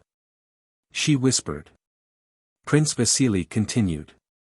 "Let the bold and insolent Goliath from the borders of France encompass the realms of Russia with death-bearing terrors. Humble faith, the sling of the Russian David, shall suddenly smite his head in his bloodthirsty pride. This icon of the venerable Sergius, the servant of God and zealous champion of old of our country's weal, is offered to your imperial majesty. I grieve that my waning strength prevents rejoicing in the sight of your most gracious presence. I raise fervent prayers to heaven that the Almighty may exalt the race of the just, and mercifully fulfill the desires of your majesty." What force! What a style, was uttered in approval both of reader and of author. Animated by that address, Anna Pavlovna's guests talked for a long time of the state of the fatherland and offered various conjectures as to the result of the battle to be fought in a few days. "You will see," said Anna Pavlovna, "that tomorrow, on the Emperor's birthday, we shall receive news. I have a favorable presentiment." Chapter 2. Anna Pavlovna's presentiment was in fact fulfilled. Next day during the service at the palace church in honor of the Emperor's birthday, Prince Volkonsky was called out of the church and received a dispatch from Prince Kutuzov. It was Kutuzov's report, written from Tatarinova on the day of the battle. Kutuzov wrote that the Russians had not retreated a step, that the French losses were much heavier than ours, and that he was writing in haste from the field of battle before collecting full information. It followed that there must have been a victory. And at once, without leaving the church, thanks were rendered to the Creator for his help and for the victory. Anna Pavlovna's presentiment was justified, and all that morning a joyously festive mood reigned in the city. Everyone believed the victory to have been complete, and some even spoke of Napoleon's having been captured, of his deposition, and of the choice of a new ruler for France. It is very difficult for events to be reflected in their real strength and completeness amid the conditions of court life and far from the scene of action. General events involuntarily group themselves around some particular incident. So now the courtiers' pleasure was based as much on the fact that the news had arrived on the Emperor's birthday as on the fact of the victory itself. It was like a successfully arranged surprise. Mention was made in Kutuzov's report of the Russian losses, among which figured the names of Tuchkov, Bagration, and Kutuzov. In the Petersburg world this sad side of the affair again involuntarily centered round a single incident, Kutuzov's death. Everybody knew him, the Emperor liked him, and he was young and interesting. That day everyone met with the words, "What a wonderful coincidence!" Just during the service. "But what a loss Kutuzov is! How sorry I am! What did I tell about Kutuzov?" Prince Vasily now said with a prophet's pride. "I always said he was the only man capable of defeating Napoleon." But next day no news arrived from the army and the public mood grew anxious. The courtiers suffered because of the suffering the suspense occasioned the emperor. "Fancy the emperor's position," said they, and instead of extolling Kutuzov as they had done the day before, they condemned him as the cause of the emperor's anxiety. That day Prince Vasily no longer boasted of his protégé Kutuzov, but remained silent when the commander-in-chief was mentioned. Moreover, toward evening, as if everything conspired to make Petersburg society anxious and uneasy, a terrible piece of news was added. Countess Hélène Bezukhova had suddenly died of that terrible malady it had been so agreeable to mention. Officially, at large gatherings, everyone said that Countess Bezukhova had died of a terrible attack of angina pectoris. But in intimate circles details were mentioned of how the private physician of the Queen of Spain had prescribed small doses of a certain drug to produce a certain effect. But Hélène, tortured by the fact that the old count suspected her and that her husband to whom she had written, that wretched, profligate Pierre, had not replied, had suddenly taken a very large dose of the drug. And had died in agony before assistance could be rendered her. It was said that Prince Vasily and the old count had turned upon the Italian, but the latter had produced such letters from the unfortunate deceased that they had immediately let the matter drop. Talk in general centered round three melancholy facts: the emperor's lack of news, the loss of Kutuzov, and the death of Hélène. On the third day after Kutuzov's report a country gentleman arrived from Moscow, and news of the surrender of Moscow to the French spread through the whole town. This was terrible. What a position for the emperor to be in! Kutuzov was a traitor, and Prince Vasily during the visits of condolence paid to him on the occasion of his daughter's death said of Kutuzov, whom he had formerly praised, it was excusable for him in his grief to forget what he had said. That it was impossible to expect anything else from a blind and depraved old man. I only wonder that the fate of Russia could have been entrusted to such a man. As long as this news remained unofficial it was possible to doubt it. But the next day the following communication was received from Count Rostophin. Prince Kutuzov's adjutant has brought me a letter in which he demands police officers to guide the army to the Ryazan road. He writes that he is regretfully abandoning Moscow. Sire, Kutuzov's action decides the fate of the capital and of your empire. Russia will shudder to learn of the abandonment of the city in which her greatness is centered and in which lie the ashes of your ancestors. I shall follow the army. I have had everything removed, and it only remains for me to weep over the fate of my fatherland. On receiving this dispatch the emperor sent Prince Volkonsky to Kutuzov with the following rescript. Prince Michael Illarionovich. Since the 29th of August I have received no communication from you, yet on the 1st of September I received from the commander-in-chief of Moscow, by Yaroslavl, the sad news that you, with the army, have decided to abandon Moscow. You can yourself imagine the effect this news has had on me, and your silence increases my astonishment. I am sending this by Adjutant General Prince Volkonsky, to hear from you the situation of the army and the reasons that have induced you to take this melancholy decision. Chapter 3. 9 days after the abandonment of Moscow, a messenger from Kutuzov reached Petersburg with the official announcement of that event. This messenger was Michaud, a Frenchman who did not know Russian, but who was quoique étranger, russe de cœur et d'âme *, as he said of himself. Though a foreigner, Russian in heart and soul. The emperor at once received this messenger in his study at the palace on Stone Island. Michaud, who had never seen Moscow before the campaign and who did not know Russian, yet felt deeply moved, as he wrote, when he appeared before Notre Très Gracieuse Souverain * with the news of the burning of Moscow. Don't les flammes éclairant sa route. * 2. Our most gracious sovereign. * 2. Whose flames illumined his route. Though the source of M.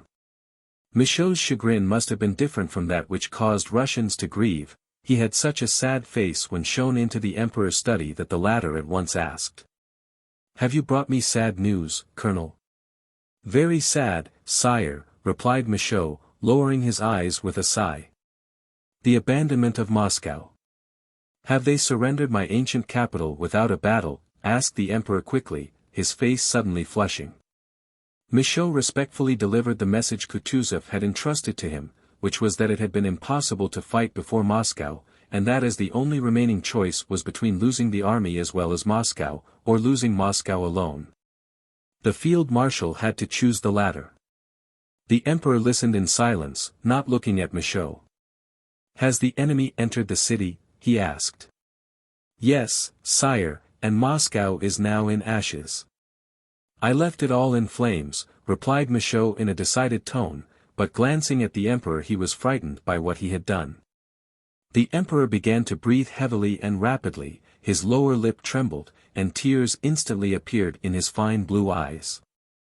But this lasted only a moment. He suddenly frowned, as if blaming himself for his weakness, and raising his head addressed Michaud in a firm voice. I see, Colonel, from all that is happening, that Providence requires great sacrifices of us. I am ready to submit myself in all things to his will, but tell me, Michaud, how did you leave the army when it saw my ancient capital abandoned without a battle? Did you not notice discouragement? Seeing that his most gracious ruler was calm once more, Michaud also grew calm, but was not immediately ready to reply to the emperor's direct and relevant question which required a direct answer. "Sire, will you allow me to speak frankly as befits a loyal soldier?" he asked to gain time. "Colonel, I always require it," replied the emperor. "Conceal nothing from me, I wish to know absolutely how things are."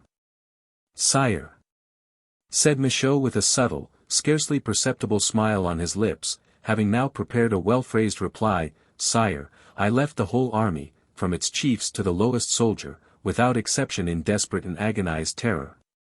"How is that?" The emperor interrupted him, frowning sternly. "Would misfortune make my Russians lose heart? Never." Michaud had only waited for this to bring out the phrase he had prepared. "Sire," he said, with respectful playfulness, "they are only afraid lest your Majesty, in the goodness of your heart, should allow yourself to be persuaded to make peace. They are burning for the combat," declared this representative of the Russian nation, "and to prove to your Majesty by the sacrifice of their lives how devoted they are." "Ah!" said the emperor reassured, and with a kindly gleam in his eyes, he patted Michaud on the shoulder. "You set me at ease, Colonel." He bent his head and was silent for some time. "Well, then, go back to the army," he said, drawing himself up to his full height and addressing Michaud with a gracious and majestic gesture. "And tell our brave men and all my good subjects wherever you go that when I have not a soldier left I shall put myself at the head of my beloved nobility and my good peasants and so use the last resources of my empire. It still offers me more than my enemies suppose," said the emperor growing more and more animated. "But should it ever be ordained by divine providence," he continued, raising to heaven his fine eyes shining with emotion, "that my dynasty should cease to reign on the throne of my ancestors, then after exhausting all the means at my command, I shall let my beard grow to here," he pointed halfway down his chest, "and go and eat potatoes with the meanest of my peasants, rather than sign the disgrace of my country and of my beloved people whose sacrifices I know how to appreciate." Having uttered these words in an agitated voice, the emperor suddenly turned away as if to hide from Michaud the tears that rose to his eyes, and went to the further end of his study. Having stood there a few moments, he strode back to Michaud and pressed his arm below the elbow with a vigorous movement. The emperor's mild and handsome face was flushed and his eyes gleamed with resolution and anger. "Colonel Michaud, do not forget what I say to you here, perhaps we may recall it with pleasure some day." "Napoleon or I," said the emperor, touching his breast. "We can no longer both reign together. I have learned to know him, and he will not deceive me any more." And the emperor paused, with a frown. When he heard these words and saw the expression of firm resolution in the emperor's eyes, Michaud quoique étranger, rust de cœur et diamit, that solemn moment felt himself enraptured by all that he had heard, as he used afterwards to say, and gave expression to his own feelings and those of the Russian people whose representative he considered himself to be, in the following words. "Sire," said he, "your Majesty is at this moment signing the glory of the nation and the salvation of Europe." With an inclination of the head the emperor dismissed him. Chapter 4. It is natural for us who were not living in those days to imagine that when half Russia had been conquered and the inhabitants were facing to distant provinces, and one levy after another was being raised for the defense of the fatherland, all Russians from the greatest to the least were solely engaged in sacrificing themselves, saving their fatherland, or weeping over its downfall. The tales and descriptions of that time without exception speak only of the self-sacrifice, patriotic devotion, despair, grief, and the heroism of the Russians. But it was not really so. It appears so to us because we see only the general historic interest of that time and do not see all the personal human interests that people had. Yet in reality those personal interests of the moment so much transcend the general interests that they always prevent the public interest from being felt or even noticed. Most of the people at that time paid no attention to the general progress of events but were guided only by their private interests, and they were the very people whose activities at that period were most useful. Those who tried to understand the general course of events and to take part in it by self-sacrifice and heroism were the most useless members of society. They saw everything upside down. And all they did for the common good turned out to be useless and foolish, like Pierre's and Mamonov's regiments which looted Russian villages, and the lint the young ladies prepared and that never reached the wounded, and so on. Even those, fond of intellectual talk and of expressing their feelings, who discussed Russia's position at the time, involuntarily introduced into their conversation either a shade of pretense and falsehood or useless condemnation and anger directed against people accused of actions no one could possibly be guilty of. In historic events, the rule forbidding us to eat of the fruit of the tree of knowledge is specially applicable. Only unconscious action bears fruit, and he who plays a part in an historic event never understands its significance. If he tries to realize it, his efforts are fruitless. The more closely a man was engaged in the events then taking place in Russia, the less did he realize their significance. In Petersburg and in the provinces at a distance from Moscow, ladies and gentlemen in militia uniforms wept for Russia and its ancient capital and talked of self-sacrifice and so on. But in the army which retired beyond Moscow there was little talk or thought of Moscow, and when they caught sight of its burned ruins no one swore to be avenged on the French, but they thought about their next pay, their next quarters. Of Matreshka the vivandière, and like matters. As the war had caught him in the service, Nicholas Rostov took a close and prolonged part in the defense of his country, but did so casually, without any aim at self-sacrifice. And he therefore looked at what was going on in Russia without despair and without dismally racking his brains over it. Had he been asked what he thought of the state of Russia, he would have said that it was not his business to think about it, that Kutuzov and others were there for that purpose. But that he had heard that the regiments were to be made up to their full strength, that fighting would probably go on for a long time yet, and that things being so it was quite likely he might be in command of a regiment in a couple of years' time. As he looked at the matter in this way, he learned that he was being sent to Voronezh to buy remounts for his division, not only without regret at being prevented from taking part in the coming battle, but with the greatest pleasure which he did not conceal and which his comrades fully understood. A few days before the Battle of Borodino, Nicholas received the necessary money and warrants, and having sent some hussars on in advance, he set out with post horses for Voronezh. Only a man who has experienced it has passed some months continuously in an atmosphere of campaigning and war can understand the delight Nicholas felt when he escaped from the region covered by the army's foraging operations, provision trains, and hospitals. When free from soldiers, wagons, and the filthy traces of a camp, saw villages with peasants and peasant women, gentlemen's country houses, fields where cattle were grazing, posthouses with stationmasters asleep in them. He rejoiced as though seeing all this for the first time. What for a long while specially surprised and delighted him were the women, young and healthy, without a dozen officers making up to each of them, women, too, who were pleased and flattered that a passing officer should joke with them. In the highest spirits Nicholas arrived at night at a hotel in Voronezh, ordered things he had long been deprived of in camp, and next day, very clean-shaven and in a full-dress uniform he had not worn for a long time, went to present himself to the authorities. The commander of the militia was a civilian general, an old man who was evidently pleased with his military designation and rank. He received Nicholas brusquely, imagining this to be characteristically military, and questioned him with an important air, as if considering the general progress of affairs and approving and disapproving with full right to do so. Nicholas was in such good spirits that this merely amused him. From the commander of the militia he drove to the governor. The governor was a brisk little man, very simple and affable. He indicated the stud farms at which Nicholas might procure horses, recommended to him a horse dealer in the town and a landowner 14 miles out of town who had the best horses, and promised to assist him in every way. "You are Count Ilya Rostov's son. My wife was a great friend of your mother's. We are at home on Thursdays. Today is Thursday, so please come and see us quite informally," said the governor, taking leave of him. Immediately on leaving the governor's, Nicholas hired post horses and, taking his squadron quartermaster with him, drove at a gallop to the landowner, 14 miles away, who had the stud.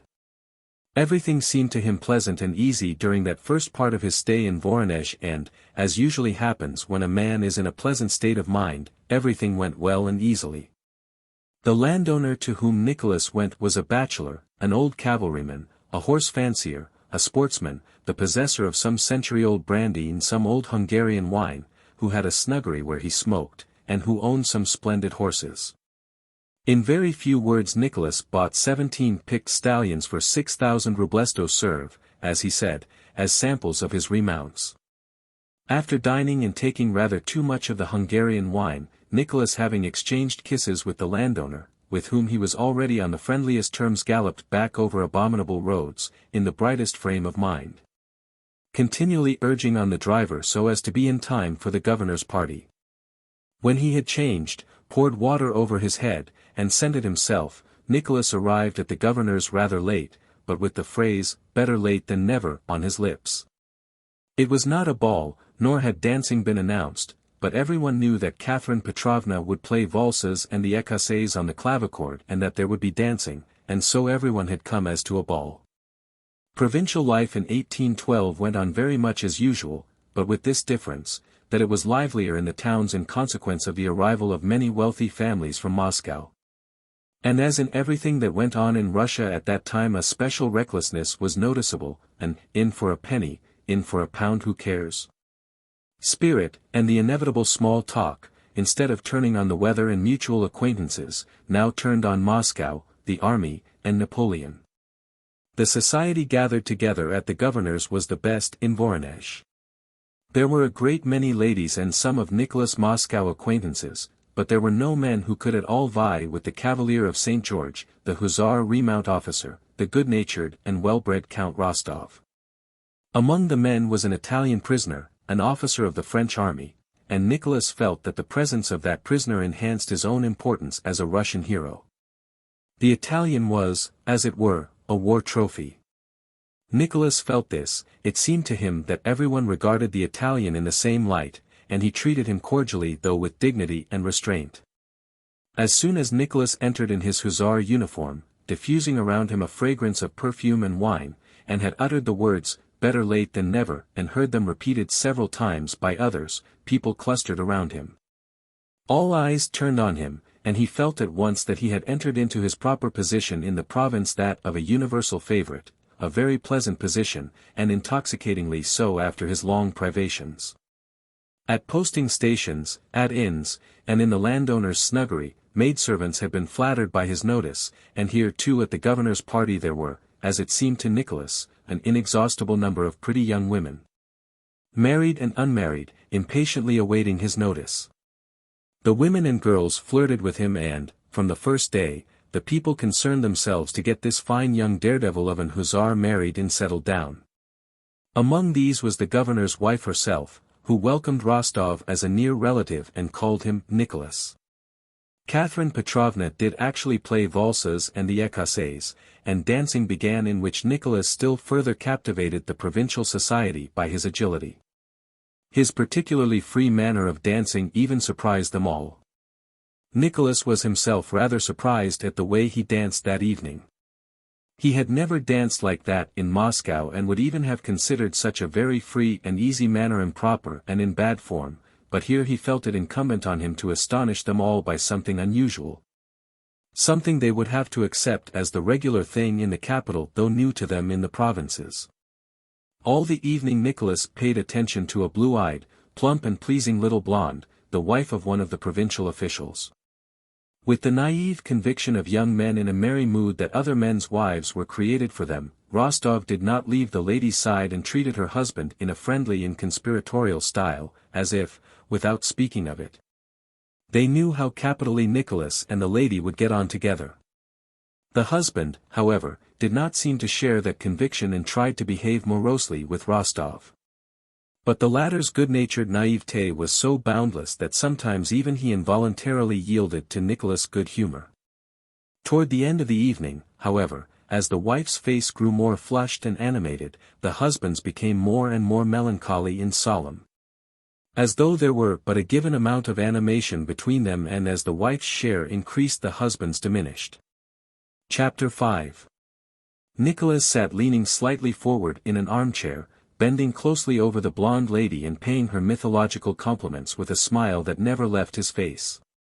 Jauntily shifting the position of his legs in their tight riding breeches, diffusing an odor of perfume, and admiring his partner, himself, and the fine outlines of his legs in their well-fitting Hessian boots.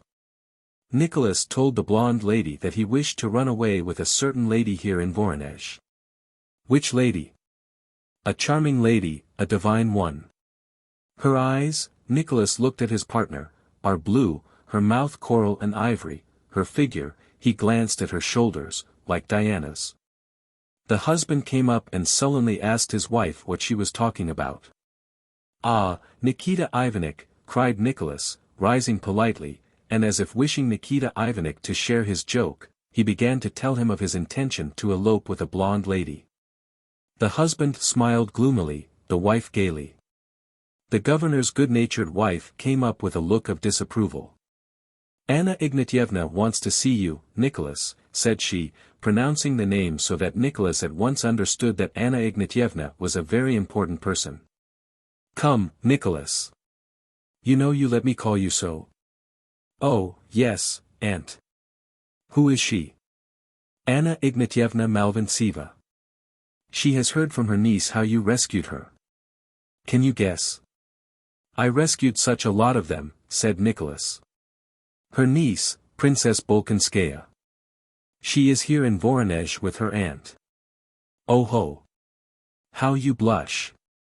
"Why, not a bit." "Please don't, aunt." Very well, very well. Oh, what a fellow you are." The governor's wife led him up to a tall and very stout old lady with a blue headdress, who had just finished her game of cards with the most important personages of the town. This was Malvintseeva, Princess Mary's aunt on her mother's side, a rich, childless widow who always lived in Voronezh. When Rostov approached her she was standing settling up for the game. She looked at him and, screwing up her eyes sternly, continued to upbraid the general who had won from her. "Very pleased, mon cher," she then said, holding out her hand to Nicholas. "Pray come and see me." After a few words about Princess Mary and her late father, whom Malvintseeva had evidently not liked, and having asked what Nicholas knew of Prince Andrew, who also was evidently no favorite of hers, the important old lady dismissed Nicholas after repeating her invitation to come to see her. Nicholas promised to come and blushed again as he bowed. At the mention of Princess Mary he experienced a feeling of shyness and even of fear, which he himself did not understand. When he had parted from Malvintseeva Nicholas wished to return to the dancing, but the governor's little wife placed her plump hand on his sleeve and, saying that she wanted to have a talk with him, led him to her sitting room, from which those who were there immediately withdrew so as not to be in her way. "Do you know, dear boy," began the governor's wife with a serious expression on her kind little face, "that really would be the match for you. Would you like me to arrange it?" "Whom do you mean, aunt?" asked Nicholas. "I will make a match for you with the princess. Catherine Petrovna speaks of Lily, but I say, noth princess. Do you want me to do it? I am sure your mother will be grateful to me. What a charming girl she is, really. And she is not at all so plain, either." "Not at all," replied Nicholas as if offended at the idea. "As befits a soldier, aunt, I don't force myself on anyone or refuse anything," he said before he had time to consider what he was saying. "Well then, remember, this is not a joke." "Of course not." "Yes, yes," the governor's wife said as if talking to herself.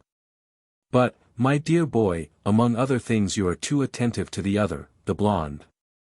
One is sorry for the husband, really." "Oh no, we are good friends with him," said Nicholas in the simplicity of his heart. It did not enter his head that a pastime so pleasant to himself might not be pleasant to someone else. "But what nonsense I have been saying to the governor's wife," thought Nicholas suddenly at supper. "She will really begin to arrange a match, and Soina." And on taking leave of the governor's wife, when she again smilingly said to him, "Well then, remember," he drew her aside. "But see here, to tell the truth, aunt." "What is it, my dear. Come, let's sit down here, said she. Nicholas suddenly felt a desire and need to tell his most intimate thoughts, which he would not have told to his mother, his sister, or his friend, to this woman who was almost a stranger. When he afterwards recalled that impulse to unsolicited and inexplicable frankness which had very important results for him. It seemed to him, as it seems to everyone in such cases, that it was merely some silly whim that seized him, yet that burst of frankness, together with other trifling events, had immense consequences for him and for all his family. You see, Aunt, Mamma has long wanted me to marry an heiress, but the very idea of marrying for money is repugnant to me. Oh yes, I understand, said the governor's wife. But Princess Bolkonsky, that's another matter. I will tell you the truth. In the first place, I like her very much, I feel drawn to her, and then, after I met her under such circumstances so strangely, the idea often occurred to me, this is fate. Especially if you remember that Mamma had long been thinking of it. But I had never happened to meet her before, somehow it had always happened that we did not meet. And as long as my sister Natasha was engaged to her brother, it was of course out of the question for me to think of marrying her. And it must needs happen that I should meet her just when Natasha's engagement had been broken off, and then everything. So you see. I never told this to anyone and never will, only to you. The governor's wife pressed his elbow gratefully. You know Sonia, my cousin. I love her, and promised to marry her, and will do so. So you see there can be no question about dash, said Nicholas incoherently and blushing. My dear boy, what a way to look at it. You know Sonia has nothing, and you yourself say your papa's affairs are in a very bad way. And what about your mother?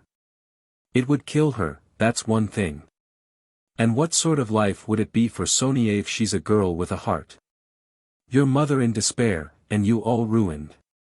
No, my dear, you and Sonia ought to understand that. Nicholas remained silent. It comforted him to hear these arguments. All the same, Aunt, it is impossible, he rejoined with a sigh, after a short pause. Besides, would the princess have me? And besides, she is now in mourning. How can one think of it? But you don't suppose I'm going to get you married at once? There is always a right way of doing things, replied the governor's wife. What a matchmaker you are, Aunt, said Nicholas, kissing her plump little hand. Chapter 6. On reaching Moscow after her meeting with Rostov, Princess Mary had found her nephew there with his tutor, and a letter from Prince Andrew giving her instructions how to get to her Aunt Malvíntseva at Voronezh. That feeling akin to temptation which had tormented her during her father's illness, since his death, and especially since her meeting with Rostov, was smothered by arrangements for the journey, anxiety about her brother, settling in a new house, meeting new people, and attending to her nephew's education. She was sad. Now, after a month passed in quiet surroundings, she felt more and more deeply the loss of her father, which was associated in her mind with the ruin of Russia. She was agitated and incessantly tortured by the thought of the dangers to which her brother, the only intimate person now remaining to her, was exposed. She was worried too about her nephew's education, for which she had always felt herself incompetent. But in the depths of her soul she felt at peace, a peace arising from consciousness of having stifled those personal dreams and hopes that had been on the point of awakening within her and were related to her meeting with Rostov. The day after her party the governor's wife came to see Malvíntseva and, after discussing her plan with the aunt, remarked that though under present circumstances a formal betrothal was, of course, not to be thought of, all the same the young people might be brought together and could get to know one another. Malvíntseva expressed approval, and the governor's wife began to speak of Rostov in Mary's presence, praising him and telling how he had blushed when Princess Mary's name was mentioned. But Princess Mary experienced a painful rather than a joyful feeling. Her mental tranquility was destroyed, and desires, doubts, self-reproach, and hopes reawoke. During the 2 days that elapsed before Rostov called, Princess Mary continually thought of how she ought to behave to him. First she decided not to come to the drawing-room when he called to see her aunt, that it would not be proper for her, in her deep mourning, to receive visitors, then she thought this would be rude after what he had done for her. Then it occurred to her that her aunt and the governor's wife had intentions concerning herself and Rostov. Their looks and words at times seemed to confirm this supposition. Then she told herself that only she, with her sinful nature, could think this of them. They could not forget that situated as she was, while still wearing deep mourning, such matchmaking would be an insult to her and to her father's memory. Assuming that she did go down to see him, Princess Mary imagined the words he would say to her and what she would say to him, and these words sometimes seemed undeservedly cold and then to mean too much. More than anything she feared lest the confusion she felt might overwhelm her and betray her as soon as she saw him. But when on Sunday after church the footman announced in the drawing-room that Count Rostov had called, the princess showed no confusion, only a slight blush suffused her cheeks and her eyes lit up with a new and radiant light. "You have met him, aunt?" said she in a calm voice, unable herself to understand that she could be outwardly so calm and natural. When Rostov entered the room, the princess dropped her eyes for an instant, as if to give the visitor time to greet her aunt, and then just as Nicholas turned to her she raised her head and met his look with shining eyes. With a movement full of dignity and grace she half rose with a smile of pleasure, held out her slender, delicate hand to him, and began to speak in a voice in which for the first time new deep womanly notes vibrated.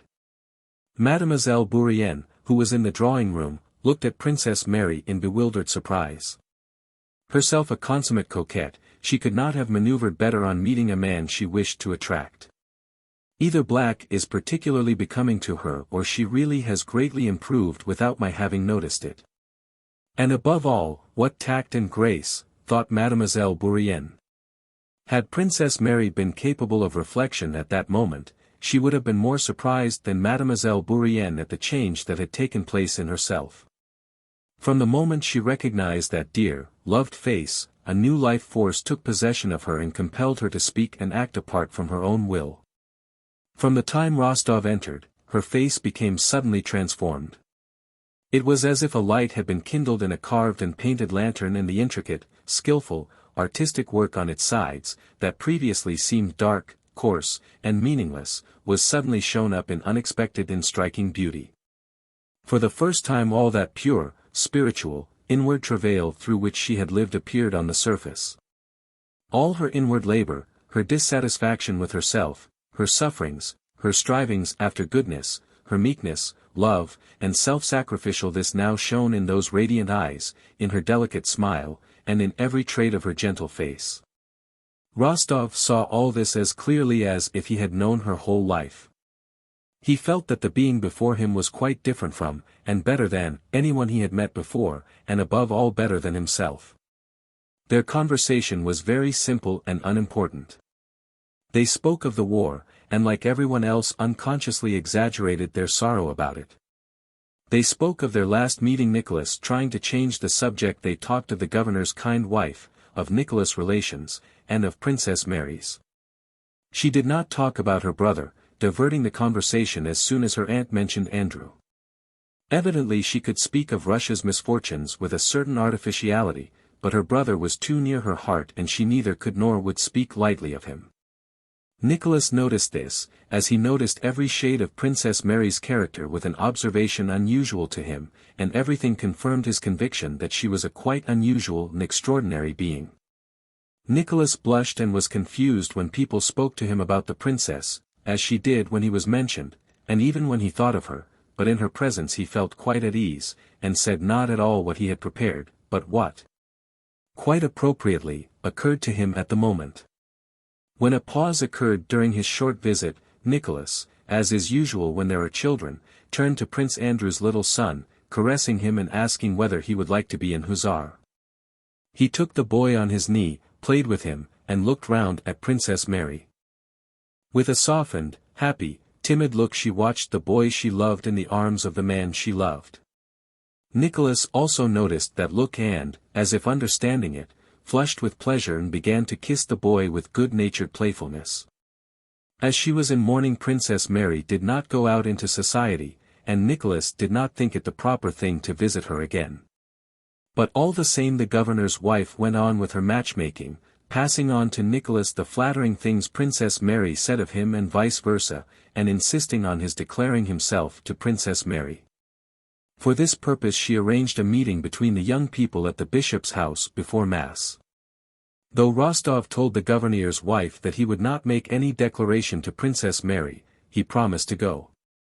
As at Tilsit, Rostov had not allowed himself to doubt that what everybody considered right was right, so now, after a short but sincere struggle between his effort to arrange his life by his own sense of justice, and in obedient submission to circumstances, he chose the latter and yielded to the power he felt irresistibly carrying him he knew not where. He knew that after his promise to Sonia it would be what he deemed base to declare his feelings to Princess Mary, and he knew that he would never act basely. But he also knew, or rather felt at the bottom of his heart, that by resigning himself now to the force of circumstances and to those who were guiding him, he was not only doing nothing wrong, but was doing something very important, more important than anything he had ever done in his life. After meeting Princess Mary, though the course of his life went on externally as before, all his former amusements lost their charm for him, and he often thought about her. But he never thought about her as he had thought of all the young ladies without exception whom he had met in society, nor as he had for a long time, and at one time rapturously, thought about Sonia.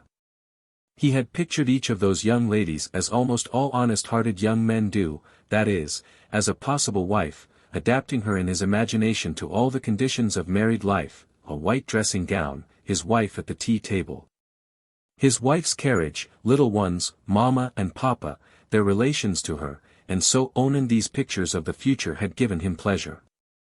But with Princess Mary, to whom they were trying to get him engaged, he could never picture anything of future married life. If he tried, his pictures seemed incongruous and false. It made him afraid. Chapter 7. The dreadful news of the Battle of Borodino, of our losses in killed and wounded, and the still more terrible news of the loss of Moscow reached Voronezh in the middle of September. Princess Mary, having learned of her brother's wound only from the Gazette and having no definite news of him, prepared, so Nicholas heard, he had not seen her again himself, to set off in search of Prince Andrew. When he received the news of the Battle of Borodino and the abandonment of Moscow, Rostov was not seized with despair, anger, the desire for vengeance, or any feeling of that kind, but everything in Voronezh suddenly seemed to him dull and tiresome. And he experienced an indefinite feeling of shame and awkwardness. The conversations he heard seemed to him insincere. He did not know how to judge all these affairs and felt that only in the regiment would everything again become clear to him. He made haste to finish buying the horses, and often became unreasonably angry with his servant and squadron quartermaster. A few days before his departure a special thanksgiving, at which Nicholas was present, was held in the cathedral for the Russian victory. He stood a little behind the governor and held himself with military decorum through the service, meditating on a great variety of subjects. When the service was over the governor's wife beckoned him to her. "Have you seen the princess?" she asked, indicating with a movement of her head a lady standing on the opposite side, beyond the choir. Nicholas immediately recognized Princess Mary not so much by the profile he saw under her bonnet as by the feeling of solicitude, timidity, and pity that immediately overcame him. Princess Mary, evidently engrossed by her thoughts, was crossing herself for the last time before leaving the church. Nicholas looked at her face with surprise. It was the same face he had seen before, there was the same general expression of refined, inner, spiritual labor, but now it was quite differently lit up. There was a pathetic expression of sorrow, prayer, and hope in it. As had occurred before when she was present, Nicholas went up to her without waiting to be prompted by the governor's wife and not asking himself whether or not it was right and proper to address her here in church, and told her he had heard of her trouble and sympathized with his whole soul. As soon as she heard his voice a vivid glow kindled in her face, lighting up both her sorrow and her joy. "There is one thing I wanted to tell you, Princess," said Rostov. "It is that if your brother, Prince Andrew Nikolaevich, were not living, it would have been at once announced in the Gazette, as he is a colonel." The princess looked at him, not grasping what he was saying, but cheered by the expression of regretful sympathy on his face. And I have known so many cases of a splinter wound. The Gazette said it was a shell, either proving fatal at once or being very slight, continued Nicholas. We must hope for the best, and I am sure. Princess Mary interrupted him. Oh, that would be so dread. She began and, prevented by agitation from finishing, she bent her head with a movement as graceful as everything she did in his presence and, looking up at him gratefully, went out, following her aunt. That evening Nicholas did not go out, but stayed at home to settle some accounts with the horse dealers. When he had finished that business it was already too late to go anywhere but still too early to go to bed, and for a long time he paced up and down the room, reflecting on his life, a thing he rarely did. Princess Mary had made an agreeable impression on him when he had met her in Smolensk province. His having encountered her in such exceptional circumstances, and his mother having at one time mentioned her to him as a good match, had drawn his particular attention to her. When he met her again in Voronezh the impression she made on him was not merely pleasing but powerful. Nicholas had been struck by the peculiar moral beauty he observed in her at this time. He was, however, preparing to go away and it had not entered his head to regret that he was thus depriving himself of chances of meeting her. But that day's encounter in church had, he felt, sunk deeper than was desirable for his peace of mind. That pale, sad, refined face, that radiant look, those gentle graceful gestures, and especially the deep and tender sorrow expressed in all her features agitated him and evoked his sympathy. In men Rostov could not bear to see the expression of a higher spiritual life, that was why he did not like Prince Andrew, and he referred to it contemptuously as philosophy and dreaminess. But in Princess Mary that very sorrow which revealed the depth of a whole spiritual world foreign to him was an irresistible attraction. She must be a wonderful woman. A real angel, he said to himself. Why am I not free? Why was I in such a hurry with Sonia? And he involuntarily compared the two, the lack of spirituality in the one and the abundance of it in the author, a spirituality he himself lacked and therefore valued most highly. He tried to picture what would happen were he free. How he would propose to her and how she would become his wife. But no, he could not imagine that. He felt odd, and no clear picture presented itself to his mind. He had long ago pictured to himself a future with Sonia, and that was all clear and simple just because it had all been thought out and he knew all there was in Sonia, but it was impossible to picture a future with Princess Mary. Because he did not understand her but simply loved her.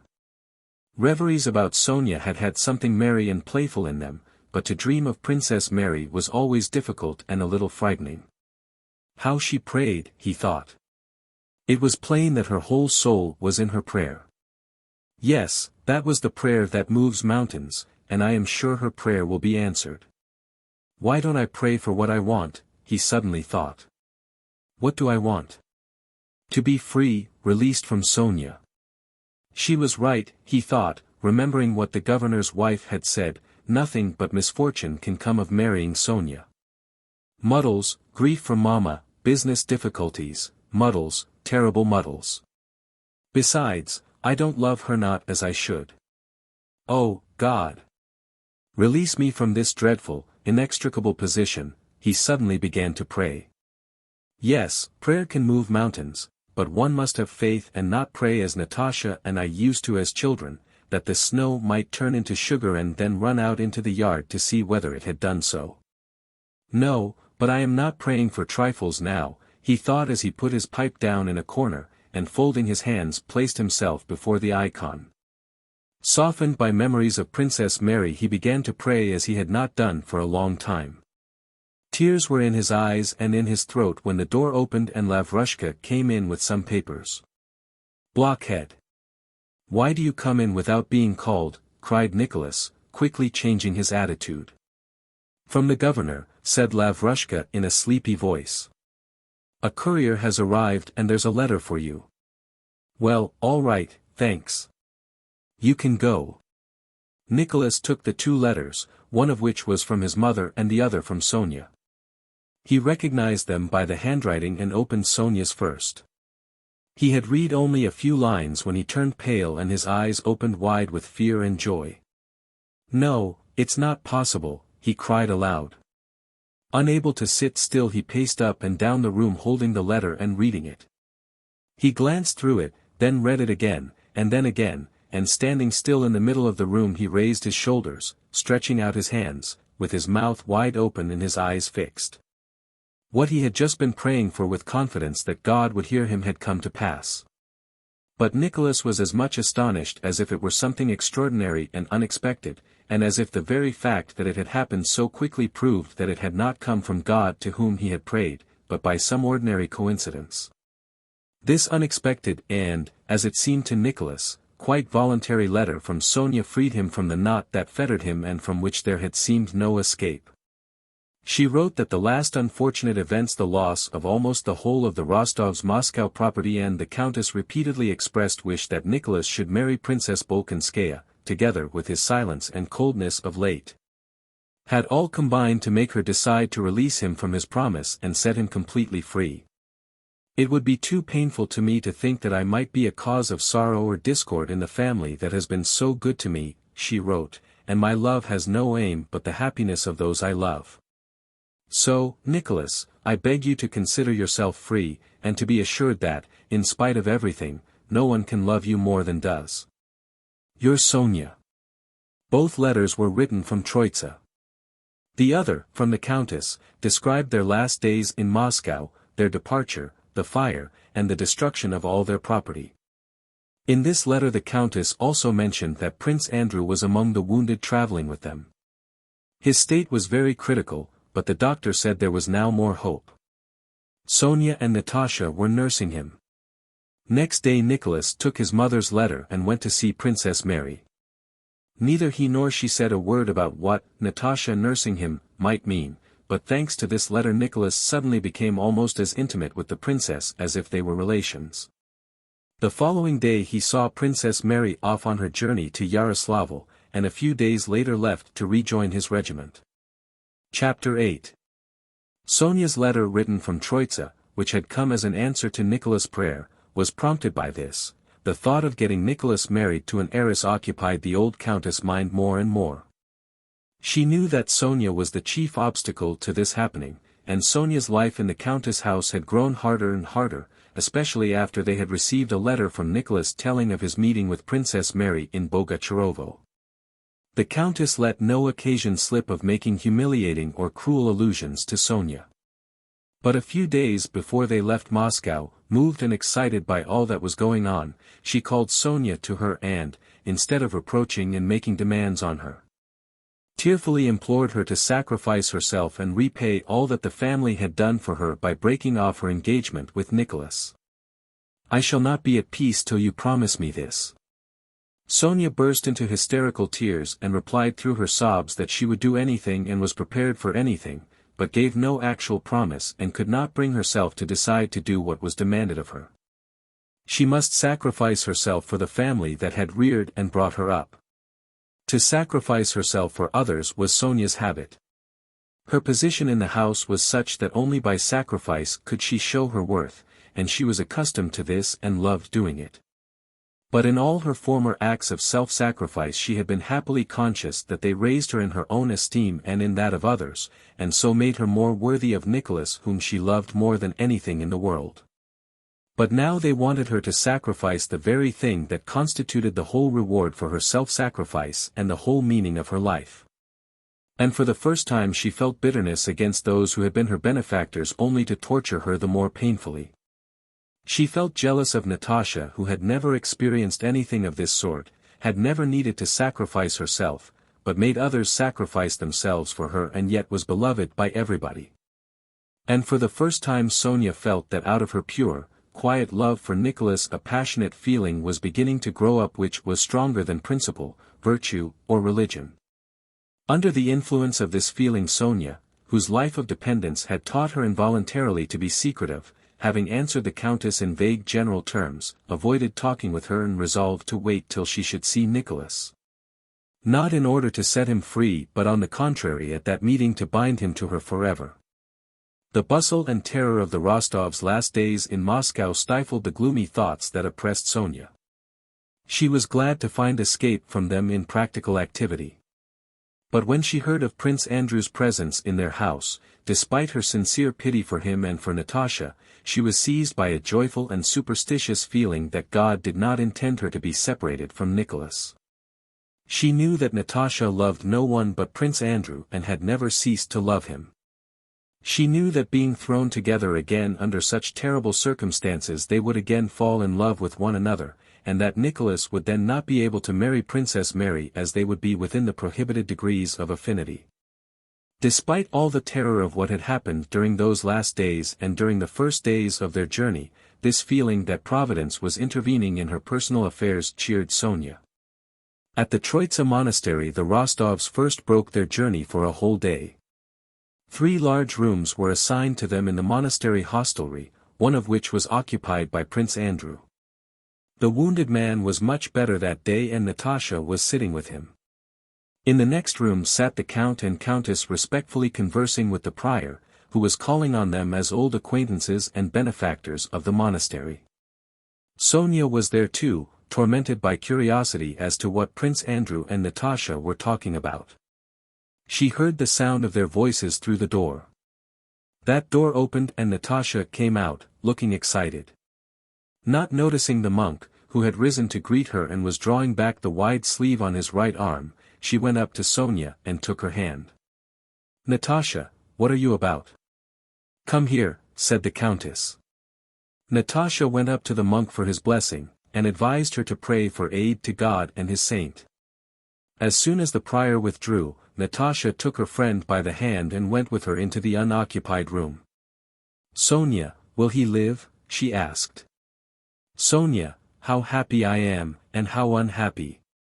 "Sonia, dovey, everything is as it used to be. If only he lives." "He cannot, because of," and Natasha burst into tears. "Yes. I knew it." "Thank God," murmured Sonia. "He will live." Sonia was not less agitated than her friend by the latter's fear and grief and by her own personal feelings which she shared with no one. Sobbing, she kissed and comforted Natasha. "If only he lives," she thought. Having wept, talked, and wiped away their tears, the two friends went together to Prince Andrew's door. Natasha opened it cautiously and glanced into the room, Sonia standing beside her at the half-open door. Prince Andrew was lying raised high on 3 pillows.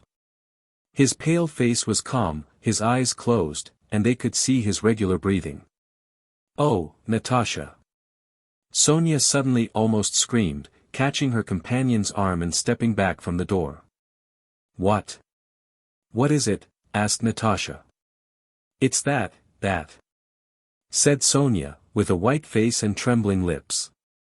Natasha softly closed the door and went with Sonia to the window, not yet understanding what the latter was telling her. "You remember," said Sonia with a solemn and frightened expression. "You remember when I looked in the mirror for you, at Otradno at Christmas? Do you remember what I saw?" "Yes, yes," cried Natasha, opening her eyes wide, and vaguely recalling that Sonia had told her something about Prince Andrew whom she had seen lying down. "You remember?" Sonia went on. "I saw it then and told everybody, you and Dunyasha. I saw him lying on a bed," said she, making a gesture with her hand and a lifted finger at each detail, and that he had his eyes closed and was covered just with a pink quilt, and that his hands were folded, she concluded, convincing herself that the details she had just seen were exactly what she had seen in the mirror. She had in fact seen nothing then but had mentioned the first thing that came into her head, but what she had invented then seemed to her now as real as any other recollection. She not only remembered what she had then said that he turned to look at her and smiled and was covered with something red, but was firmly convinced that she had then seen and said that he was covered with a pink quilt and that his eyes were closed. "Yes, yes, it really was pink," cried Natasha, who now thought she too remembered the word pink being used, and saw in this the most extraordinary and mysterious part of the prediction. "But what does it mean?" she added meditatively. "Oh, I don't know, it is all so strange," replied Sonia, clutching at her head. A few minutes later Prince Andrew rang and Natasha went to him, but Sonia, feeling unusually excited and touched, remained at the window thinking about the strangeness of what had occurred. They had an opportunity that day to send letters to the army, and the countess was writing to her son. "Sonia," said the countess, raising her eyes from her letter as her niece passed, "Sonia, won't you write to Nicholas?" She spoke in a soft, tremulous voice, and in the weary eyes that looked over her spectacles Sonia read all that the countess meant to convey with these words. Those eyes expressed entreaty, shame at having to ask, fear of a refusal, and readiness for relentless hatred in case of such refusal. Sonia went up to the countess and, kneeling down, kissed her hand. "Yes, Mamma, I will write," said she. Sonia was softened, excited, and touched by all that had occurred that day, especially by the mysterious fulfillment she had just seen of her vision. Now that she knew that the renewal of Natasha's relations with Prince Andrew would prevent Nicholas from marrying Princess Mary, she was joyfully conscious of a return of that self-sacrificing spirit in which she was accustomed to live and loved to live. So with a joyful consciousness of performing a magnanimous deed interrupted several times by the tears that dimmed her velvety black eyes she wrote that touching letter the arrival of which had so amazed Nicholas. Chapter 9. The officer and soldiers who had arrested Pierre treated him with hostility but yet with respect, in the guardhouse to which he was taken. In their attitude toward him could still be felt both uncertainty as to who he might be, perhaps a very important person, and hostility as a result of their recent personal conflict with him. But when the guard was relieved next morning, Pierre felt that for the new guard, both officers and men, he was not as interesting as he had been to his captors. And in fact the guard of the second day did not recognize in this big, stout man in a peasant coat the vigorous person who had fought so desperately with the marauder and the convoy and had uttered those solemn words about saving a child. They saw in him only no 17 of the captured Russians, arrested and detained for some reason by order of the higher command. If they noticed anything remarkable about Pierre, it was only his unabashed, meditative concentration and thoughtfulness, and the way he spoke French, which struck them as surprisingly good. In spite of this he was placed that day with the other arrested suspects, as the separate room he had occupied was required by an officer.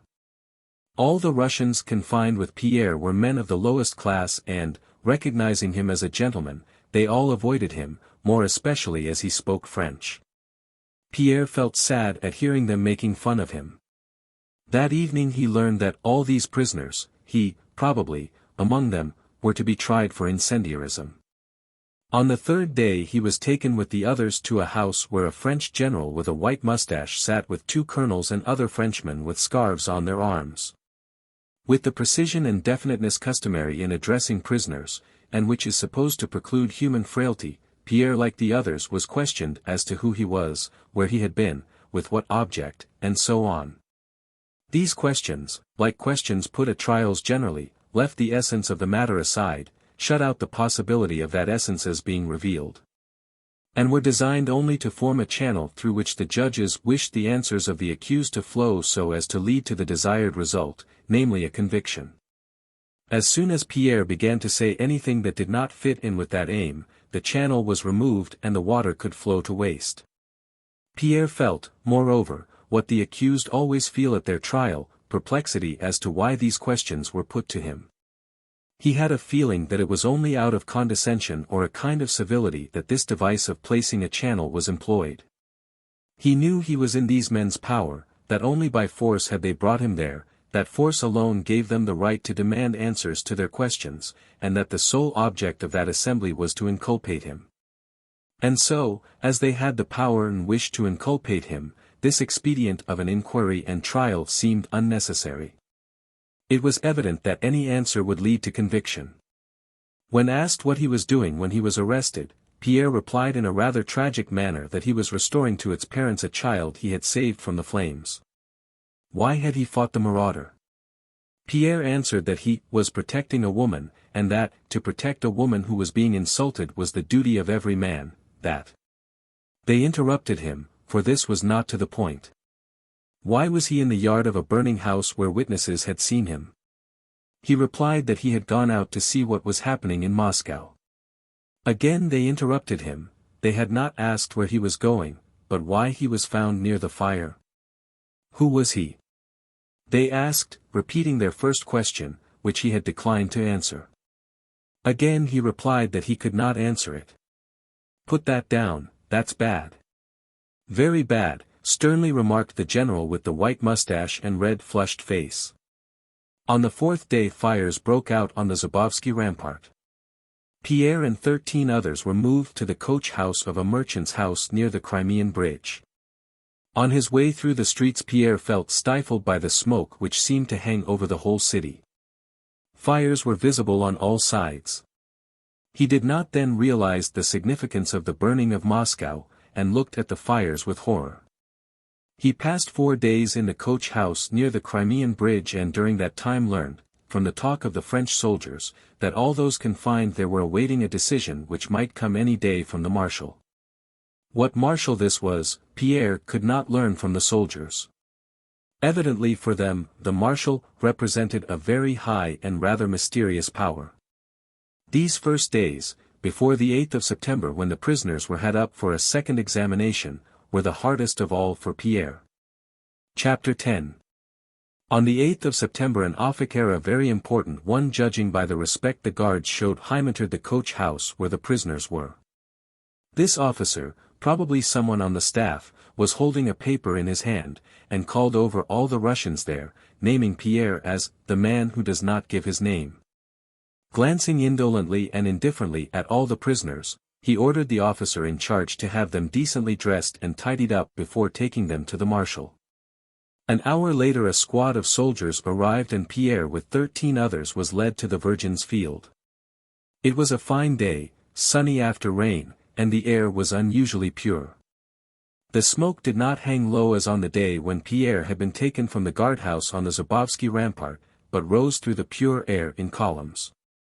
No flames were seen, but columns of smoke rose on all sides, and all Moscow as far as Pierre could see was one vast charred ruin. On all sides there were waste spaces with only stoves and chimney stacks still standing, and here and there the blackened walls of some brick houses. Pierre gazed at the ruins and did not recognize districts he had known well. Here and there he could see churches that had not been burned. The Kremlin, which was not destroyed, gleamed white in the distance with its towers and the belfry of Ivan the Great. The domes of the new convent of the Virgin glittered brightly and its bells were ringing particularly clearly. These bells reminded Pierre that it was Sunday and the feast of the Nativity of the Virgin. But there seemed to be no one to celebrate this holiday. Everywhere were blackened ruins, and the few Russians to be seen were tattered and frightened people who tried to hide when they saw the French. It was plain that the Russian nest was ruined and destroyed, but in place of the Russian order of life that had been destroyed, Pierre unconsciously felt that a quite different, firm, French order had been established over this ruined nest. He felt this in the looks of the soldiers who, marching in regular ranks briskly and gaily, were escorting him and the other criminals. He felt it in the looks of an important French official in a carriage and pair driven by a soldier, whom they met on the way. He felt it in the merry sounds of regimental music he heard from the left side of the field, and felt and realized it especially from the list of prisoners the French officer had read out when he came that morning. Pierre had been taken by one set of soldiers and led first to one and then to another place with dozens of other men, and it seemed that they might have forgotten him, or confused him with the others. But no, the answers he had given when questioned had come back to him in his designation as the man who does not give his name, and under that appellation, which to Pierre seemed terrible. They were now leading him somewhere with unhesitating assurance on their faces that he and all the other prisoners were exactly the ones they wanted and that they were being taken to the proper place. Pierre felt himself to be an insignificant chip fallen among the wheels of a machine whose action he did not understand but which was working well. He and the other prisoners were taken to the right side of the Virgin's Field, to a large white house with an immense garden not far from the convent. This was Prince Sherbatov's house, where Pierre had often been in other days, and which, as he learned from the talk of the soldiers, was now occupied by the marshal, the Duke of Ekmol-Davou. They were taken to the entrance and led into the house one by one. Pierre was the sixth to enter. He was conducted through a glass gallery, an anteroom, and a hall, which were familiar to him, into a long low study at the door of which stood an adjutant. Davout, spectacles on nose, sat bent over a table at the further end of the room. Pierre went close up to him, but Davout, evidently consulting a paper that lay before him, did not look up. Without raising his eyes, he said in a low voice, "Who are you?" Pierre was silent because he was incapable of uttering a word. To him Davout was not merely a French general, but a man notorious for his cruelty. Looking at his cold face, as he sat like a stern schoolmaster who was prepared to wait a while for an answer, Pierre felt that every instant of delay might cost him his life, but he did not know what to say. He did not venture to repeat what he had said at his first examination, yet to disclose his rank and position was dangerous and embarrassing. So he was silent. But before he had decided what to do, Davout raised his head, pushed his spectacles back on his forehead, screwed up his eyes, and looked intently at him. "I know that man," he said in a cold, measured tone, evidently calculated to frighten Pierre. The chill that had been running down Pierre's back now seized his head as in a vice. "You cannot know me, General, I have never seen you." "He is a Russian spy," Davout interrupted, addressing another general who was present, but whom Pierre had not noticed. Davout turned away. With an unexpected reverberation in his voice Pierre rapidly began. "No, Monseigneur," he said, suddenly remembering that Davout was a duke. "No, Monseigneur, you cannot have known me. I am a militia officer and have not quitted Moscow." "Your name?" asked Davout. "Bezukhov." "What proof have I that you are not lying?" "Monseigneur," exclaimed Pierre, not in an offended but in a pleading voice. Davout looked up and gazed intently at him. For some seconds they looked at one another, and that look saved Pierre. Apart from conditions of war and law, that look established human relations between the two men. At that moment an immense number of things passed dimly through both their minds, and they realized that they were both children of humanity and were brothers. At the first glance, when Davout had only raised his head from the papers where human affairs and lives were indicated by numbers, Pierre was merely a circumstance, and Davout could have shot him without burdening his conscience with an evil deed. But now he saw in him a human being. He reflected for a moment. "How can you show me that you are telling the truth?" said Davout coldly. Pierre remembered Rambaud, and named him and his regiment and the street where the house was. "You are not what you say," returned Davout. In a trembling, faltering voice Pierre began adducing proofs of the truth of his statements. But at that moment an adjutant entered and reported something to Davout. Davout brightened up at the news the adjutant brought, and began buttoning up his uniform. It seemed that he had quite forgotten Pierre. When the adjutant reminded him of the prisoner, he jerked his head in Pierre's direction with a frown and ordered him to be led away. But where they were to take him Pierre did not know, back to the coach house or to the place of execution his companions had pointed out to him as they crossed the Virgin's field. He turned his head and saw that the adjutant was putting another question to Davout. "Yes, of course," replied Davout, but what this "yes" meant, Pierre did not know. Pierre could not afterwards remember how he went, whether it was far, or in which direction. His faculties were quite numbed, he was stupefied, and noticing nothing around him went on moving his legs as the others did till they all stopped and he stopped too. The only thought in his mind at that time was, who was it that had really sentenced him to death? Not the men on the commission that had first examined him, not one of them wished to or, evidently, could have done it. It was not Davout, who had looked at him in so human a way. In another moment Davout would have realized that he was doing wrong, but just then the adjutant had come in and interrupted him. The adjutant, also, had evidently had no evil intent, though he might have refrained from coming in. Then who was executing him, killing him, depriving him of life, him, Pierre, with all his memories, aspirations, hopes, and thoughts? Who was doing this? And Pierre felt that it was no one. It was a system, a concurrence of circumstances. A system of some sort was killing him, depriving him of life, of everything, annihilating him. Chapter 11. From Prince Sherbatov's house the prisoners were led straight down the Virgin's field, to the left of the nunnery, as far as a kitchen garden in which a post had been set up.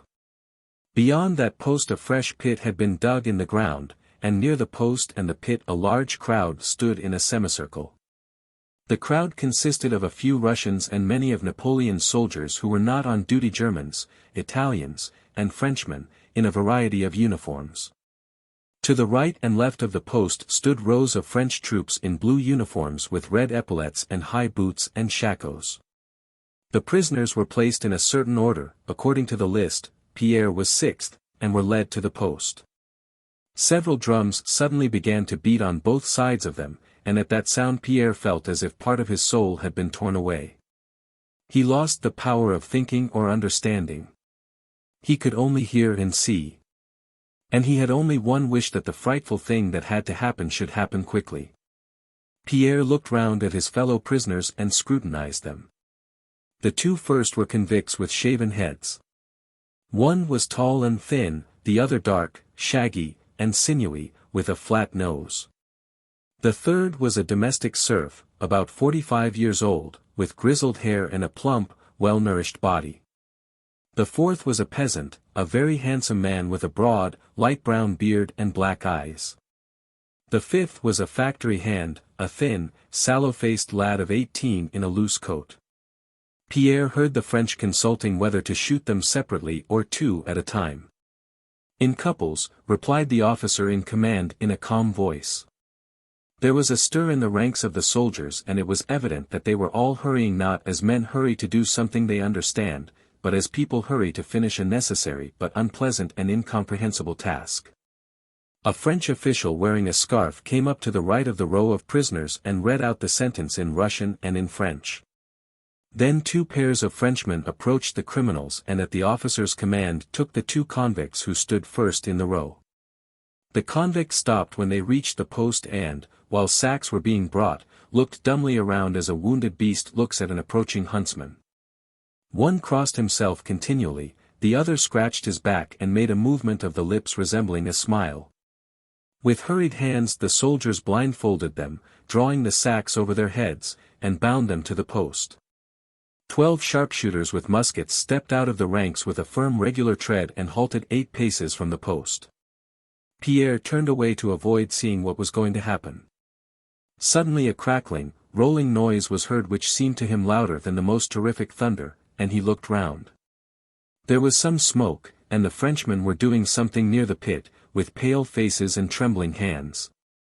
2 more prisoners were led up.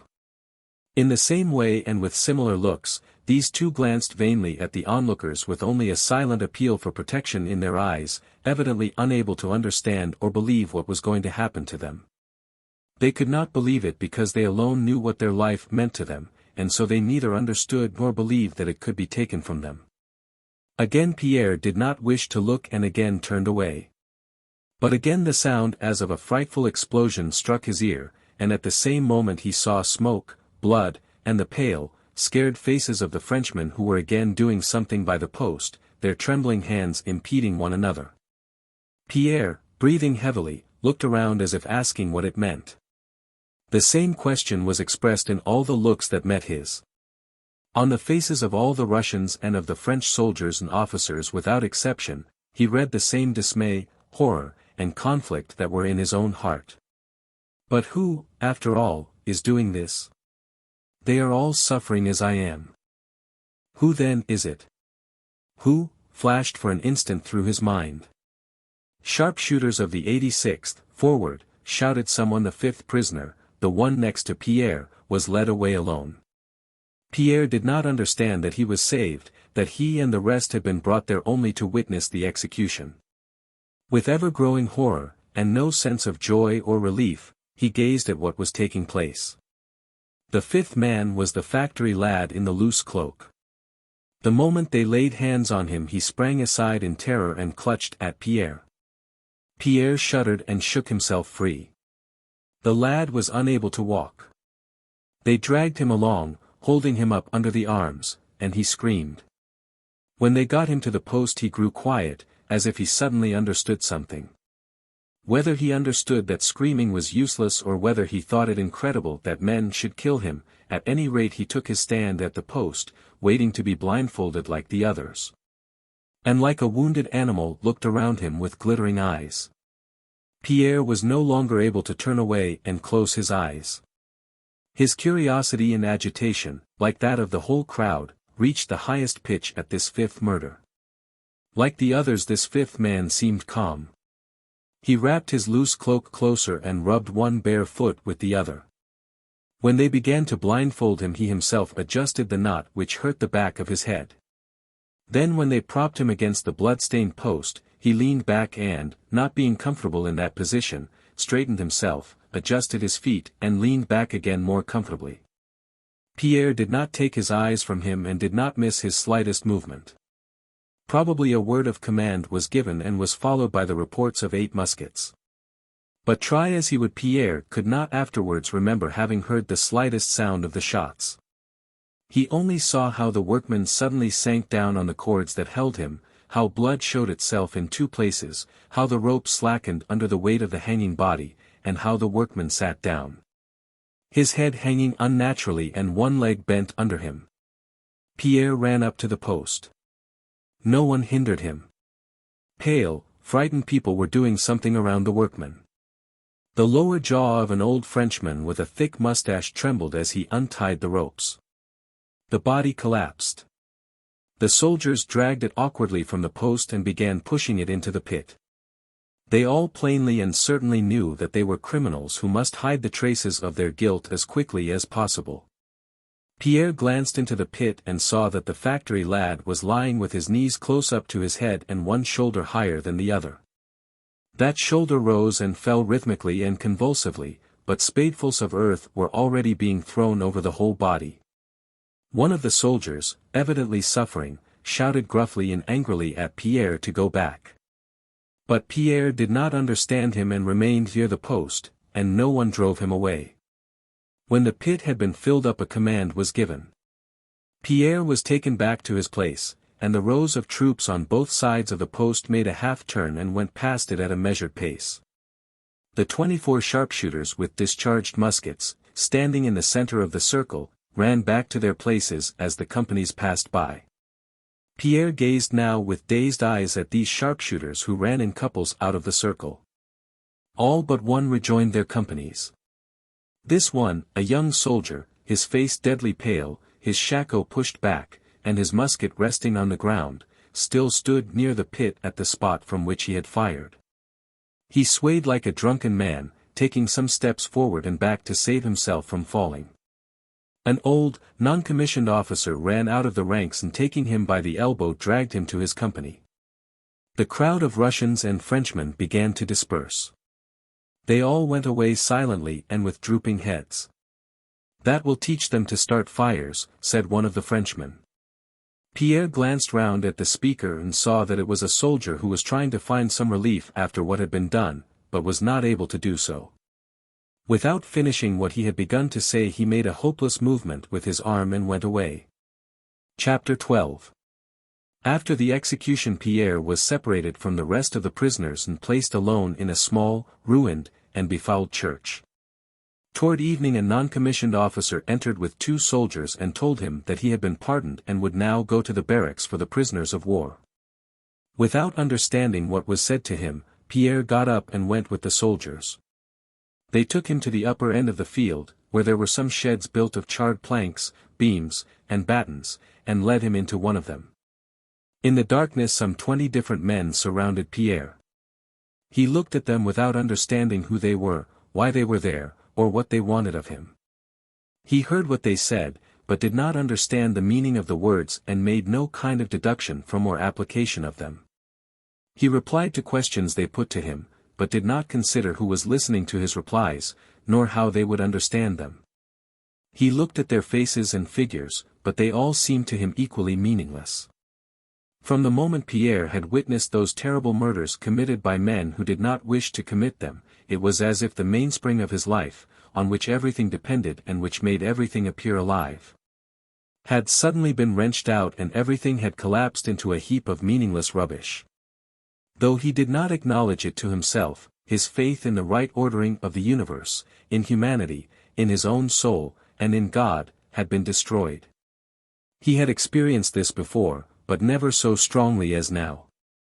When similar doubts had assailed him before, they had been the result of his own wrongdoing, and at the bottom of his heart he had felt that relief from his despair and from those doubts was to be found within himself.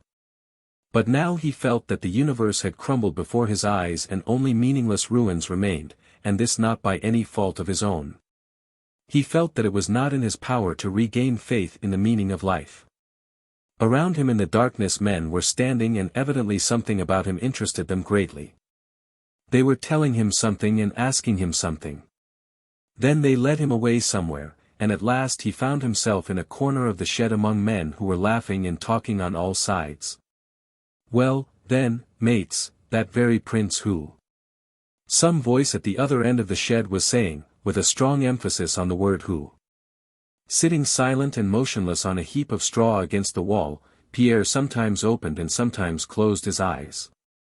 But as soon as he closed them he saw before him the dreadful face of the factory lad, especially dreadful because of its simplicity, and the faces of the murderers, even more dreadful because of their disquiet. And he opened his eyes again and stared vacantly into the darkness around him.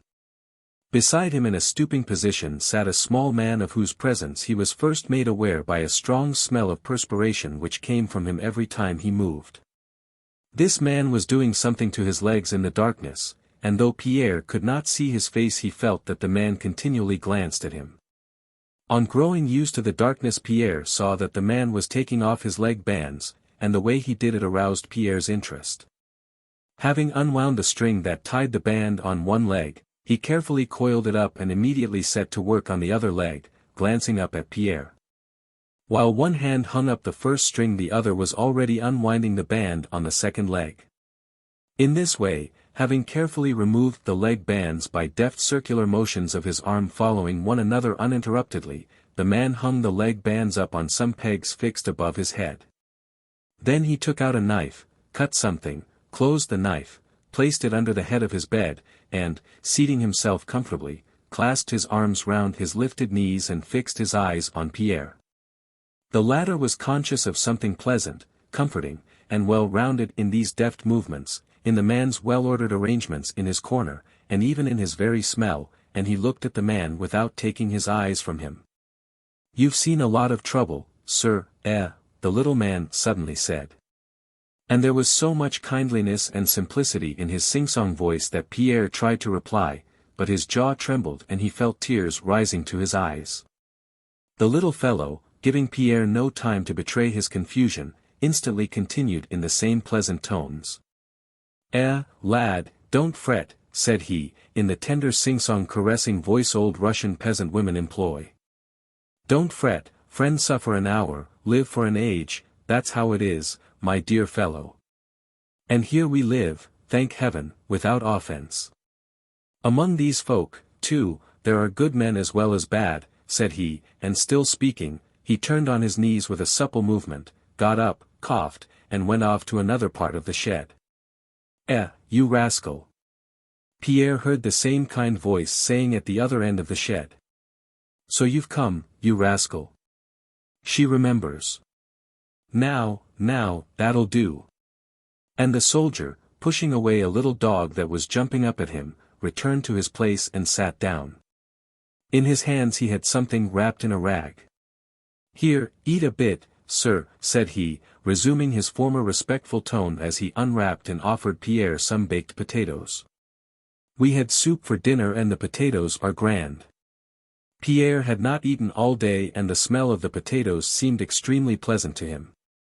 He thanked the soldier and began to eat.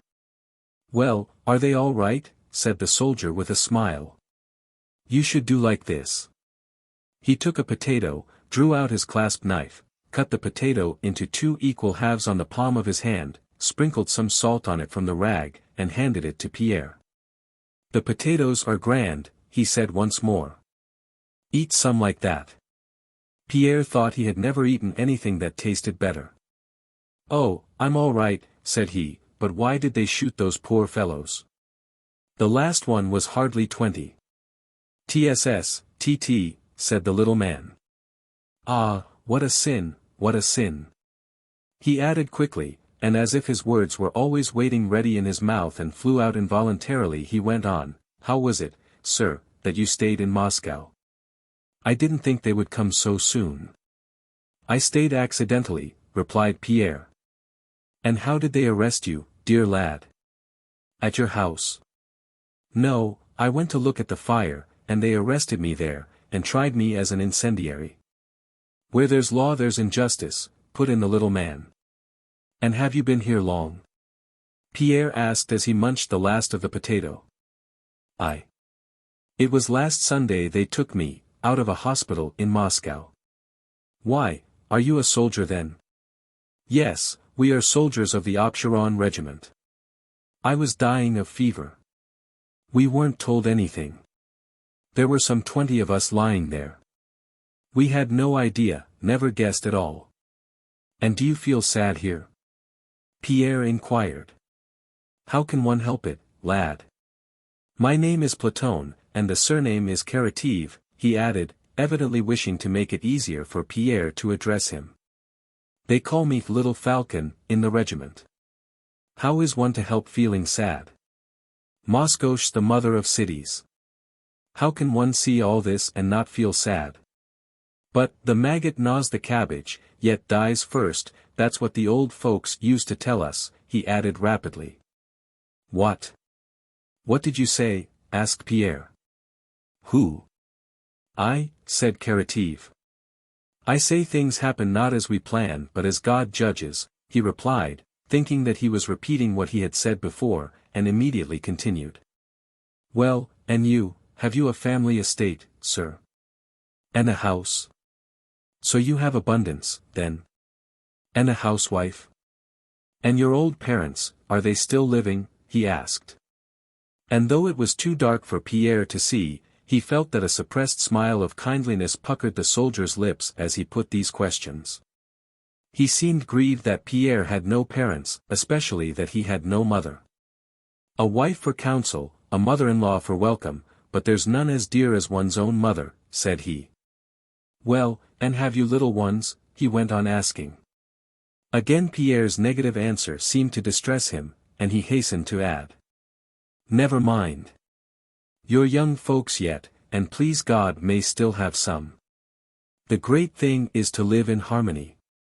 "But it's all the same now," Pierre could not help saying. "Ah, my dear fellow," rejoined Karateev, "never decline a prison or a beggar's sack." He seated himself more comfortably and coughed, evidently preparing to tell a long story. "Well, my dear fellow, I was still living at home," he began. "We had a well-to-do homestead, plenty of land, we peasants lived well and our house was one to thank God for. When father and we went out mowing there were 7 of us. We lived well. We were real peasants. It so happened." And Platon Karateev told a long story of how he had gone into someone's copse to take wood, how he had been caught by the keeper, had been tried, flogged, and sent to serve as a soldier.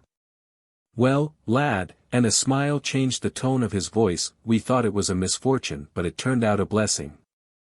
If it had not been for my sin, my brother would have had to go as a soldier. But he, my younger brother, had 5 little ones, while I, you see, only left a wife behind.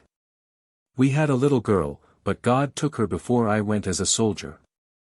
I come home on leave and I'll tell you how it was, I look and see that they are living better than before. The yard full of cattle, the women at home, 2 brothers away earning wages, and only Michael the youngest, at home. Father, he says, all my children are the same to me, it hurts the same whichever finger gets bitten. But if Platon hadn't been shaved for a soldier, Michael would have had to go. Called us all to him and, will you believe it, placed us in front of the icons. Michael, he says, come here and bow down to his feet, and you, young woman, you bow down too, and you, grandchildren, also bow down before him. Do you understand? He says. That's how it is, dear fellow. Fate looks for a head. But we are always judging, that's not wealth, that's not right. Our luck is like water in a dragnet, you pull at it and it bulges, but when you've drawn it out it's empty. That's how it is.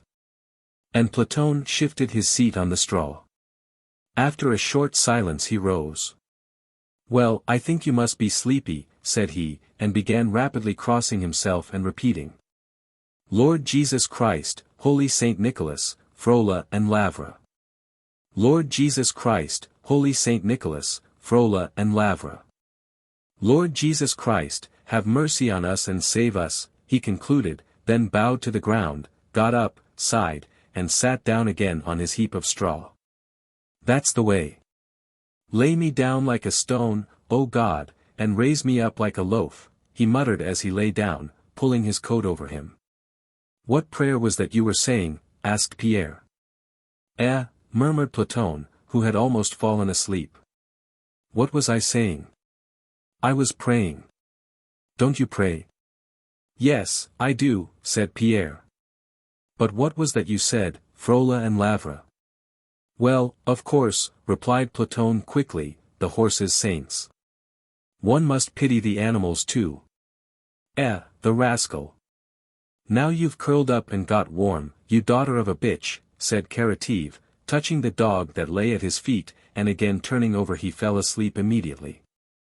Sounds of crying and screaming came from somewhere in the distance outside, and flames were visible through the cracks of the shed, but inside it was quiet and dark. For a long time Pierre did not sleep, but lay with eyes open in the darkness, listening to the regular snoring of Platon who lay beside him. And he felt that the world that had been shattered was once more stirring in his soul with a new beauty and on new and unshakable foundations. Chapter 13. 23 soldiers, 3 officers, and 2 officials were confined in the shed in which Pierre had been placed and where he remained for 4 weeks. When Pierre remembered them afterwards they all seemed misty figures to him except Platon Karateev, who always remained in his mind a most vivid and precious memory in the personification of everything Russian, kindly, and round. When Pierre saw his neighbor next morning at dawn the first impression of him, as of something round, was fully confirmed. Platon's whole figurine, a French overcoat girdled with a cord, a soldier's cap, and bast shoes was round. His head was quite round, his back, chest, shoulders, and even his arms, which he held as if ever ready to embrace something, were rounded. His pleasant smile and his large, gentle brown eyes were also round. Platon Karateev must have been 50, judging by his stories of campaigns he had been in, told us by an old soldier. He did not himself know his age and was quite unable to determine it. But his brilliantly white, strong teeth which showed in 2 unbroken semicircles when he laughed as he often did were all sound and good, there was not a grey hair in his beard or on his head. And his whole body gave an impression of suppleness and especially of firmness and endurance. His face, despite its fine, rounded wrinkles, had an expression of innocence and youth, his voice was pleasant and musical. But the chief peculiarity of his speech was its directness and appositeness. It was evident that he never considered what he had said or was going to say, and consequently the rapidity and justice of his intonation had an irresistible persuasiveness. His physical strength and agility during the first days of his imprisonment were such that he seemed not to know what fatigue and sickness meant. Every night before lying down, he said, "Lord, lay me down as a stone and raise me up as a loaf." And every morning on getting up, he said, "I lay down and curled up, I get up and shake myself." And indeed he only had to lie down, to fall asleep like a stone, and he only had to shake himself, to be ready without a moment's delay for some work, just as children are ready to play directly they awake. He could do everything, not very well but not badly. He baked, cooked, sewed, planed, and mended boots. He was always busy, and only at night allowed himself conversation of which he was fond and songs. He did not sing like a trained singer who knows he is listened to, but like the birds, evidently giving vent to the sounds in the same way that one stretches oneself or walks about to get rid of stiffness, and the sounds were always high-pitched. Mournful, delicate, and almost feminine, and his face at such times was very serious.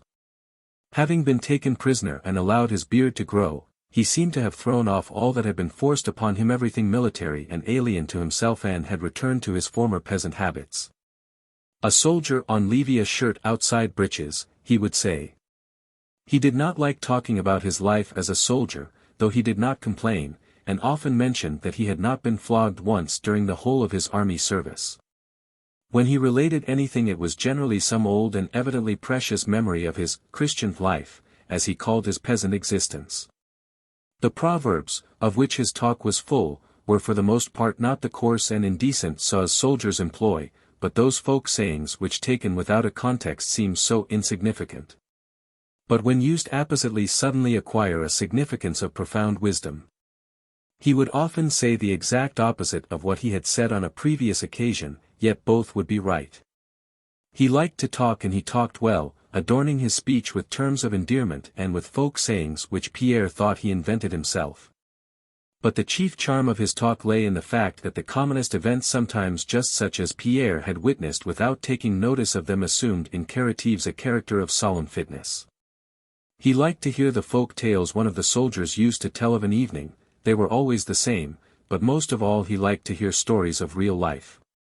He would smile joyfully when listening to such stories, now and then putting in a word or asking a question to make the moral beauty of what he was told clear to himself. Karative had no attachments, friendships, or love, as Pierre understood them, but loved and lived affectionately with everything life brought him in contact with, particularly with man, not any particular man, but those with whom he happened to be. He loved his dog, his comrades, the French, and Pierre who was his neighbor. But Pierre felt that in spite of Karative's affectionate tenderness for him, by which he unconsciously gave Pierre's spiritual life its due, he would not have grieved for a moment at parting from him. And Pierre began to feel in the same way toward Karative. To all the other prisoners Platon Karative seemed a most ordinary soldier. They called him Little Falcon, or Platosha, chaffed him good-naturedly, and sent him on errands. But to Pierre he always remained what he had seemed that first night, an unfathomable, rounded, eternal personification of the spirit of simplicity and truth. Platon Karative knew nothing by heart except his prayers. When he began to speak he seemed not to know how he would conclude. Sometimes Pierre, struck by the meaning of his words, would ask him to repeat them, but Platon could never recall what he had said a moment before. Just as he never could repeat to Pierre the words of his favorite song, "Native and birch tree and my heart is sick," occurred in it, but when spoken and not sung, no meaning could be got out of it. He did not, and could not, understand the meaning of words apart from their context. Every word and action of his was the manifestation of an activity unknown to him, which was his life. But his life, as he regarded it, had no meaning as a separate thing. It had meaning only as part of a whole of which he was always conscious. His words and actions flowed from him as evenly, inevitably, and spontaneously as fragrance exhales from a flower. He could not understand the value or significance of any word or deed taken separately. Chapter 14. When Princess Mary heard from Nicholas that her brother was with the Rostovs at Yaroslavl, she at once prepared to go there, in spite of her aunt's efforts to dissuade her, and not merely to go herself but to take her nephew with her. Whether it were difficult or easy, possible or impossible, she did not ask and did not want to know. It was her duty not only herself to be near her brother who was perhaps dying, but to do everything possible to take his son to him. And so she prepared to set off. That she had not heard from Prince Andrew himself, Princess Mary attributed to his being too weak to write or to his considering the long journey too hard and too dangerous for her and his son. In a few days Princess Mary was ready to start. Her equipages were the huge family coach in which she had traveled to Voronezh, a semi-open trap, and a baggage cart. With her traveled Mademoiselle Bourrienne, little Nicholas and his tutor, her old nurse, 3 maids, Tikhon, and a young footman and courier her aunt had sent to accompany her. The usual route through Moscow could not be thought of, and the roundabout way Princess Mary was obliged to take through Lipetsk, Ryazan, Vladimir, and Shuya was very long and, as post horses were not everywhere obtainable, very difficult.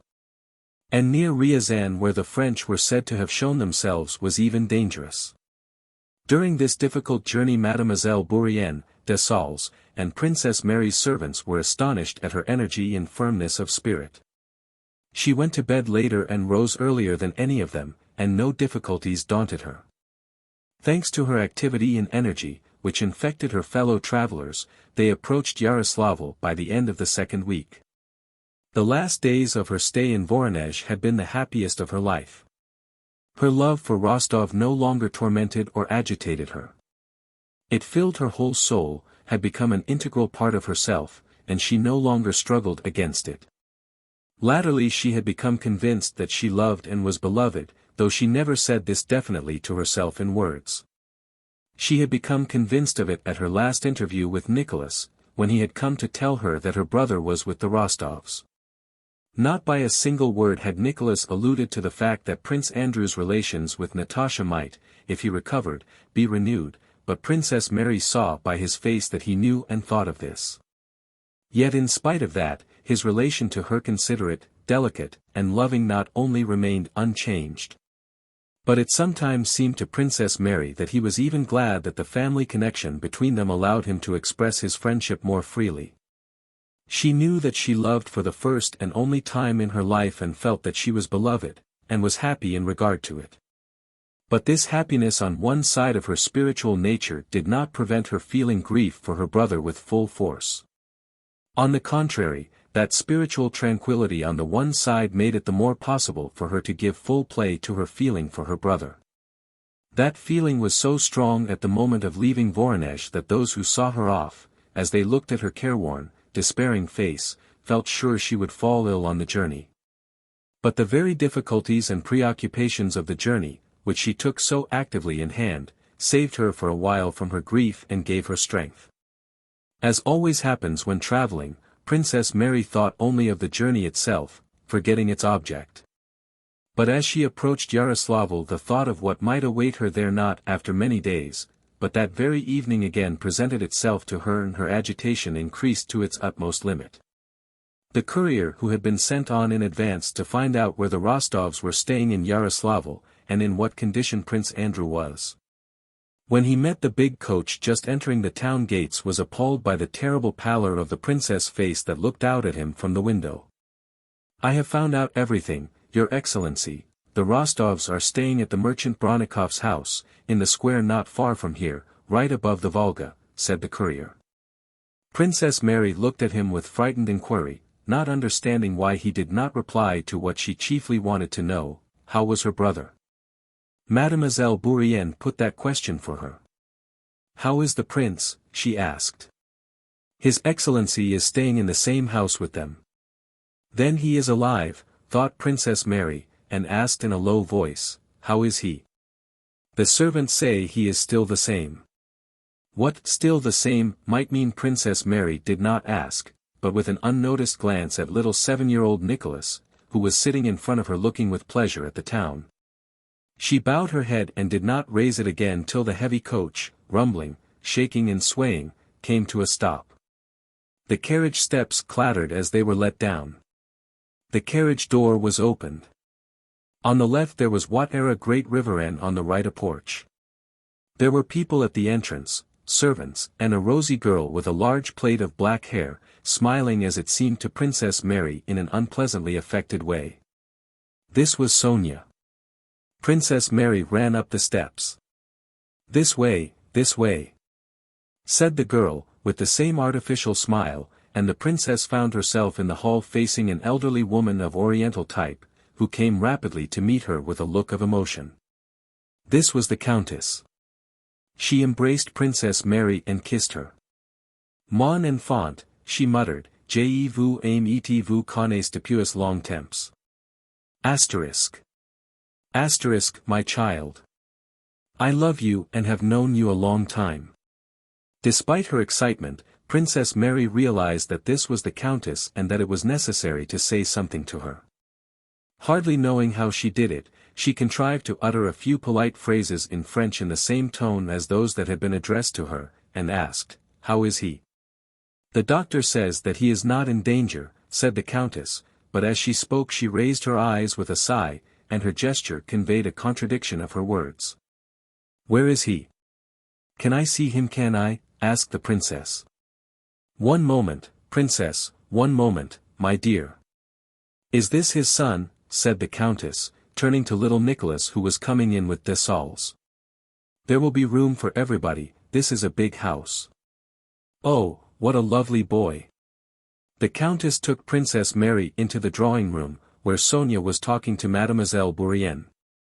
The Countess caressed the boy, and the old Count came in and welcomed the Princess. He had changed very much since Princess Mary had last seen him. Then he had been a brisk, cheerful, self-assured old man, now he seemed a pitiful, bewildered person. While talking to Princess Mary he continually looked round as if asking everyone whether he was doing the right thing. After the destruction of Moscow and of his property, thrown out of his accustomed groove, he seemed to have lost the sense of his own significance and to feel that there was no longer a place for him in life. In spite of her one desire to see her brother as soon as possible, and her vexation that at the moment when all she wanted was to see him they should be trying to entertain her and pretending to admire her nephew. The princess noticed all that was going on around her and felt the necessity of submitting, for a time, to this new order of things which she had entered.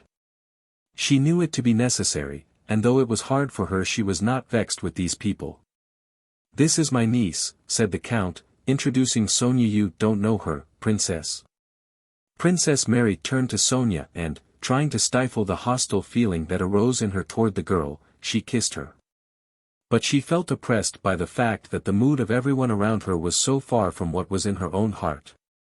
"Where is he?" she asked again, addressing them all. "He is downstairs." "Natasha is with him," answered Sonia, flushing. "We have sent to ask." "I think you must be tired, Princess." Tears of vexation showed themselves in Princess Mary's eyes. She turned away and was about to ask the Countess again how to go to him, when light, impetuous, and seemingly buoyant steps were heard at the door. The Princess looked round and saw Natasha coming in, almost running, that Natasha whom she had liked so little at their meeting in Moscow long since. But hardly had the Princess looked at Natasha's face before she realized that here was a real comrade in her grief, and consequently a friend. She ran to meet her, embraced her, and began to cry on her shoulder.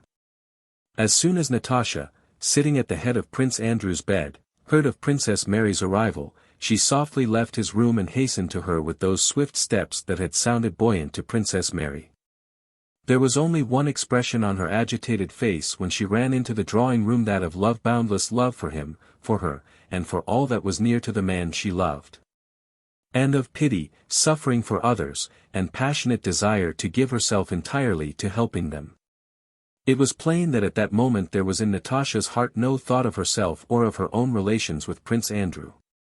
Princess Mary, with her acute sensibility, understood all this at the first glance at Natasha's face, and wept on her shoulder with sorrowful pleasure. Come to him, Mary," said Natasha, leading her into the other room. Princess Mary raised her head, dried her eyes, and turned to Natasha. She felt that from her she would be able to understand and learn everything. "How?" She began her question but stopped short. She felt that it was impossible to ask, or to answer, in words. Natasha's eyes would have to tell her all more clearly and profoundly. Natasha was gazing at her, but seemed afraid and in doubt whether to say all she knew or not. She seemed to feel that before those luminous eyes which penetrated into the very depths of her heart, it was impossible not to tell the whole truth which she saw. And suddenly, Natasha's lips twitched, ugly wrinkles gathered round her mouth, and covering her face with her hands she burst into sobs. Princess Mary understood. But she still hoped, and asked, in words she herself did not trust. "But how is his wound? What is his general condition?" You will see," was all Natasha could say.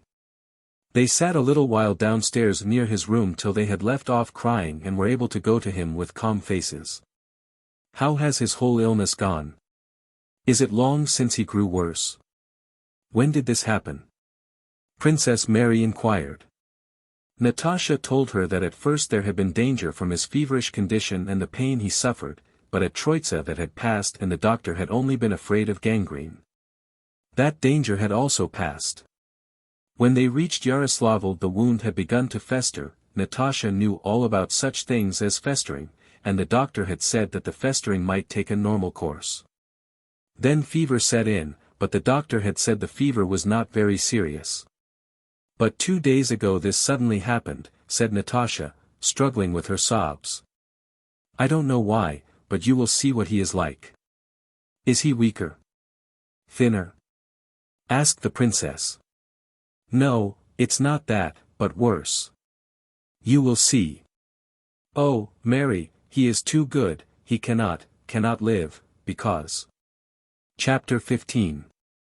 When Natasha opened Prince Andrew's door with a familiar movement and let Princess Mary pass into the room before her, the princess felt the sobs in her throat. Hard as she had tried to prepare herself, and now tried to remain tranquil, she knew that she would be unable to look at him without tears. The princess understood what Natasha had meant by the words, 2 days ago this suddenly happened.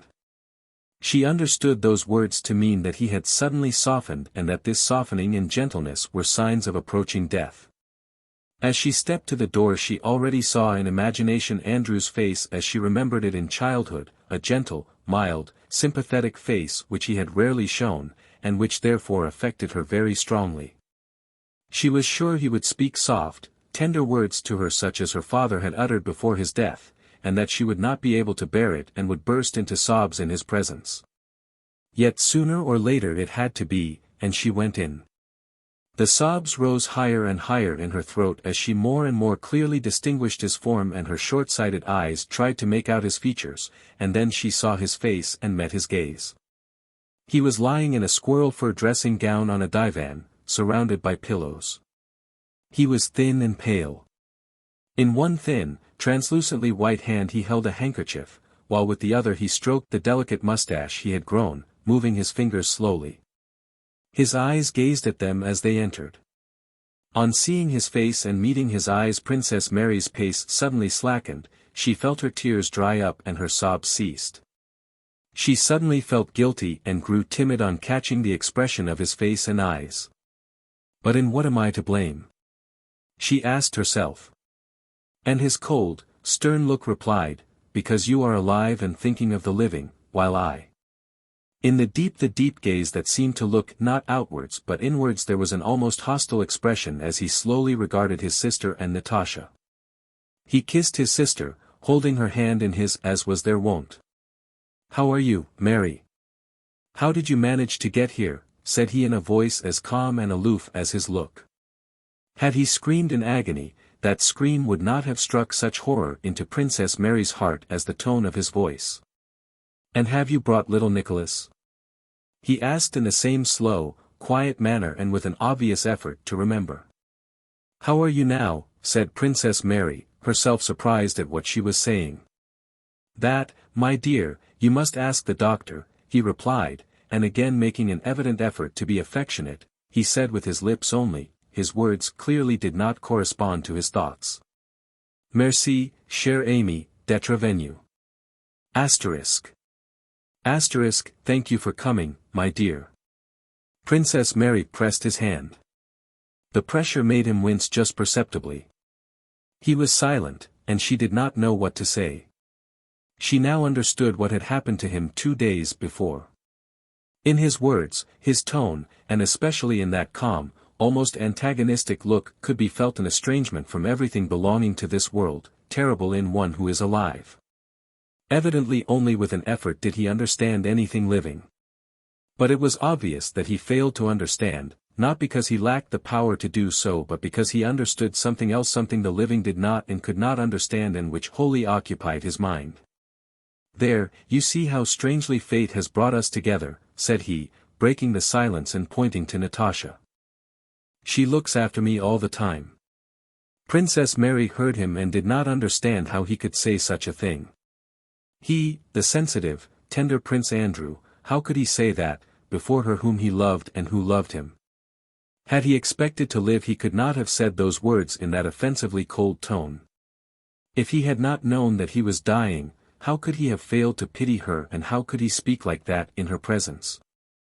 The only explanation was that he was indifferent, because something else, much more important, had been revealed to him. The conversation was cold and disconnected and continually broke off. Mary came by way of Ryazan, said Natasha. Prince Andrew did not notice that she called his sister Mary, and only after calling her so in his presence did Natasha notice it herself. "Really?" he asked. "They told her that all Moscow has been burned down, and that." Natasha stopped. It was impossible to talk. It was plain that he was making an effort to listen, but could not do so. "Yes, they say it's burned," he said. "It's a great pity," and he gazed straight before him, absently stroking his mustache with his fingers. "And so you have met Count Nicholas, Mary?" Prince Andrew suddenly said, evidently wishing to speak pleasantly to them. "He wrote here that he took a great liking to you," he went on simply and calmly, evidently unable to understand all the complex significance his words had for living people. "If you liked him too, it would be a good thing for you to get married," he added rather more quickly, as if pleased at having found words he had long been seeking. Princess Mary heard his words, but they had no meaning for her, except as a proof of how far away he now was from everything living. "Why talk of me?" she said quietly and glanced at Natasha. Natasha, who felt her glance, did not look at her. All three were again silent. "Andrew, would you like?" Princess Mary suddenly said in a trembling voice, "Would you like to see little Nicholas? He is always talking about you." Prince Andrew smiled just perceptibly and for the first time, but Princess Mary, who knew his face so well, saw with horror that he did not smile with pleasure or affection for his son, but with quiet, gentle irony because he thought she was trying what she believed to be the last means of arousing him. "Yes, I shall be very glad to see him. Is he quite well?" When little Nicholas was brought into Prince Andrew's room he looked at his father with frightened eyes, but did not cry, because no one else was crying. Prince Andrew kissed him and evidently did not know what to say to him. When Nicholas had been led away, Princess Mary again went up to her brother, kissed him, and unable to restrain her tears any longer began to cry. He looked at her attentively. "Is it about Nicholas?" he asked. Princess Mary nodded her head, weeping. "Mary, you know the gossip." But he broke off. "What did you say?" "Nothing." "You mustn't cry here," he said, looking at her with the same cold expression. When Princess Mary began to cry, he understood that she was crying at the thought that little Nicholas would be left without a father. With a great effort he tried to return to life and to see things from their point of view. Yes, to them it must seem sad, he thought. But how simple it is. "The fowls of the air sow not, neither do they reap, yet your Father feedeth them," he said to himself and wished to say to Princess Mary. But no, they will take it their own way, they won't understand. They can't understand that all those feelings they prize so are feelings, all those ideas that seem so important to us, are unnecessary. We cannot understand one another, and he remained silent. Prince Andrew's little son was 7. He could scarcely read, and knew nothing. After that day he lived through many things, gaining knowledge, observation, and experience, but had he possessed all the faculties he afterwards acquired, he could not have had a better or more profound understanding of the meaning of the scene he had witnessed between his father, Mary, and Natasha, than he had then. He understood it completely, and, leaving the room without crying, went silently up to Natasha who had come out with him and looked shyly at her with his beautiful, thoughtful eyes, then his uplifted, rosy upper lip trembled and leaning his head against her he began to cry. After that he avoided Dessalles and the Countess who caressed him and either sat alone or came timidly to Princess Mary, or to Natasha of whom he seemed even fonder than of his aunt, and clung to them quietly and shyly. When Princess Mary had left Prince Andrew she fully understood what Natasha's face had told her. She did not speak any more to Natasha of hopes of saving his life. She took turns with her beside his sofa, and did not cry any more, but prayed continually, turning in soul to that eternal and unfathomable, whose presence above the dying man was now so evident. Chapter 16. Not only did Prince Andrew know he would die, but he felt that he was dying and was already half dead. He was conscious of an aloofness from everything earthly and a strange and joyous lightness of existence. Without haste or agitation he awaited what was coming. That inexorable, eternal, distant, and unknown, the presence of which he had felt continually all his life was now near to him and, by the strange lightness he experienced, almost comprehensible and palpable. Formerly he had feared the end. He had twice experienced that terribly tormenting fear of death, the end, but now he no longer understood that fear. He had felt it for the first time when the shell spun like a top before him, and he looked at the fallow field, the bushes, and the sky, and knew that he was face to face with death. When he came to himself after being wounded, and the flower of eternal, unfettered love had instantly unfolded itself in his soul as if freed from the bondage of life that had restrained it, he no longer feared death and ceased to think about it. During the hours of solitude, suffering, and partial delirium he spent after he was wounded, the more deeply he penetrated into the new principle of eternal love revealed to him, the more he unconsciously detached himself from earthly life.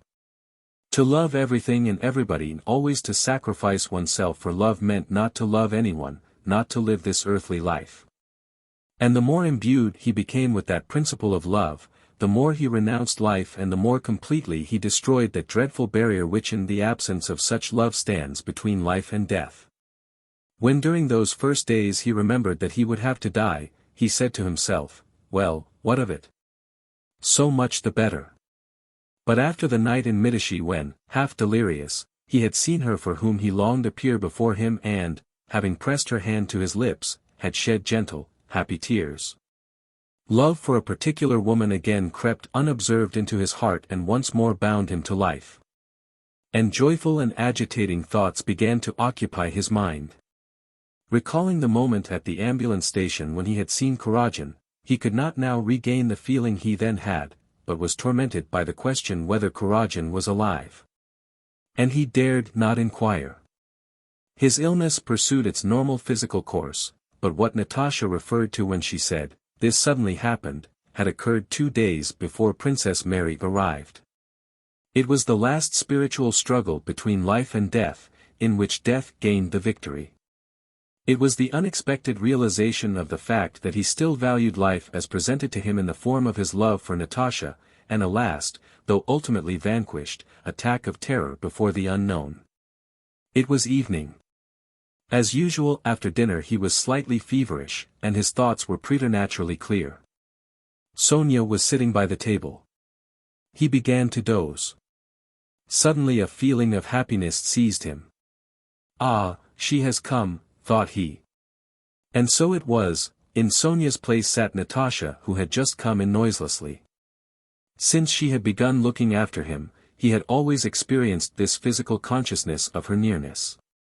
She was sitting in an armchair placed sideways, screening the light of the candle from him, and was knitting a stocking. She had learned to knit stockings since Prince Andrew had casually mentioned that no one nursed the sick so well as old nurses who knit stockings, and that there is something soothing in the knitting of stockings. The needles clicked lightly in her slender, rapidly moving hands, and he could clearly see the thoughtful profile of her drooping face. She moved, and the ball rolled off her knees. She started, glanced round at him, and screening the candle with her hand stooped carefully with a supple and exact movement, picked up the ball, and regained her former position. He looked at her without moving and saw that she wanted to draw a deep breath after stooping, but refrained from doing so and breathed cautiously. At the Troitsa monastery they had spoken of the past, and he had told her that if he lived he would always thank God for his wound which had brought them together again, but after that they never spoke of the future. Can it or can it not be? He now thought as he looked at her and listened to the light click of the steel needles. Can fate have brought me to her so strangely only for me to die? Is it possible that the truth of life has been revealed to me only to show me that I have spent my life in falsity? I love her more than anything in the world. But what am I to do if I love her? He thought, and he involuntarily groaned, from a habit acquired during his sufferings. On hearing that sound Natasha put down the stocking, leaned nearer to him, and suddenly, noticing his shining eyes, stepped lightly up to him and bent over him. "You are not asleep?" "No, I have been looking at you a long time. I felt you come in. No one else gives me that sense of soft tranquility that you do, that light. I want to weep for joy." Natasha drew closer to him. Her face shone with rapturous joy. "Natasha, I love you too much. More than anything in the world. And I." She turned away for an instant. "Why too much?" she asked. "Why too much?" "Well, what do you feel in your soul, your whole soul's how I live? What do you think?" "I am sure of it, sure." Natasha almost shouted, taking hold of both his hands with a passionate movement. He remained silent a while. How good it would be, and taking her hand he kissed it. Natasha felt happy and agitated, but at once remembered that this would not do and that he had to be quiet. "But you have not slept," she said, repressing her joy. "Try to sleep, please." He pressed her hand and released it, and she went back to the candle and sat down again in her former position. Twice she turned and looked at him, and her eyes met his beaming at her. She set herself a task on her stocking and resolved not to turn round till it was finished. Soon he really shut his eyes and fell asleep. He did not sleep long and suddenly awoke with a start and in a cold perspiration. As he fell asleep he had still been thinking of the subject that now always occupied his mind about life and death, and chiefly about death. He felt himself nearer to it. Love? What is love, he thought. Love hinders death. Love is life. Everything that I understand only because I love. Everything exists, only because I love. Everything is united by it alone. Love is God, and to die means that I, a particle of love, shall return to the general and eternal source. These thoughts seemed to him comforting. But they were only thoughts. Something was lacking in them, they were not clear, they were too one-sidedly personal and brain-spun. And there was the former agitation and obscurity. He fell asleep. He dreamed that he was lying in the room he really was in, but that he was quite well and unwounded. Many various, indifferent, and insignificant people appeared before him. He talked to them and discussed something trivial. They were preparing to go away somewhere. Prince Andrew dimly realized that all this was trivial and that he had more important cares, but he continued to speak, surprising them by empty witticisms. Gradually, unnoticed, all these persons began to disappear and a single question, that of the closed door, superseded all else. He rose and went to the door to bolt and lock it. Everything depended on whether he was, or was not, in time to lock it. He went, and tried to hurry, but his legs refused to move and he knew he would not be in time to lock the door though he painfully strained all his powers. He was seized by an agonizing fear. And that fear was the fear of death. It stood behind the door. But just when he was clumsily creeping toward the door, that dreadful something on the other side was already pressing against it and forcing its way in. Something not human. Death was breaking in through that door, and had to be kept out. He seized the door, making a final effort to hold it back. To lock it was no longer possible, but his efforts were weak and clumsy. In the door, pushed from behind by that terror, opened and closed again. Once again it pushed from outside. His last superhuman efforts were vain and both halves of the door noiselessly opened. It entered, and it was death, and Prince Andrew died. But at the instant he died, Prince Andrew remembered that he was asleep, and at the very instant he died, having made an effort, he awoke. Yes, it was death. I died and woke up. Yes, death is an awakening. And all at once it grew light in his soul, and the veil that had till then concealed the unknown was lifted from his spiritual vision. He felt as if powers till then confined within him had been liberated, and that strange lightness did not again leave him. When, waking in a cold perspiration, he moved on the divan, Natasha went up and asked him what was the matter. He did not answer and looked at her strangely, not understanding. That was what had happened to him 2 days before Princess Mary's arrival. From that day, as the doctor expressed it, the wasting fever assumed a malignant character, but what the doctor said did not interest Natasha. She saw the terrible moral symptoms which to her were more convincing. From that day an awakening from life came to Prince Andrew together with his awakening from sleep. And compared to the duration of life it did not seem to him slower than an awakening from sleep compared to the duration of a dream. There was nothing terrible or violent in this comparatively slow awakening. His last days and hours passed in an ordinary and simple way. Both Princess Mary and Natasha, who did not leave him, felt this. They did not weep or shudder, and during these last days they themselves felt that they were not attending on him. He was no longer there, he had left them, but on what reminded them most closely of him, his body. Both felt this so strongly that the outward and terrible side of death did not affect them, and they did not feel it necessary to foment their grief. Neither in his presence nor out of it did they weep, nor did they ever talk to one another about him. They felt that they could not express in words what they understood. They both saw that he was sinking slowly and quietly, deeper and deeper, away from them, and they both knew that this had to be so and that it was right. He confessed, and received communion. Everyone came to take leave of him. When they brought his son to him, he pressed his lips to the boy's and turned away, not because he felt it hard and sad. Princess Mary and Natasha understood that, but simply because he thought it was all that was required of him. But when they told him to bless the boy, he did what was demanded and looked round as if asking whether there was anything else he should do. When the last convulsions of the body, which the spirit was leaving, occurred, Princess Mary and Natasha were present. "Is it over?" said Princess Mary when his body had for a few minutes lain motionless, growing cold before them. Natasha went up, looked at the dead eyes, and hastened to close them. She closed them but did not kiss them, but clung to that which reminded her most nearly of him, his body. "Where has he gone? Where is he now?" When the body, washed and dressed, lay in the coffin on a table, everyone came to take leave of him and they all wept. Little Nicholas cried because his heart was rent by painful perplexity. The Countess and Sonia cried from pity for Natasha and because he was no more. The old Count cried because he felt that before long, he, too, must take the same terrible step. Natasha and Princess Mary also wept now, but not because of their own personal grief. They wept with a reverent and softening emotion which had taken possession of their souls at the consciousness of the simple and solemn mystery of death that had been accomplished in their presence. Book 13, 1812. Chapter 1. Man's mind cannot grasp the causes of events in their completeness, but the desire to find those causes is implanted in man's soul.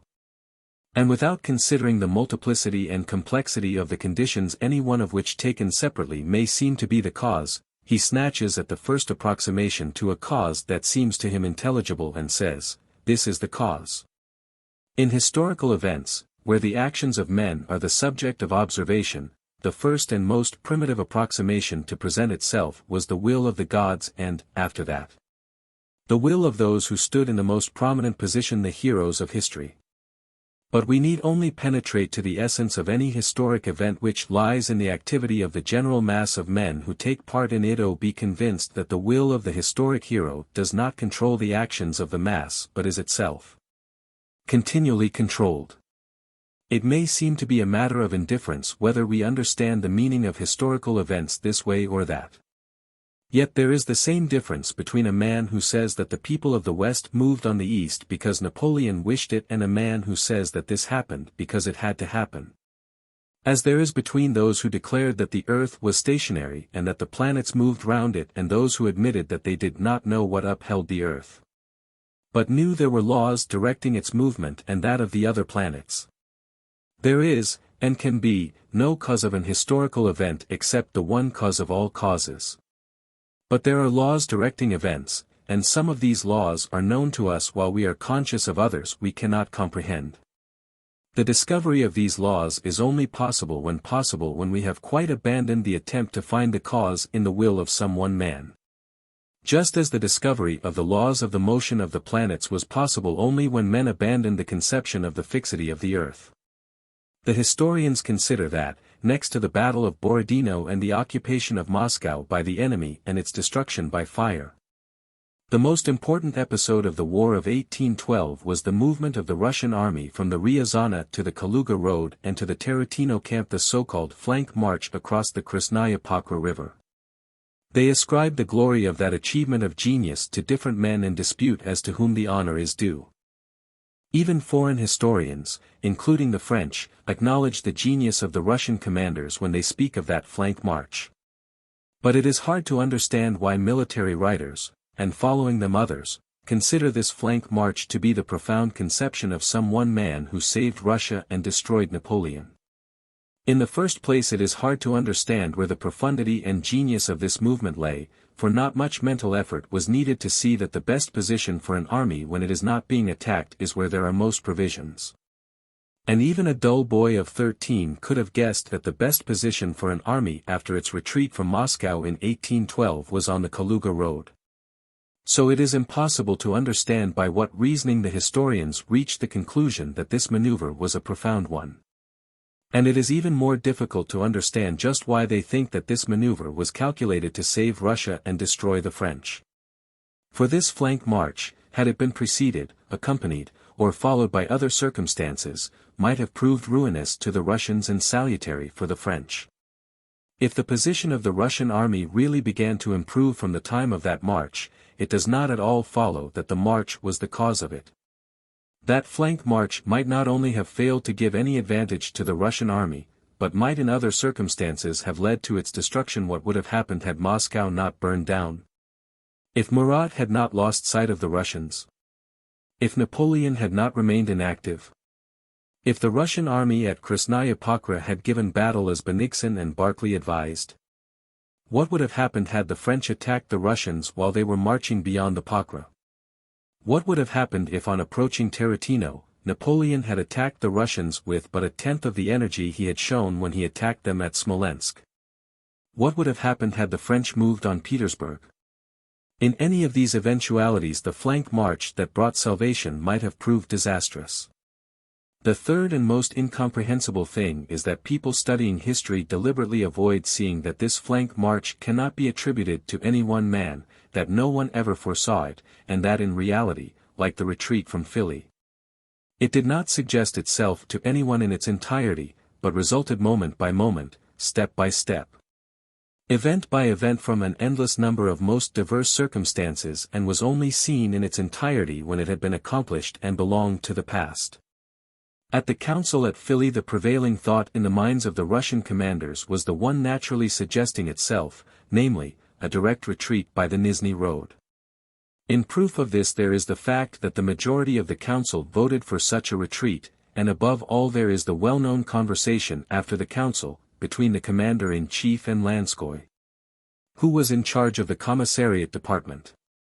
Lanskoy informed the commander-in-chief that the army supplies were for the most part stored along the Oka in the Tula and Ryazan provinces, and that if they retreated on Nizhny the army would be separated from its supplies by the broad river Oka, which cannot be crossed early in winter.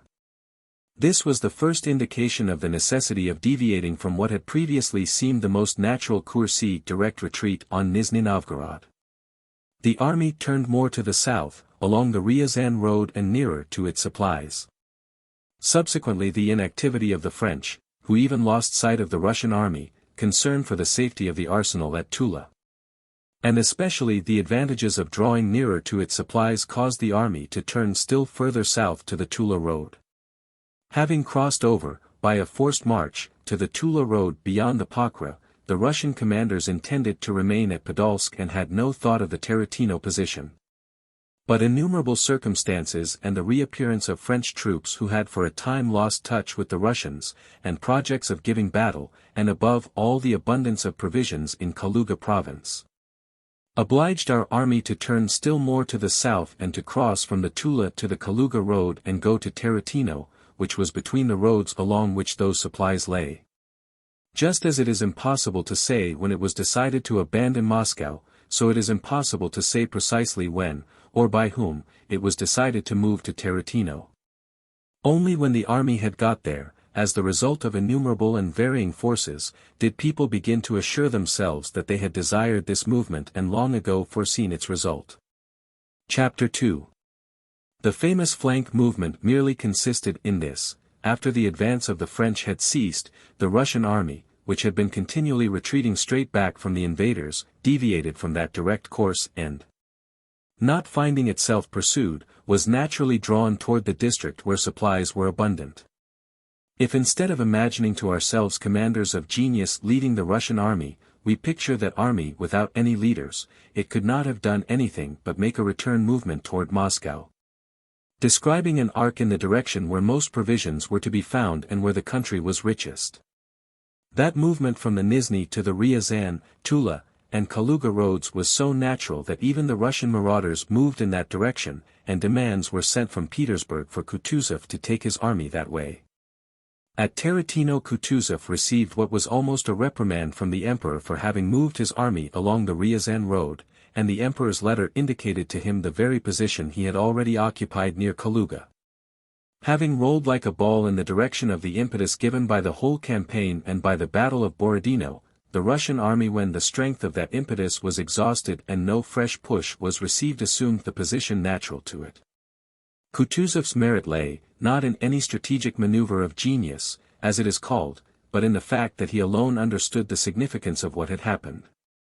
He alone then understood the meaning of the French army's inactivity, he alone continued to assert that the Battle of Borodino had been a victory. He alone, who as commander-in-chief might have been expected to be eager to attack, employed his whole strength to restrain the Russian army from useless engagements. The beast wounded at Borodino was lying where the fleeing hunter had left him, but whether he was still alive, whether he was strong and merely lying low, the hunter did not know. Suddenly the beast was heard to moan. The moan of that wounded beast, the French army, which betrayed its calamitous condition, was the sending of Lauriston to Kutuzov's camp with overtures for peace. Napoleon, with his usual assurance that whatever entered his head was right, wrote to Kutuzov the first words that occurred to him, though they were meaningless. Monsieur le Prince Kutuzov, I am sending one of my adjutants general to discuss several interesting questions with you. I beg your Highness to credit what he says to you, especially when he expresses the sentiment of esteem and special regard I have long entertained for your person.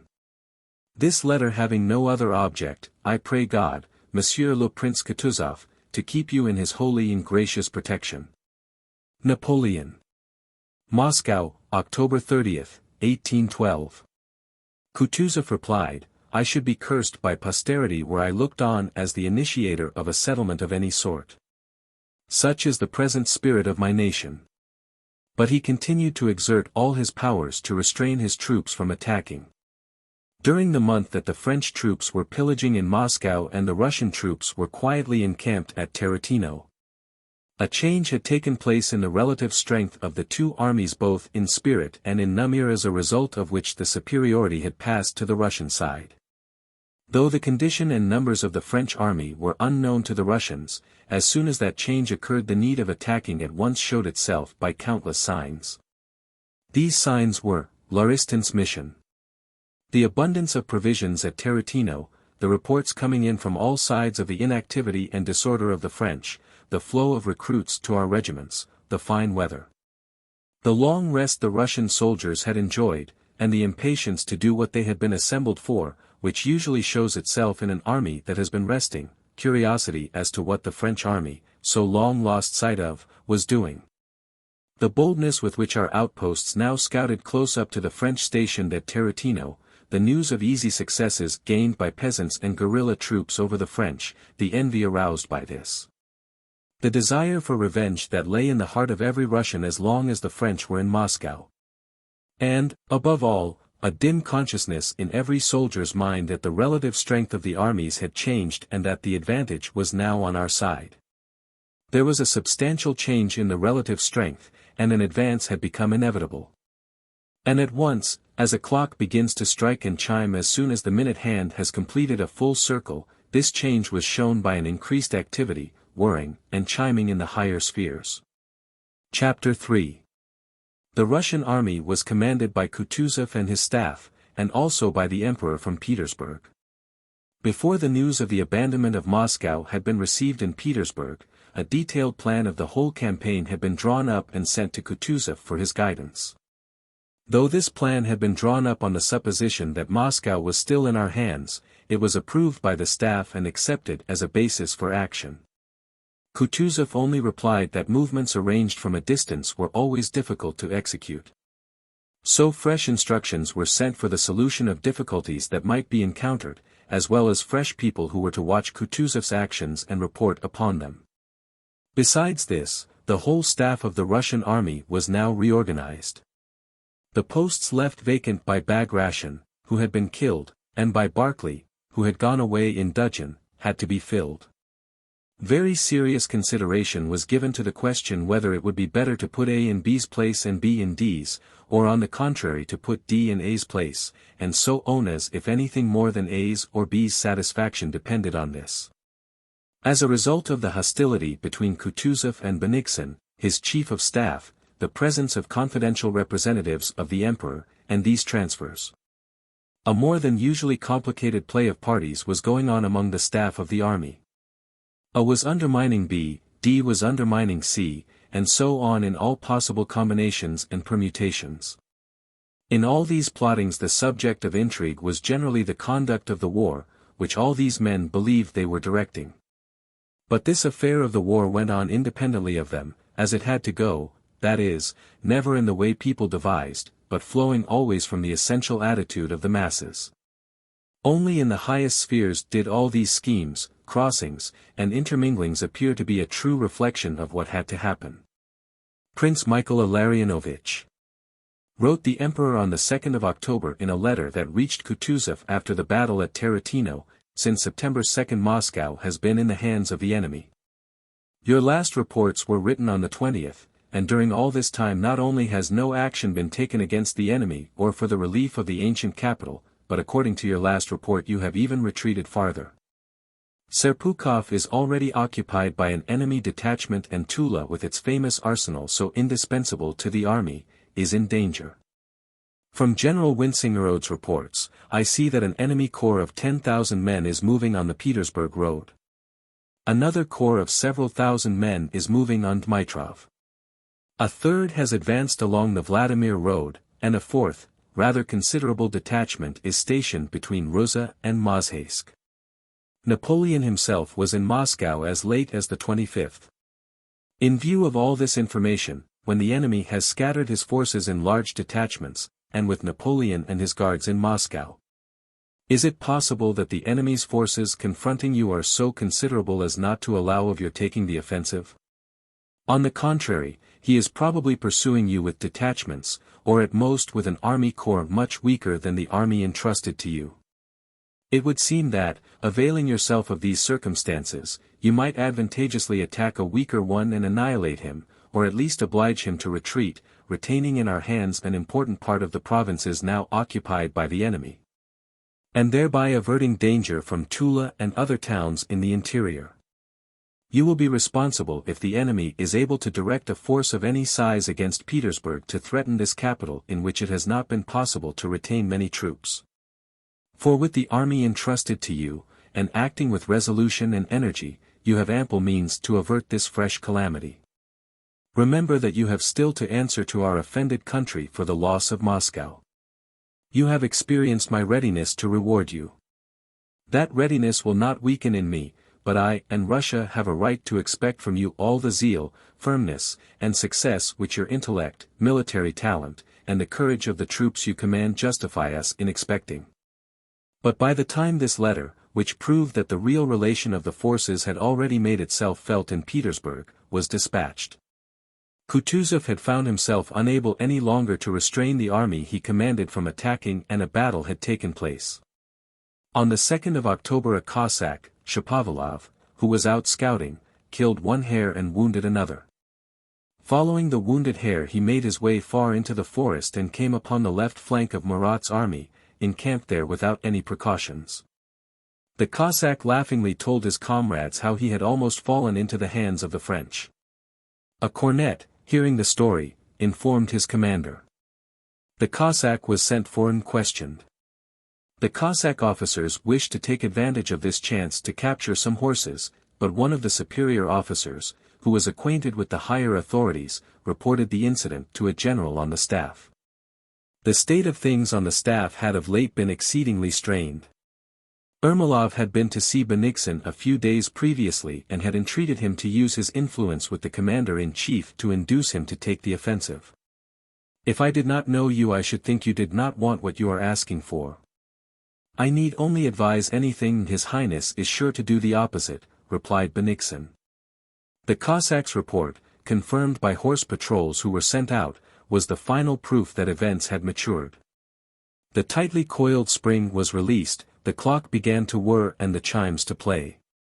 Despite all his supposed power, his intellect, his experience, and his knowledge of men, Kutuzov having taken into consideration the Cossacks' report, a note from Bennigsen who sent personal reports to the Emperor.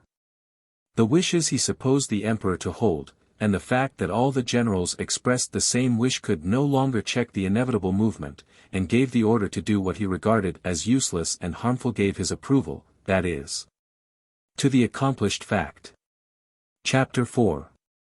Bennigsen's note and the Cossacks' information that the left flank of the French was unguarded were merely final indications that it was necessary to order an attack, and it was fixed for the 5th of October. On the morning of the 4th of October Kutuzov signed the dispositions. Toll read them to Ermolov, asking him to attend to the further arrangements. All right. I haven't time just now, replied Ermolov, and left the hut. The dispositions drawn up by Toll were very good. As in the Austerlitz dispositions, it was written though not in German this time. The first column will march here and here, the second column will march there, and so on. And on paper, all these columns arrived at their places at the appointed time and destroyed the enemy. Everything had been admirably thought out as is usual in dispositions, and as is always the case, not a single column reached its place at the appointed time. When the necessary number of copies of the dispositions had been prepared, an officer was summoned and sent to deliver them to Ermolov to deal with. A young officer of the Horse Guards, Kutuzov's orderly, pleased at the importance of the mission entrusted to him, went to Ermolov's quarters. "Gone away," said Ermolov's orderly. The officer of the Horse Guards went to a general with whom Ermolov was often to be found. "No, and the general's out too." The officer, mounting his horse, rode off to someone else. "No, he's gone out.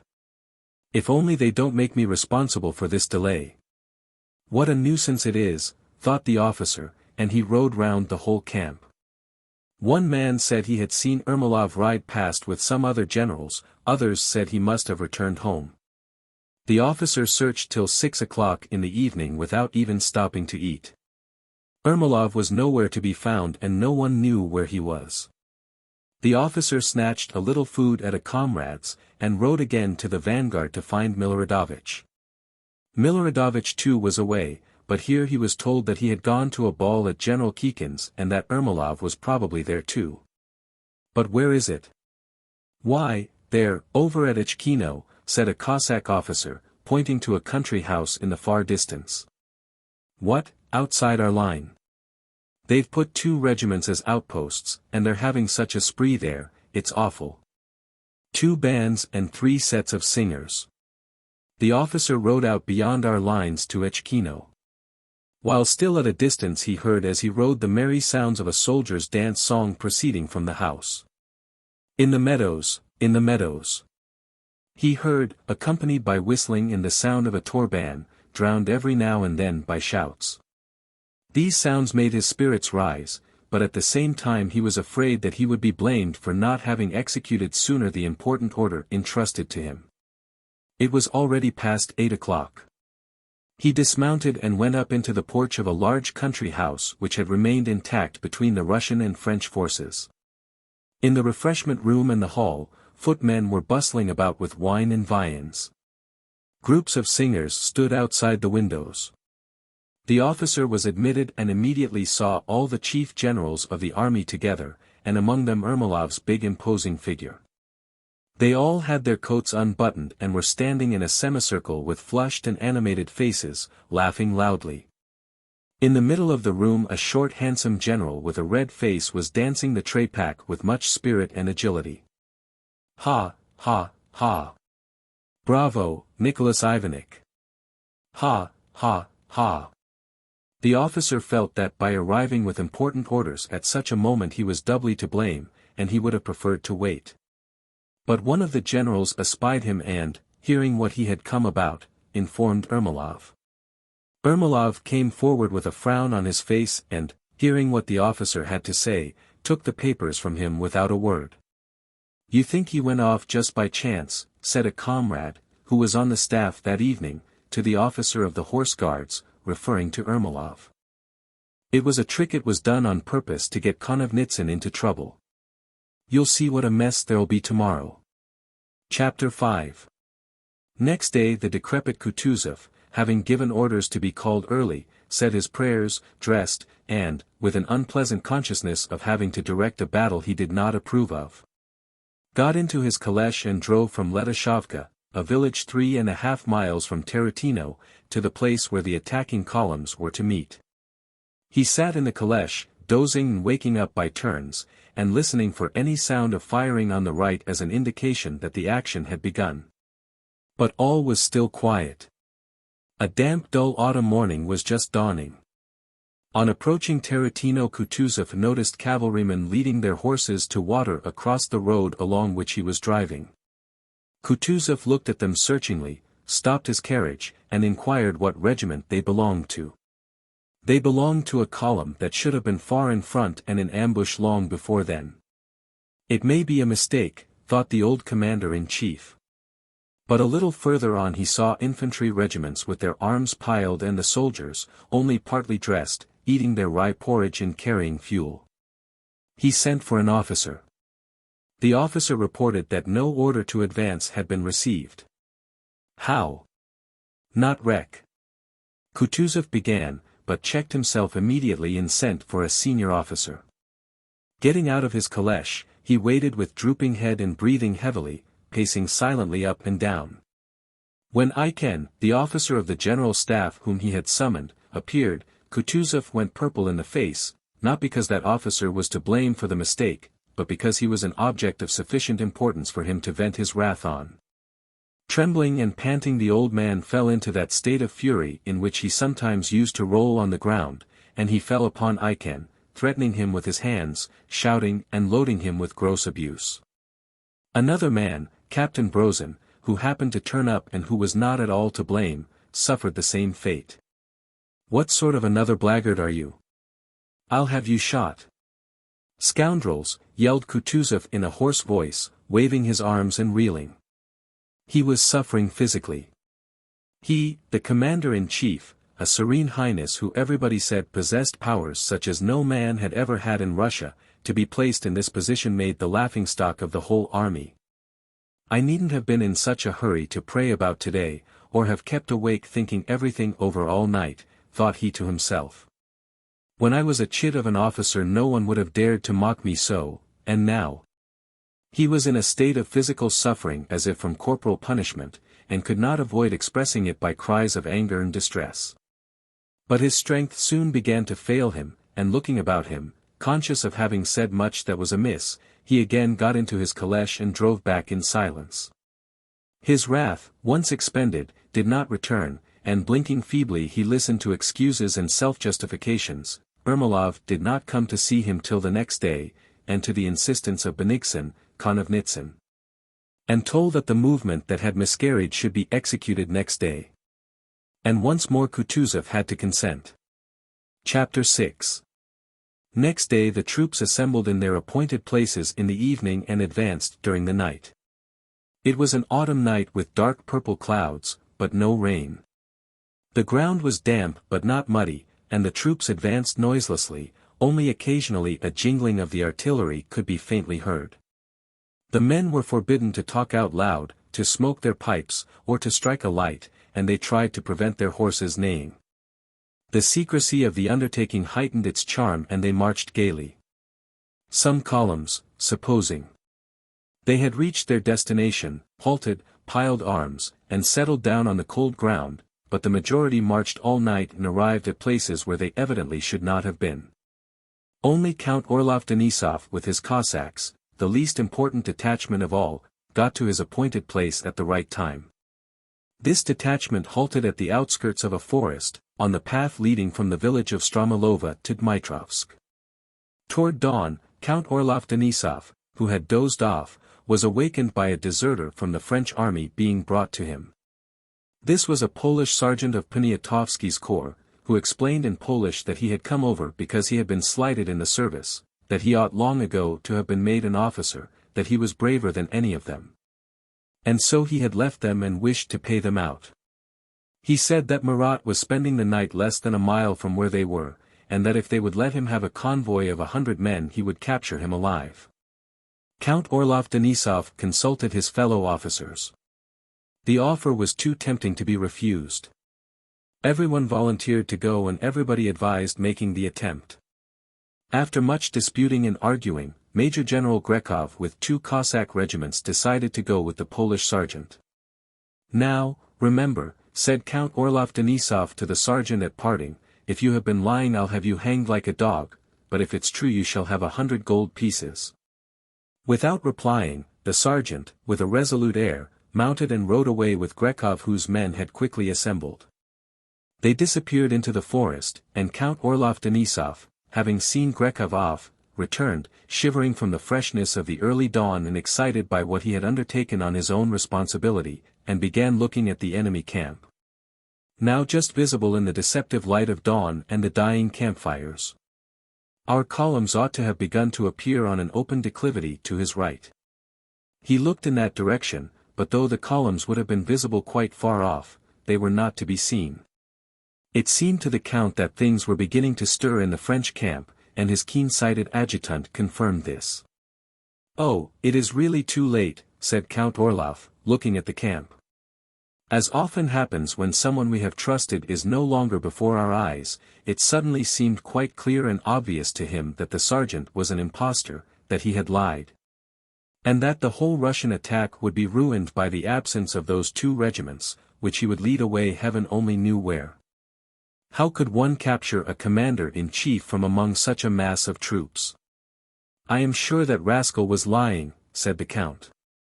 "They can still be called back," said one of his suite, who like Count Orloff felt distrustful of the adventure when he looked at the enemy's camp. "Eh? Really, what do you think? Should we let them go on or not? Will you have them fetched back?" "Fetch them back, said Count Orloff with sudden determination, looking at his watch. "It will be too late. It is quite light." And the adjutant galloped through the forest after Grekov. When Grekov returned, Count Orloff Denisov, excited both by the abandoned attempt and by vainly awaiting the infantry columns that still did not appear, as well as by the proximity of the enemy, resolved to advance. All his men felt the same excitement. "Mount," he commanded in a whisper. The men took their places and crossed themselves. "Forward, with God's aid!" "Hurrah!"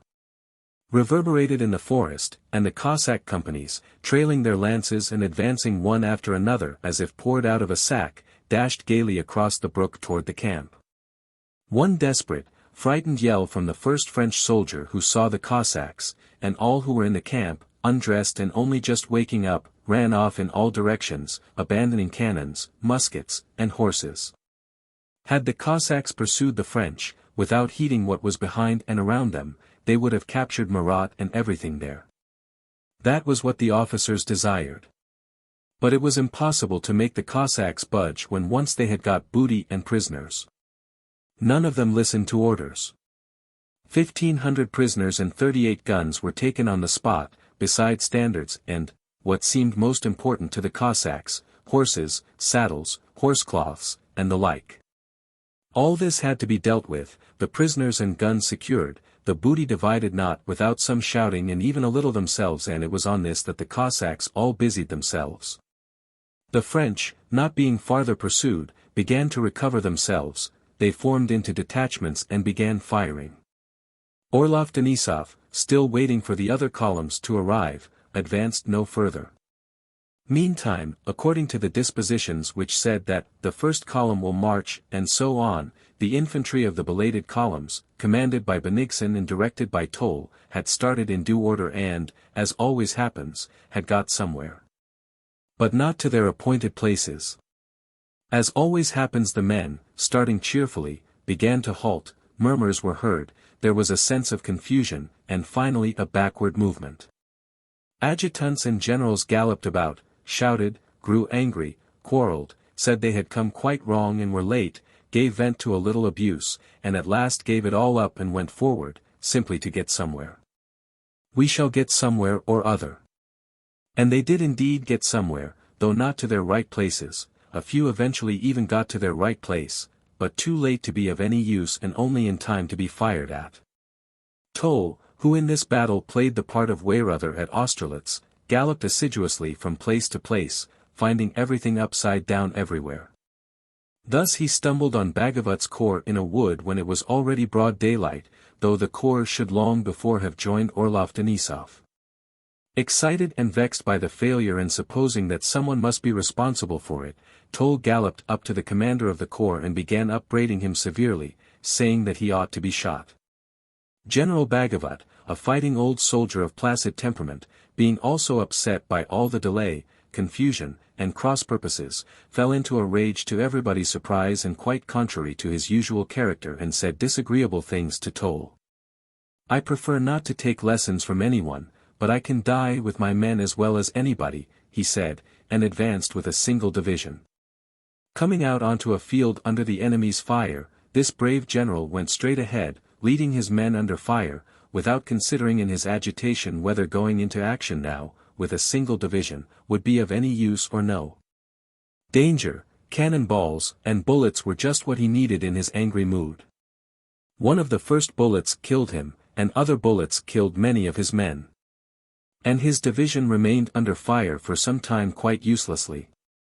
Chapter 7. Meanwhile another column was to have attacked the French from the front, but Kutuzov accompanied that column. He well knew that nothing but confusion would come of this battle undertaken against his will, and as far as was in his power held the troops back. He did not advance. He rode silently on his small grey horse, indolently answering suggestions that they should attack. The word attack is always on your tongue, but you don't see that we are unable to execute complicated maneuvers, said he to Miloradovich, who asked permission to advance. We couldn't take Murat prisoner this morning or get to the place in time, and nothing can be done now, he replied to someone else. When Kutuzov was informed that at the French rear where according to the reports of the Cossacks there had previously been nobody, there were now 2 battalions of Poles. He gave a sidelong glance at Ermolov, who was behind him and to whom he had not spoken since the previous day. "You see. They are asking to attack and making plans of all kinds, but as soon as one gets to business nothing is ready, and the enemy, forewarned, takes measures accordingly." Ermolov screwed up his eyes and smiled faintly on hearing these words. He understood that for him the storm had blown over, and that Kutuzov would content himself with that hint. "He's having a little fun at my expense," said Ermolov softly, nudging with his knee Revsky, who was at his side. Soon after this, Ermolov moved up to Kutuzov and respectfully remarked, "It is not too late yet, Your Highness. The enemy has not gone away if you were to order an attack. If not, the guards will not so much as see a little smoke." Kutuzov did not reply, but when they reported to him that Murat's troops were in retreat he ordered an advance, though at every 100 paces he halted for 3/4 of an hour. The whole battle consisted in what Orlov Denisov's Cossacks had done, the rest of the army merely lost some hundreds of men uselessly. In consequence of this battle Kutuzov received a diamond decoration, and Benigsen some diamonds and 100,000 rubles, others also received pleasant recognitions corresponding to their various grades.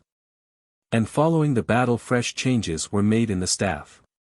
"That's how everything is done with us, all topsy-turvy," said the Russian officers and generals after the Tarantino battle, letting it be understood that some fool there is doing things all wrong, but that we ourselves should not have done so, just as people speak today.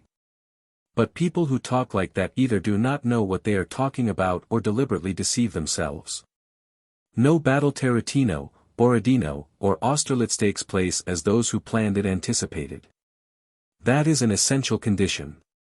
A countless number of free forces, for nowhere is man freer than during a battle, where it is a question of life and death, influence the course taken by the fight.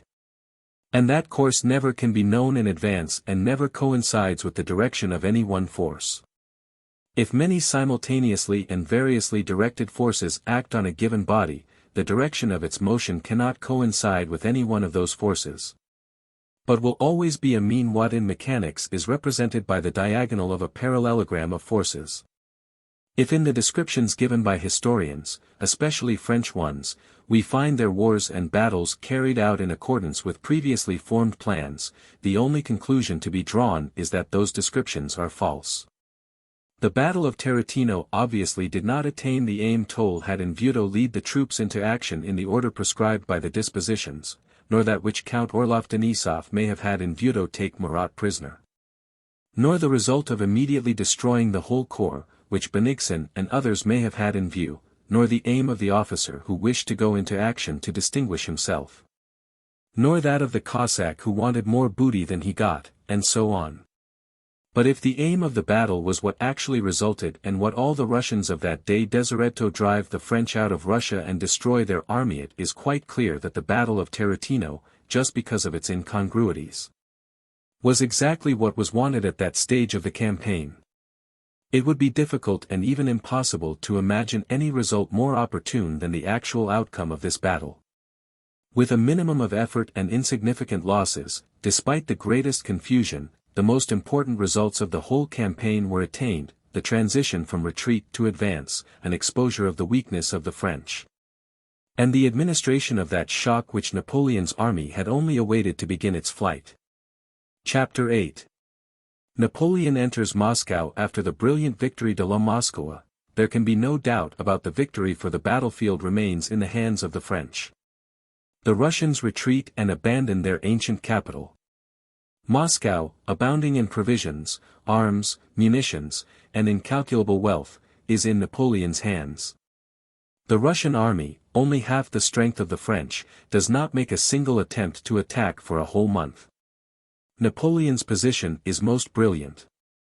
He can either fall on the Russian army with double its strength and destroy it, negotiate an advantageous peace, or in case of a refusal make a menacing move on Petersburg, or even, in the case of a reverse, return to Smolensk or Vilna, or remain in Moscow. In short, no special genius would seem to be required to retain the brilliant position the French held at that time.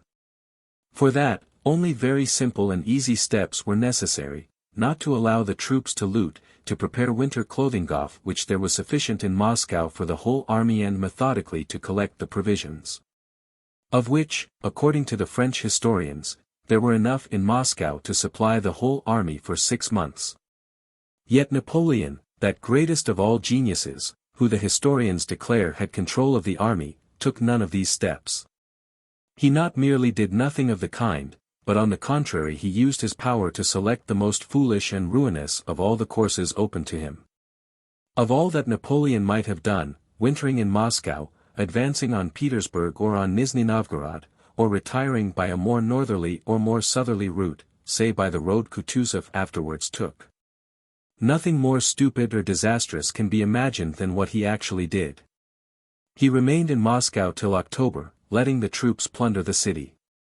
Then, hesitating whether to leave a garrison behind him, he quitted Moscow, approached Kutuzov without joining battle, turned to the right and reached Maloyaroslavets, again without attempting to break through and take the road Kutuzov took, but retiring instead to Mozhaysk along the devastated Smolensk road. Nothing more stupid than that could have been devised, or more disastrous for the army, as the sequel showed. Had Napoleon's aim been to destroy his army, the most skillful strategist could hardly have devised any series of actions that would so completely have accomplished that purpose, independently of anything the Russian army might do. Napoleon, the man of genius, did this. But to say that he destroyed his army because he wished to, or because he was very stupid, would be as unjust as to say that he had brought his troops to Moscow because he wished to and because he was very clever and a genius. In both cases his personal activity, having no more force than the personal activity of any soldier, merely coincided with the laws that guided the event. The historians quite falsely represent Napoleon's faculties as having weakened in Moscow, and do so only because the results did not justify his actions. He employed all his ability and strength to do the best he could for himself and his army, as he had done previously and as he did subsequently in 1813. His activity at that time was no less astounding than it was in Egypt, in Italy, in Austria, and in Prussia. We do not know for certain in how far his genius was genuine in Egypt, where 40 centuries looked down upon his grandeur for his great exploits there are all told us by Frenchmen. We cannot accurately estimate his genius in Austria or Prussia, for we have to draw our information from French or German sources. And the incomprehensible surrender of whole corps without fighting and of fortresses without a siege must incline Germans to recognize his genius as the only explanation of the war carried on in Germany. But we, thank God, have no need to recognize his genius in order to hide our shame. We have paid for the right to look at the matter plainly and simply, and we will not abandon that right. His activity in Moscow was as amazing and as full of genius as elsewhere. Order after order and plan after plan were issued by him from the time he entered Moscow till the time he left it. The absence of citizens and of a deputation, and even the burning of Moscow, did not disconcert him. He did not lose sight either of the welfare of his army or of the doings of the enemy, or of the welfare of the people of Russia, or of the direction of affairs in Paris, or of diplomatic considerations concerning the terms of the anticipated peace. Chapter 9. With regard to military matters, Napoleon immediately on his entry into Moscow gave General Sebastiani strict orders to observe the movements of the Russian army, sent army corps out along the different roads, and charged Murat to find Kutuzov. Then he gave careful directions about the fortification of the Kremlin, and drew up a brilliant plan for a future campaign over the whole map of Russia. With regard to diplomatic questions, Napoleon summoned Captain Yakovlev, who had been robbed and was in rags and did not know how to get out of Moscow, minutely explained to him his whole policy in his magnanimity. And having written a letter to the Emperor Alexander in which he considered it his duty to inform his friend and brother that Rostophin had managed affairs badly in Moscow, he dispatched Yakovlev to Petersburg. Having similarly explained his views and his magnanimity to Tudelman, he dispatched that old man also to Petersburg to negotiate. With regard to legal matters, immediately after the fires he gave orders to find and execute the incendiaries. And the scoundrel Rostophin was punished by an order to burn down his houses. With regard to administrative matters, Moscow was granted a constitution, a municipality was established and the following announcement issued. Inhabitants of Moscow. Your misfortunes are cruel, but His Majesty the Emperor and King desires to arrest their course. Terrible examples have taught you how he punishes disobedience and crime. Strict measures have been taken to put an end to disorder and to re-establish public security. A paternal administration, chosen from among yourselves, will form your municipality or city government. It will take care of you, of your needs, and of your welfare. Its members will be distinguished by a red ribbon worn across the shoulder, and the mayor of the city will wear a white belt as well. But when not on duty they will only wear a red ribbon round the left arm. The city police is established on its former footing, and better order already prevails in consequence of its activity. The government has appointed 2 commissaries general, or chiefs of police, and 20 commissaries or captains of wards have been appointed to the different wards of the city. You will recognize them by the white ribbon they will wear on the left arm. Several churches of different denominations are open, and divine service is performed in them unhindered. Your fellow citizens are returning every day to their homes. And orders have been given that they should find in them the help and protection due to their misfortunes. These are the measures the government has adopted to re-establish order and relieve your condition. But to achieve this aim it is necessary that you should add your efforts and should, if possible, forget the misfortunes you have suffered, should entertain the hope of a less cruel fate. Should be certain that inevitable and ignominious death awaits those who make any attempt on your persons or on what remains of your property, and finally that you should not doubt that these will be safeguarded. Since such is the will of the greatest and most just of monarchs. Soldiers and citizens, of whatever nation you may be, re-establish public confidence, the source of the welfare of a state, live like brothers, render mutual aid and protection one to another, unite to defeat the intentions of the evil-minded. Obey the military and civil authorities, and your tears will soon cease to flow. With regard to supplies for the army, Napoleon decreed that all the troops in turn should enter Moscow à la maraude * to obtain provisions for themselves, so that the army might have its future provided for. * as looters. With regard to religion, Napoleon ordered the priests to be brought back and services to be again performed in the churches. With regard to commerce and to provisioning the army, the following was placarded everywhere. Proclamation. You, peaceful inhabitants of Moscow, artisans and workmen whom misfortune has driven from the city, and you scattered tillers of the soil, still kept out in the fields by groundless fear, listen. Tranquility is returning to this capital and order is being restored in it. Your fellow countrymen are emerging boldly from their hiding places on finding that they are respected. Any violence to them or to their property is promptly punished. His Majesty the Emperor and King protects them, and considers no one among you his enemy except those who disobey his orders. He desires to end your misfortunes and restore you to your homes and families. Respond, therefore, to his benevolent intentions and come to us without fear. Inhabitants, return with confidence to your abodes. You will soon find means of satisfying your needs.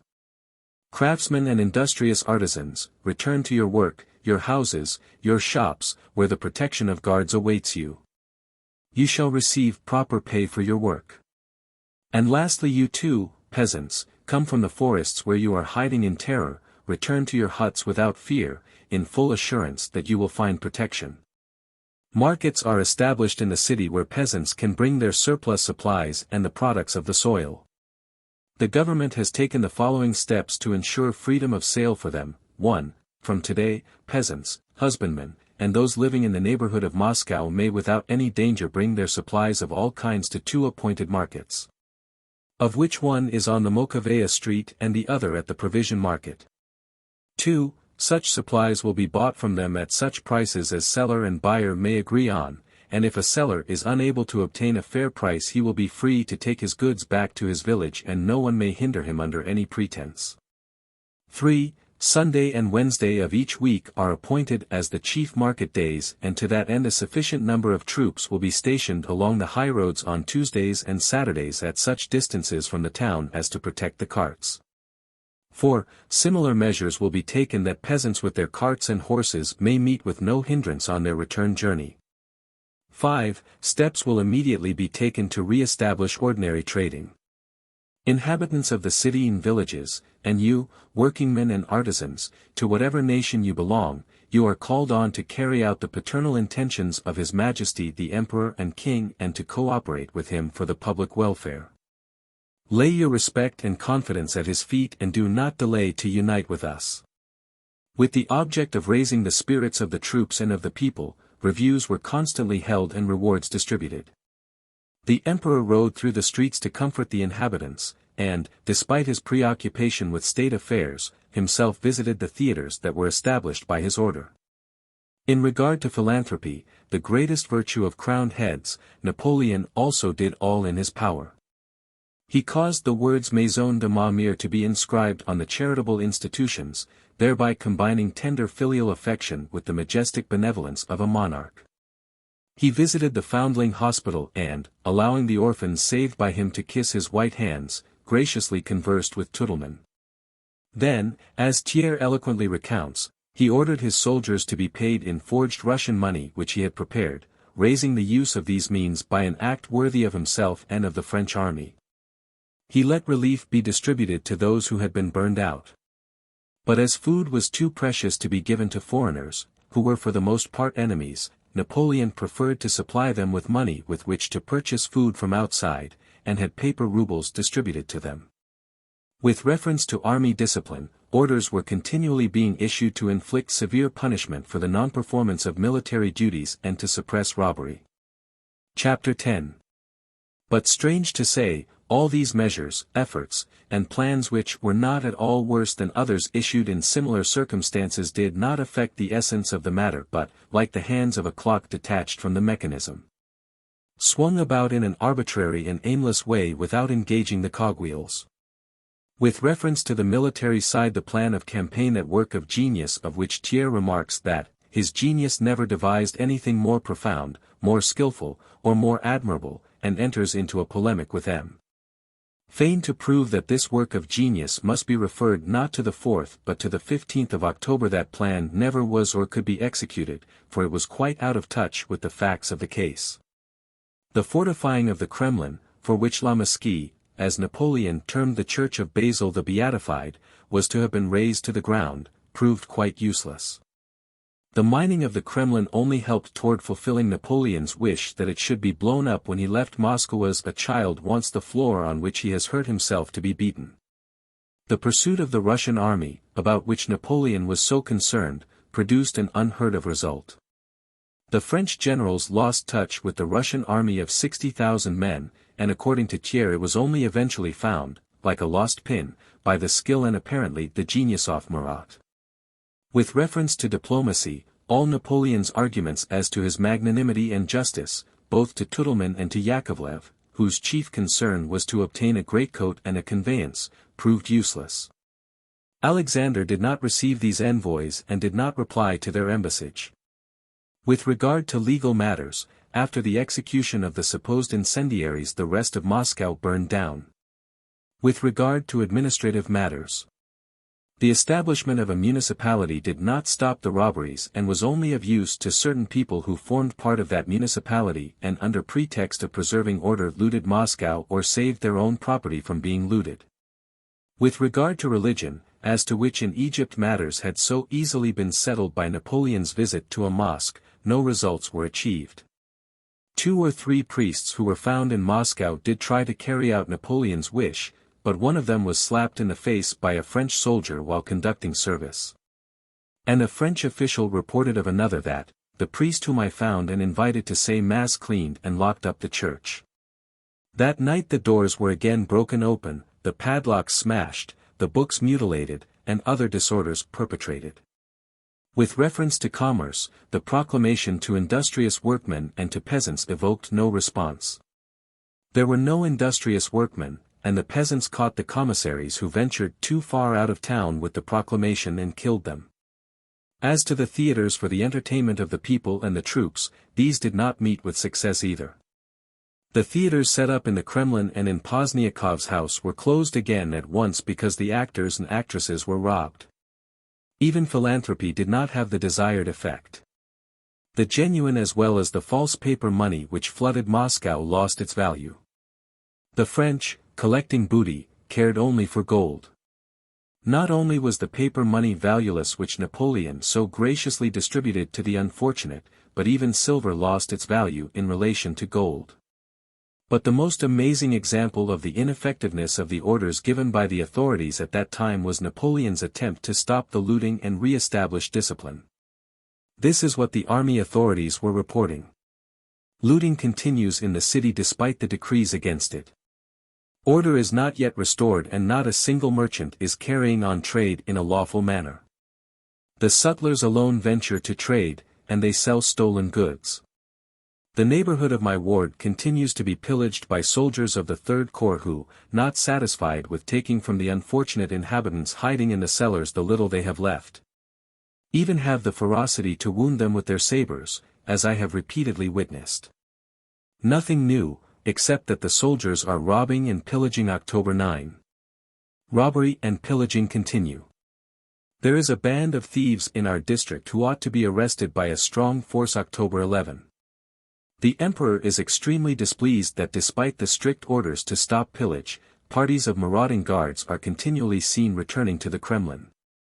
Among the old guard disorder and pillage were renewed more violently than ever yesterday evening, last night, and today. The Emperor sees with regret that the picked soldiers appointed to guard his person, who should set an example of discipline, carry disobedience to such a point that they break into the cellars and stores containing army supplies. Others have disgraced themselves to the extent of disobeying sentinels and officers, and have abused and beaten them. The Grand Marshal of the palace, wrote the governor, complains bitterly that in spite of repeated orders, the soldiers continue to commit nuisances in all the courtyards and even under the very windows of the emperor. That army, like a herd of cattle run wild and trampling underfoot the provender which might have saved it from starvation, disintegrated and perished with each additional day it remained in Moscow. But it did not go away. It began to run away only when suddenly seized by a panic caused by the capture of transport trains on the Smolensk road, and by the Battle of Tarantino.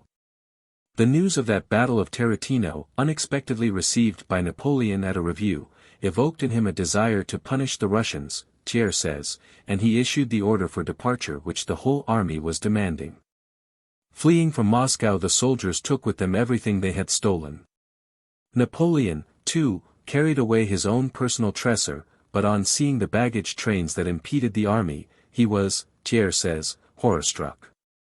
And yet with his experience of war he did not order all the superfluous vehicles to be burned, as he had done with those of a certain marshal when approaching Moscow.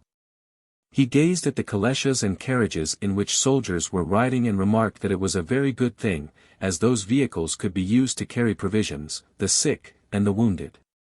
The plight of the whole army resembled that of a wounded animal which feels it is perishing and does not know what it is doing. To study the skillful tactics and aims of Napoleon and his army from the time it entered Moscow till it was destroyed is like studying the dying leaps and shudders of a mortally wounded animal. Very often a wounded animal, hearing a rustle, rushes straight at the hunter's gun, runs forward and back again, and hastens its own end. Napoleon, under pressure from his whole army, did the same thing.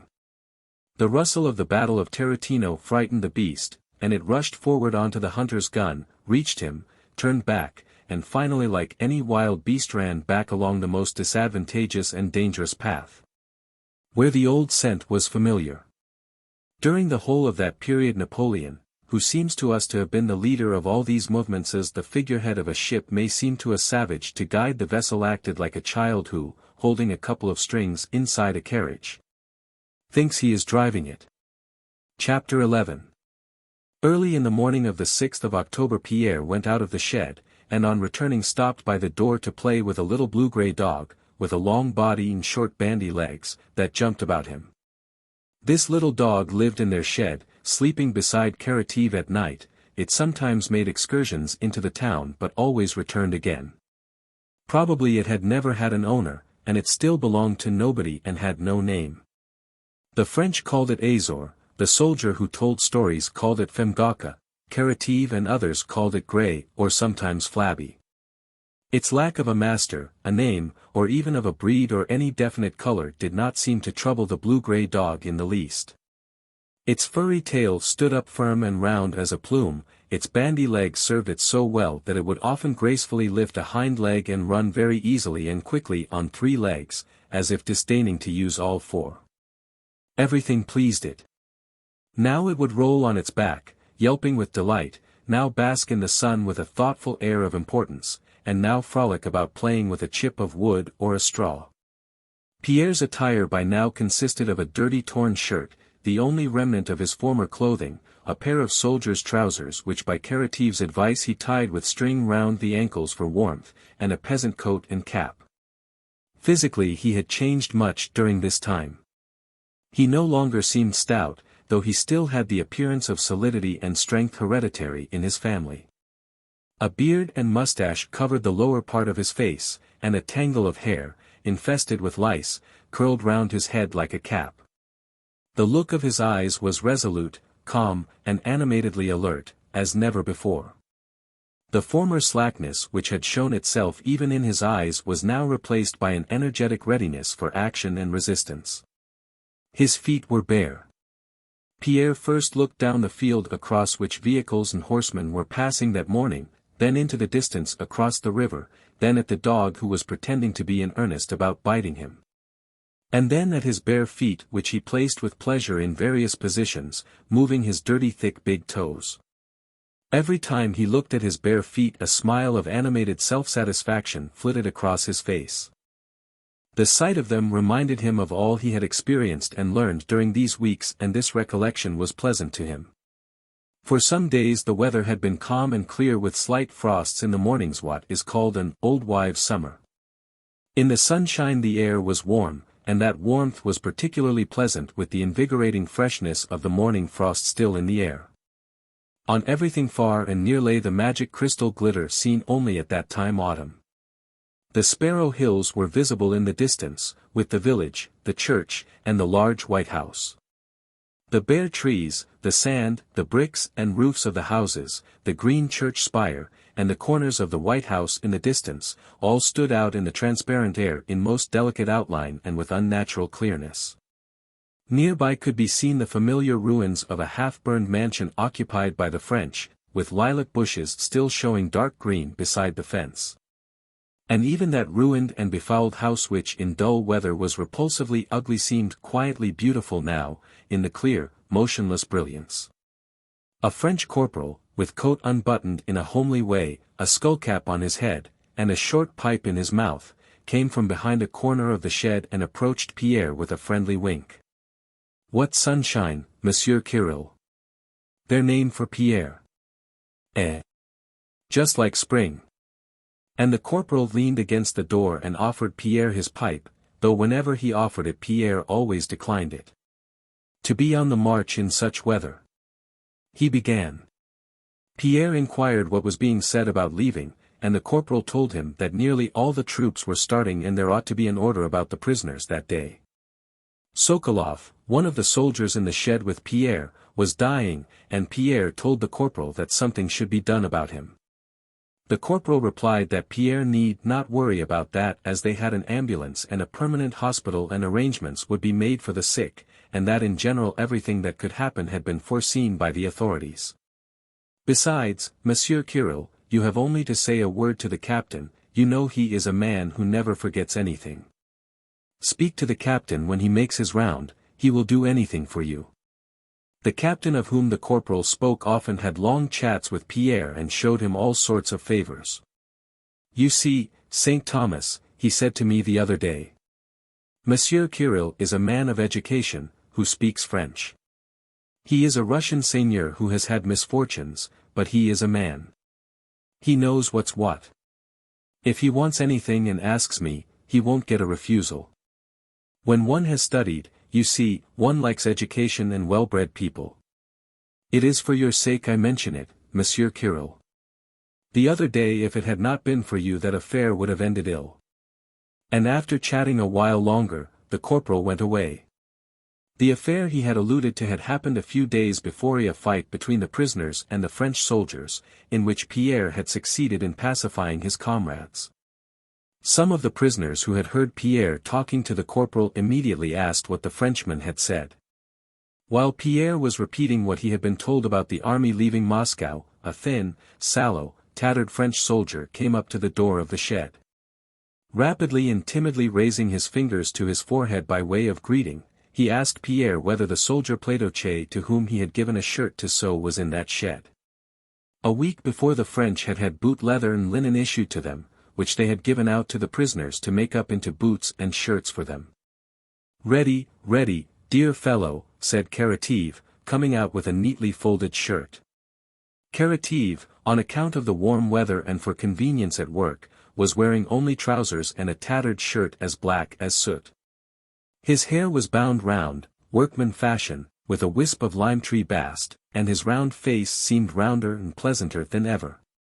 A promise is own brother to performance. "I said Friday and here it is, ready," said Platon, smiling and unfolding the shirt he had sewn. The Frenchman glanced around uneasily and then, as if overcoming his hesitation, rapidly threw off his uniform and put on the shirt. He had a long, greasy, flowered silk waistcoat next to his sallow, thin bare body, but no shirt. He was evidently afraid the prisoners looking on would laugh at him, and thrust his head into the shirt hurriedly. None of the prisoners said a word. "See, it fits well," Platon kept repeating, pulling the shirt straight. The Frenchman, having pushed his head and hands through, without raising his eyes, looked down at the shirt and examined the seams. "You see, dear man, this is not a sewing shop, and I had no proper tools, and, as they say, one needs a tool even to kill a louse," said Platon with one of his round smiles, obviously pleased with his work. "It's good, quite good, thank you," said the Frenchman, in French, "but there must be some linen left over." "It will fit better still when it sets to your body," said Karateev, still admiring his handiwork. You'll be nice and comfortable. Thanks, old fellow. But the bits left over, said the Frenchman again and smiled. He took out an assignation ruble note and gave it to Karateev. But give me the pieces that are over. Pierre saw that Platon did not want to understand what the Frenchman was saying, and he looked on without interfering. Karateev thanked the Frenchman for the money and went on admiring his own work. The Frenchman insisted on having the pieces returned that were left over and asked Pierre to translate what he said. What does he want the bits for? Said Karateev. They'd make fine leg bands for us. Well, never mind. And Karateev, with a suddenly changed and saddened expression, took a small bundle of scraps from inside his shirt and gave it to the Frenchman without looking at him. Oh dear, muttered Karateev and went away. The Frenchman looked at the linen, considered for a moment, then looked inquiringly at Pierre and, as if Pierre's look had told him something, suddenly blushed and shouted in a squeaky voice. Platoche. Platoche. Keep them yourself. And handing back the odd bits he turned and went out. There, look at that, said Karateev, swaying his head. People said they were not Christians, but they too have souls. It's what the old folk used to say, a sweating hand's an open hand, a dry hand's close. He's naked, but yet he's given it back. Karateev smiled thoughtfully and was silent a while looking at the pieces. But they'll make grand leg bands, dear friend, he said, and went back into the shed. Chapter 12. For weeks had passed since Pierre had been taken prisoner, and though the French had offered to move him from the men's to the officers' shed, he had stayed in the shed where he was first put. In burned and devastated Moscow Pierre experienced almost the extreme limits of privation a man can endure. But thanks to his physical strength and health, of which he had till then been unconscious, and thanks especially to the fact that the privations came so gradually that it was impossible to say when they began, he endured his position not only lightly but joyfully. And just at this time he obtained the tranquility and ease of mind he had formerly striven in vain to reach. He had long sought in different ways that tranquility of mind, that inner harmony which had so impressed him in the soldiers at the Battle of Borodino. He had sought it in philanthropy, in Freemasonry, in the dissipations of town life, in wine, in heroic feats of self-sacrifice, and in romantic love for Natasha. He had sought it by reasoning, and all these quests and experiments had failed him. And now without thinking about it he had found that peace and inner harmony only through the horror of death, through privation, and through what he recognized in Karateev. Those dreadful moments he had lived through at the executions had as it were forever washed away from his imagination and memory the agitating thoughts and feelings that had formerly seemed so important.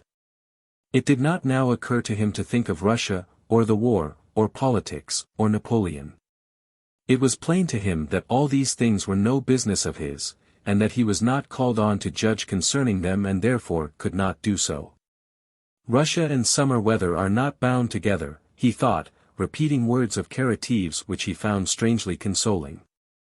His intention of killing Napoleon and his calculations of the cabalistic number of the beast of the apocalypse now seemed to him meaningless and even ridiculous. His anger with his wife and anxiety that his name should not be smirched now seemed not merely trivial but even amusing. What concern was it of his that somewhere or other that woman was leading the life she preferred? What did it matter to anybody, and especially to him, whether or not they found out that their prisoner's name was Count Bezukhov? He now often remembered his conversation with Prince Andrew and quite agreed with him, though he understood Prince Andrew's thoughts somewhat differently. Prince Andrew had thought and said that happiness could only be negative. But had said it with a shade of bitterness and irony, as though he was really saying that all desire for positive happiness is implanted in us merely to torment us and never be satisfied. But Pierre believed it without any mental reservation. The absence of suffering, the satisfaction of one's needs and consequent freedom in the choice of one's occupation, that is, of one's way of life, now seemed to Pierre to be indubitably man's highest happiness. Here and now for the first time he fully appreciated the enjoyment of eating when he wanted to eat, drinking when he wanted to drink, sleeping when he wanted to sleep, of warmth when he was cold. Of talking to a fellow man when he wished to talk and to hear a human voice. The satisfaction of one's needs, good food, cleanliness, and freedom now that he was deprived of all this, seemed to Pierre to constitute perfect happiness. And the choice of occupation, that is, of his way of life now that was so restricted, seemed to him such an easy matter that he forgot that a superfluity of the comforts of life destroys all joy in satisfying one's needs. While great freedom in the choice of occupation, such freedom as his wealth, his education, and his social position had given him in his own eyes, just what makes the choice of occupation insolubly difficult and destroys the desire and possibility of having an occupation. All Pierre's daydreams now turned on the time when he would be free. Yet subsequently, and for the rest of his life, he thought and spoke with enthusiasm of that month of captivity, of those irrecoverable, strong, joyful sensations. And chiefly of the complete peace of mind and inner freedom which he experienced only during those weeks. When on the first day he got up early, went out of the shed at dawn, and saw the cupolas and crosses of the new convent of the Virgin still dark at first, the hoarfrost on the dusty grass, the sparrow hills, and the wooded banks above the winding river vanishing in the purple distance, when he felt the contact of the fresh air and heard the noise of the crows flying from Moscow across the field.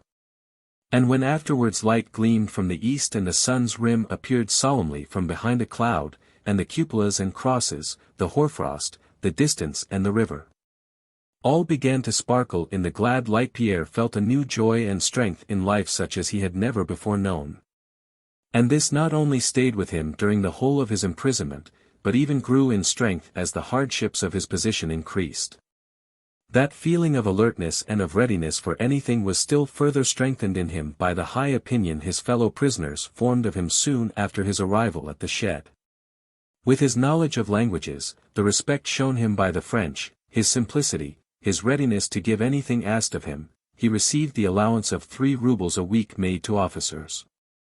With his strength, which he showed to the soldiers by pressing nails into the walls of the hut, his gentleness to his companions, and his capacity for sitting still and thinking without doing anything, which seemed to them incomprehensible, he appeared to them a rather mysterious and superior being. The very qualities that had been a hindrance, if not actually harmful, to him in the world he had lived in, his strength, his disdain for the comforts of life, his absent-mindedness and simplicity here among these people gave him almost the status of a hero. And Pierre felt that their opinion placed responsibilities upon him. Chapter 13. The French evacuation began on the night between the 6th and 7th of October, kitchens and sheds were dismantled, carts loaded, and troops and baggage trains started.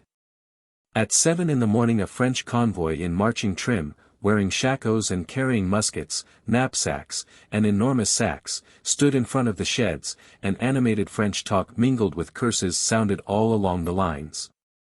In the shed everyone was ready, dressed, belted, shod, and only awaited the order to start. The sick soldier, Sokolov, pale and thin with dark shadows round his eyes, alone sat in his place barefoot and not dressed. His eyes, prominent from the emaciation of his face, gazed inquiringly at his comrades who were paying no attention to him, and he moaned regularly and quietly. It was evidently not so much his sufferings that caused him to moan, he had dysentery, as his fear and grief at being left alone.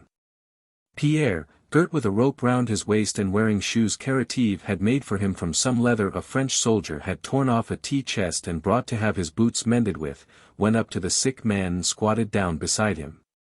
"You know, Sokolov, they are not all going away. They have a hospital here. You may be better off than we others," said Pierre. "Oh Lord! Oh, it will be the death of me. Oh Lord," moaned the man in a louder voice. "I'll go and ask them again directly," said Pierre, rising and going to the door of the shed. Just as Pierre reached the door, the corporal who had offered him a pipe the day before came up to it with 2 soldiers. The corporal and soldiers were in marching kit with knapsacks and shakos that had metal straps, and these changed their familiar faces. The corporal came, according to orders, to shut the door. The prisoners had to be counted before being let out. "Corporal, what will they do with the sick man?" Pierre began. But even as he spoke he began to doubt whether this was the corporal he knew or a stranger, so unlike himself did the corporal seem at that moment. Moreover, just as Pierre was speaking a sharp rattle of drums was suddenly heard from both sides. The corporal frowned at Pierre's words and, uttering some meaningless oaths, slammed the door. The shed became semi-dark, and the sharp rattle of the drums on two sides drowned the sick man's groans. "There it is. It again," said Pierre to himself, and an involuntary shudder ran down his spine. In the corporal's changed face, in the sound of his voice, in the stirring and deafening noise of the drums, he recognized that mysterious, callous force which compelled people against their will to kill their fellow men, that force the effect of which he had witnessed during the executions. To fear or to try to escape that force, to address entreaties or exhortations to those who served as its tools, was useless. Pierre knew this now. One had to wait and endure. He did not again go to the sick man, nor turn to look at him, but stood frowning by the door of the hut.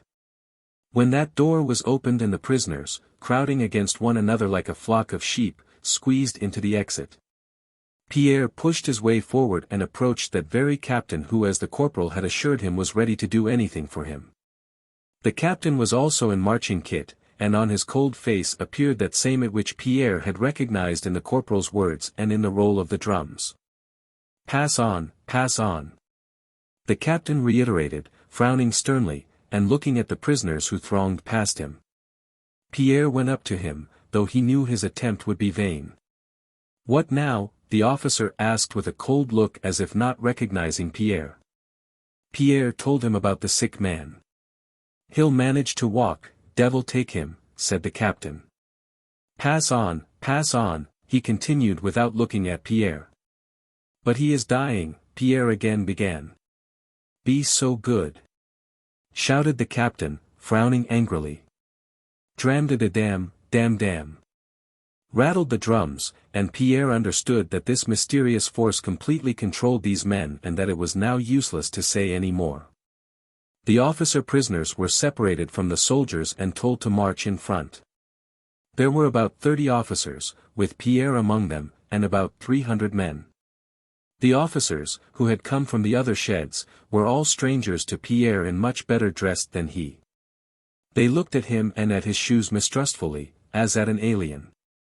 Not far from him walked a fat major with a sallow, bloated, angry face, who was wearing a Kazan dressing grown tied round with a towel, and who evidently enjoyed the respect of his fellow prisoners. He kept one hand, in which he clasped his tobacco pouch, inside the bosom of his dressing gown, and held the stem of his pipe firmly with the other.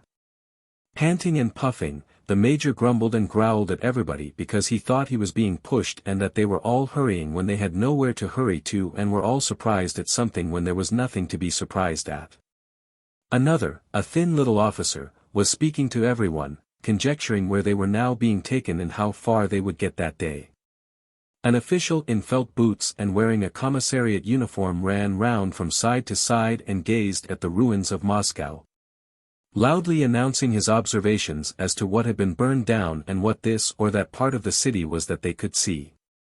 A third officer, who by his accent was a Pole, disputed with the commissariat officer, arguing that he was mistaken in his identification of the different wards of Moscow. "What are you disputing about?" said the major angrily. "What does it matter whether it is St. Nicholas or St. Blasius? You see it's burned down, and there's an end of it. What are you pushing for? Isn't the road wide enough?" said he, turning to a man behind him who was not pushing him at all. Oh. What have they done?" the prisoners on one side and another were heard saying as they gazed on the charred ruins. "All beyond the river, and Zubova, and in the Kremlin. Just look. There's not half of it left." "Yes, I told you the whole quarter beyond the river, and so it is." "Well, you know it's burned, so what's the use of talking," said the major. As they passed near a church in the Komovniki, one of the few unburned quarters of Moscow, the whole mass of prisoners suddenly started to one side and exclamations of horror and disgust were heard. "Ah, the villains! What heathens! Yes. Dead, so he is. And smeared with something.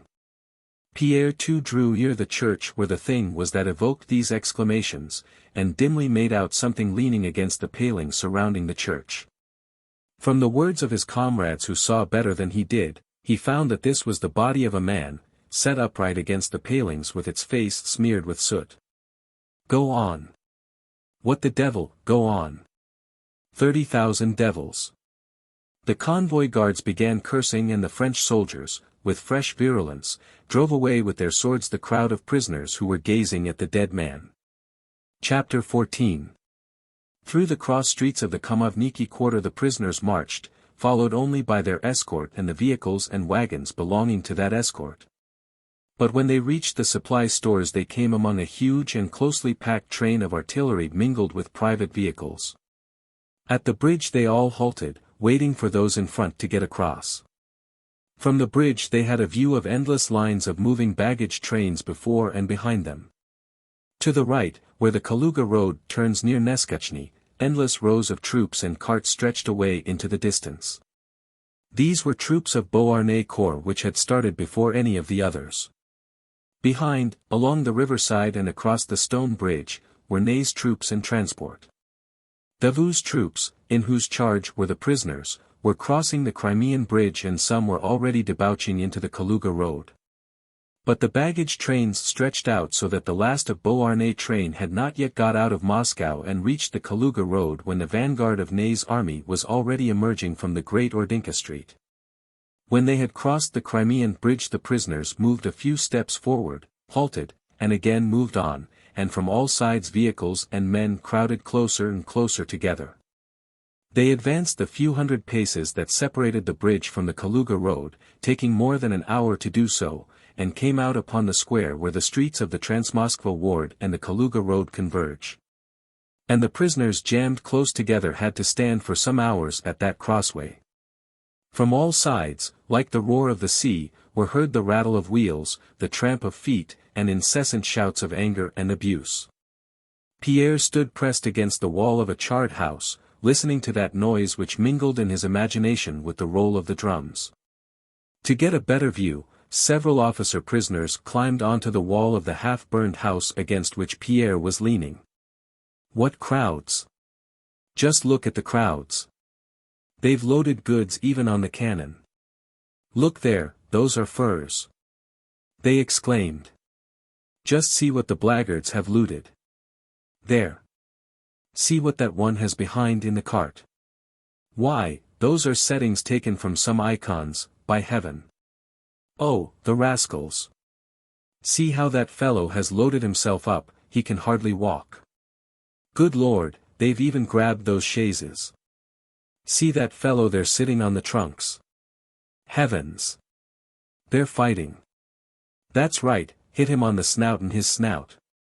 Like this, we shan't get away before evening. Look, look there. Why, that must be Napoleon's own. See what horses. And the monograms with a crown. It's like a portable house. That fellow's dropped his sack and doesn't see it. Fighting again. A woman with a baby, and not bad-looking either. Yes, I dare say, that's the way they'll let you pass. Just look, there's no end to it. Russian wenches, by heaven, so they are. In carriages see how comfortably they've settled themselves.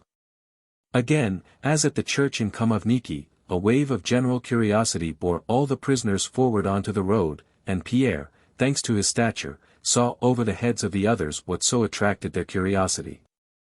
In 3 carriages involved among the munition carts, closely squeezed together, sat women with rouged faces, dressed in glaring colors, who were shouting something in shrill voices. From the moment Pierre had recognized the appearance of the mysterious force nothing had seemed to him strange or dreadful, neither the corpse smeared with soot for fun nor these women hurrying away nor the burned ruins of Moscow. All that he now witnessed scarcely made an impression on him as if his soul, making ready for a hard struggle, refused to receive impressions that might weaken it. The women's vehicles drove by. Behind them came more carts, soldiers, wagons, soldiers, gun carriages, soldiers, ammunition carts, more soldiers, and now and then women. Pierre did not see the people as individuals but saw their movement. All these people and horses seemed driven forward by some invisible power. During the hour Pierre watched them, they all came flowing from the different streets with one and the same desire to get on quickly. They all jostled one another, began to grow angry and to fight, white teeth gleamed, brows frowned, ever the same words of abuse flew from side to side. And all the faces bore the same swaggeringly resolute and coldly cruel expression that had struck Pierre that morning on the corporal's face when the drums were beating. It was not till nearly evening that the officer commanding the escort collected his men and with shouts and quarrels forced his way in among the baggage trains, and the prisoners, hemmed in on all sides, emerged onto the Kaluga road. They marched very quickly, without resting, and halted only when the sun began to set. The baggage carts drew up close together and the men began to prepare for their night's rest. They all appeared angry and dissatisfied. For a long time, oaths, angry shouts, and fighting could be heard from all sides. A carriage that followed the escort ran into one of the carts and knocked a hole in it with its pole. Several soldiers ran toward the cart from different sides, some beat the carriage horses on their heads, turning them aside, others fought among themselves, and Pierre saw that one German was badly wounded on the head by a sword. It seemed that all these men, now that they had stopped amid fields in the chill dusk of the autumn evening, experienced one and the same feeling of unpleasant awakening from the hurry and eagerness to push on that had seized them at the start. Once at a standstill, they all seemed to understand that they did not yet know where they were going, and that much that was painful and difficult awaited them on this journey. During this halt the escort treated the prisoners even worse than they had done at the start. It was here that the prisoners for the first time received horseflesh for their meat ration. From the officer down to the lowest soldier they showed what seemed like personal spite against each of the prisoners, in unexpected contrast to their former friendly relations. This spite increased still more when, on calling over the roll of prisoners, it was found that in the bustle of leaving Moscow one Russian soldier, who had pretended to suffer from colic, had escaped. Pierre saw a Frenchman beat a Russian soldier cruelly for straying too far from the road, and heard his friend the captain reprimand and threaten to court-martial a non-commissioned officer on account of the escape of the Russian. To the non-commissioned officer's excuse that the prisoner was ill and could not walk, the officer replied that the order was to shoot those who lagged behind. Pierre felt that that fatal force which had crushed him during the executions, but which he had not felt during his imprisonment, now again controlled his existence. It was terrible, but he felt that in proportion to the efforts of that fatal force to crush him, there grew and strengthened in his soul a power of life independent of it. He ate his supper of buckwheat soup with horseflesh and chatted with his comrades. Neither Pierre nor any of the others spoke of what they had seen in Moscow, or of the roughness of their treatment by the French, or of the order to shoot them which had been announced to them. As if in reaction against the worsening of their position, they were all particularly animated and gay. They spoke of personal reminiscences, of amusing scenes they had witnessed during the campaign, and avoided all talk of their present situation. The sun had set long since. Bright stars shone out here and there in the sky. A red glow as of a conflagration spread above the horizon from the rising full moon, and that vast red ball swayed strangely in the grey haze. It grew light. The evening was ending, but the night had not yet come. Pierre got up and left his new companions, crossing between the campfires to the other side of the road where he had been told the common soldier prisoners were stationed. He wanted to talk to them. On the road he was stopped by a French sentinel who ordered him back. Pierre turned back, not to his companions by the campfire, but to an unharnessed cart where there was nobody. Tucking his legs under him and dropping his head, he sat down on the cold ground by the wheel of the cart and remained motionless a long while, sunk in thought. Suddenly he burst out into a fit of his broad, good-natured laughter, so loud that men from various sides turned with surprise to see what this strange and evidently solitary laughter could mean. "Ha ha ha," laughed Pierre. And he said aloud to himself, "The soldier did not let me pass. They took me and shut me up. They hold me captive. What, me? Me? My immortal soul? Ha ha ha. Ha ha ha. And he laughed till tears started to his eyes.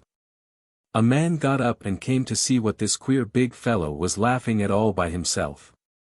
Pierre stopped laughing, got up, went farther away from the inquisitive man, and looked around him. The huge, endless bivouac that had previously resounded with the crackling of campfires and the voices of many men had grown quiet, the red campfires were growing paler and dying down. High up in the light sky hung the full moon. Forests and fields beyond the camp, unseen before, were now visible in the distance. And farther still, beyond those forests and fields, the bright, oscillating, limitless distance lured one to itself. Pierre glanced up at the sky and the twinkling stars in its faraway depths. And all that is me, all that is within me, and it is all I, thought Pierre. And they caught all that and put it into a shed boarded up with planks. He smiled, and went and lay down to sleep beside his companions. Chapter 15.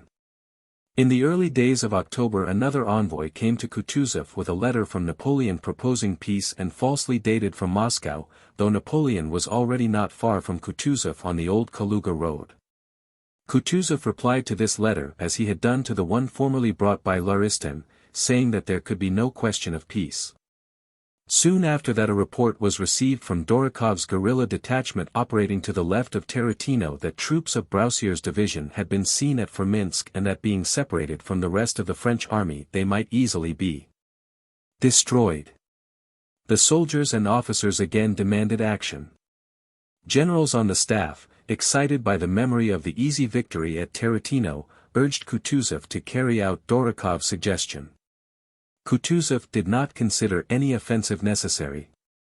The result was a compromise which was inevitable. A small detachment was sent to Forminsk to attack Broussier. By a strange coincidence, this task, which turned out to be a most difficult and important one, was entrusted to Dokturov, that same modest little Dokturov whom no one had described to us as drawing up plans of battles, dashing about in front of regiments, showering crosses on batteries, and so on. And who was thought to be and was spoken of as undecided and undiscerning, but whom we find commanding wherever the position was most difficult all through the Russo-French wars from Austerlitz to the year 1813.